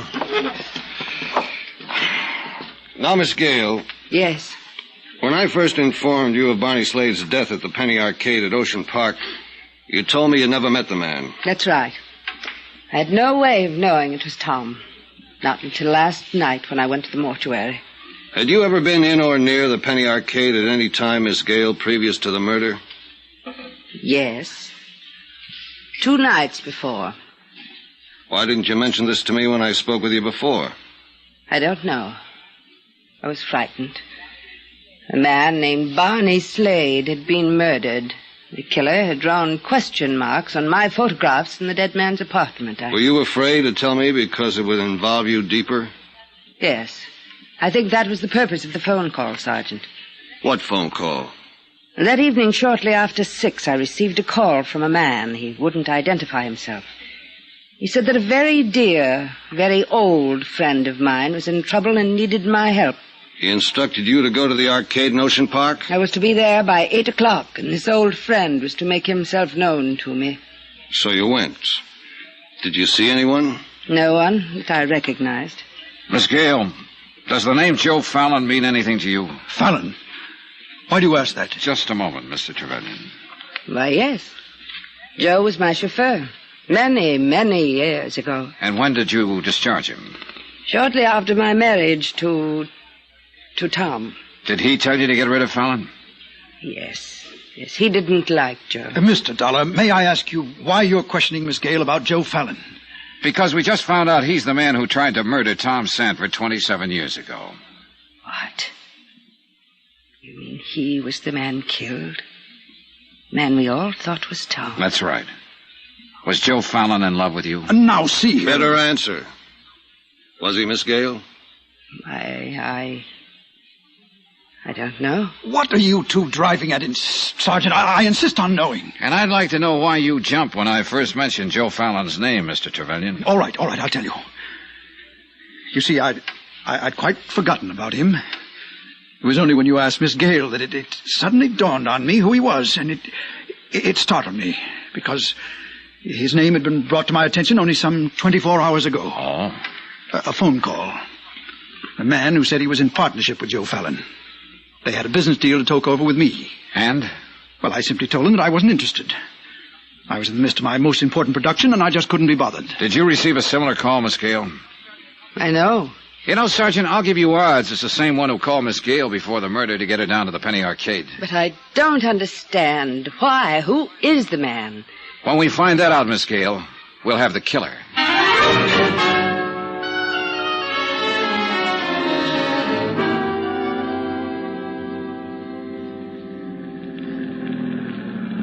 Here's your hotel, Dollar. Oh, yeah, right, thanks. Been a long day, hasn't it? Sure has.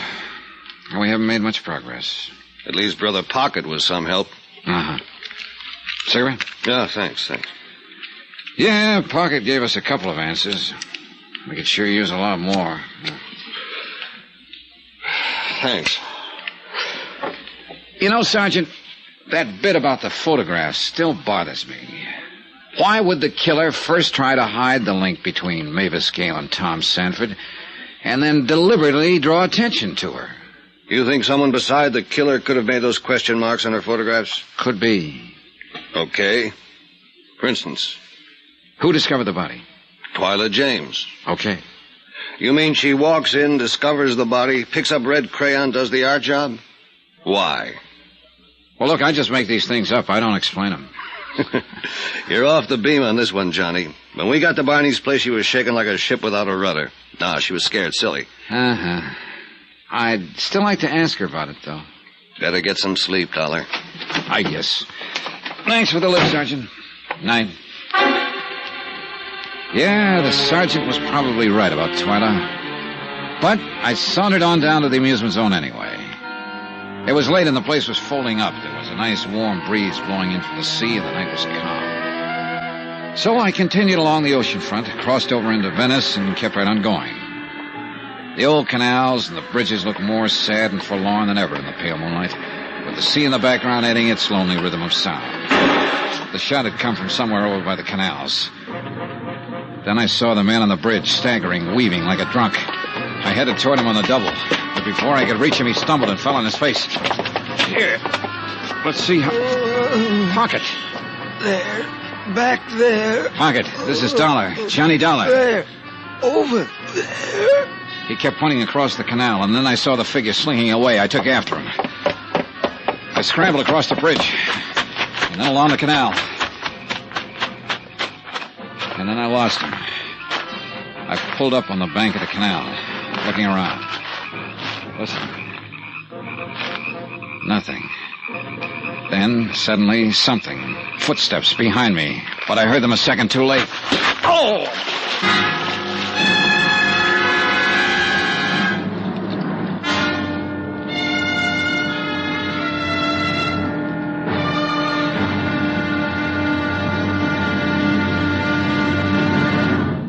Now, here's our star to tell you about the final episode of this week's story. Tomorrow, a man who talked too much, and it killed him. Yeah, the payoff. Join us, won't you? Yours truly, Johnny Dollar.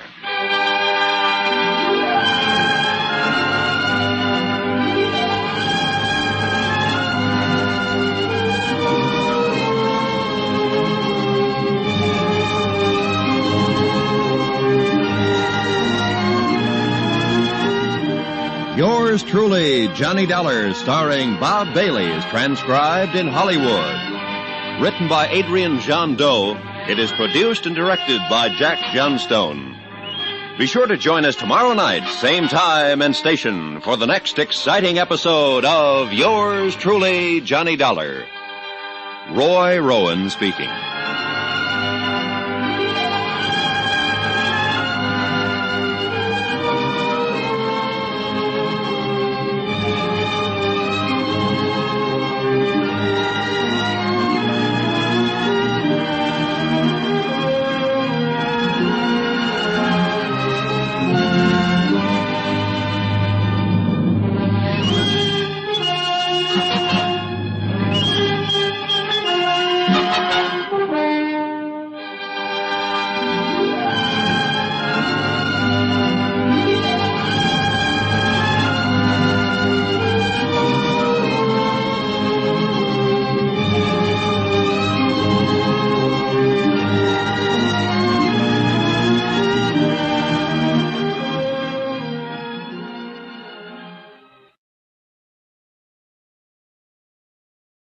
From Hollywood, it's time now for Johnny Dollar. Good morning, Mr. Dollar. This is Milo. Remember? Oh, Milo Martin, the agent, yeah. Yes, I've just read about that terrible affair about Jarvis Pocket murdered. Oh, that's a terrible thing. Yeah, he didn't even make it to the hospital. And you, Mr. Dollar, the killer tried to do away with you, too, huh? All I got was a nice crack on the head and a not-so-nice dunking in the canal. You were fortunate, Mr. Dollar. Extremely fortunate. Yeah. Anything else you wanted to talk about, Milo? Oh, yes. I'm sorry I wasn't at the office when you called earlier. Well, your secretary gave me part of the information I was after. She remembered a man had phoned your office yesterday. Yes, she said he was a business associate of someone named Joseph Fallon. Well, I was out at the time, but he did leave that message. Well, what I wanted to know is, did he ever call back? No, he didn't. He probably will, unless he figures he's already found his pigeon. Pigeon? What for? Blackmail, Mr. Martin. Blackmail.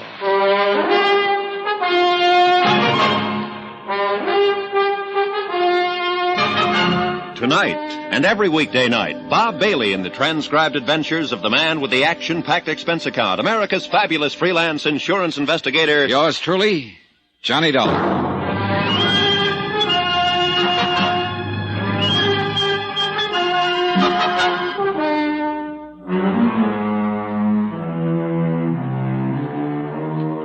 Expense account submitted by Special Investigator Johnny Dollar, location Ocean Park, California. To State Unity Life, Home Office, Hartford, Connecticut. Assignment, The Silent Queen Matter. Expense account, final page. 27 years ago, somebody had hired one Joe Fallon to murder Tom Sanford, the husband of silent movie star Mavis Gale. But Joe had muffed the job. Now that somebody had turned killer himself. His first victim, Tom Sanford, who'd been going under the name of Barney Slade and running a penny arcade in Ocean Park. The second, Jarvis Pocket, who could have helped us spot the killer. The only two others who might help us were actor Francis Trevelyan and actor's agent Milo Martin. And both had received phone calls from the killer. The reason?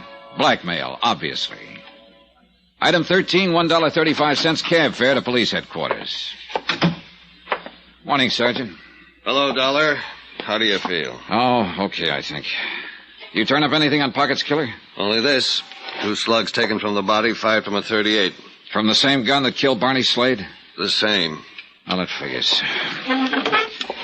Oh, I wish a lot more did. Hey, look, just what have we got anyway? Maybe you better start with what we haven't got. Well, Barney Slade gets clobbered by a killer who scrawls question marks all over Mavis Gale's photographs in his dingy apartment. To draw attention to Mavis Gale. All right. Mavis is named as a beneficiary in Slade's insurance policy. Claims she doesn't know the man, then takes a look at his body and identifies it as husband Tom, who supposedly was killed 27 years ago on a hunting trip. Right. Then Jarvis Pocket, one of the men who'd been on that trip, fills us in with the info that Mavis Gale's ex-chauffeur had tried to knock off Tom. Yeah, but he goofed the job and got knocked off himself. Question. Had Joe Fallon been hired? Answer, probably. Question, who hired him? There's a beaut, huh? Say, this Milo Martin ever get in touch with you? Yeah, just before he came over. He got a call, all right, apparently from the same man who called Trevelyan. Mm-hmm. Trying Fallon's name on for size. Oh, he's trying to get a reaction, that's for sure. And when he gets the right one, he'll put on the squeeze. I wonder why he didn't call Mavis Gale and give her the pitch. Maybe he did, and she forgot to tell us about it. Think he called Jarvis Pocket? No, I think Pocket would have told us. I wonder if Pocket told us everything last night at Barney's place. Oh, probably not. I think he suspected something or someone. When he left us, he probably did a little prowling of his own. Result, got himself killed. Look, it's almost noon. Yeah. I'll buy you lunch. We'll have about an hour. Then what? Then I'm going to Tom Sanford's funeral. Aren't you?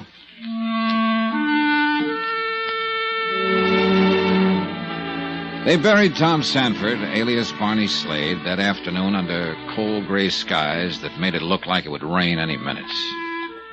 But that didn't keep the crowd away. All Barney's friends from the pier were there, including Frank Jessup, who ran the mermaid bit, and Twyla James, who pushed pennies at the arcade.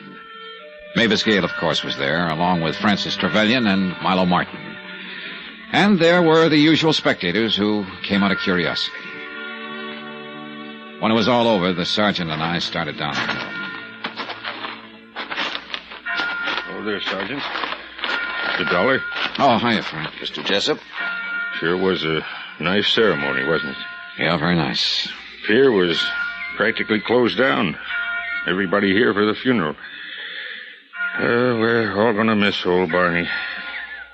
Somehow I just can't bring myself around to calling him Tom. Don't seem to fit somehow. Sure. Well, I got to get back to Twyla. She's taking this kind of hard. Oh, yeah, sure. Was kind of surprised the way Miss Gale stood up. Real brave she was. No tears at all. Yeah, I noticed that. Sergeant? Maybe she was all cried out, Dollar. It happens, you know. Uh-huh. It happens.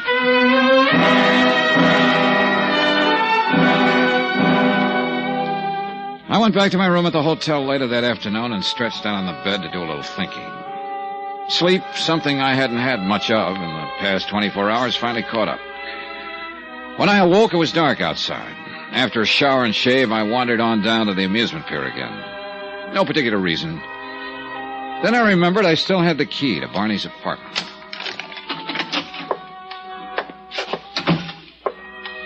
I flicked on the light switch in the living room and sat down. Then as I reached around for an ashtray on the small table close by, my sleeve brushed several medicine bottles to the floor. I was picking them up when somebody came in through the back door. Mr. Dollar? Oh. I happened to notice the light under the arcade door. What are you doing back here? Well, nothing in particular, Twyla. I'm afraid I accidentally knocked these off the table. Oh, no harm, I guess. Poor Barney won't be needing them anymore. Well, he had quite an array here. Medicine, pills. Yeah. Virus of some kind. Hit him like a ton of bricks a month or so ago. Oh? Did he go to the hospital? No, not Barney. He wouldn't hear of it. Well, who took care of him? Oh, Frank Jessup, myself. Between the two of us, we did the cooking and saw to it he got his medicine and all. Wait a minute. I thought you said you'd never been in Barney's apartment. Yeah, that's right. First time was when I found the body. Well, look, if you and Frank took care of him while he was sick... Well, it was over at Frank's place in Venice. Oh. Yeah, Barney and Frank and a couple other fellas were playing cards. Suddenly, Barney wasn't feeling so good, so he decided to lie down for a while. That's when the game broke up. Frank stayed with Barney, and when he saw how bad his fever was, he called Doc Ferris. Doc Ferris, huh? Yeah, lives over in Venice. Thanks, sweetheart. Lock up for me.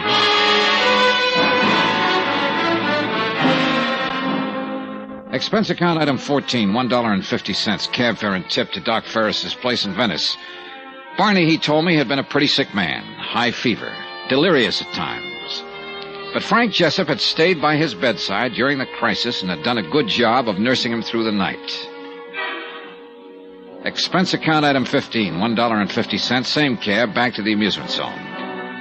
The attendant at the Mermaid bit told me that Frank Jessup had gone home early.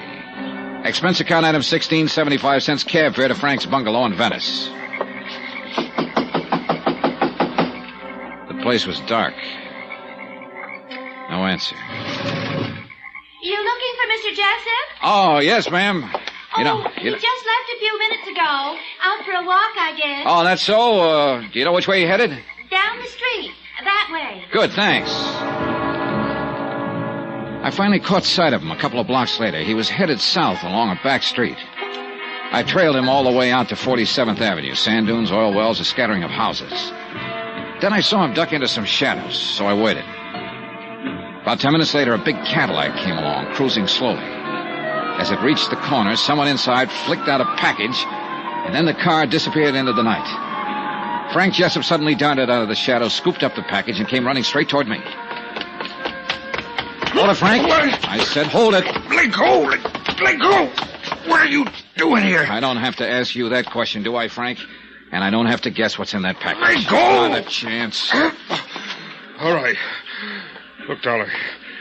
We get a good thing here, maybe. We have. Sure, why not? 50-50. That the deal you offered to your old friend, Barney Slade? Look, I didn't want to kill him, only when I went there the other night and told him what I had in mind, he got sore. Started pushing me around. How did you find out about Barney's past? That time he was sick, delirious, fever make him do a lot of talking? That's right. So Barney spilled the whole thing without knowing. Come on, Dollar, let's get out of here. Pocket guessed you were behind it all, didn't he? Figured that's exactly how you found out, so you had to get rid of him, too. Look, Dollar. Hold still, little pal. Now, who tossed out that package of money? Come on, Jessup. You called somebody on the phone and got a nice, fat reaction when you mentioned the name of Joe Fallon. Now, who is that somebody? I am, Mr. Dollar. Easy there. I'm a good shot. Well. The actor's friend and agent, Milo Martin. Thank you for holding our little friend here, Mr. Dollar. It makes things a lot easier. Huh? Your little friend was running a bluff on you, Martin. I don't think he's got the proof that you hired Joe Fallon 27 years ago. Oh, really? Perhaps not, but I couldn't risk it. Now, could I? So you thought you could make a little time with Mavis Gale if husband Tom was out of the way, that it? Yes, but I was wrong. Didn't even give you a tumble. Too bad, Milo. A stupid woman, really. Is quite stupid. And now, little man... Look, Mr. Martin, we can forget all this. Don't be ridiculous. We can't. And by the way, we haven't met, have we? Allow me. Frank Jessup. He runs a stall down at the amusement zone. Mr. Martin, you've got to trust me. I can keep my mouth shut. I fully intend to make certain of that, Mr. Jessup. Look, all we got to do is get rid of Dollar here. Oh, you're a sweet kid, aren't you? Nobody will ever know, Mr. Martin, I swear it. You're so right, little man. No one will ever know. Let go, Dollar! Hey! Frank pulled away from me somehow and started racing across the sand dunes, but he didn't get very far. Milo Martin pumped 2 shots into his back. That meant he took his eyes off me for just a split second, and that's all I needed. What? I belted him where he was very, very soft, and then followed with a hard uppercut. Milo 10% Martin folded without a sound. 17th and final item on expense account, $185.10. Hotel and incidentals in Ocean Park and transportation back to Hartford. Expense account total, $436.25. End of account. Remarks? About Frank Jessup. He got his out there in the sand dunes for the murders of Tom Sanford, alias Barney Slade, and Jarvis Pocket. About Milo Martin, in jail awaiting trial for murder of the above-mentioned F. Jessup. About Mavis Gale. She's going to see to it that the good work at Brother Pocket's rescue mission goes on. We'll donate $25,000 to the cause. Yeah, you guessed it. That'll be the insurance money. End of remarks, end of report. Yours truly, Johnny Dollar.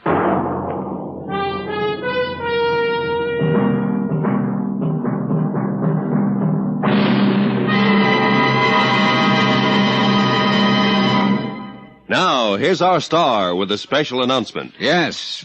I think you'll be glad to know that beginning Sunday, instead of 5 times a week, we'll be on the air only once a week. But with a complete half-hour story.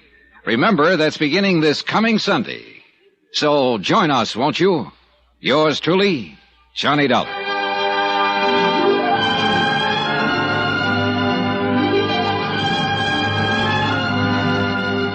Yours truly, Johnny Dollar, starring Bob Bailey, is transcribed in Hollywood. It is produced and directed by Jack Johnstone. This week's story was written by Adrian Jandot. Heard in the cast were Paula Winslow, Virginia Gregg, Victor Perrin, Paul Dubov, Frank Gerstle, John Daner, Lawrence Dobkin, and Chet Stratton.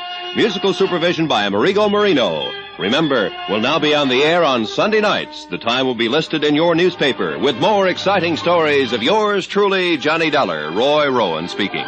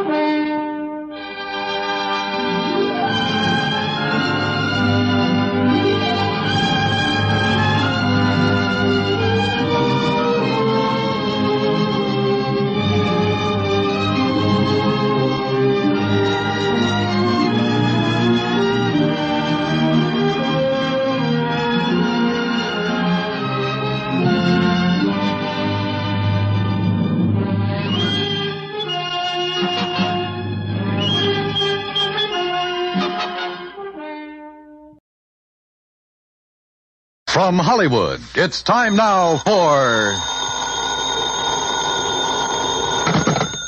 Johnny Dollar. Paul Kendrick, Johnny, over at Eastern Allied Casualty, remember? Oh, sure, Paul. How are you? Seen any good fights lately? Prize fights, that is? Yeah, the championship bout at the stadium over in Mulville last week. Were you there? No, I had to miss it. But it didn't miss me. Huh? The minute Georgie hit the canvas in that fourth round, it cost me $50. Johnny, do you remember Al Coronado? Are you kidding? I've watched that boy come up from the Golden Gloves. Well, he fought in one of the preliminary bouts. I know. I lost on him, too. $20. Come on over, will you? And I'll tell you why the company may lose $50,000 on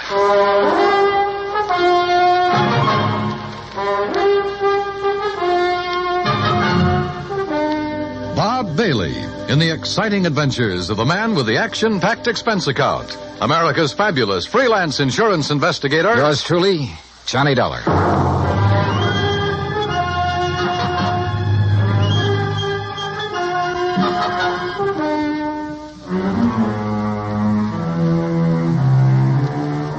Expense account submitted by Special Investigator Johnny Dollar to Eastern Allied Casualty Insurance Company, 422 Spidal Building, Hartford, Connecticut. Following is an account of expenses incurred during my investigation of the Squared Circle matter. Expense account item 1, $1.10, cab from my apartment to the offices of Eastern Allied. When I got upstairs into his personal cubicle, I found Paul Kendrick pacing the floor. Sit down, Johnny. Have a drink if you want one. No, thanks. Hey, looks like you're the one who could use a drink. What are you worried about? Don't tell me you've been hitting the company till for big money to bet on the fights. Johnny, I'm worried about murder. Listen. I'm all ears. How long since you've seen Al Coronado fight? Oh, 6 months, a year, maybe. But before that, when he was working all the local arenas, you and I were present every time he put on the gloves. So? We knew him when he had reflexes quick enough to... Well, do you remember how he'd show off by picking a fly or mosquito out of the air, grabbing it between his fingers without even hurting it? Yeah, sure. He was no mental giant, not by a long shot, but he had the fastest eyes and hands I ever saw in a man. Right. But something has happened to him, something very wrong, and I think I know what it is. Listen. I'm listening. A few years ago, his manager, Ricky Malone, took out a $50,000 policy on him. Annuity. So what? A lot of managers take out policies on their boys. And then get him killed? Look, Al is fighting again tomorrow night in a small town outside of Joplin. Joplin? Missouri? A little place just across the state line. Johnny, I want you to be there. You mean as a sort of bodyguard? I want you to see the fight, that's all. See Al Coronado fight. Yeah, but this murder correct. I'm having a copy of the policy made, and you can pick it up at the Joplin post office. General delivery. Now, Paul... I know. I may be all wrong. This may only be a hunch, without a single legitimate reason for suspicion. That's why I took a whole week to think it over before calling him. That's why I want somebody who knows Al as well as you and I do to... Look, will you go down there and see him? Well, We'll pay the freight. Pad your expense account, anything you like. Oh, now that's an attractive But do it, Johnny. Will you?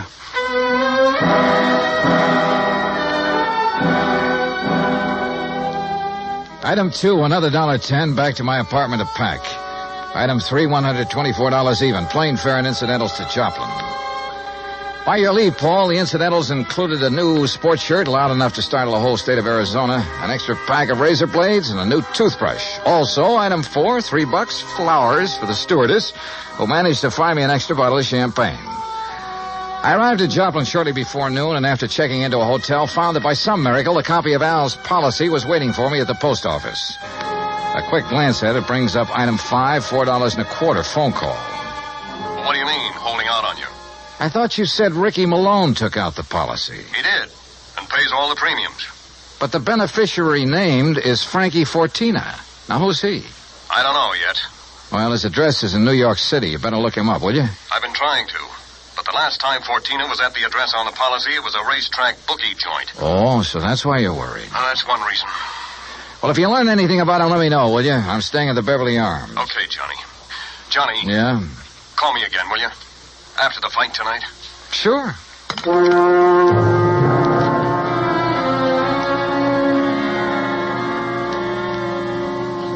I was tired, so I had a big lunch. That's item 6. Went up to my room and slept. I overslept. It was nearly 9 o'clock when I woke up, so I grabbed a cab. That's item 7, and went out to the arena in the nearby town of Mount Elba. For $5, item 8, I managed to get a seat at ringside in time to catch the end of the last preliminary. The program told me Al was scheduled for the main event against some local boy named Rafe Cummings. I never heard of him, and I doubt if anybody outside of Tucson ever had. I understood why when he stepped into the ring. This kid looked like the rankest kind of amateur. Strong, sure, and in good condition, but clumsy.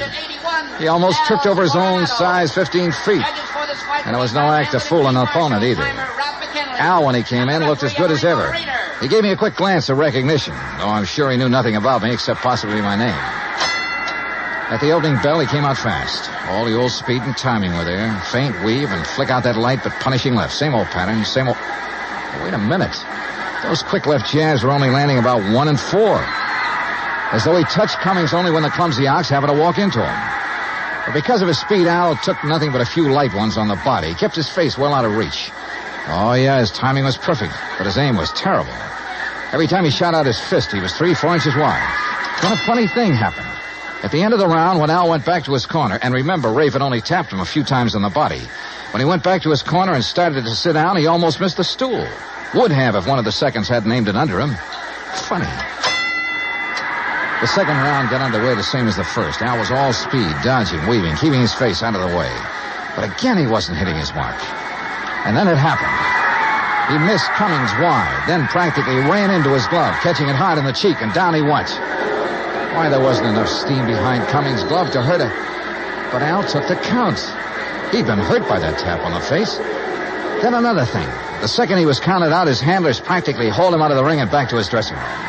And believe me, Al looked terrible. His eyes had a strange, almost far-away look. As though that little smack had knocked his brains loose. My seat was on the far side of the ring, but I elbowed my way through the crowd and back to the row of dressing rooms in a hallway built on one end of the building. Al Coronado. I told you on the way up the aisle, Doc. Huh? We don't need you. The boy's all right. Go on, Doc. Beat it. You hear me, Doc? Listen, this is Johnny Dollar. Huh? Old fan of Al's from Hartford. I want to see him. Some other time. No, now, right away. Come on, open up. I said some other time. Don't you understand? We're pulling out of this, Berg, and we ain't got time to stand around and talk. Now, look, buddy. Malone's the name. I'm Al's manager, see? And when I say get out, I mean vamoose. Al, are you okay, boy? This is Johnny Dollar. Oh, no, you don't. Brother, that's where you're... Hey, Al. Al. Good Lord, Al, what's the matter with you? Hello, Johnny. Hey, Al, look at me. No, I mean straight at me. Here. Al. I'm all right, Johnny. You're in bad shape. You should never have fought tonight. Oh, that's all right. Where are your seconds, your trainer?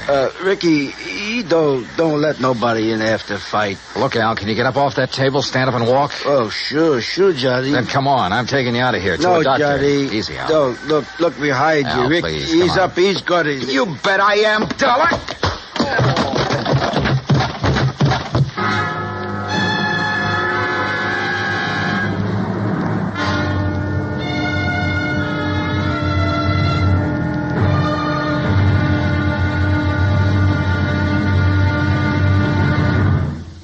Act 2 of yours truly, Johnny Dollar, in just a moment. Each Monday through Friday evening, most of these same stations bring you the Amos and Andy Music Hall. Variety entertainment at its best. For top songs, informal visits with top stars, and for a never-ending supply of fun. Turn your home into the Amos and Andy Music Hall 5 nights a week. Now, Act 2 of yours truly, Johnny Dollar, and the Squared Circle Matter.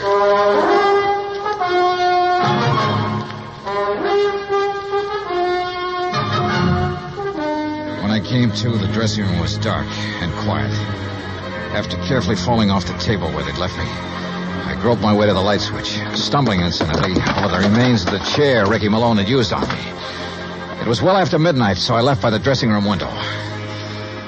The second I reached my hotel room, I put through a long-distance call, hoping Paul Kendrick would be in bed. He was. Yeah, hello? Johnny Dollar. And, Paul, you're right. It'll be murder unless I can stop it. Hey, you awake? Oh, you mean Al Coronado. What's happened, Johnny? Plenty. And listen, that boy is more than punch drunk. He's had a brain injury of some kind, I'll bet on it. That's what I was afraid of. The tap on the face that knocked him out tonight wasn't enough to hurt a kitten. But a good solid blow would probably kill him. That's why he kept protecting his face. But Ricky Malone is making him keep on? Oh, else. I just met the gentleman, by the way. Well, what'd he say? Did you question him? Before I could, he cracked me over the head with a chair. Where's he now? Oh, I don't know. What are you going to do? See if the police can track them down. Malone said something about leaving town right away. Keep after him. Did you read that policy carefully? You kidding? I haven't had time. It's an annuity. That much I saw. Beginning in 3 or 4 years, it'll pay Al a nice little income for the rest of his life, if he survives. But the beneficiary named. Yes, Frankie Fortina, who gets the full face value of the policy if Al dies. Johnny. Yeah? I got a rundown on Fortina. You said he was a bookie at one time. That was the least of his crimes. He has a record as long as your arm. As I see it, he owns Al Coronado. Then you're probably thinking what I am. Al hasn't been doing so well lately. He's taken a big drop in class. Isn't making the purses he used to. You know that? Yes. The ANBA keeps a complete record. So with this injury to his brain, the only way Fortina can clean up on him is by seeing him dead. That's right.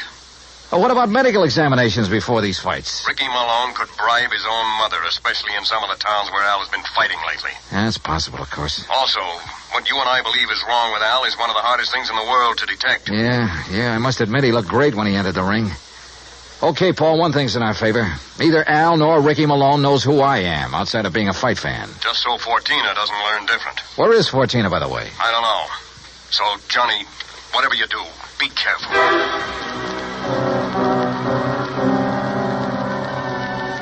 Expense account item 9, $370 for a couple of phone calls, some breakfast, and a taxi to police headquarters. I'll say this for the Joplin police. When they go into action, they really get things done. Within less than 2 hours, Sergeant Danny Ruskin dug up all the information I wanted. Well, that ties in with what Conroy found out at the airport. No, that does it, Herm. Thanks very much. Something? Well, I think it gives us the whole story, Johnny.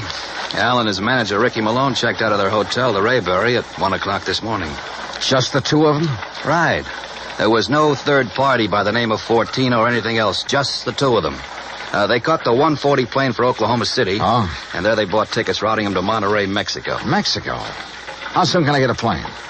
You going down there, huh? I told you, I gotta save that guy's life. All right, look, in Monterey, look up Sergeant Romelia Garcia, Main Homicide Division. You mention my name, he'll give you anything you want. Good. Now, what about that plane?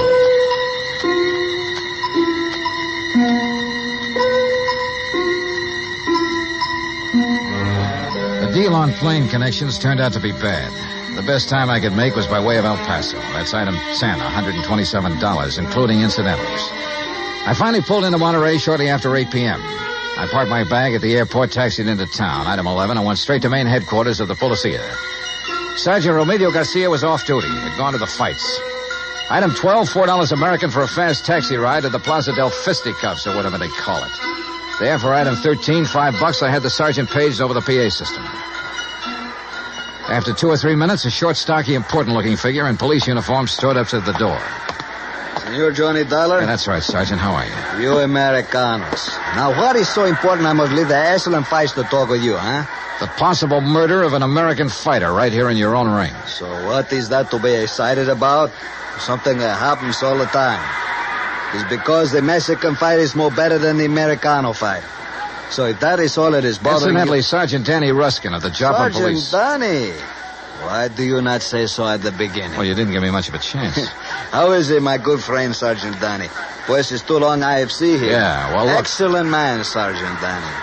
When I have trouble with one of our Mexican nationals who escape across the border and go all the way to Missouri, Joplin, it's Sergeant Danny who... But you have a problem, huh? Yeah.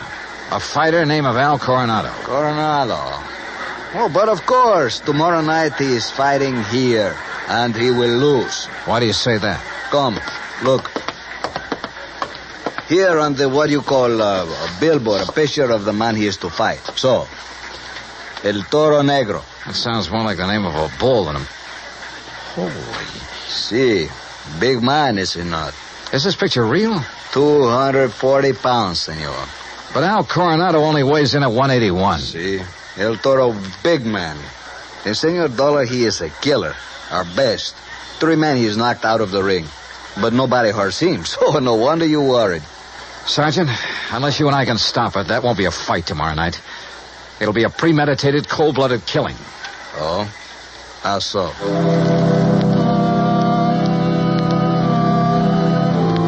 I showed Garcia my credentials, then told him what I knew and what I suspected. But until we have proof of this, senor, to start what you call an international situation, you are not now in your own country, you know.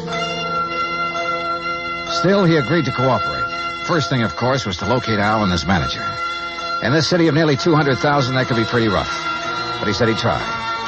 He drove me by the airport to pick up my bag, then to a hotel. And there, as the bellhop unlocked the door of my room, I got a real break. The next door down the hall opened.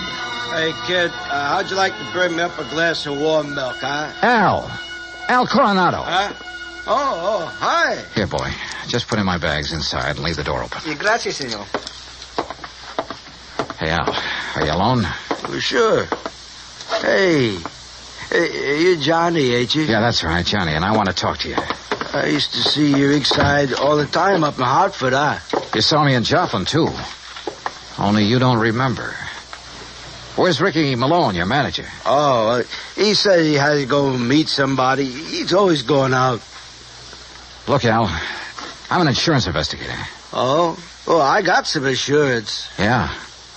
One more fight and somebody's going to collect it. No, Johnny, that's my retiring money.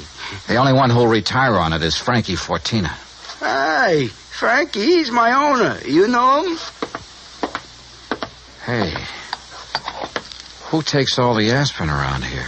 Me. I get a lot of headaches all the time. But maybe that's why I ain't been hitting so good lately. Yeah. Here, catch this bottle. Hey, now... now look what you did. No, Al, you look what you did. You missed that bottle by 3 inches. For the same reason you haven't been hitting well, why you have these headaches. I'll give it to you straight. You've had a brain injury, Al. One good wallop on that head will kill you. And that's just what Ricky and Fortina want. No. Ricky always says to keep my head protected, so you must be wrong. Am I? Well, Ricky's good to me. Why, you numbskull, he's trying to get you killed. Johnny, you're all wrong. You know the man you're up against tomorrow night? Well, I know his name. Well, he's the one scheduled to finish you off. Johnny, I don't believe that. Al, listen, you gotta believe it. Now, where's the Here. Who you gonna call? Hello, this is an emergency. Get me Sergeant Romilio Garcia at Central Police Headquarters. Cops? That's right, Al, and a doctor. No, look, Ricky says to stay away from doctors. All they do is stop you from ever fighting again. And that would make you worth just $50,000 less to Frankie Sergeant Johnny Dollar. I found Al. Hotel room right next to mine, room 915. Bring a doctor, a brain specialist if you can, even if you have to drag him out of bed. Oh, look, we'll fight the international situation when we come to it. You get a doctor up here, you hear me? You hang up or I'll blow your head off.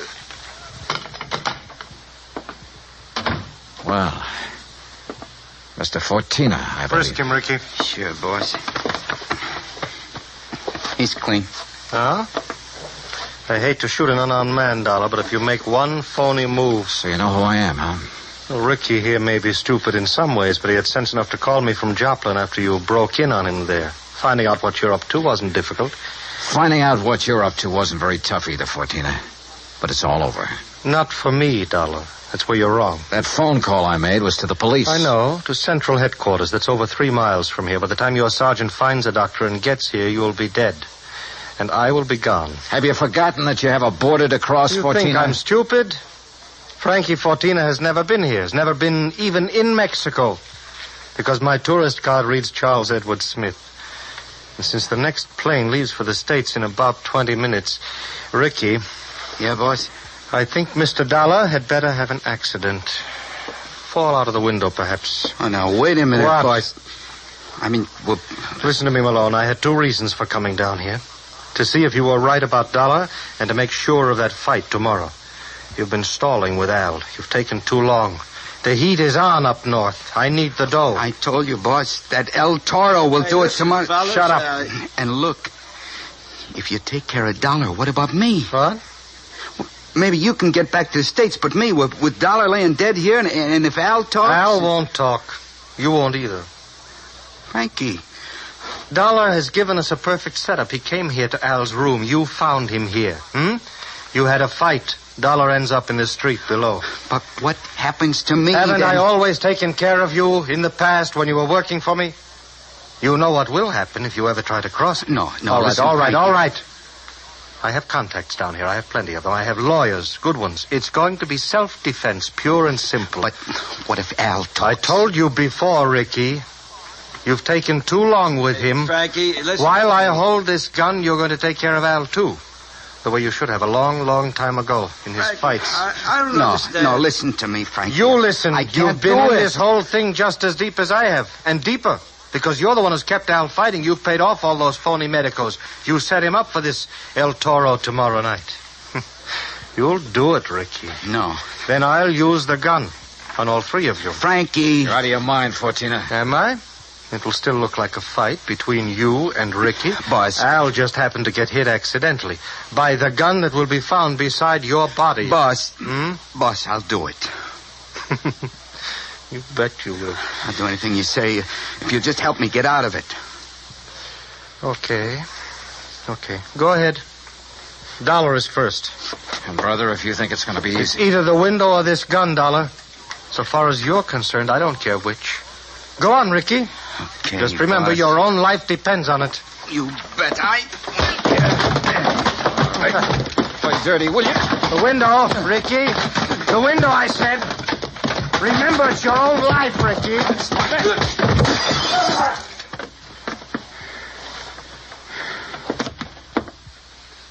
All right, Fortina.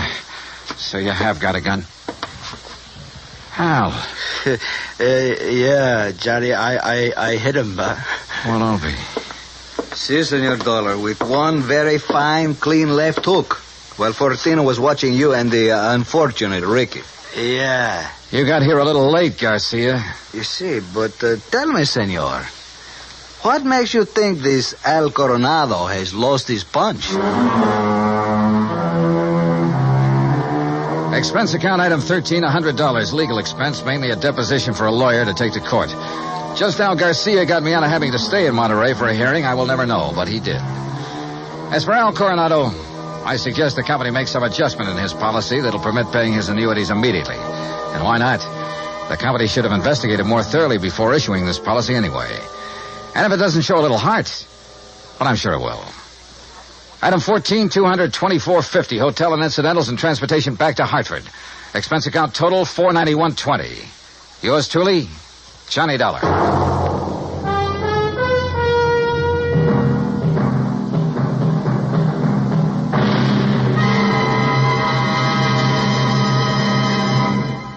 Now, here is our star to tell you about next week's story. Next week, a fast trip to the West Coast to an impossible case involving an impossible man. Join us, won't you? Yours truly, Johnny Dollar. Yours truly, Johnny Dollar, starring Bob Bailey, originates in Hollywood. It is produced and directed by Jack Johnstone, who also wrote tonight's story. Heard in our cast were Harry Bartell, Herb Ellis, Victor Perrin, Jack Crucian, Les Tremaine, and Lawrence Dobkin. Musical supervision is by Amerigo Marino. Be sure to join us next week, same time and station, for another exciting story of yours truly, Johnny Dollar. Stay tuned for 5 minutes of CBS News, to be followed over most of these same stations by the FBI in Peace and War. Dan Cubberly speaking.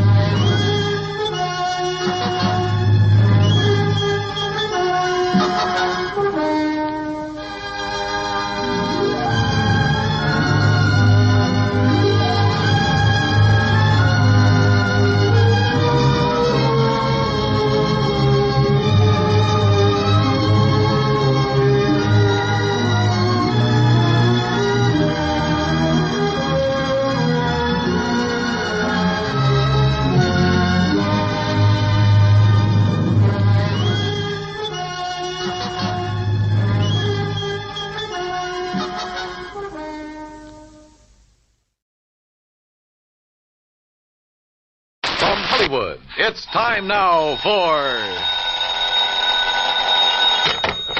Johnny Dollar. Crutcher, Mr. Dollar. Lester Crutcher at Continental Insurance Company. Oh, how are you, Mr. Crutcher? Tell me, are you familiar with the Priest Expedition Collection? Priest Expedition? Some of the relics, artifacts of considerable archaeological import that were excavated from the ruins of the city of in the valley of the Euphrates.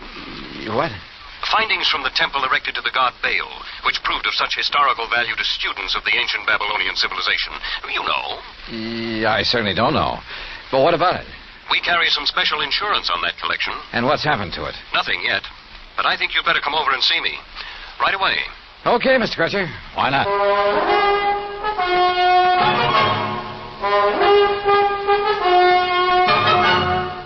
Bob Bailey in the exciting adventures of the man with the action-packed expense account. America's fabulous freelance insurance investigator. Yours truly, Johnny Dollar. And now, Act One of yours truly, Johnny Dollar.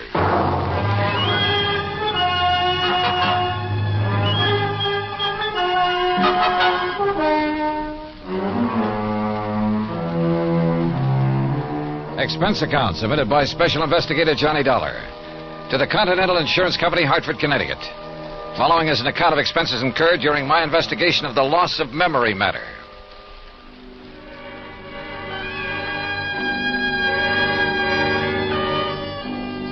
Ancient Babylonia, Crutcher had said. So on the way down to his office, I stopped off at the library for a good look at the encyclopedia. And I learned that what was once Babylonia is now a part of the country of Iraq, one of the hot spots in the Middle East. Good. There might be some action, even international intrigue. On a map, I found the location of the long-forgotten city of The confluence of the Tigris and Euphrates River near the Persian Gulf was where it was. Romantic names, all of them. And not too far away, the exotic city of Baghdad.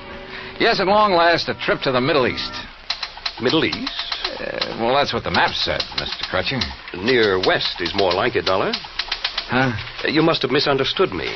The relics from the temple of the god Baal I mentioned are presently in the little town of Lakeview. Lakeview? Yes, right here in Connecticut. I guess I did misunderstand. They're owned by a Mr. Alvin Peabody Cartwright, who, I might venture to say, is a crackpot of the first order, but who happens to have placed a great deal of insurance with us on his life, property, art collection, and so forth. I see. You mentioned a priest's expedition collection. Of rare scrolls and tablets, principally, taken from excavations along the bank of the Euphrates River. Some of them over 4,000 years old, all of them of great historical and archaeological value. Here, this is a relatively unimportant piece that Mr. Cartwright gave to me some years ago. Well, what is it? What does it look like? Well, like a tiny sort of sofa pillow. Only it's made out of dried mud or some... Hey, wait a minute. There are a lot of tiny marks on it. Hieroglyphics, Dollar. Those are a perfect example of the cuneiform writing that was used by the ancients. Oh, what's it say? Has anybody deciphered it? It's a receipt for 24 fat sheep, 12 oxen, and 12 goats that were taken to the temple for sacrifice to the great god Baal. Well, how about that? Does the whole collection consist of stuff like this? Yes, and of priceless scrolls made of papyrus and leather. You've heard of the Dead Sea Scrolls? Oh, yeah, sure. That throw so much light on biblical times. Yeah, they've had a lot of publicity in time and life and so on. Yes. Those in the priest collection cover much of the history of the Canaanites and Phoenicians. And you've insured the collection? It's this way. Mr. Cartwright has decided to sell it to the museum here in Hartford. Has promised them that his stepson, Alfred Hocking, who lives with him, would deliver it to them today. But now he's suddenly worried to death that something will happen to it en route. So? So, to keep him happy, we've issued a $20,000 transit policy. Well, then what's he worried about? Now he demands a guard for it, too. Well, doesn't he trust his stepson, this Alfred? Who knows? Who knows what old Cartwright thinks, whom he trusts. Well, now look, And after all, $250 plus whatever expense account you can dream up for a couple of hours' drive in the country. But of his own... Oh? Well, sure, why not?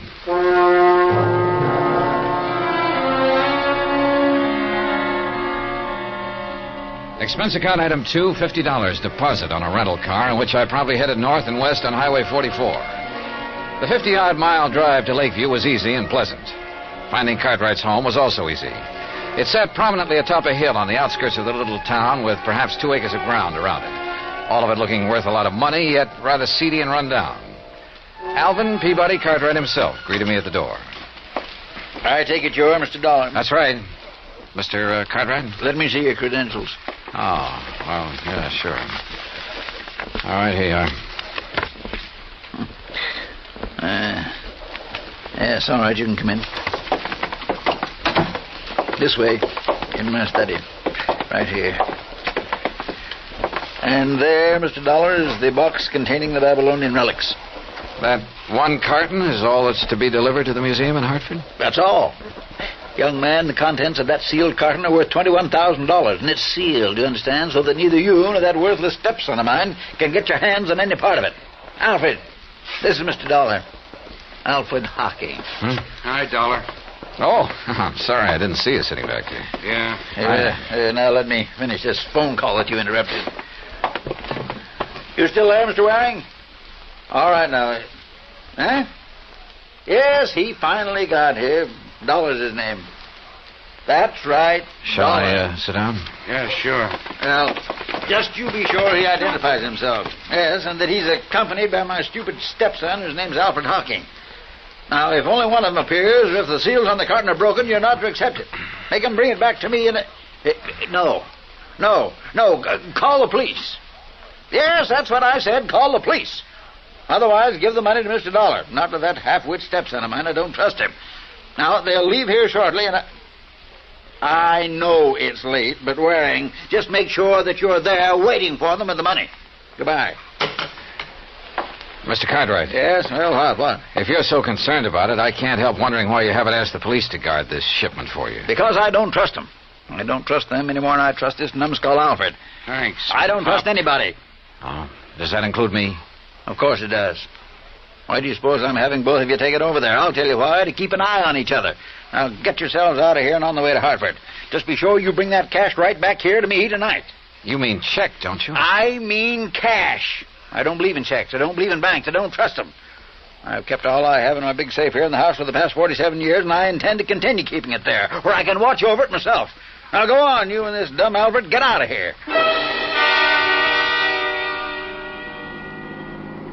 Dumb, Alfred? I'm not so sure. On the other hand, as we drove back toward Hartford with Alfred at the wheel, he said he knew a backcountry shortcut. I decided he just wasn't as clever as he'd like to be. Hey, take it easy, Al. I'll give it to you straight, Dollar. I'd hoped the old buzzard would let me make this delivery alone.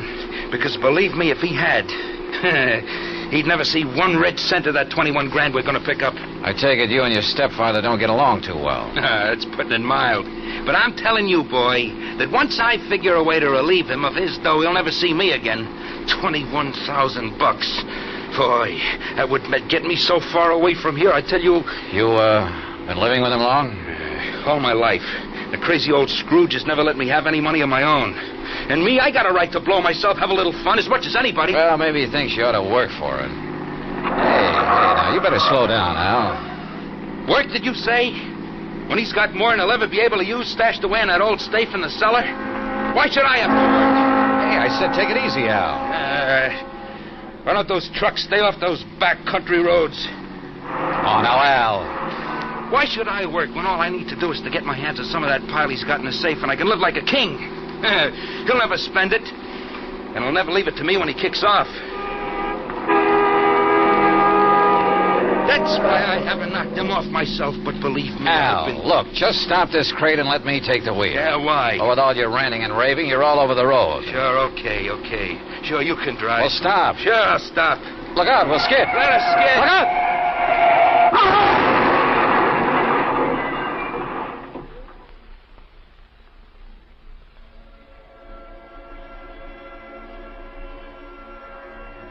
There was a long period of deep, dull blackness, without sound, without feeling.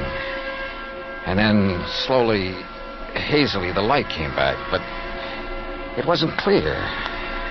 Everything seemed very confusing, very vague. I was conscious of a terrible throbbing in my head, and then it slowly passed, leaving only a dull ache.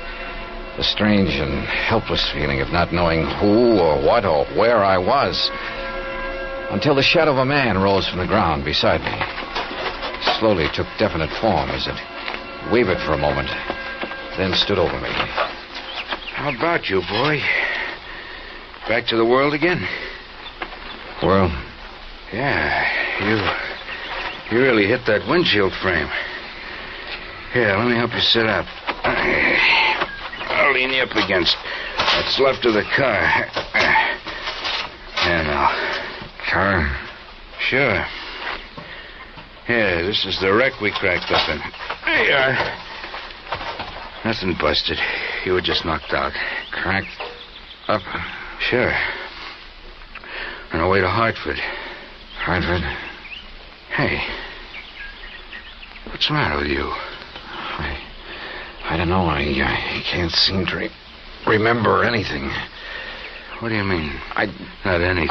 I can't remember. My mind is all blank. Well, you know who we are, don't you? No. What? No, and my head, it's Look. Are you kidding, Hartford? Bud? Car? Sure. Hartford, to deliver some stuff and collect the big water. You're sure you don't remember? I don't remember. Not even who you I are? remember. I'm trying to, but Well, I'll be okay, Len. Now, listen. Everything's going to be okay, real okay. You want to know who you are, huh? Yeah, who I am. Sure you do, and I'll tell you. Your name is Hocking. Alfred Hocking. Alfred? That's right, yeah. You're Alfred Hocking. We were driving along here in the car. See, I was. You were keeping me company, you get it? Yeah, I guess so. Sure you do, sure. You see, I have to deliver some stuff in Hartford. It's in this box here in the car. There, you see it? Box? Oh, yeah. Yeah, you just came along for the ride. The ride to Hartford, see? Oh. Yeah, and after I deliver this stuff and pick up make a little pickup, that is, why, then you and me will part and go our merry ways, you see? I don't know, I guess so. Sure you do, sure you do. Yeah, sure I do. You feel better now, huh? Yeah, much. If only my head would clear. If only I could remember something, anything. Look, you're going to be okay. Al. I'm Al. That's right. Yeah. But you... I can't remember. Huh? Who are you? Me? My name is Johnny Dollar. Dollar? Yeah, remember that. Johnny Dollar. That's right. Yeah.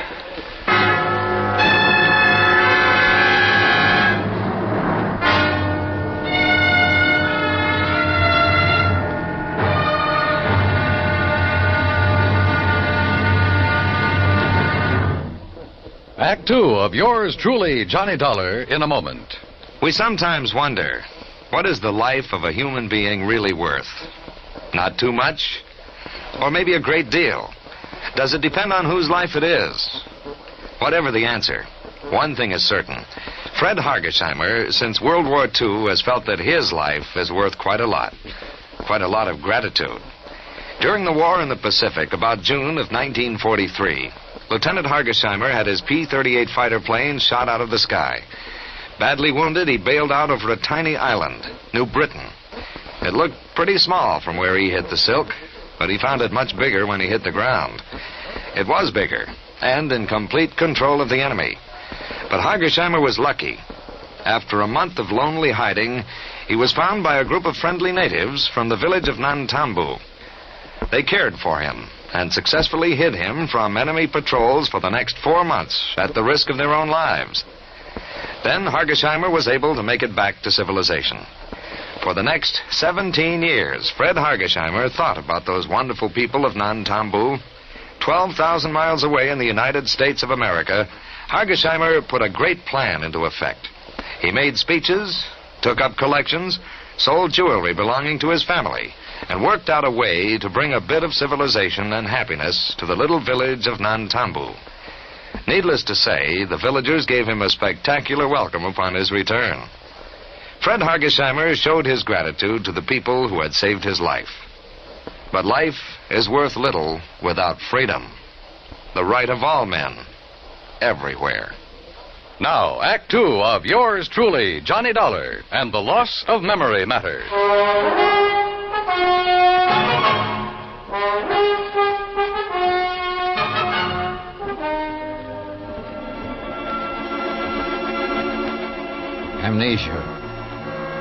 sudden, complete amnesia. And all the feeling of utter helplessness that goes with it. The man who was with me told me of the crack-up of our car on the way to a place he called Hartford. Hartford? Meant nothing to me. Nor did I recognize anything in the countryside or the road where we sat waiting, hoping someone would pick us up. Names, places, I remembered nothing. Not even who I was.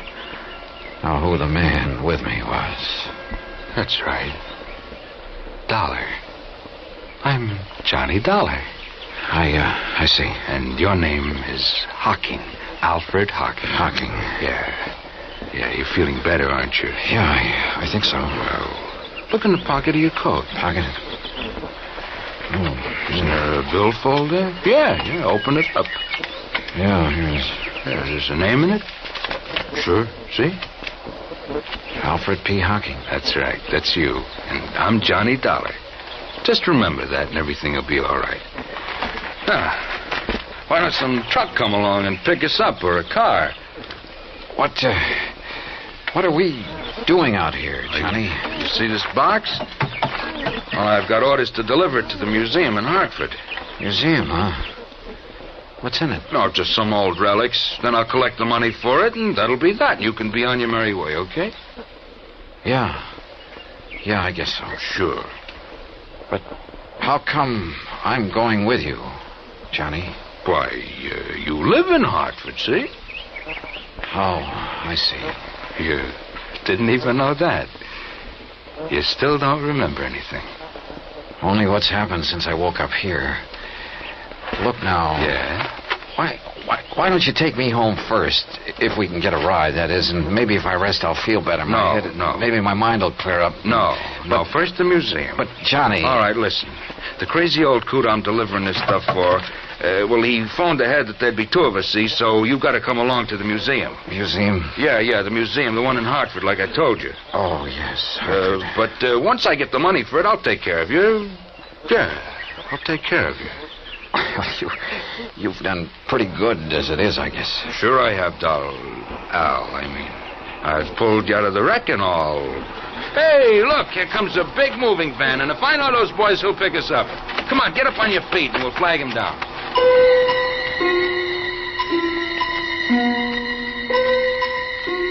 The helpful driver of the big cross-country truck picked us up and was all for getting me to a hospital before anything else. But my companion, who called himself Johnny Dollar, assured him he'd do it as soon as our mission was accomplished. So the driver agreed to take us directly to the museum Johnny had mentioned. Johnny Dollar. The name had a strangely familiar sound, but I couldn't remember. Finally, in the city, they told me it was Hartford. We pulled up in front of a large, rather imposing granite building. You sure somebody will still be there waiting to meet you, mister? It's getting pretty late. Don't worry, driver. There'll be somebody, all right. Okay, but you sure you don't want any wait and take your friend Al to a hospital? Like I told you, the minute we're through here, I'll take care of him. Come on, Al. Sure. Thanks, driver. Yeah, thanks. Okay, boys. If I couldn't give somebody in trouble a hand, I'd have no business driving this rig. 20. Here's your package. Oh, thanks again. Now, come on, Al. Okay, Johnny. I'll do all the talking, and you just remember who you are. Sure. Let me help you carry that. You just push the bell button there beside... Well, it's about time. Which of you is Mr. Dollar? That's me. Hi, Mr. Waring. Here's my credentials. Yes. Then you... Al Hocking. Oh, yes. Just as Mr. Cartwright said on the phone. But what happened to you? I had a little car accident on the way. Oh, yes. Are you feeling all right, Mr. Hocking? Well, Oh, sure. I'm going to take care of him as soon as we leave here. So, if you don't mind, you've got something for me, haven't you? Yeah, of course. Seals are still intact. Sure are, in spite of the accident. Oh, very well. If you'll step inside, I'll give you the money. Good. Come on. Al. I must confess my bewildered mind was somewhat puzzled by what happened next. Mr. Waring opened a small wall safe and handed my companion a package. From it, he extracted and counted almost greedily $21,000. He signed a receipt, accepted a receipt for the packet of bills. Then we left the museum and hailed a taxi. Hey, buddy, you know a drive-your-own-car place that's still open? Sure do. Then take us there, and there's an extra fin for you if you step on it. Right you are. Johnny, can't the cabbie take me home first? I said I'd take care of you, didn't I? All right, now, don't ask any questions. We haven't got time. Maybe I had lost all memory. Maybe my mind was befuddled, confused. The pain in my head nearly driving me out of whatever sanity I'd retained. Nonetheless, I had a strange feeling that things weren't what they should be. Still, my friend, this Johnny Dollar who'd saved me from the wrecked car. If only I could remember things from before we cracked up. There was something strange, too, in the way he slowly, painstakingly signed the application for the drive-your-own-car, looking carefully all the while at the license he pulled out of his pocket. Then a few minutes later, we were on the road again, and we were heading, according to the highway signs, out of town and toward a place called Danbury on Route 6. These rental cars could stand a little souping up. Look, Johnny, I thought you were going to take me home. I am. But you said I live in Hartford. Listen, if I know that stepfather of yours, the sooner we get out of the state. What? What were you going to say? Nothing. Now, listen. I got to get you to a hospital, see, and the best one I know is over the line in New York. You want to get your memory back, don't you? Yeah, sure, but now look, Al. Huh? What'd you say? It's funny. I called you Al. What's funny about it? Sure you aren't beginning to remember things, huh? How about it? I wish to heaven I could. But now, look, Johnny, there's something funny about all this. I may be a bit muddled after that crack-up we were in, but it seems... You are muddled. That's the reason you're getting crazy ideas, but don't. See? Just quit thinking and relax so you might do something you'd be sorry for. Yeah. Real sorry. This determination of his to get across the state line. Things were wrong, and I knew it. But I didn't know why. A man's judgment is based on his experience, or his reasoning power is based on things he's done or that have happened to him, or at the very least on things he's known about in the past. And all of my knowledge of the past was gone from me. Anything I might do or say at this point would probably be wrong. So how could I argue with this Johnny Dollar? What's more, he had a gun. I'd felt it in his pocket when he bumped against me. Perhaps if I had a gun, I could stop him. Demand an explanation. I felt that I should. Why? I didn't know why, but somehow. Johnny? Yeah? Why are you so anxious to get into another state? I told you to get you to a hospital. Now shut up. Oh, listen to me. Don't ask questions. Just leave everything to me. Well, why is driving all this distance, 50 or 60 miles now, better than if you'd taken me to a hospital or doctor back in Hartford? I told you to stop asking questions. Yeah. Johnny, why do you carry a gun? Why shouldn't I? Don't worry about it. Are you supposed to? Sure. I got a permit, so forget it. Let me see it. Hey, what is this? Later. Now. Later, I said. Then I don't believe you. All right, then here. Look in this card case. I looked. In Johnny Dollar's card case. His driver's license, business cards that said he was a freelance insurance investigator. And again, something vaguely familiar stirred in my cloudy mind. You find it yet? And then an identification card with thumbprint and snapshot. And the picture was not of the man beside me. Instinctively, I leaned over to look into the rear-view mirror to look at myself. But he pulled the gun from his pocket, and before I could do it, he struck me hard across the head.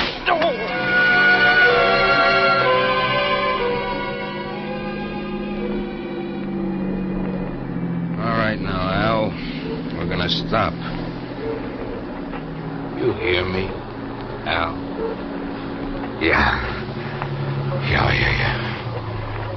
You hit me with that gun. That's right. That was a mistake. Because that second blow on the head. Why have we stopped? You'll see. You see, you gave me an idea about this gun. Now, get out. Sure. Why not? Pretty wobbly, huh? All right, now. Look down over the side of the road there. What about it? See that deep ravine down there? Why? Al? That's why. Because you called me Al. And this time you meant it. Yeah? I guess I did. Thanks to that poke on the head. So, you got some of your memory back, huh? But not your strength. No. So before you do... No, put that away. Oh, shit, I'm going to get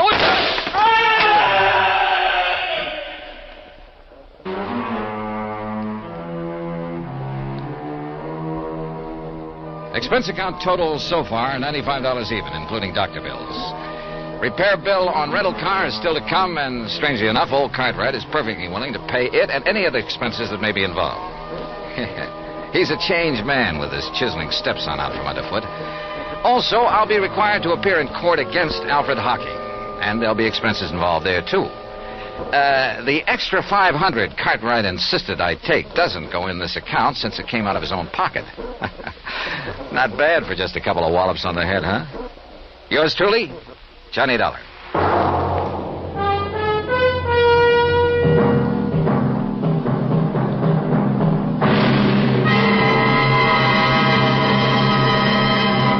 Now, here is our star to tell you about next week's story. Next week?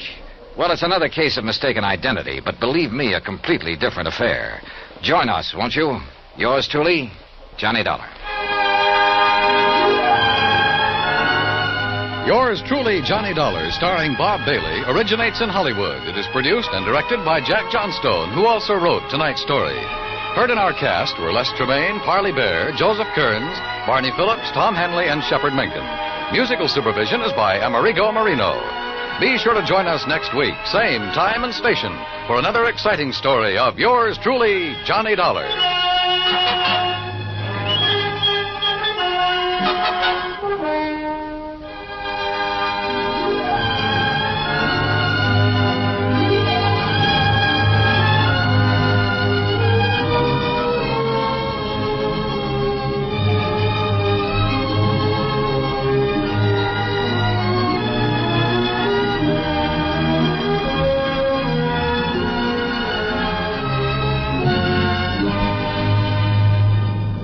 This is the United States Armed Forces Radio and Television Service.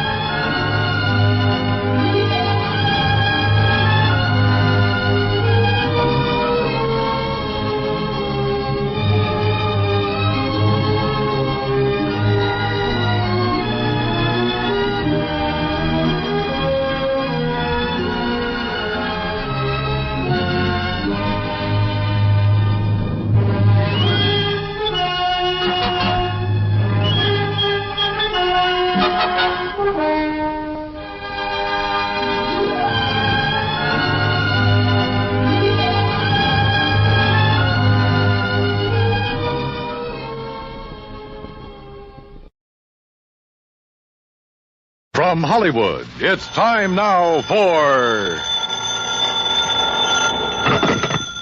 Johnny Dollar. Batter up, Johnny. Who's that?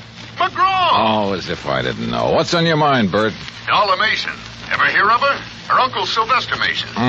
Mason Steel and Iron? That's the man. Dollar's his favorite niece. About 6 weeks ago, she disappeared. So? So, yesterday, a body washed up on Newport Beach not too far from her parents' home. Careless? According to her father. And you hold a policy on her? For $25,000, double indemnity. Ouch. So, why don't you pay it off? We would have today, except for one thing. Well, what's that? Right after Mason identified the body, a man named DIXON showed up and swore it was the body of his daughter. What?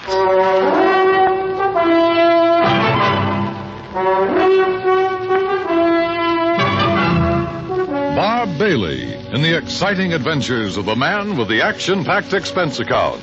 America's fabulous freelance insurance investigator. Yours truly, Johnny Dollar.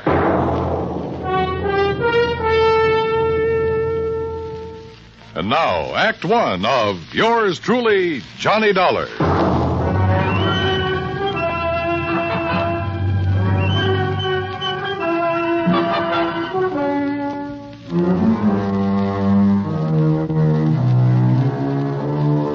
Expense account submitted by Special Investigator Johnny Dollar to the Providential Assurance Company, 393 Dewey Avenue, Hartford, Connecticut. The following is an account of expenses incurred during my investigation of the Mason-Dixon mismatch matter. Expense account item 1, $1.20, taxi from my apartment to the Providential building. The walls of Bert McGraw's office are covered with pictures of sporting events. And as I entered, Bert was preparing to hang another one. Oh, Johnny. Well, come in. You ever see this? Who is it? Who? Was me, that's who. The day I pitched for the Valdosta Lions. Struck out 10 of the Cherry Pointers that afternoon. Yes, sir. You win the game for him? Huh? I said, did you win the game for him? Oh. No. Cheating umpire. Hey. Well, Johnny boy, you ready to join our little team? I don't know.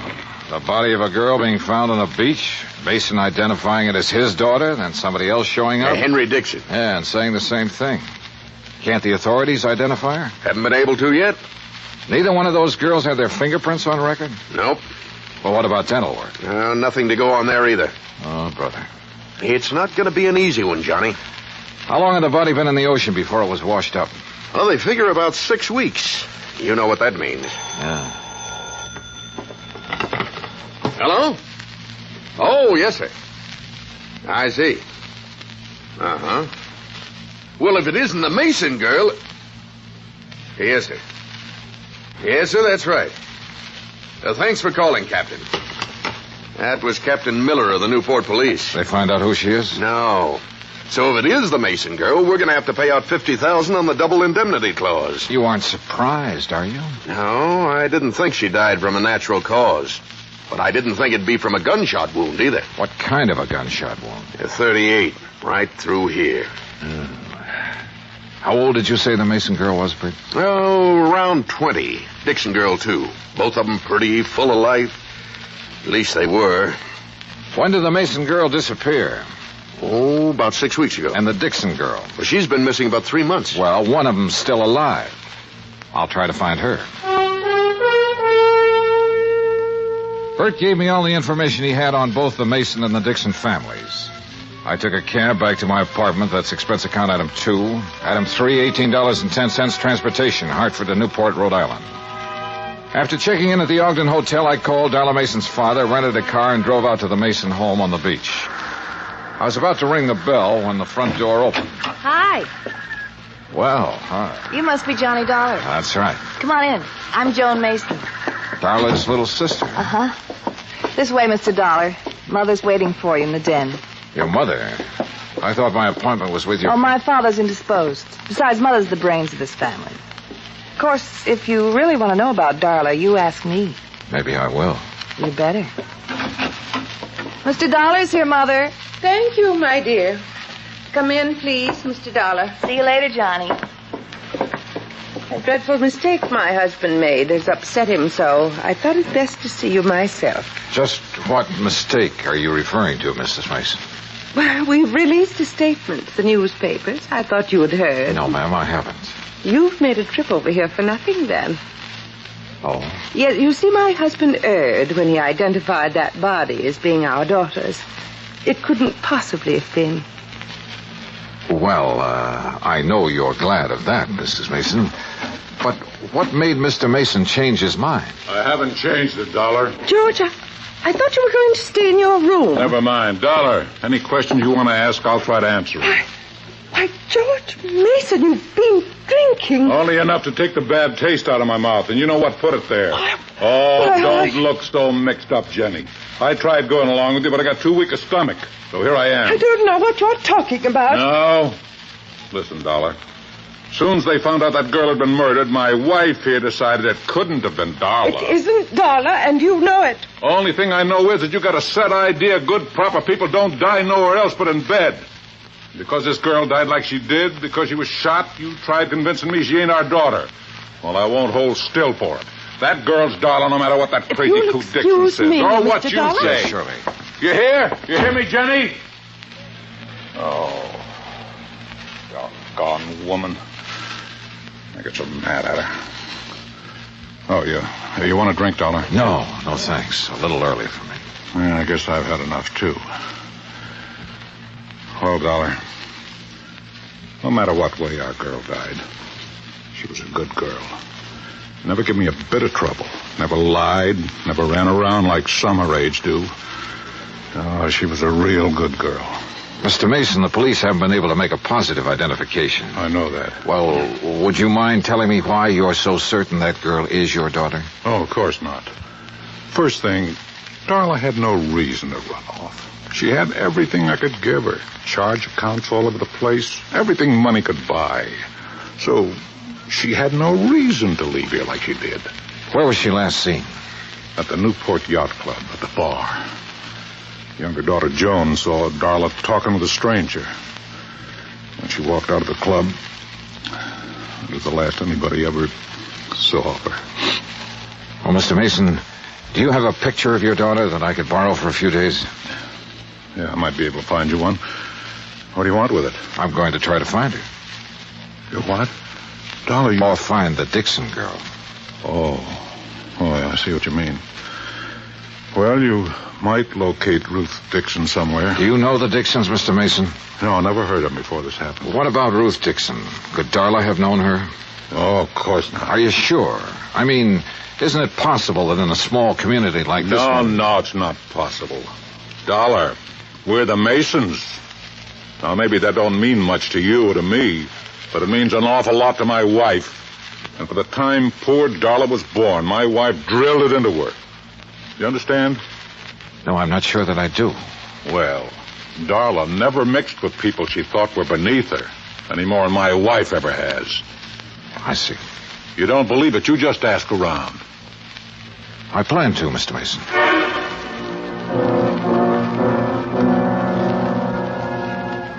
Mason found a small snapshot of his daughter. I took it and drove back to town. Expense account item 4, 10 cents, one phone call to Henry Dixon. 20 minutes later, I walked through the knee-high weeds that surrounded the Dixon home. Standing on the front porch waiting for me was a tall, thin man. Afternoon. Mr. Dollar? Yes, that's right. Well, I'm glad to know you. Sit down. It's such a nice day, I thought we could talk out here on the porch. Fine with me. Dollar. Yeah? Look, this whole thing hasn't been easy on my wife. Now, I've spent all day convincing her that I was mistaken, that the girl found on the beach isn't our daughter. You really believe that? Well, I do, and so does my wife. And for the first time in days, she's almost her old self again. Henry? Oh, on the porch, Lucille. Mr. Dollar's here. Oh, my. It's a beautiful day, isn't it? Oh, Lucille, this is Mr. Dollar. Oh, pleased to meet you, sir. Thank you, Mrs. Dixon. Well, sit down, Mr. Dollar. Just anywhere. Oh, Henry built these chairs himself. I wanted to put them in the house, but Ruth, she just wouldn't have it. Yes, Mr. Dollar. I'm not at all sure why you want to see us. Ruth wasn't insured. We never could afford to take out a policy on her. Well, we did once for her college fund. You remember, Henry? Yes, but when I was forced to slow down, we had to cash it in, all except about $1,000, that is. Back in St. Louis, my husband was a school teacher, Mr. Dollar. A fine one. But the doctors made him give it up because of his heart. Oh, I see. How long have you folks lived in Newport? 5 years and 4 months. Mrs. Dixon, I imagine you remember just about everything that happened the day Ruth disappeared, don't you? Oh, my, yes. Well, did your daughter seem to be upset or emotionally disturbed in any way? No more than usual. Well, Ruth was spoiled, Mr. Dollar. Before Henry had to leave his job, we had the money to buy her nice things. Then, when we didn't have it, well, Ruth just never could get used to seeing her friends in their pretty new dresses.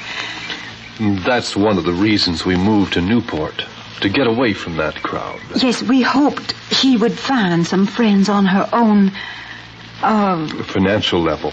yes, some friends like that. But she wouldn't change. Did she know the Mason girl? Or ever talk about her? No, I can't recall that she did. Now, wait a minute, Henry. She did once. Oh, when was that? Oh, about the middle of March. They were having a dance where Ruth worked. When she got home that night, she told me the Mason girl had been there and how nice her hair had looked. The Mason girl wasn't nearly as pretty. Oh, no. Have you ever seen a picture of Ruth, Mr. Dollar? Well, only the one in the newspapers. Oh, that doesn't look a thing like Ruth. Excuse me. Surely. Mr. Dixon, was Ruth happy with her job? Well, considering how little they pay girls for doing hostess work, she was. Now, here's a real nice picture of her, Mr. Dollar. You just look at this. Isn't that something? Sure. Mrs. Dixon, where was this taken? Why, where she worked. At the Newport Yacht Club. I borrowed the picture after promising to be careful with it. Then I went back to my hotel.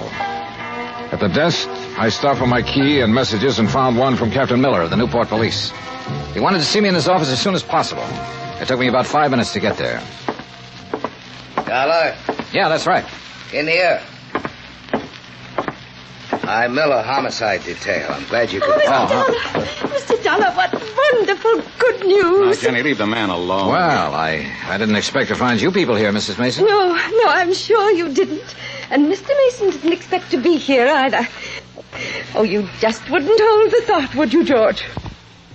You just wouldn't have faith. Oh, Jenny. You had our girl dead and buried in her grave. For heaven's sake, never see anything so disgusting, Dollar. But she's not.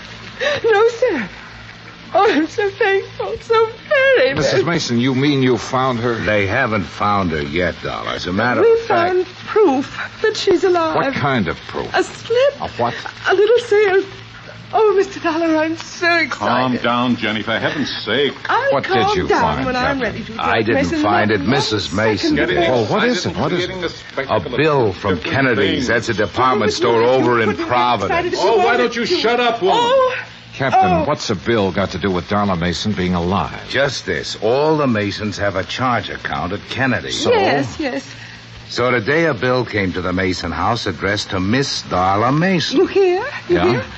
Mrs. Mason opened it. Yes. Darla charged a fur wrap in Kennedy's. Oh. When? Just last week.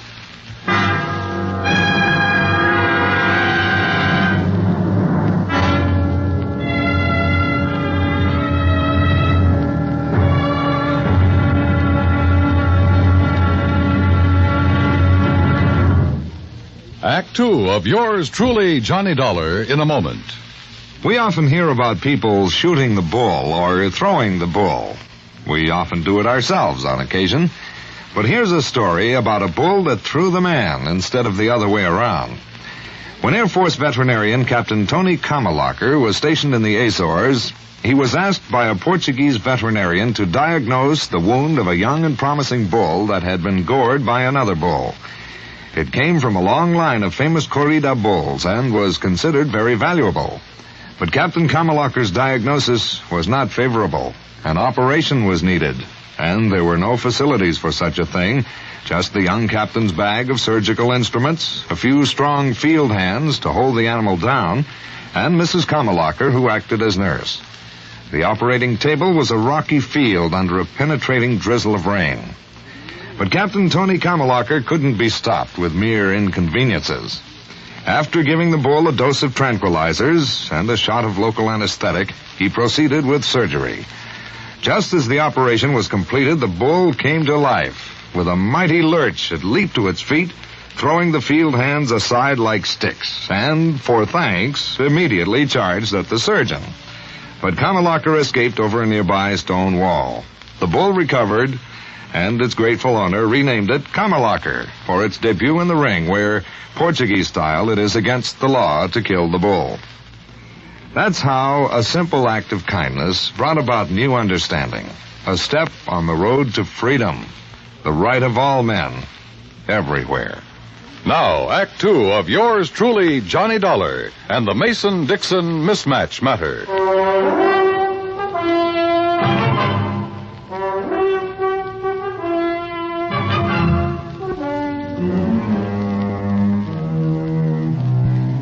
After telling me that the Mason girl had used one of her charge accounts just 5 days before the body was discovered on the beach, Captain Miller produced the original sales slip. Written across the bottom of it was the name Darla Mason. I wish to heaven I could be positive it's really her signature. You mean you think it's a forgery, Captain? I don't think anything yet. Mr. Dollar, you believe it's Darla's signature, don't you? Well, I haven't anything to compare the signature with, Mrs. Mason. Mrs. Mason, do you happen to have any of your daughter's legal documents at home, or her driver's license, or anything else that might contain her signature? No, I'm afraid I don't. You can order a copy from the Department of Motor Vehicles, Captain. Yeah, I will. What do you want it for, Captain? Well, it's just a matter of form, Mr. Mason. We have to be sure. But Darla's mother and me, we are sure. And we're the only ones that count. Well, that's not quite true, Mr. Mason. What? Have you forgotten about the Dixons? Oh, yeah, I guess I did for a minute. Well, you go ahead. Mrs. Mason and me will be at home. Yes, sir. You'll let us know as soon as you can, Captain. Yes, ma'am, I will. Thank you. Well, Darla, now what? How far is Providence, Captain? 40 miles. Why? Well, I don't know about that store over there, but where I came from, before a person could charge on an expensive item like a fur wrap, he'd have to produce some identification. Unless. Yeah? Unless the salesperson recognized him. Or her. What do you think? It's 3:10 now. If we hurry, we might have time to do a little shopping.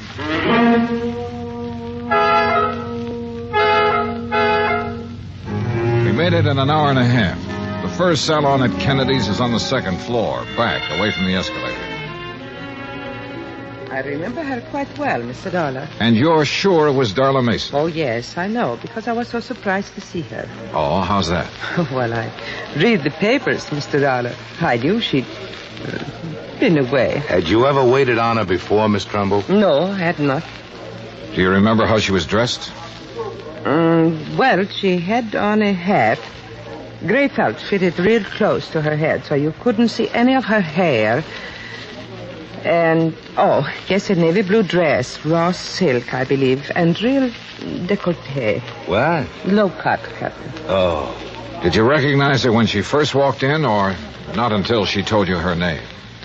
Well, you men are so picky. I don't remember everything. I'm sorry. Miss Trimble, I have 2 snapshots here. In a moment, I want you to tell me which of these 2 girls is Darla Mason. Well, that won't be hard to do. But first, may I borrow a pair of scissors and a small piece of paper, please? Certainly. Here you are. Thanks. What the devil are you up to, Johnny? Cutting paper hats. What do you think? What? Come over here to the counter. Miss Trimble, if you'll just wait there a second, please. Yes, whatever you say.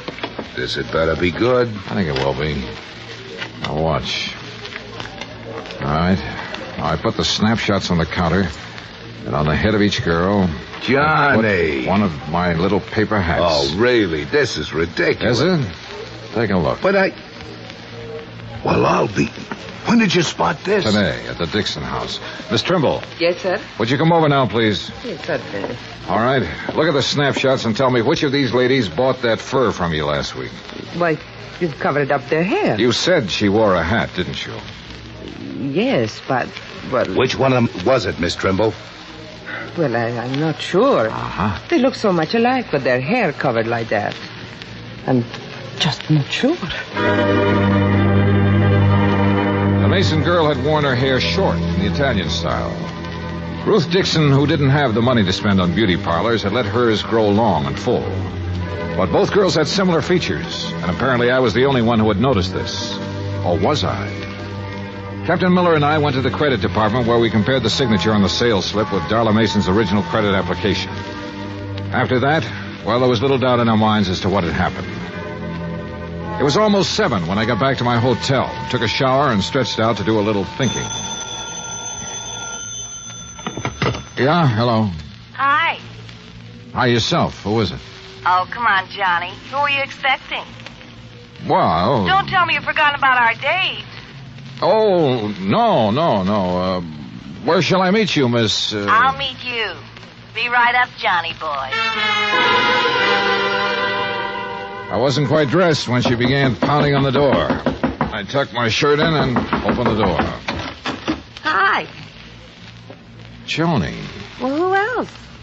Well, don't look so amazed. Invite me in. Oh, sorry. Come in. That's more like it. You don't mind if I leave the door open, do you?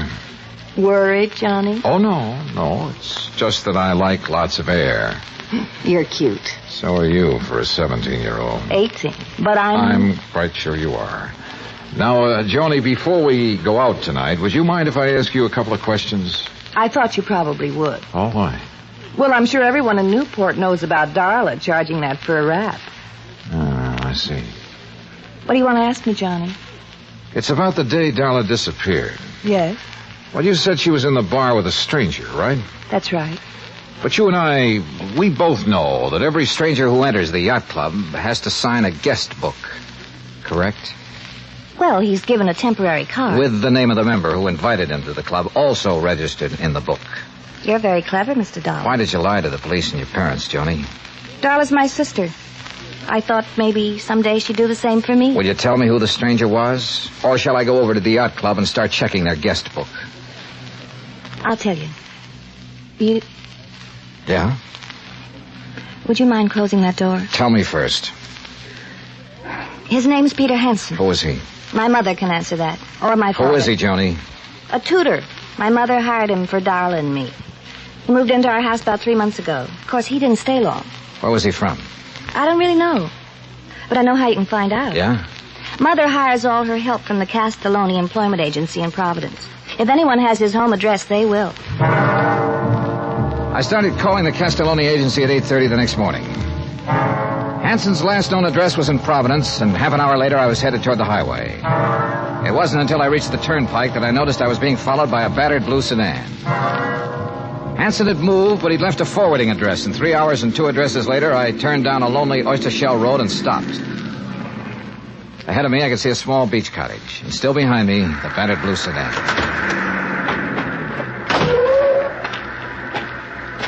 You make it real easy for a man to follow you, Mr. Dollar. If I had known it was you, sir, I wouldn't have. I hope you don't mind my tagging along like this. Mr. Dixon. Now, wait. I know what you're going to say. But let me say this first, Mr. Dollar. I've waited around, wondering if it was our girl you would find or the other one for so long. Well, I just couldn't anymore. I had to do something. You understand that, don't you? Yes, sir, I think I do. Good. Well, then, you go on about your business, and I won't bother you. You go on up to that house, and I'll wait right here. Go on now. Yes, sir. I wasn't sure who or what I would find in that beach house, but I was sure no amount of talk could persuade Mr. Dixon to leave until I did. I knocked on the door for a good minute before it finally opened. Yeah? Mr. Hansen? Yeah, what is it? My name is Dollar. I'm an insurance... Insurance man? Oh, I thought you... Honey, it's just an insurance salesman. Look, Dollar, even if I had the money, I wouldn't buy any insurance from you. You come around too early. You didn't let me finish. Huh? I'm not a salesman. I'm an investigator. Oh. Hey! Oh, give it up, Hansen. No! Honey! Honey! Pete, don't let him. You can't stop me, Hansen. You want to bet? Yeah. Kill him, Pete. Kill him. Pete, no! No! Oh, Pete. You'll be all right. Why did you have to find us? Why? Why did you disappear? You know how much trouble you've caused? I can read, I know. It didn't bother you? Your family not knowing whether you were dead or alive? Not a bit. I'd be happier if they thought I was dead. Oh, Dolly, you don't mean that. I proved it, didn't I? I'm not sure. Why did you disappear? Because I was bored. Tired and sick of living like my family makes me live. And how's that? Come out here. You see those birds? The seagulls, yeah. Beautiful, aren't they? You know why? All right, why? Because they're free. Because they can live any way they want with no responsibilities, no reputation to worry about. Oh, boy, how I envy them. Mr. Dollar. We're around back, sir. All right, now you tell me something. Sure. How'd you know that wasn't me they found on the beach? Because of that fur wrap you charged at Kennedy's. But how did... I told them to send the bill here. They didn't. It went to your house. Oh, no. Somebody sure goofed. Yeah, darling. You sure did. Mr. Dollar, are you all right? I thought... Oh. Mr. Dixon, Mr. Dixon? Yes, darling. He followed me here hoping I'd lead him to his daughter. Oh. Gee, Mr. Dixon, I'm sorry if there's anything I can do. My daughter was fine. Decent. But you... Oh, Mr. Dixon. After what you did to your parents and to us, making us wonder for so long, not knowing whether it was you or our daughter who was dead. Believe me, I wish it were you.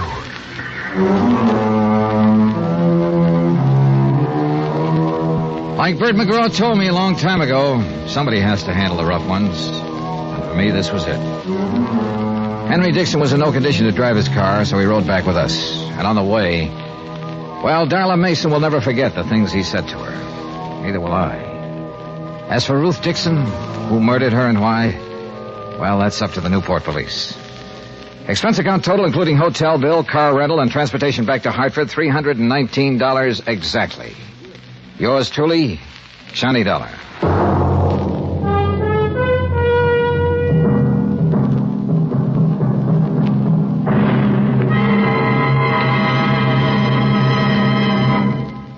Now, here's our star to tell you about next week's story. Next week?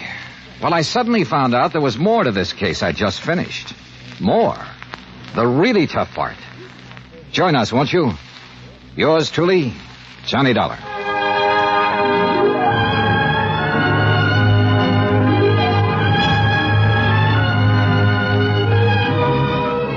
Yours truly, Johnny Dollar, starring Bob Bailey, originates in Hollywood. Written by Charles B. Smith, it is produced and directed by Jack Johnstone. Heard in our cast were Virginia Gregg, Mary Jane Croft, Jeanette Nolan, Gene Tatum, Frank Nelson, Will Wright, Austin Green, and Marvin Miller. Musical supervision is by Amerigo Marino. Be sure to join us next week, same time and station, for another exciting story of yours truly, Johnny Dollar.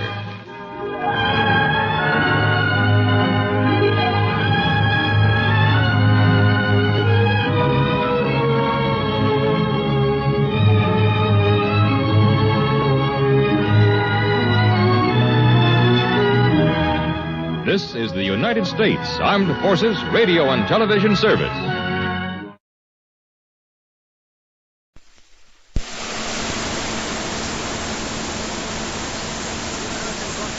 The American Broadcasting Company presents Pat Novak for Hire.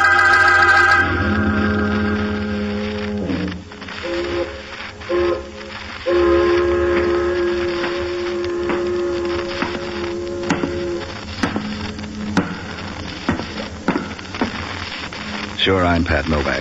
For hire.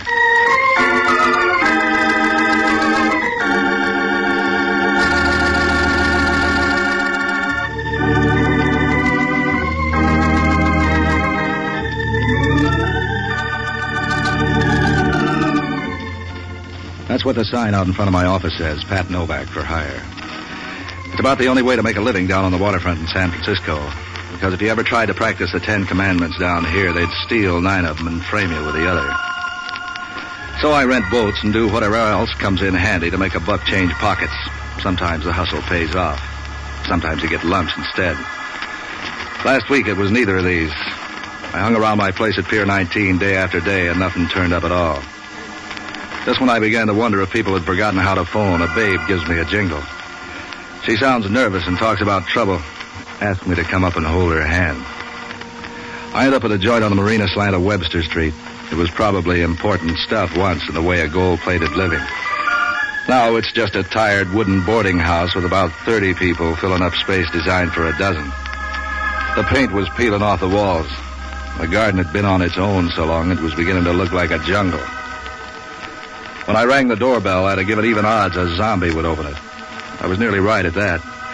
It was Hellman, a detective from City Homicide with a disposition made up of equal parts of hating people and confusion. Right then, though, he wasn't himself. His fat face was wrapped in smiles. He looked like a cat who'd learned to open the icebox. Sorry, Novak, we don't want any fish today. You're being glad. Somebody must have broken their neck. You're wrong. Again, and as usual. Somebody had some sort of bad luck. As bad as you can get? Dead, huh? You're too late this time, Novak.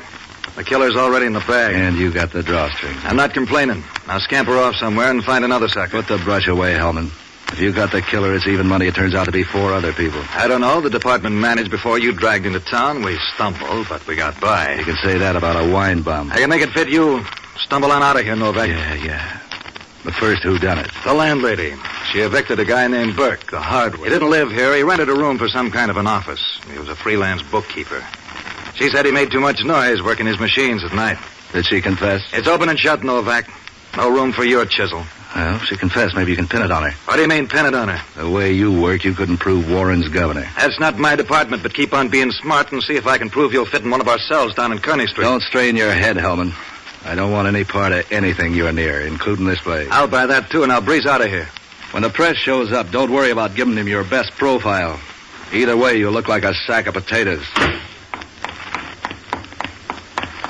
Either way, you look like a sack of potatoes. Gee, that's good, Novak. Before you tell Hellman that, you better go somewhere and grow a little. Look, Novak, how'd you like a tip on a horse? I got a hot one in the 5th at Del Mar tomorrow. I got a tip for you. Get out of my hair before I have to comb you out. Gee, Novak, that's no way to talk. I could be your friend.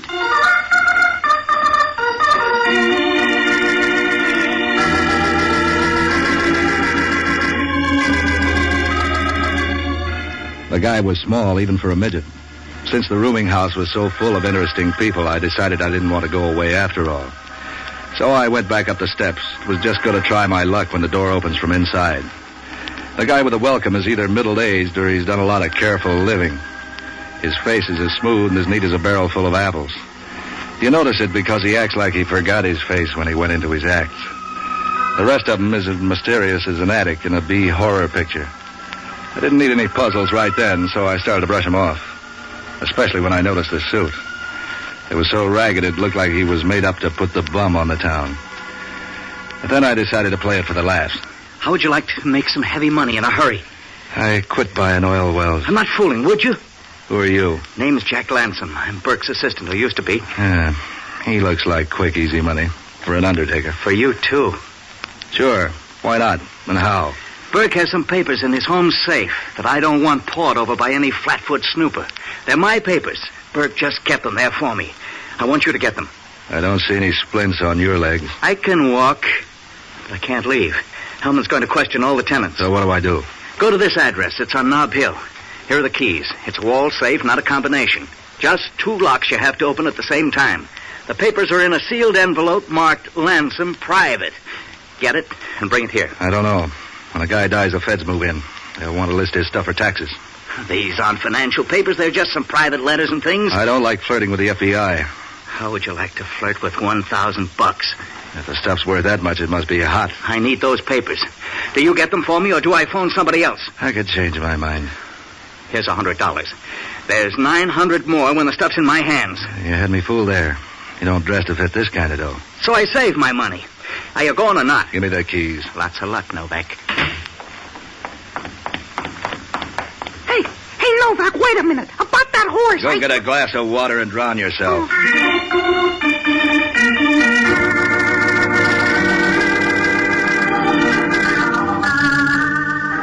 It looked like a cinch. I flagged a cab up to the place on Nob Hill. It turned out to be one of those society page joints, all glass, brick, and snobbish doormen. Getting up to Burke's floor was as easy as walking up 6 flights of back stairs. The hall was empty and the key fitted. It was all so easy I began to get nervous. And you would, too, if you walked in on her that way. She was a toy-sized brunette with a perfect kind of face that could mean anything from nice people to quick death. She was smooth and beautiful. I guess you could say that about a whirlpool. If my breaking in bothered her, you'd never guess it from looking. Oh, hello. Toss your hat on a chair. I've been working the wrong districts. I'm glad you're here. Why, for instance? Girl gets lonely in a place like this. Berkey's out, and I don't know when he'll get back. You forgot something there. Folks call me Blanche. What's your name, friend? Pat NOVAK. You go with Elise? I'm, in and out. Berkey doesn't like me to tell it, though, but everybody knows it, so, what kind of a secret's that? Didn't I surprise you when I walked in like that? Berkey has a lot of friends. They come and go. I'm used to it. For a bookkeeper, Berkey does all right. He's, good at figures, don't you think? If he had my account, I'd be nervous. Don't you know? He just came into a lot of money. I'll bet that's a comfort to his client. Oh, to me, too. Have a cigarette. There's some in the box there on the coffee table. These are cigars. Oh? Oh, yeah, well, I have some in my purse. Never mind. I'll settle for a drink. Okay. What'll it be? What do you got? That's kind of hard to say offhand. Let's look in the kitchen and see.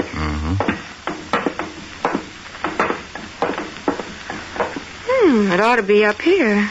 But it isn't. I knew a girl that way once. Berkey must have moved the bottles. Look around. Try those cabinets. Oh, I'll get there. Hey, wait a minute. Take it easy. What's the matter? Jumpy? Good evening, miss. Is Mr. NOVAK in? Yeah, I'm in. You and your horse are both out. But Mr. NOVAK, it's a good horse. You always come in crowds? Yeah, that's Pinky. He's been on my tail all night. Aren't you curious about why I'm here? You must be a friend of Burke's. Would it matter? What do you mean? When you get tired of playing with those doors, let's admit you don't know where Burke keeps his booze. You don't know where he keeps his cigarettes. You don't know anything about the place because this is the first time you've been here. You're acting like a detective. Put it down, I'm just curious. And you can still fill in my question. Why not say I, wandered into the wrong apartment? You don't seem anxious to get out. Maybe I like the company here. Come on in the living room. He probably has the liquor in there. That isn't what you were after. Why don't we settle for my being lonely? The town's full of lonely babes. None of them look like you. I know a cure. Do you? Let me guess. Well, I guess when you can be sure. Like this. Now I know. Fill me in on the rest of your visit. I'm busy. Or, I could be. All right, let's close the post office. Did you get the papers? I could sulk. Men don't usually treat me that way. They'd live longer if they did. Look, baby, I'm not swinging any bats until I know who's pitching. Do you give with where you fit in, or do I have to bend it out of you? You know, I think I could like you.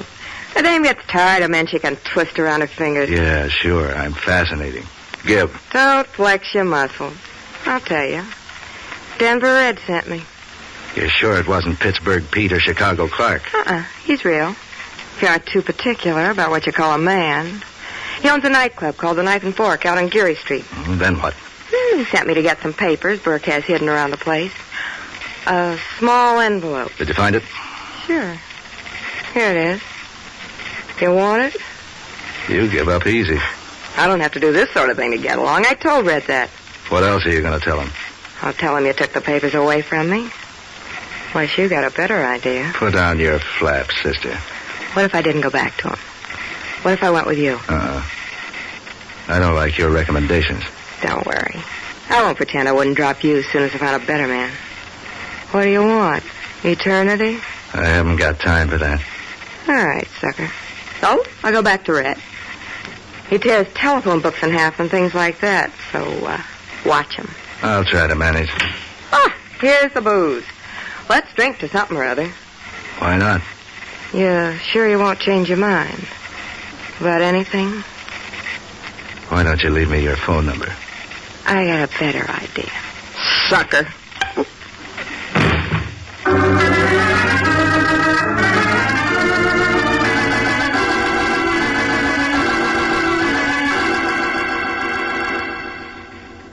She timed it, but nice. I hardly started to get my hand up before she hit me with a bottle. The room began to spin, and I tried to stand up, but my knees gave way. I could hear her footsteps a long distance away, running. Then the door closed. I shook my head, and some of the cobwebs went away, but not enough for me to get started. By the time they did, I knew it was too late. I looked around, and the package of papers was gone. Yeah, the more I thought of how easily I'd been done in by that dame, the madder I got. Then I remembered no one was supposed to know about the papers except Lansum. Decided I better check on the play.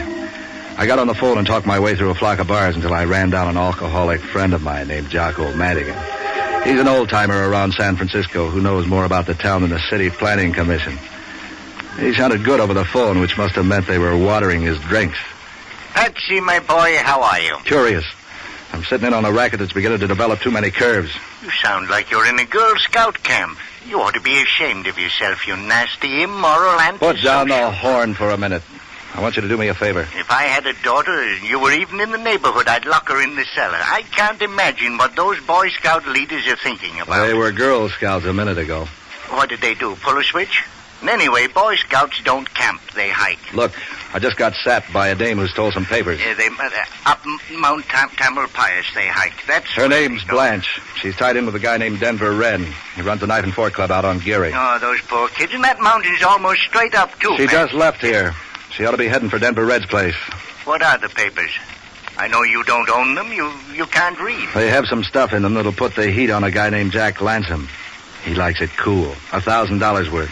Oh, speaking of money, there's a friend of yours here. Hello, Patsy. This is Pinky. Imagine me talking to you on the telephone. Imagine I've gone deaf.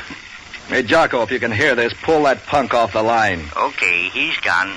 He said he had a horse for you. Look, dummy up to that guy. He's been floating around all night. And I'd be floating, too, if you'd be nice to him. I'll grab a cab and go out to the Knife and Fork Club. When Blanche shows up, see if you can find out what she does with the papers. Are you buying the drinks and the cab fare? Yeah. What are you going to do? I'm going back and see Lansum. This was supposed to be a closed deal, and will you hurry? The dame will be there and gone. Don't worry about me. You couldn't keep me away from the place. I'm growing wings. Yeah? Why the sudden lather? Well, if you're buying the drinks, there's no use my scrimping. I'm suddenly developing an awful longing for some good, well-aged scotch. So long, lover.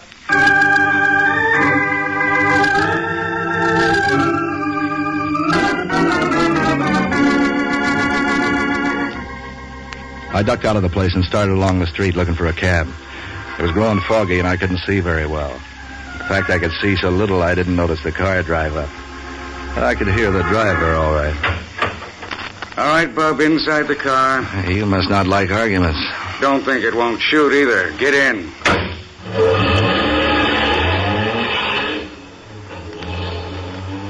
You're Patsy Novak, ain't you? You can say Patsy twice. Don't sulk. I'm doing you a favor. Yeah, thanks for the ride.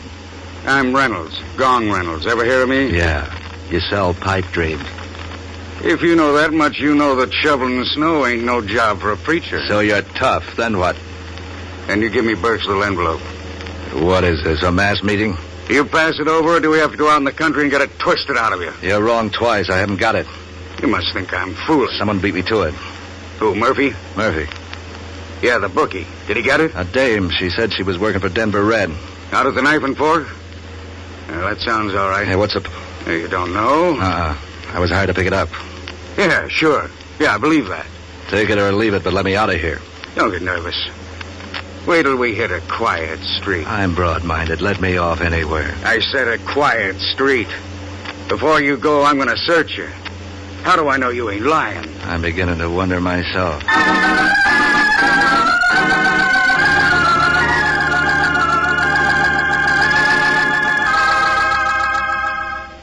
Reynolds was a nice guy for an opium peddler.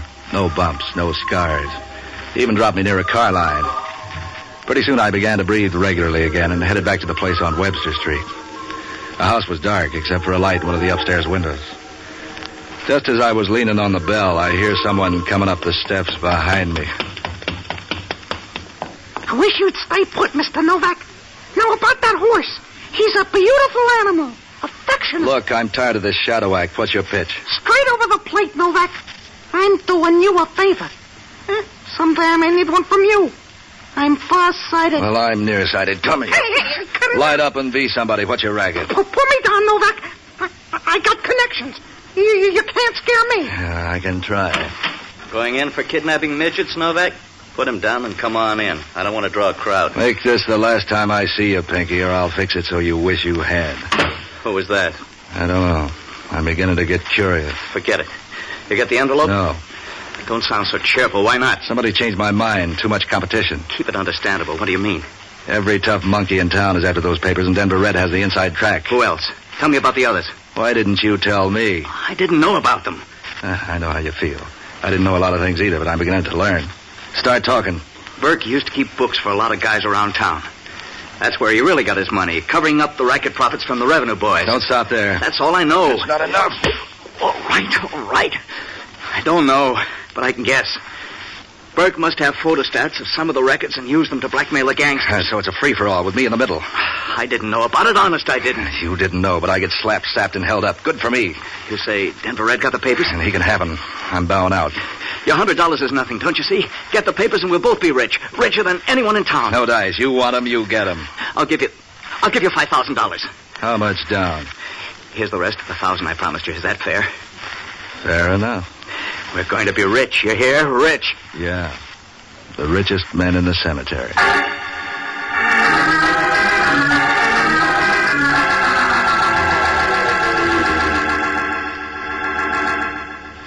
Lansom must have thought I was the biggest sucker in the city.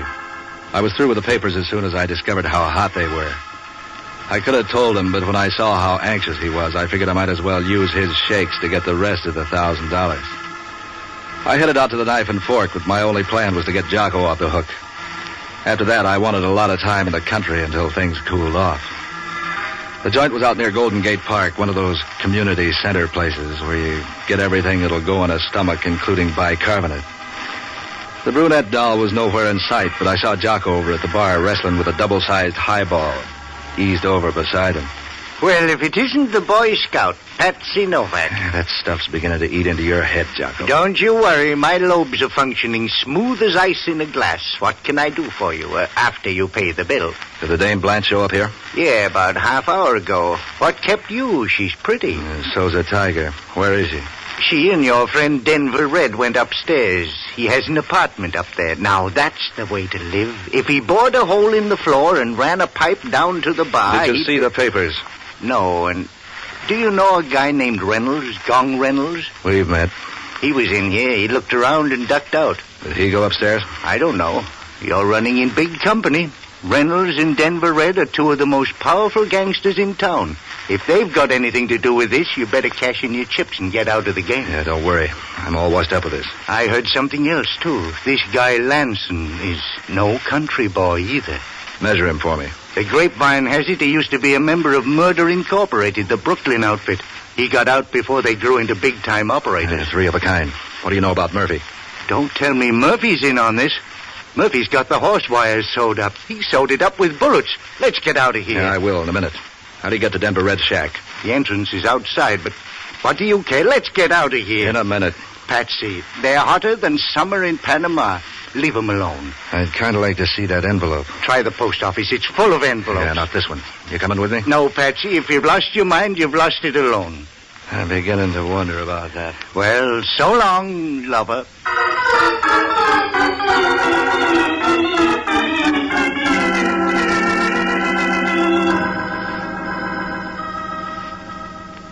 I worked out of the place without causing any fuss. Eased into the apartment entrance. The place was quiet. It was so quiet you could hear me breathing as I worked my way up the stairs. There was a carpet in the halls, but even then I was careful. I listened at the door, and there wasn't a sound inside. After a while, I tried the knob. The door opened. With the fog outside, you could barely make out anything in the place.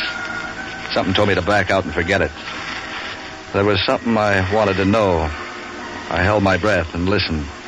All I could hear was the jukebox faintly from the cafe below. And I felt for the light switch. Don't move. You're covered.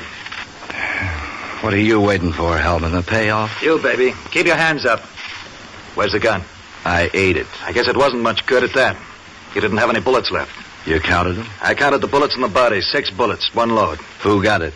Or do I have to guess? Denver Red and his dame. Name's Blanche. Know her? Yeah, I know her. She used to row stroke oar in my lifeboat. She looks the type. You want to tell me about it, or do we go downtown first? I didn't kill him, Hellman. Who made those holes in them? Termites? If they did, you better keep your hat on. They might get hungry again. You got all the brains, Novak. You better shake them up. You're going to need them. You ought to get a refund on that crystal ball, Hellman. That's not a bad idea. Or maybe I can swap it for a television set. I'd like to see you on those San Quentin broadcasts. You saw me come in, you fathead. You can't pin this one on me. It's pinned, Novak, but good. In fact, it's a hat pin. Try making sense. Try making this knot fit your head. This is my hat. Now all you got to do is get rid of the 5 people who saw you wearing it earlier this evening at the boarding house, and you're clear.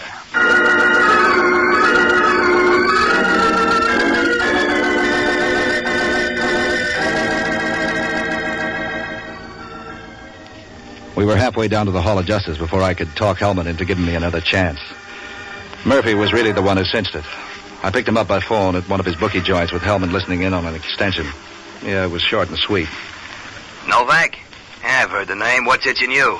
This may not be my business, but I got a good reason for wanting to know. Spread it out, Novak. I got work to do. Did you get a phone call tonight about an envelope with some photostatic copies of a bunch of records? What's it to you, Novak? You did then. Yeah, some nut, I guess. Didn't give his name. Town's full of them these days. He wouldn't be a nut if Burke had something on you. Hey, what is this? Burke's got nothing on me. I pay my taxes. What is this, Novak? Some new form of shakedown? Yeah, Murphy. But you're not up the tree. Thanks a lot. Yeah, it could fit. I get a chance to prove it? I can't let you go, Novak. But what if I should bend over for a minute to pick up this pencil and the door open and all? Try it and see, Hellman. Just once.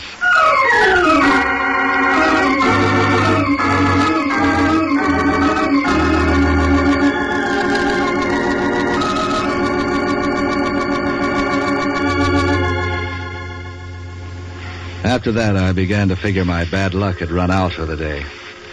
I jumped a cab and went down to the waterfront, but not to my pier. There was a guy at Pier 23 who was a friend of mine. He had a gun and a rowboat, and I borrowed both of them. I pushed off without being too careful because between the wind and the cross-chop, nobody was going to be hearing anything. Even with everything on my side, it was a long, hard row. When I hit the bottom of the ladder at the end of Pier 19, I had to sit in the boat to let my heart slow down. It was blacker than the inside of Hellman's dress shoes. I took my time edging down the pier. I was just about to slide into my boathouse when I tripped a booby trap. I did a Brody, and somewhere along the line I lost my gun, which put me even up with Lawson. He turned on the lights. Novak, you have to sneak up in your own office? You ought to pay the rent regular. See the gags. You fix up this welcome? I was all alone and didn't like the idea of being caught from behind. What would you do about a frontal attack? I've got this gun. But since it's only you, I don't have to worry. I wouldn't say that. I think you've got all kinds of worries. Everybody has got something. And you've got Reynolds. Where is he? Take it easy. I just saw him earlier tonight, and he mentioned your name. Let's keep that for the society column. I'll take the envelope. I didn't get it for the simple reason that there isn't any envelope. That fall on the head make it soft? You told me you saw it. Nothing important. Just some regular business letters. Nothing to stand up in court. I still don't understand this. You don't make sense. And I don't make dough either. I don't have the envelope. Or do you want to search me? I'm not getting that close to you. You're going off on some tangent that I don't understand. So we'll just sit and wait till you get ready. Or until Reynolds gets here. That's supposed to scare me? Look at it this way. You don't mind if I talk? I can listen. No, you sit there, with your back to the door. That's right. Now I'll just warm the place up by closing the door. Now, you were saying? Suppose that the envelope was a phony. After I am on my way, you call up all the big-time hoods in town and tip them off. Now tell me why. The boys start pouring out of the woodwork to give me the business. The ones who chase me are the boys on Burke's list. Then you can pick up where he left off. I'm not boring you, am I? Not at all. Go on. Everything was as cozy as an upper berth until Denver Red gets his girl into Burke's place before I make it. You're everything but consistent. Now you'll be trying to tag me with the stiffs down at the Knife and Fork. Thanks for the cue. You knew that if Denver Red spotted the envelope for a phony, the news would be all over town and your racket would be kaput, so you killed him. Nice figuring. You should have been a bookkeeper, too. You even told me to come down here so you could kill me if that planted hat didn't frame for the cops. I hate to disappoint you. So since you know everything else, you might as well know the caliber of this gun. See? I've looked into things like that before. Everything has to end sometime, so... Don't touch that phone. I ordered that call, just in case. I said don't touch it. You'll be hearing worse bells than that if you don't let me answer it. Okay, but watch your language. Novak speaking. For a minute, I thought you was out. You're the hardest man to get hold of. But I guess it's because you're a busy guy. Well, say something. That's right, Reynolds. Huh? This is Pinky, Mr. Novak, remember? Pinky Punk. What a name. That's up to you, Reynolds. What's he saying? You want to talk to him? You still there, Mr. Novak? And Mr. Novak... Give me that phone. Now, look, Reynolds. I'm not taking any talk off you. You pay up or else... You dropped something, Mr. Novak? Yeah. How about that horse? You want to get onto him? I think I can toss a sawbuck into his feed bag. Oh, gee, Mr. Novak, you'll never regret it. Okay, Pinky. Who's the goat? Pinky, I said, what's his name? Gee, Mr. Novak. What do you know? I forgot.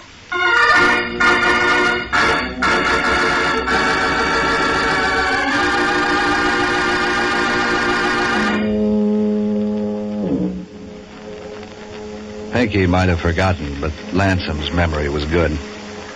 I handcuffed him to the chair and told him Reynolds would be down in a half an hour. Then gave him Hellman's phone number. He confessed to everything after sitting alone in my office for a while. I know how he felt. When the feds got the news, they moved in with a fine tooth comb, but they never did turn up anything. Nobody ever did. I'm pretty sure of that. But now and then I get the idea maybe I'm wrong. So I start nosing around for those papers. I never find the things. I usually find Reynolds instead. He's beginning to get gray. Who killed the bookkeeper? That was a landlady. Yeah, Hellman got her a room, too.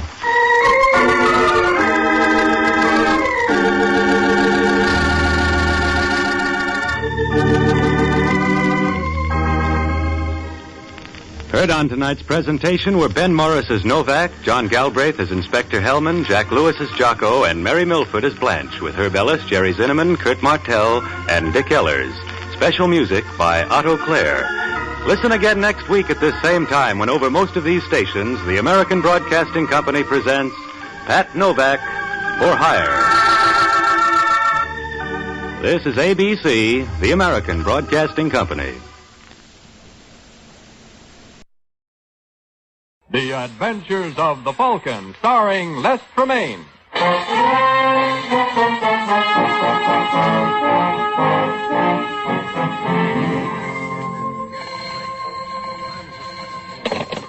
Hello. Yes, it's the Falcon speaking. Oh, Marcia. I'm glad you called. But I don't see how I can make it tonight, Angel. I have to locate a girl. Is she attractive? Well, I know one guy who fell for her. Did he fall hard? They're burying him tomorrow.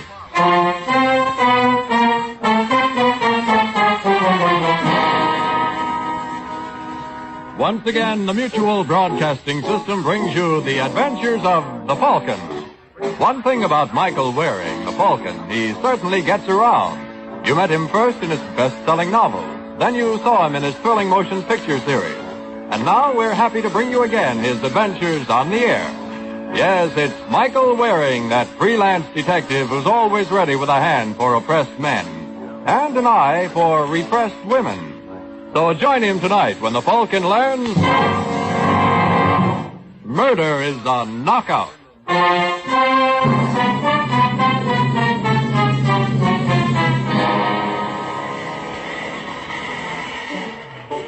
It's 10:30 at night in New York, and in Madison Square Garden, the 6th round of the main event is underway. At the ringside, blonde Kay Davis looks from the fighters to her escort, Dick Jones, whose good-looking but rather weak face is chalk white as he sees the boy he is rooting for taking a bad licking. Come on, Waller. Keep that left up. Keep it up. Oh. This looks like the finish. Come on, Walters. 1, 2, 3. Well, there it is. Come on, Walters. Get up. Oh, don't disturb Davis. He needs his Get rest. up, fella.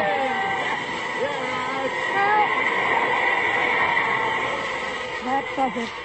Yeah, Well, I'm afraid you're going to have to let me have 5 bills. What gave you that idea? I was on Walters. I wasn't. Oh, now, don't be like that, baby. From now on, Vic, that's exactly how I'm going to be. I played sucker long enough. I got to have that dough, Kay. What's the matter? You got a broken leg? You want money? Work for it. I'm going to have plenty, but it'll take a little time. I have a lot of irons in the fire. You have one iron in the fire. Me. And I'm tired of getting burned. Okay, baby, you figure you got burned. So now you want to chill? Well, that's just what you're going to get. Anyway, it was nice knowing. Now, wait a minute, Vic. I'm not asking for a sign-off. That's what you think. And I was right. About what? You were only using me for what you could get out of me. If there weren't people around here, I'd kick your teeth in for that. Because I'm right. Oh, what are we fighting for, kid? You know it's you and me no matter what. We can't help ourselves. Wait a minute. Huh?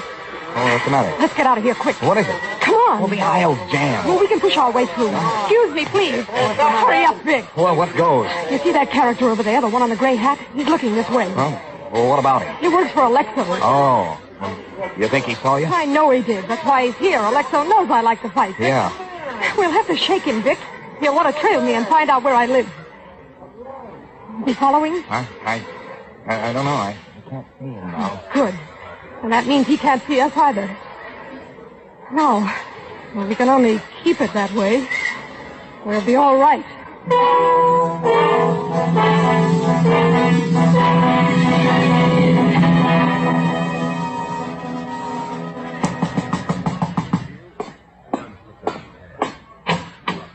Hello, Hagen. How do you know my name? Kay pointed you out at the fight tonight. Sorry she couldn't stay around to see you, but she wasn't feeling sociable. She went home. I apologize. What do you want? Alexo, is he here? No. Doesn't get in until tomorrow morning. What do you want to see him about? I have a proposition for him. He's looking for Kay. I know where he can find him. Come on in. I'm handling things for Alexo. You can talk to me. Right. What's your name? Jones. Vic Jones. And what's your proposition? 500 on the line. That's kind of steep. Oh, I wouldn't say so. When Kay pulled out of L.A., she took $75,000 of Alexo's money with her. 5 C's isn't much to get it back. I'll find her sooner or later, whether you help or not. Yeah, sure, but while you're looking, she'll be dipping into 75 grand. She could burn up a lot more than 5 bills before you reach him. Got a point. Well, do we do business or don't? All right, Jones. The deal.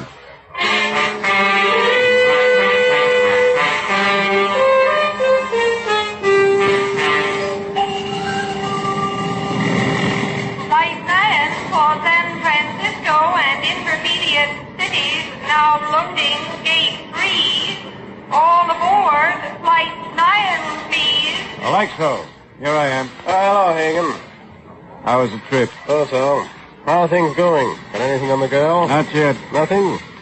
Tried the fight? Yeah, if she was there, I didn't see her.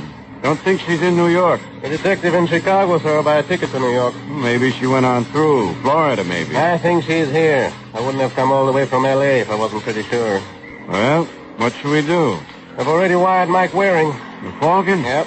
You don't want that bird snooping into your activities. He won't.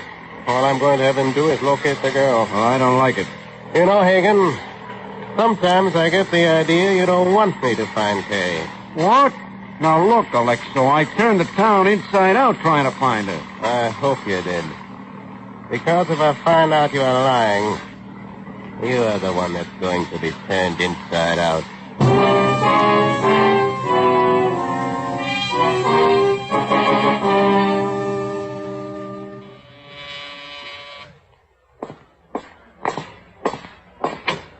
How do you do, Mr. Waring? Hello. You must be Alexo. That's right. Come in. A nice trip. Not bad. Well, what can I do for you? I want you to find my sister. So you said in your wire. What can you give me on her? Here's a picture. When did you last see her? In Los Angeles 2 weeks ago. And she disappeared without any warning. Yes. You have any reason to run away? What did I know of? What makes you think she's in New York? Well, I thought she might have gone to Chicago. Why? She used to live there, so I sent her picture to a Chicago detective. He located her, but before I could get there, she bought a ticket to New York and paid it again. Have you notified the police? No, I don't want her to get the idea I think she's done anything wrong. Why are you smiling, Mr. Lane? I didn't realize I was. So, you have a detective looking for her in Chicago and me in New York. Anybody else? Well, some of my boys are looking for her. Boys? Well, fellows who work for me. Doing what? They work for me in my business. What is your business? What's that got to do with this? You never know. Look, Waring, I didn't come here for a third degree. You came here to get me to find someone for you, so I have to know things about her. And you. What do you want to know? Why you been lying to me? You say you haven't any idea why she disappeared, but still you're sure right away it's a long-distance fade-out. You don't want the police in it. You burn when I ask what business you're in. I don't like the way it adds up. All right, Waring. You don't want the job. Sorry I bothered you. Who says I don't want the job? You just said... I said you were lying. But if that picture does the girl justice, I still could be persuaded to look for her. You know something, Waring? Somehow I don't think I'll try to persuade you. You know something, Alexo? Somehow I didn't think you would.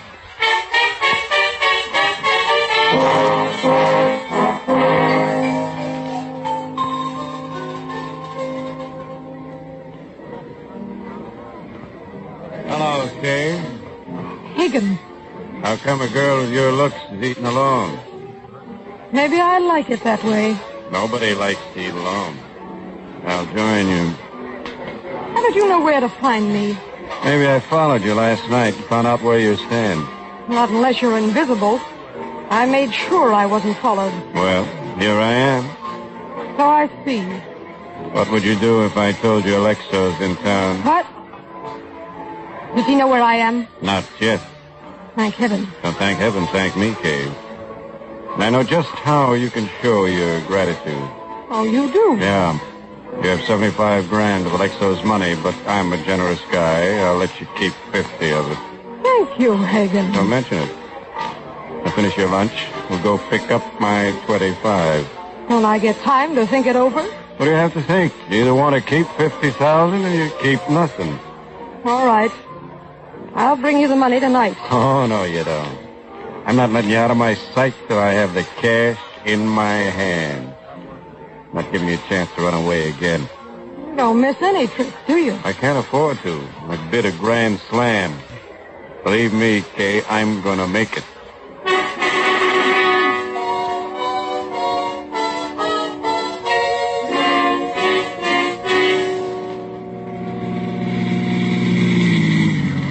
What's the idea of going in the alley? Usually no parking places on the street, so I leave the car here and go in the back way. Oh. Okay. Go get the dough. All right.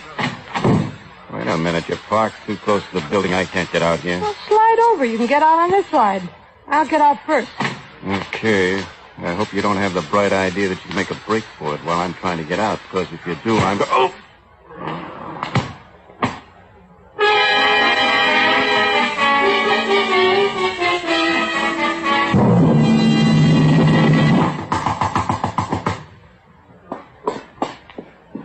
What? Oh, hello, Kay. You dirty rat. Huh? What's the matter? I don't know what's the matter. Get out of my way. I'm coming in. Well, I don't know if you'd only tell me. I suppose you didn't tip Hagen where to find me. What? Well, why would I do that? You did it. You must know why. Hey, wait a minute. Well, where'd you get that gun? From Hagen. How? He tried to make a deal with me. 25,000 not to tip Electro. I played along. Well, what happened? We drove into the alley behind my building. He was getting out of the car. I clouted him with a flashlight. Then I got his gun. You're quite a girl. I can take care of myself. And I can take care of anybody who tries to cross me. I didn't cross you, baby. You gotta believe that. Maybe. Maybe not. Anyway, Alexo still doesn't know where I am. And you are not tipping him. Of course I won't. I'm glad we're agreed on that. But just to make sure... Wait, now don't. Be careful with that gun. Stand right where you are. Okay. Don't try to get to that window. You're not getting out of here. Well, there's always the window.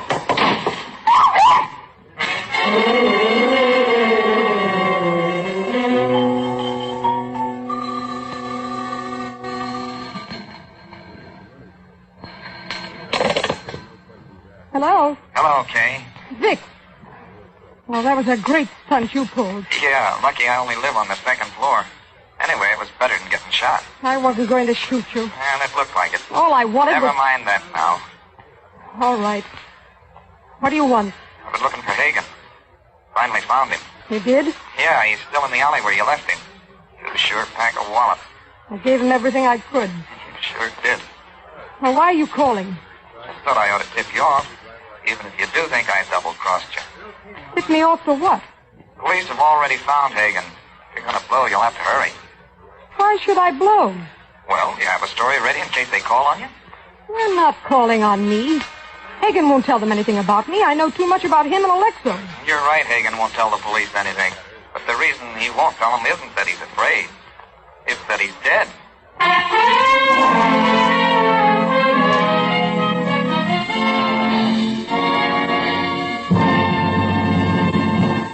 When sudden death calls, wearing a white tie and leaving a calling card in the form of a .45 caliber slug, it's frequently just another case for the Falcon.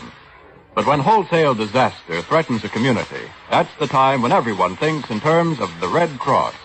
The 1949 Red Cross campaign has set its sights on the sum of $60 million to assault the problems that lie ahead this year. The increased total of disasters in the last year, the expanding national blood program, the large number of community services, all these require greater Red Cross efforts, made possible only by the financial support and volunteer participation of the people. Remember this. You, through your contributions and voluntary action, are the Red Cross, providing a channel through which compassion and mercy find expression in the relief of human suffering. You, too, can help through your Red Cross.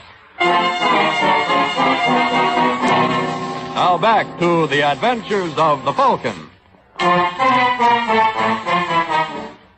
It's a couple of hours since the body of Hagen was found in an alley behind the apartment house where Kay Davis lives.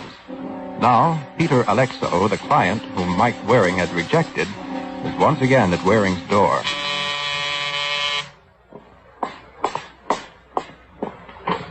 Oh, it's you again, Alexo. Yes, may I come in? I want to talk to you. Okay. All right, what is it? Waring, I don't suppose I could persuade you to forget my visit to you this morning. Persuade me how? Money. Why? I have my reasons. What would it cost for you to forget that you ever saw me? Sorry, Alexo, my memory's too good. I was afraid you'd take this attitude. Well, then, Waring, there's just one thing to do. That'll be cards on the table. Well, it's about time. Waring, that girl I wanted you to find. Yes? She is not my sister. Surprise. She was my girlfriend. Ran away with another man. I want her back. Mm-hmm. But I don't intend to risk a murder rap to get her. Where does murder come in? I had one of my boys, Joey Hagen, looking for Kay. Thinks he found her. According to the paper, he's been murdered. And you figure she did it? I don't know, Waring. How about her boyfriend? A possibility. I want you to look into it. All right. As long as you don't start acting coy again. I can't now. The police are bound to find out Hagen was on my payroll. You figure the police will think you killed him. If we don't find the girl, I'm the only person in New York who had any connection with him. Uh-huh. What I'd like would be to hop a plane back to the coast and make like I've never been here. But that would require your cooperation. I haven't been able to buy that. So your next best bet is to get me to crack the case for you. Or at least find Kay. Only now, whatever I find out, I turn over to the police instead of to you. Whatever you say. All right, Alexo. I'll do what I can. Good. I wish you luck. Thanks. And considering what happened to the last fellow who tracked down your girl for you, I'm going to need it.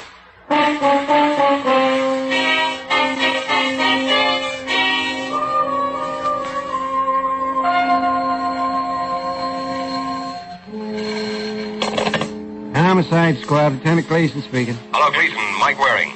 Sorry, Waring, we don't have a thing for you. How do you know? You don't know what I want. I know what we've got. Oh, you're too modest. You ought to be able to give me something on the Hagen case. Well, I told you I don't have any suspects? A girl, but... A girl? Gleason, you interest me strangely. Well, before you start dancing in the streets, Waring, we don't have very much on her, only that Hagen was found in an alley behind the building where she lives. Her address was in his pocket, but she claims she didn't know him. We can't prove different. We're checking, but... Never mind that. What does she look like? Blonde, bleached, about 5'5", good-looking, but a little on the husky side for a dame. That's enough, Gleason. Where can I find her? At home, I guess. We're not holding her yet.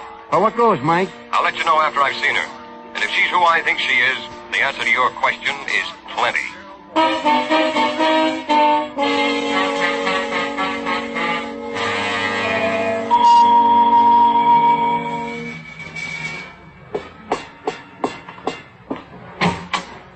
What do you want? You are On what?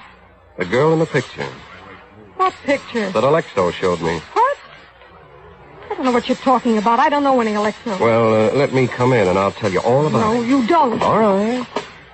Then I go to the police and tell them that the Karen Dorrance they questioned is really Kay Davis of Los Angeles. And Joey Hagan came to New York for the express purpose of finding her. You win. Come in. Thanks. And now, Mr. Waring. Mike Waring. The Falcon. You're working for Alexo. Mm-hmm. The police know about him yet? Not yet. But I'll have to turn what I have over to them pretty soon. I don't think you will. Hey, that's not very smart, pulling a gun. You're not going to talk. All right.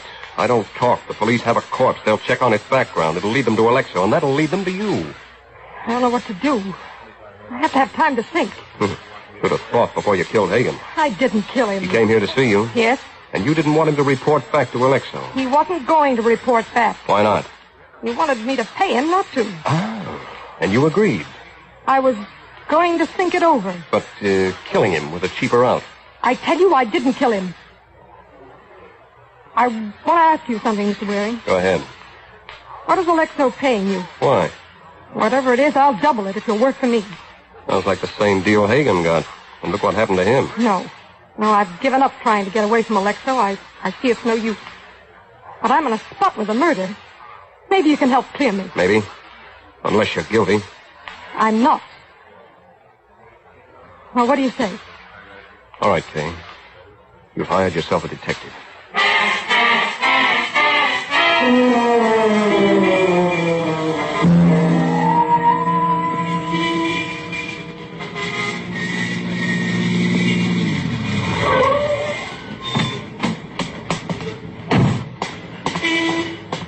Hello? Huh? You must be Dick Jones. Who are you? Mike Waring. What do you want? You. If you are Jones, you fit Kay's description. I've been waiting in front of the building for you to come home. Kay sent you? I'm working for her. Why did she send you here? As a matter of fact, she didn't. That was my idea. She wants me to work on the Hagan case.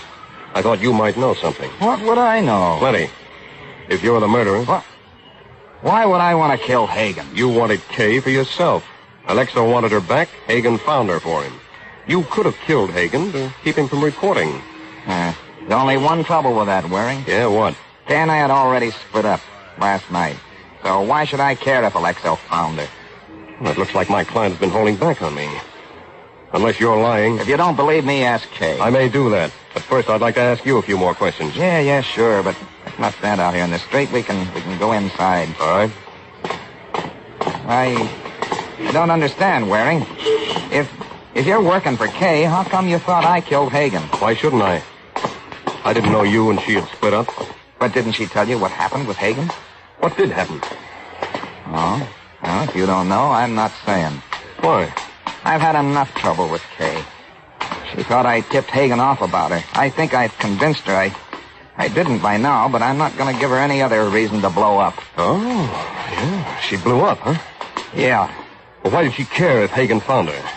Since she'd already split with you. On account of the $75,000. What? What 75 grand? Well, didn't she tell you that either? No. Didn't tell you much. Seems not. Well, in that case, there's not much I can do for you either. But if you know anything... Here we are. No use, Waring. I'm not talking. So you might as well run along. Oh, no, not yet. Well, I tell you, I'm not going... What's the matter? Somebody in the bedroom. I'm going to go see. Who's there? I don't hear anything, Jones. Hey, the window's open. The fire escape. See anyone, Jones? I don't know. Dark out there. Wait a minute. There's someone in the courtyard in the shadows. Hey, you down there, stop! Stop! Okay, pal, you asked for it.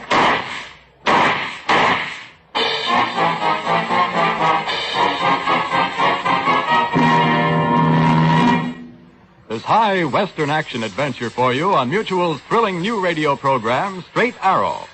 For the first time in radio history, a full-blooded American Indian becomes the central figure of a radio drama. A champion of law and order, a dynamic hero in action-packed struggles. The incomparable Straight Arrow presents The Vanishing American in His True Light.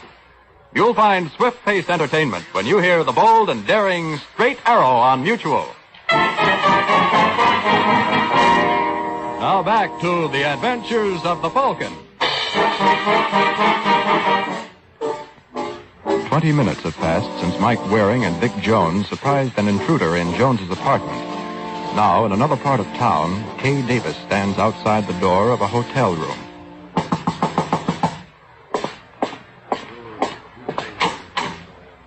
Hey, Hello, Alexo. this is a surprise. I thought it would be. Come in. All right. I see you'll never give up, Alexo, and I'm tired of running. So here I am. Good. Tell me something.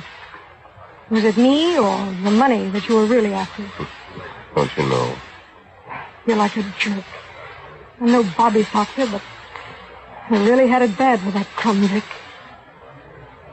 That's all over now. I'm glad to hear that. Now we can go back and pick up where we left off. Aren't you forgetting something? What? A little matter of murder? Oh, that's right. But I think I know how we can take care of that. How? If we play it right, stick together, we ought to be able to pin this on Vic. Jones? How? Try this on the side. 75 grand. Suppose I'm not the one who took it from you. Vic did. And ran off with me. But I didn't know it was your money. Couldn't we say that? Then what? So you weren't really looking for me, you were looking for Vic. The only reason you tried to find me was that I could lead you to Vic. Oh, sure, I get it. Then when Hagen found you, Vic had to kill him to keep me away from the two of you. That's it. It gives him a motive. Yeah. I've already started on it. I planted your briefcase. The one I took the money in Vic's apartment tonight. He almost caught me at it, but I got away. Great. I think we can make it stick. Well, this calls for a drink, beautiful. A celebration. Who's that? I don't know. But whoever it is, remember our story. Sure, kiddo, sure. Hello, Alexo. Thought I ought to report. May I come in? Waring, of course. Come in. Thanks. Oh, my other client's here, too. Well, good. Hello, Kay. Hello, Mr. Waring. Your other client? Yeah. I have no objection to a double fee, since you both want me to do the same job. Crack Hagen's murder. Oh. Kay, why didn't you tell me you were the one who beat Hagen's head in? What? Who told you that? Vic? Nope. He must have. He's the only one who... Who what? Who knew? And don't reach for that gun again. Right on, you know. I'll take that. Give it here. That's better. As a matter of fact, Kay, nobody told me. But you told me yourself Hagen found you. And he wouldn't have let you get away from him again unless he couldn't help himself. You admitted you didn't pay him. Well, I didn't mean to kill him. It was an accident. I just wanted to knock him out so I could get away. She killed him, but I thought... No, Alexo, she didn't. What? But she thought she did. That's why she's been so hysterical. What? I've checked with the police. Hagen's head was covered with blood, but there was no blood in the alley where he was found. That means he was killed somewhere else and brought there. But how does that mean that Kay didn't... wouldn't have planted the body right behind her own apartment building. It would point directly toward her. I see. But Vic knew I'd knocked Hagen out in the alley, so he brought the body there to frame me. It was Vic. Not necessarily. Hagen recovered and left. He could have told anyone else what happened. That's right. But who else would have wanted to kill Hagen? How about you, Alexo? Me? Hagen double-crossed you. You wanted revenge. You killed him. I didn't know about the double-cross. Then you tried to frame Kay. No. It's no use, Alexo. All I need is a few more answers from Kay, and I'll have all the facts I need. And now that she realizes how you tried to frame her, I think she'll give them to me. What is this, Waring? I hired you to clear me. You hired me to solve the case, Alexo. And that's exactly what I'm doing.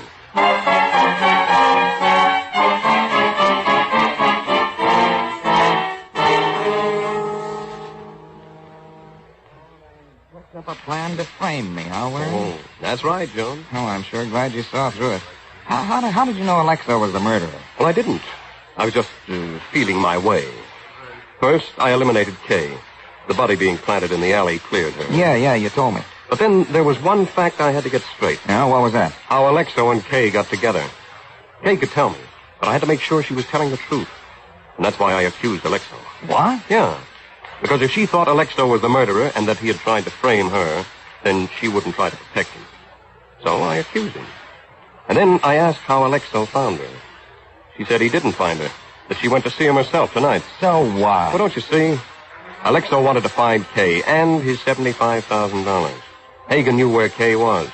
So Alexo would never have killed Hagen until Hagen had talked. And he obviously hadn't talked, because Alexo was still looking for her.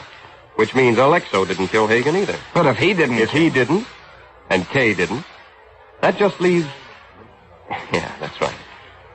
You, Jones. But why would I? I Kay told tried her. to kill you because she thought you tipped Hagen off about where to find her. You denied tipping him. You hoped to convince Kay of your denial. But you couldn't if Hagen told her the truth. You killed him to shut him up. Well, there it is. Isn't it a shame, Jones? What? That they went to the trouble of trying to frame you when you were guilty the whole time?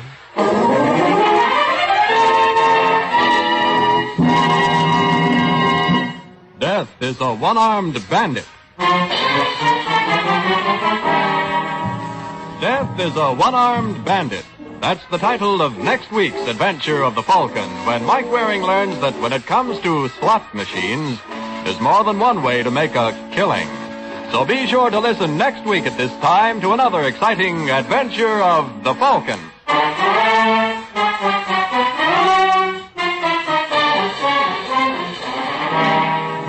The Adventures of the Falcon are based on the famous character created by Drexel Drake, produced by Bernard L. Schubert, written tonight by Gene Wang, and directed by Richard Lewis. Music by Emerson Buckley, composed by Richard DuPage. Les Tremaine was starred as the Falcon, with Beverly Roberts as Kay. Russ Dunbar speaking.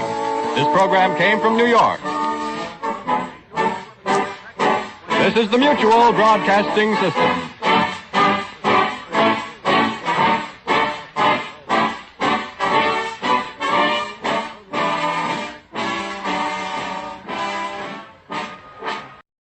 From Hollywood, it's time now for Edmund O'Brien as... Johnny Dollar. Johnny, Bob Hall at Plymouth. We've got a bad thing down here. Oh, what's that? One of our company investigators has been killed. I think you knew him, Gene Reimer. Gene Reimer is dead. Yeah, shot to death. We learned of it this morning. Sent him down to Charleston to look into a murder. Does his wife know yet? She was with him. I mean, she went to Charleston with him. We want to put somebody right on it, Johnny. That's why I called. Oh, sure, Bob. I'll come right over and get the rest of the story from you.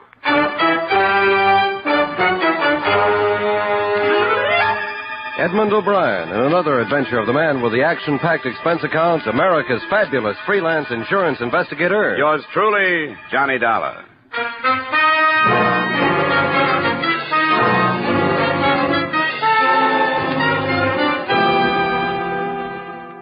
Expense account submitted by Special Investigator Johnny Dollar to Home Office, Plymouth Insurance Company, Hartford, Connecticut.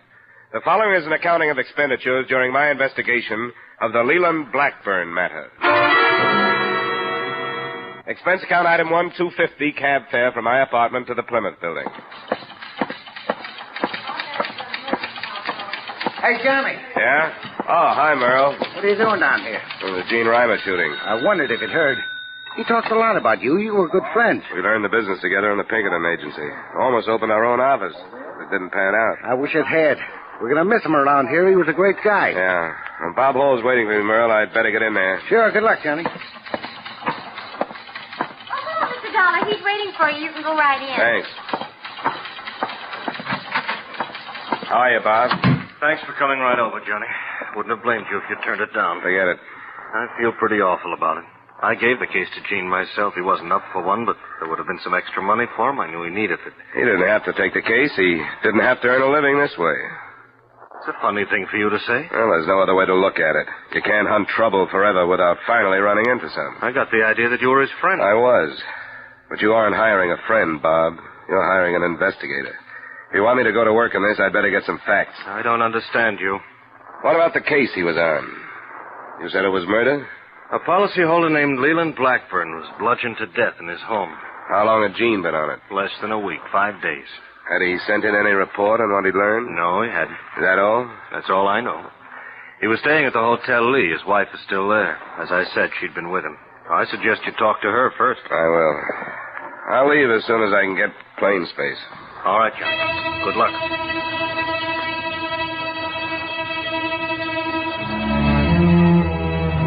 Expense account item 2, $85 transportation between Hartford and the Hotel Lee in Charleston.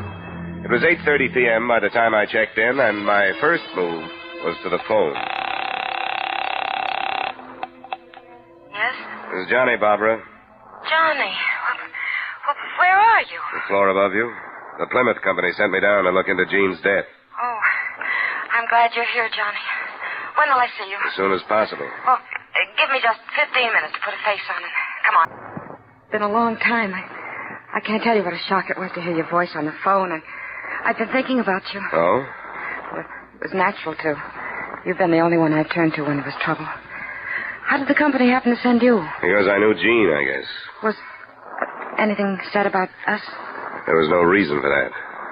Everything between you and me stopped when you got married. We'd better keep it that way now. Sure. It was a beautiful marriage all the way around. I told you it would be. You remember that? Yes. That there was a side of Jean Reimer that hardly anybody knew. You didn't believe me. I learned to. And you made some pretty serious statements to me after you did. I want to get that off my chest before we go any farther. I don't know how many times you told me that you were afraid you were going to kill him for what he'd done to you. And you meant it, didn't you? Johnny. The last time was less than a month ago. You don't think I killed him? I remember what you said. Johnny, don't. Why did you come to Charleston with him? Because he made me come. Why? Because it... I don't want to tell you. Why not? It doesn't have anything to do with what happened. Then you shouldn't mind telling me. He found out about somebody I'd been seeing in Hartford. I know it sounds cheap, but you must realize... Never mind that. Jean brought you down here to keep you away from this guy. Yes. Johnny, you can't think I killed him. I hope you didn't. For old time's sake, I'd hate to learn that you did. They were good times, Johnny. What do you know about the case Jean was working on? Nothing. He never talked about any of them. Well, I'll start on it tomorrow. Good night, Barbara.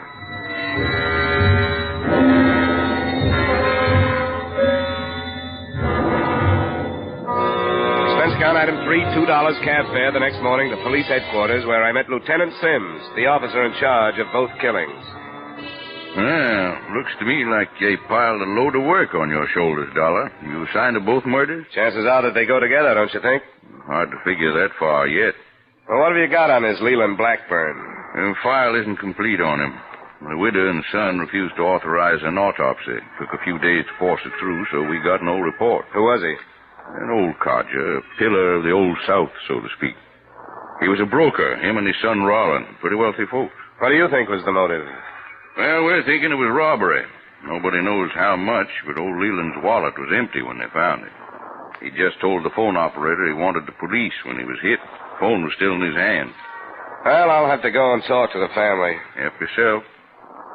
This other Hartford man, a likable kind of fella, you know him? Yeah, I knew Gene for quite a few years. Makes it bad when it's a friend, don't it? Well, it doesn't help. Do you have anything on his death? No, absolutely nothing. He was shot 3 times at close range with a .32 caliber gun.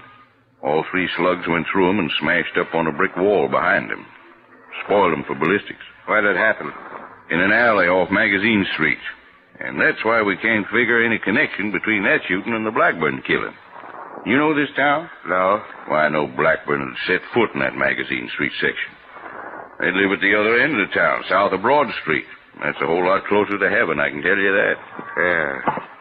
Well, thanks a lot, Lieutenant. Looks like I've got a lot of cold trail to follow, so I'd better get moving.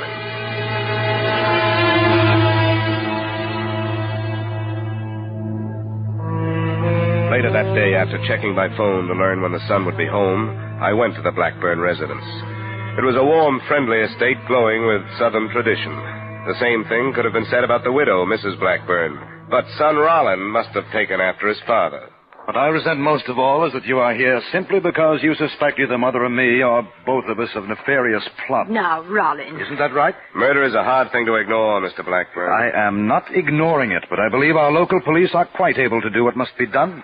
I should think you'd be interested in having as many people as possible working to clear it up. Naturally, I want to see my father's killers brought to justice. But I don't think Father would appreciate the importation of investigators from Hartford. Rollins, please. I came here primarily to investigate the death of the first Hartford man. I'm afraid you'll have to put up with me until I satisfy myself that there's no connection between your father and What that. possible connection could there be? I don't know. There isn't any. And if I hear of you dragging the Blackburn name into a sordid murder in that part of town, I will personally thrash you to within an inch of your life. Rollins, I must insist. I think perhaps that if you left, Mr. Dollar and I could conclude this meeting much more rapidly. Don't you have an appointment someplace? Don't you forget what I said, Dollar. I won't. Oh, I must apologize, Mr. Dollar. You don't have to. The loss of his father has been a great shock to him. And I must say that other young man who was here, as pleasant as it tried to be, did leave us with the impression that he suspected us. One doesn't say things like that about the Blackburns. It is an extremely proud and moral family. I understand. And I don't want you to think that I... Now, Mr. Dollar, what do you want me to do? Well, I think you've probably been asked these questions by Mr. Reimer, but if you'll bear with me... Of course. Were you here the night your husband died? Yes. I was in the other wing where our bedrooms are. Rollin was there, too. But he came down to the kitchen. That's through there. And found poor Leland. Neither of you heard anything? No. I had my radio on, I remember. But even so, it is quite a big house. It's a beautiful house. Mrs. Blackburn, do you have any idea who could have done this thing? Any enemies of your husband's? I knew of nobody who disliked Leland. He was a charitable, honest man, and a pious one. I'm sorry, Mrs. Blackburn. I won't bother you any longer. My only hope is that I may join him soon.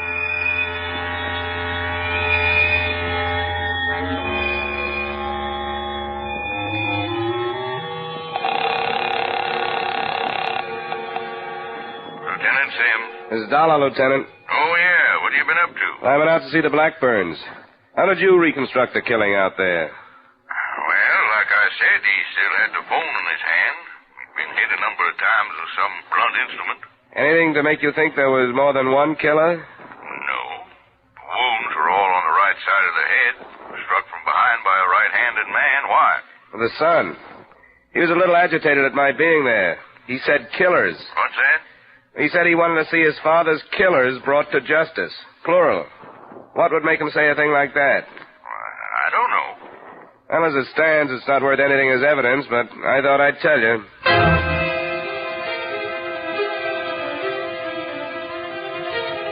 To me, at that moment, it meant there was a possibility that Roland Blackburn knew more than he was saying. I spent another 2 hours trying to find something to strengthen that possibility. The financial condition of both the family and their brokerage firm. I got no place with it, but I returned to my hotel with the feeling that that one slip was going to develop into the link to connect Jean's death with the Blackburn investigation.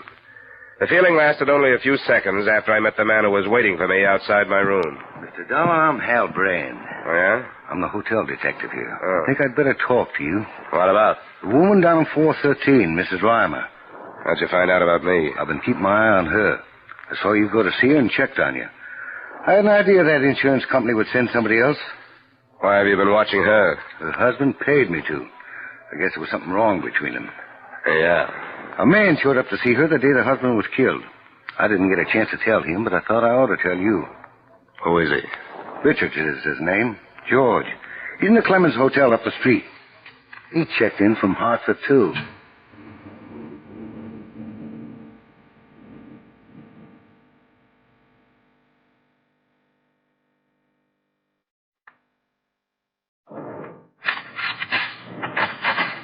Come on in the room, Brian. I want to hear the rest of it. Sure.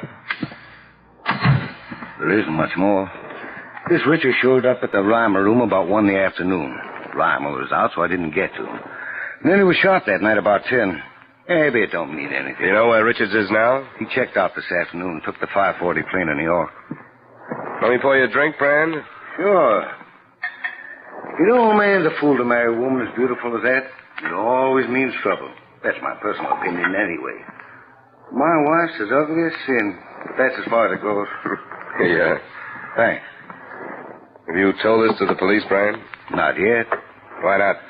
Oh, I figure a couple of days won't make any difference. If the police don't come up with something else by then, I'll tell them. You've talked to her. What do you think? I don't know, but I'm going down to see her. Wouldn't be very smart, would it? Maybe not. That's the way I have to play it. Help yourself to another drink, Brand, and thanks.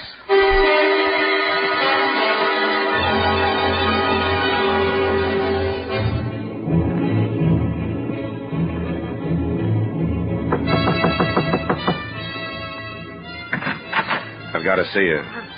Sure, Johnny. Come in. What's the matter? Why'd you lie to me last night? I didn't. I don't understand. George Richards. Why didn't you tell me he was here? How did you find out? He was seen coming to this room. Why didn't you tell me? I was afraid to. Yeah, that I believe.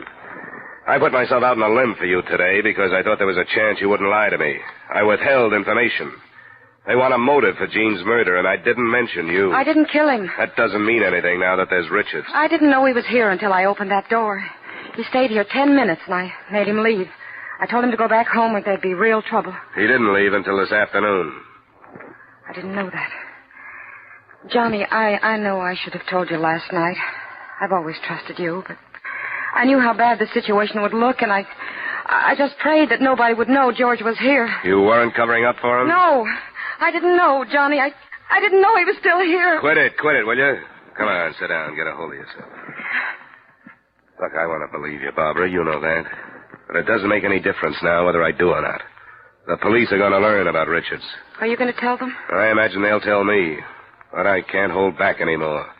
And with the answers I'll have to give them, they can probably indict you for murder, or at least accessory with Richards. I didn't kill him. I don't know anything about it. Stop it. I don't need hysterics. I need proof. How can you prove to me that you knew nothing about it?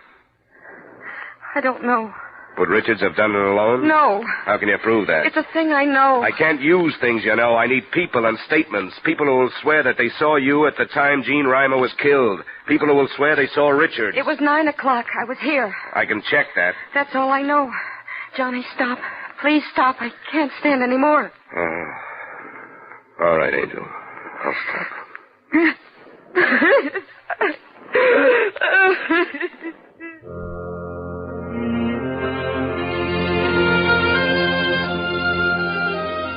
I tried to find an alibi for George Richards that night, but a stranger in a city the size of Charleston is hard to nail down. I went to the Clemens Hotel and questioned bellboys, clerks, maids, and bartenders, but those who remembered him hadn't seen him during the evening in question. Then I tried cab drivers with no better success. It was after midnight when I went to bed, and 9 the next morning when I was awakened by a summons from the police, accompanied by official transportation.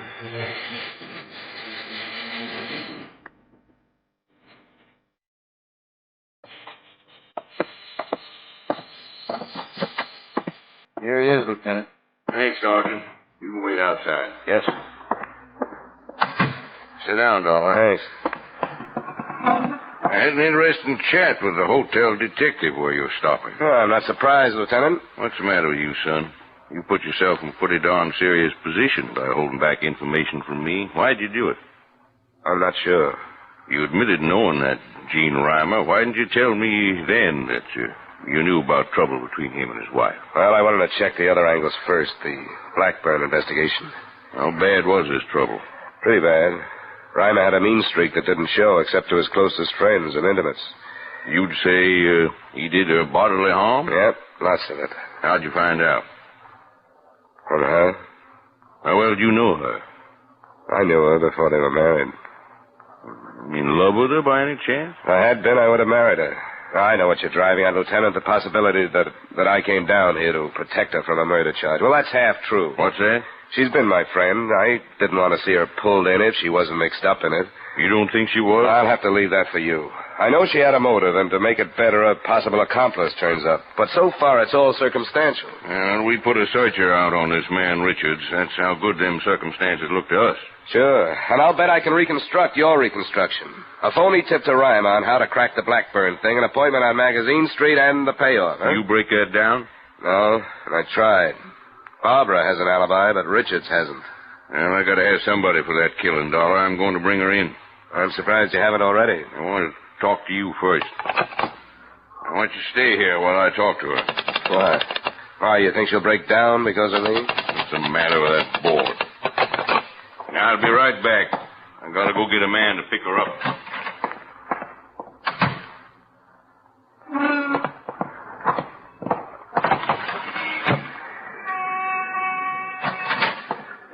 Hey, what are you doing? Contemplating suicide. Where's Lieutenant Sims? Just went out the other door. I'll be right back. Hey, I finally got the autopsy report on old man Blackburn. You sound as if you really didn't believe he was dead. Oh, no, he's dead all right. What is it, Sergeant? The Blackburn autopsy report. Yeah, look here. Well, I'll be narcotics user. The press has been waiting for this, Lieutenant. And they've got a right to it. No, wait. Don't give it to them yet. This has been pretty hard on that family. Hold on to it. No use dragging them through any more mud. At least till the federal men go to work on it. All right, sir. She'll be here in a few minutes, Dollar, so relax. I got to run through a few reports while we wait. It was hardly the time for relaxation, but I tried. We sat through an hour of questions to which there was no provable answers. And at the end of it, Barbara Reimer was booked on suspicion of murder, and I was released on bail, charged with suspicion of being accessory after the fact. I had only one place to go. Good afternoon, Mrs. Blackburn. Good afternoon. I'm Mr. Dollar. You remember me? Of course I do. I wasn't expecting you. I'm sorry I didn't have time to phone. May I come in? Yes? Your son at home? No, he's at the office. What is it, Mr. Dollar? A girl has been arrested because the police think she killed Mr. Reimer, the other man from Hartford. Oh, I didn't know. I don't think she did it. I don't think I understand, Mr. Dollar. Why have you come here? Because I think you know she didn't do it, Mrs. Blackburn. Mr. Dollar. Could we sit down someplace? Yes. In the drawing room. Now, if you please, sir, what is the meaning of this? Why did you refuse to allow an autopsy to be performed on your husband? Because I believe it to be a revolting and savage practice. A mental torture that no one has the right to ask the survivors to experience. I will not condone it. Usually laws are stronger than human feelings. Do you know that one had been performed? I refused. Oh, Roland told me there was nothing to fear. He was wrong. I will not condone it. It's a matter of official record now, Mrs. Blackburn. The report says your husband was a narcotics user. He was not. He was. Your son knew it, and I think you did. I shall have to ask you to leave, Mr. Dollar. Please, Mrs. Blackburn, that wouldn't do any good. When I was here before, maybe you remember, your son said something he didn't intend to say. He told me that more than one man killed your husband. He said killers. He was upset. Both murders had something to do with the narcotics your husband used, didn't they? No. The police haven't been able to find a link between the Blackburn name and the Magazine Street section. The narcotics made that link, isn't that right? No. Gene Reimer must have found out. He was killed. Now a woman is charged with a murder she had nothing to do with. What else do you want? Oh. We thought we were doing the right thing. Why did you think that? We hoped to save Leland that shame. And Roland, his son, and his widow. Gene Reimer must have learned from you. No. No one was to be told. Mr. Reimer discovered it himself. When he faced us, we begged him to say nothing. But when he threatened us, we told him their names. The names of the people who supplied your husband? Yes, and made a hell of our lives. They've extorted money from us for almost 10 years. We, of the inviolate family. They killed your husband. They came that night to force him to buy more. And when he refused and tried to telephone the police, they killed him. I want you to tell me who these people are. We told Mr. Reimer. And he... I won't go alone. It will be finished then. This farce we live. It would be finished anyway. Oh, yes. We go no further. There are two. One is named Miller. The other Stone. Why do I find him? You won't go alone. We've caused one death. I'll be all right. All right. I'll tell you where to find them.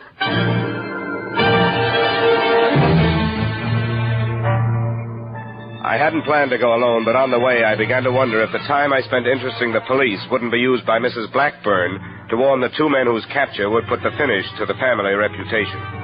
So I didn't contact Lieutenant Sims. Instead, I stopped by my hotel to pick up an automatic and cab to the Magazine Street address by myself. In the place. Take it easy up there if I was you. Thanks, I will. Here you are. Thanks, sir.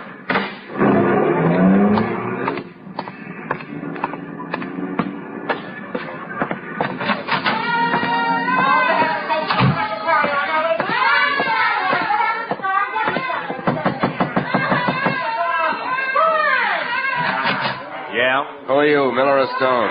What's the difference? None. Hey, now, what is this? Who are you? Miller. What's the idea of pushing in? I just came from the Blackburn place. Where? The old lady is tired of trying to save the family pride. She talked again. What? What other reason would I have for being here? She's ready to talk to the police about her husband. I'm ready to talk to you about Gene Reimer. I don't get it. You'd better start. Come on. Where? Out the door. We'll find our way. Now, listen to me. You can't pull a man around like this without saying why I haven't done nothing. Then why argue? All right, I'll go. Miller!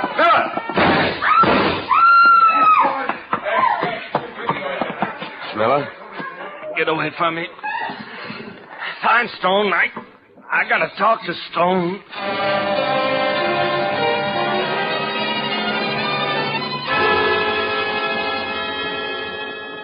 He did get a chance to talk to Stone, but not before Lieutenant Sims heard him out and added his statement and added the surviving Blackburns, which cleared Barbara Reimer and yours truly. Expense account item 3, $110, miscellaneous expenses in Charleston. Item 4, same as item 2, transportation back to Hartford, expense account total. Oh, excuse me.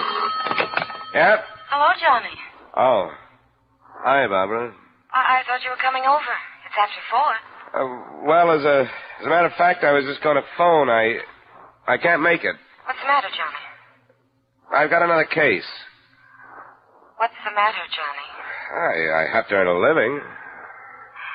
All right. You know where to find me if you want to. Yeah, I'll try to call you when I get back to town, okay? Goodbye. Expense account total, $345.75. Remarks?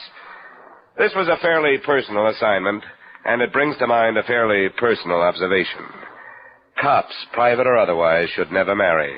They're lousy husbands because they're away from home so much. But more important, they leave too many widows.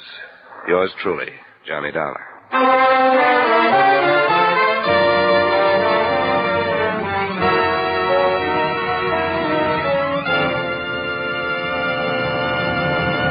Yours truly, Johnny Dollar, stars Edmund O'Brien in the title role and is written by Gil Doud with music by Wilbur Hatch. Edmund O'Brien's latest picture is the Paramount Pictures production, Warpath. Featured in tonight's cast were John Daner, Jim Nusser, Jeanette Nolan, Georgia Ellis, John McIntyre, and Larry Dobkin. Yours truly, Johnny Dollar, is transcribed in Hollywood by Jaime Del Valle. This is Dan Coverly inviting you to join us next week at this time when Edmund O'Brien returns as... Yours truly, Johnny Dollar.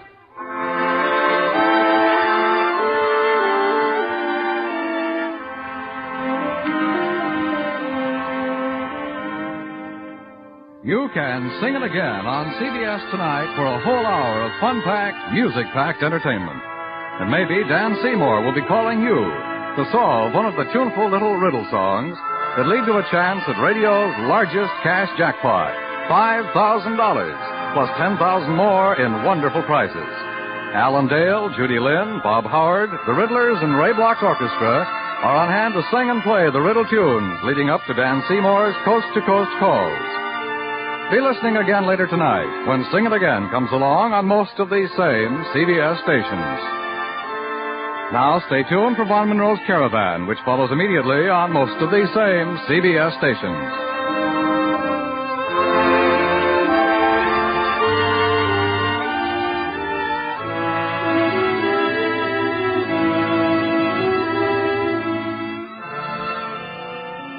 This is CBS, where you laugh with Lucille Ball and My Favorite Husband on Saturday nights, the Columbia Broadcasting System.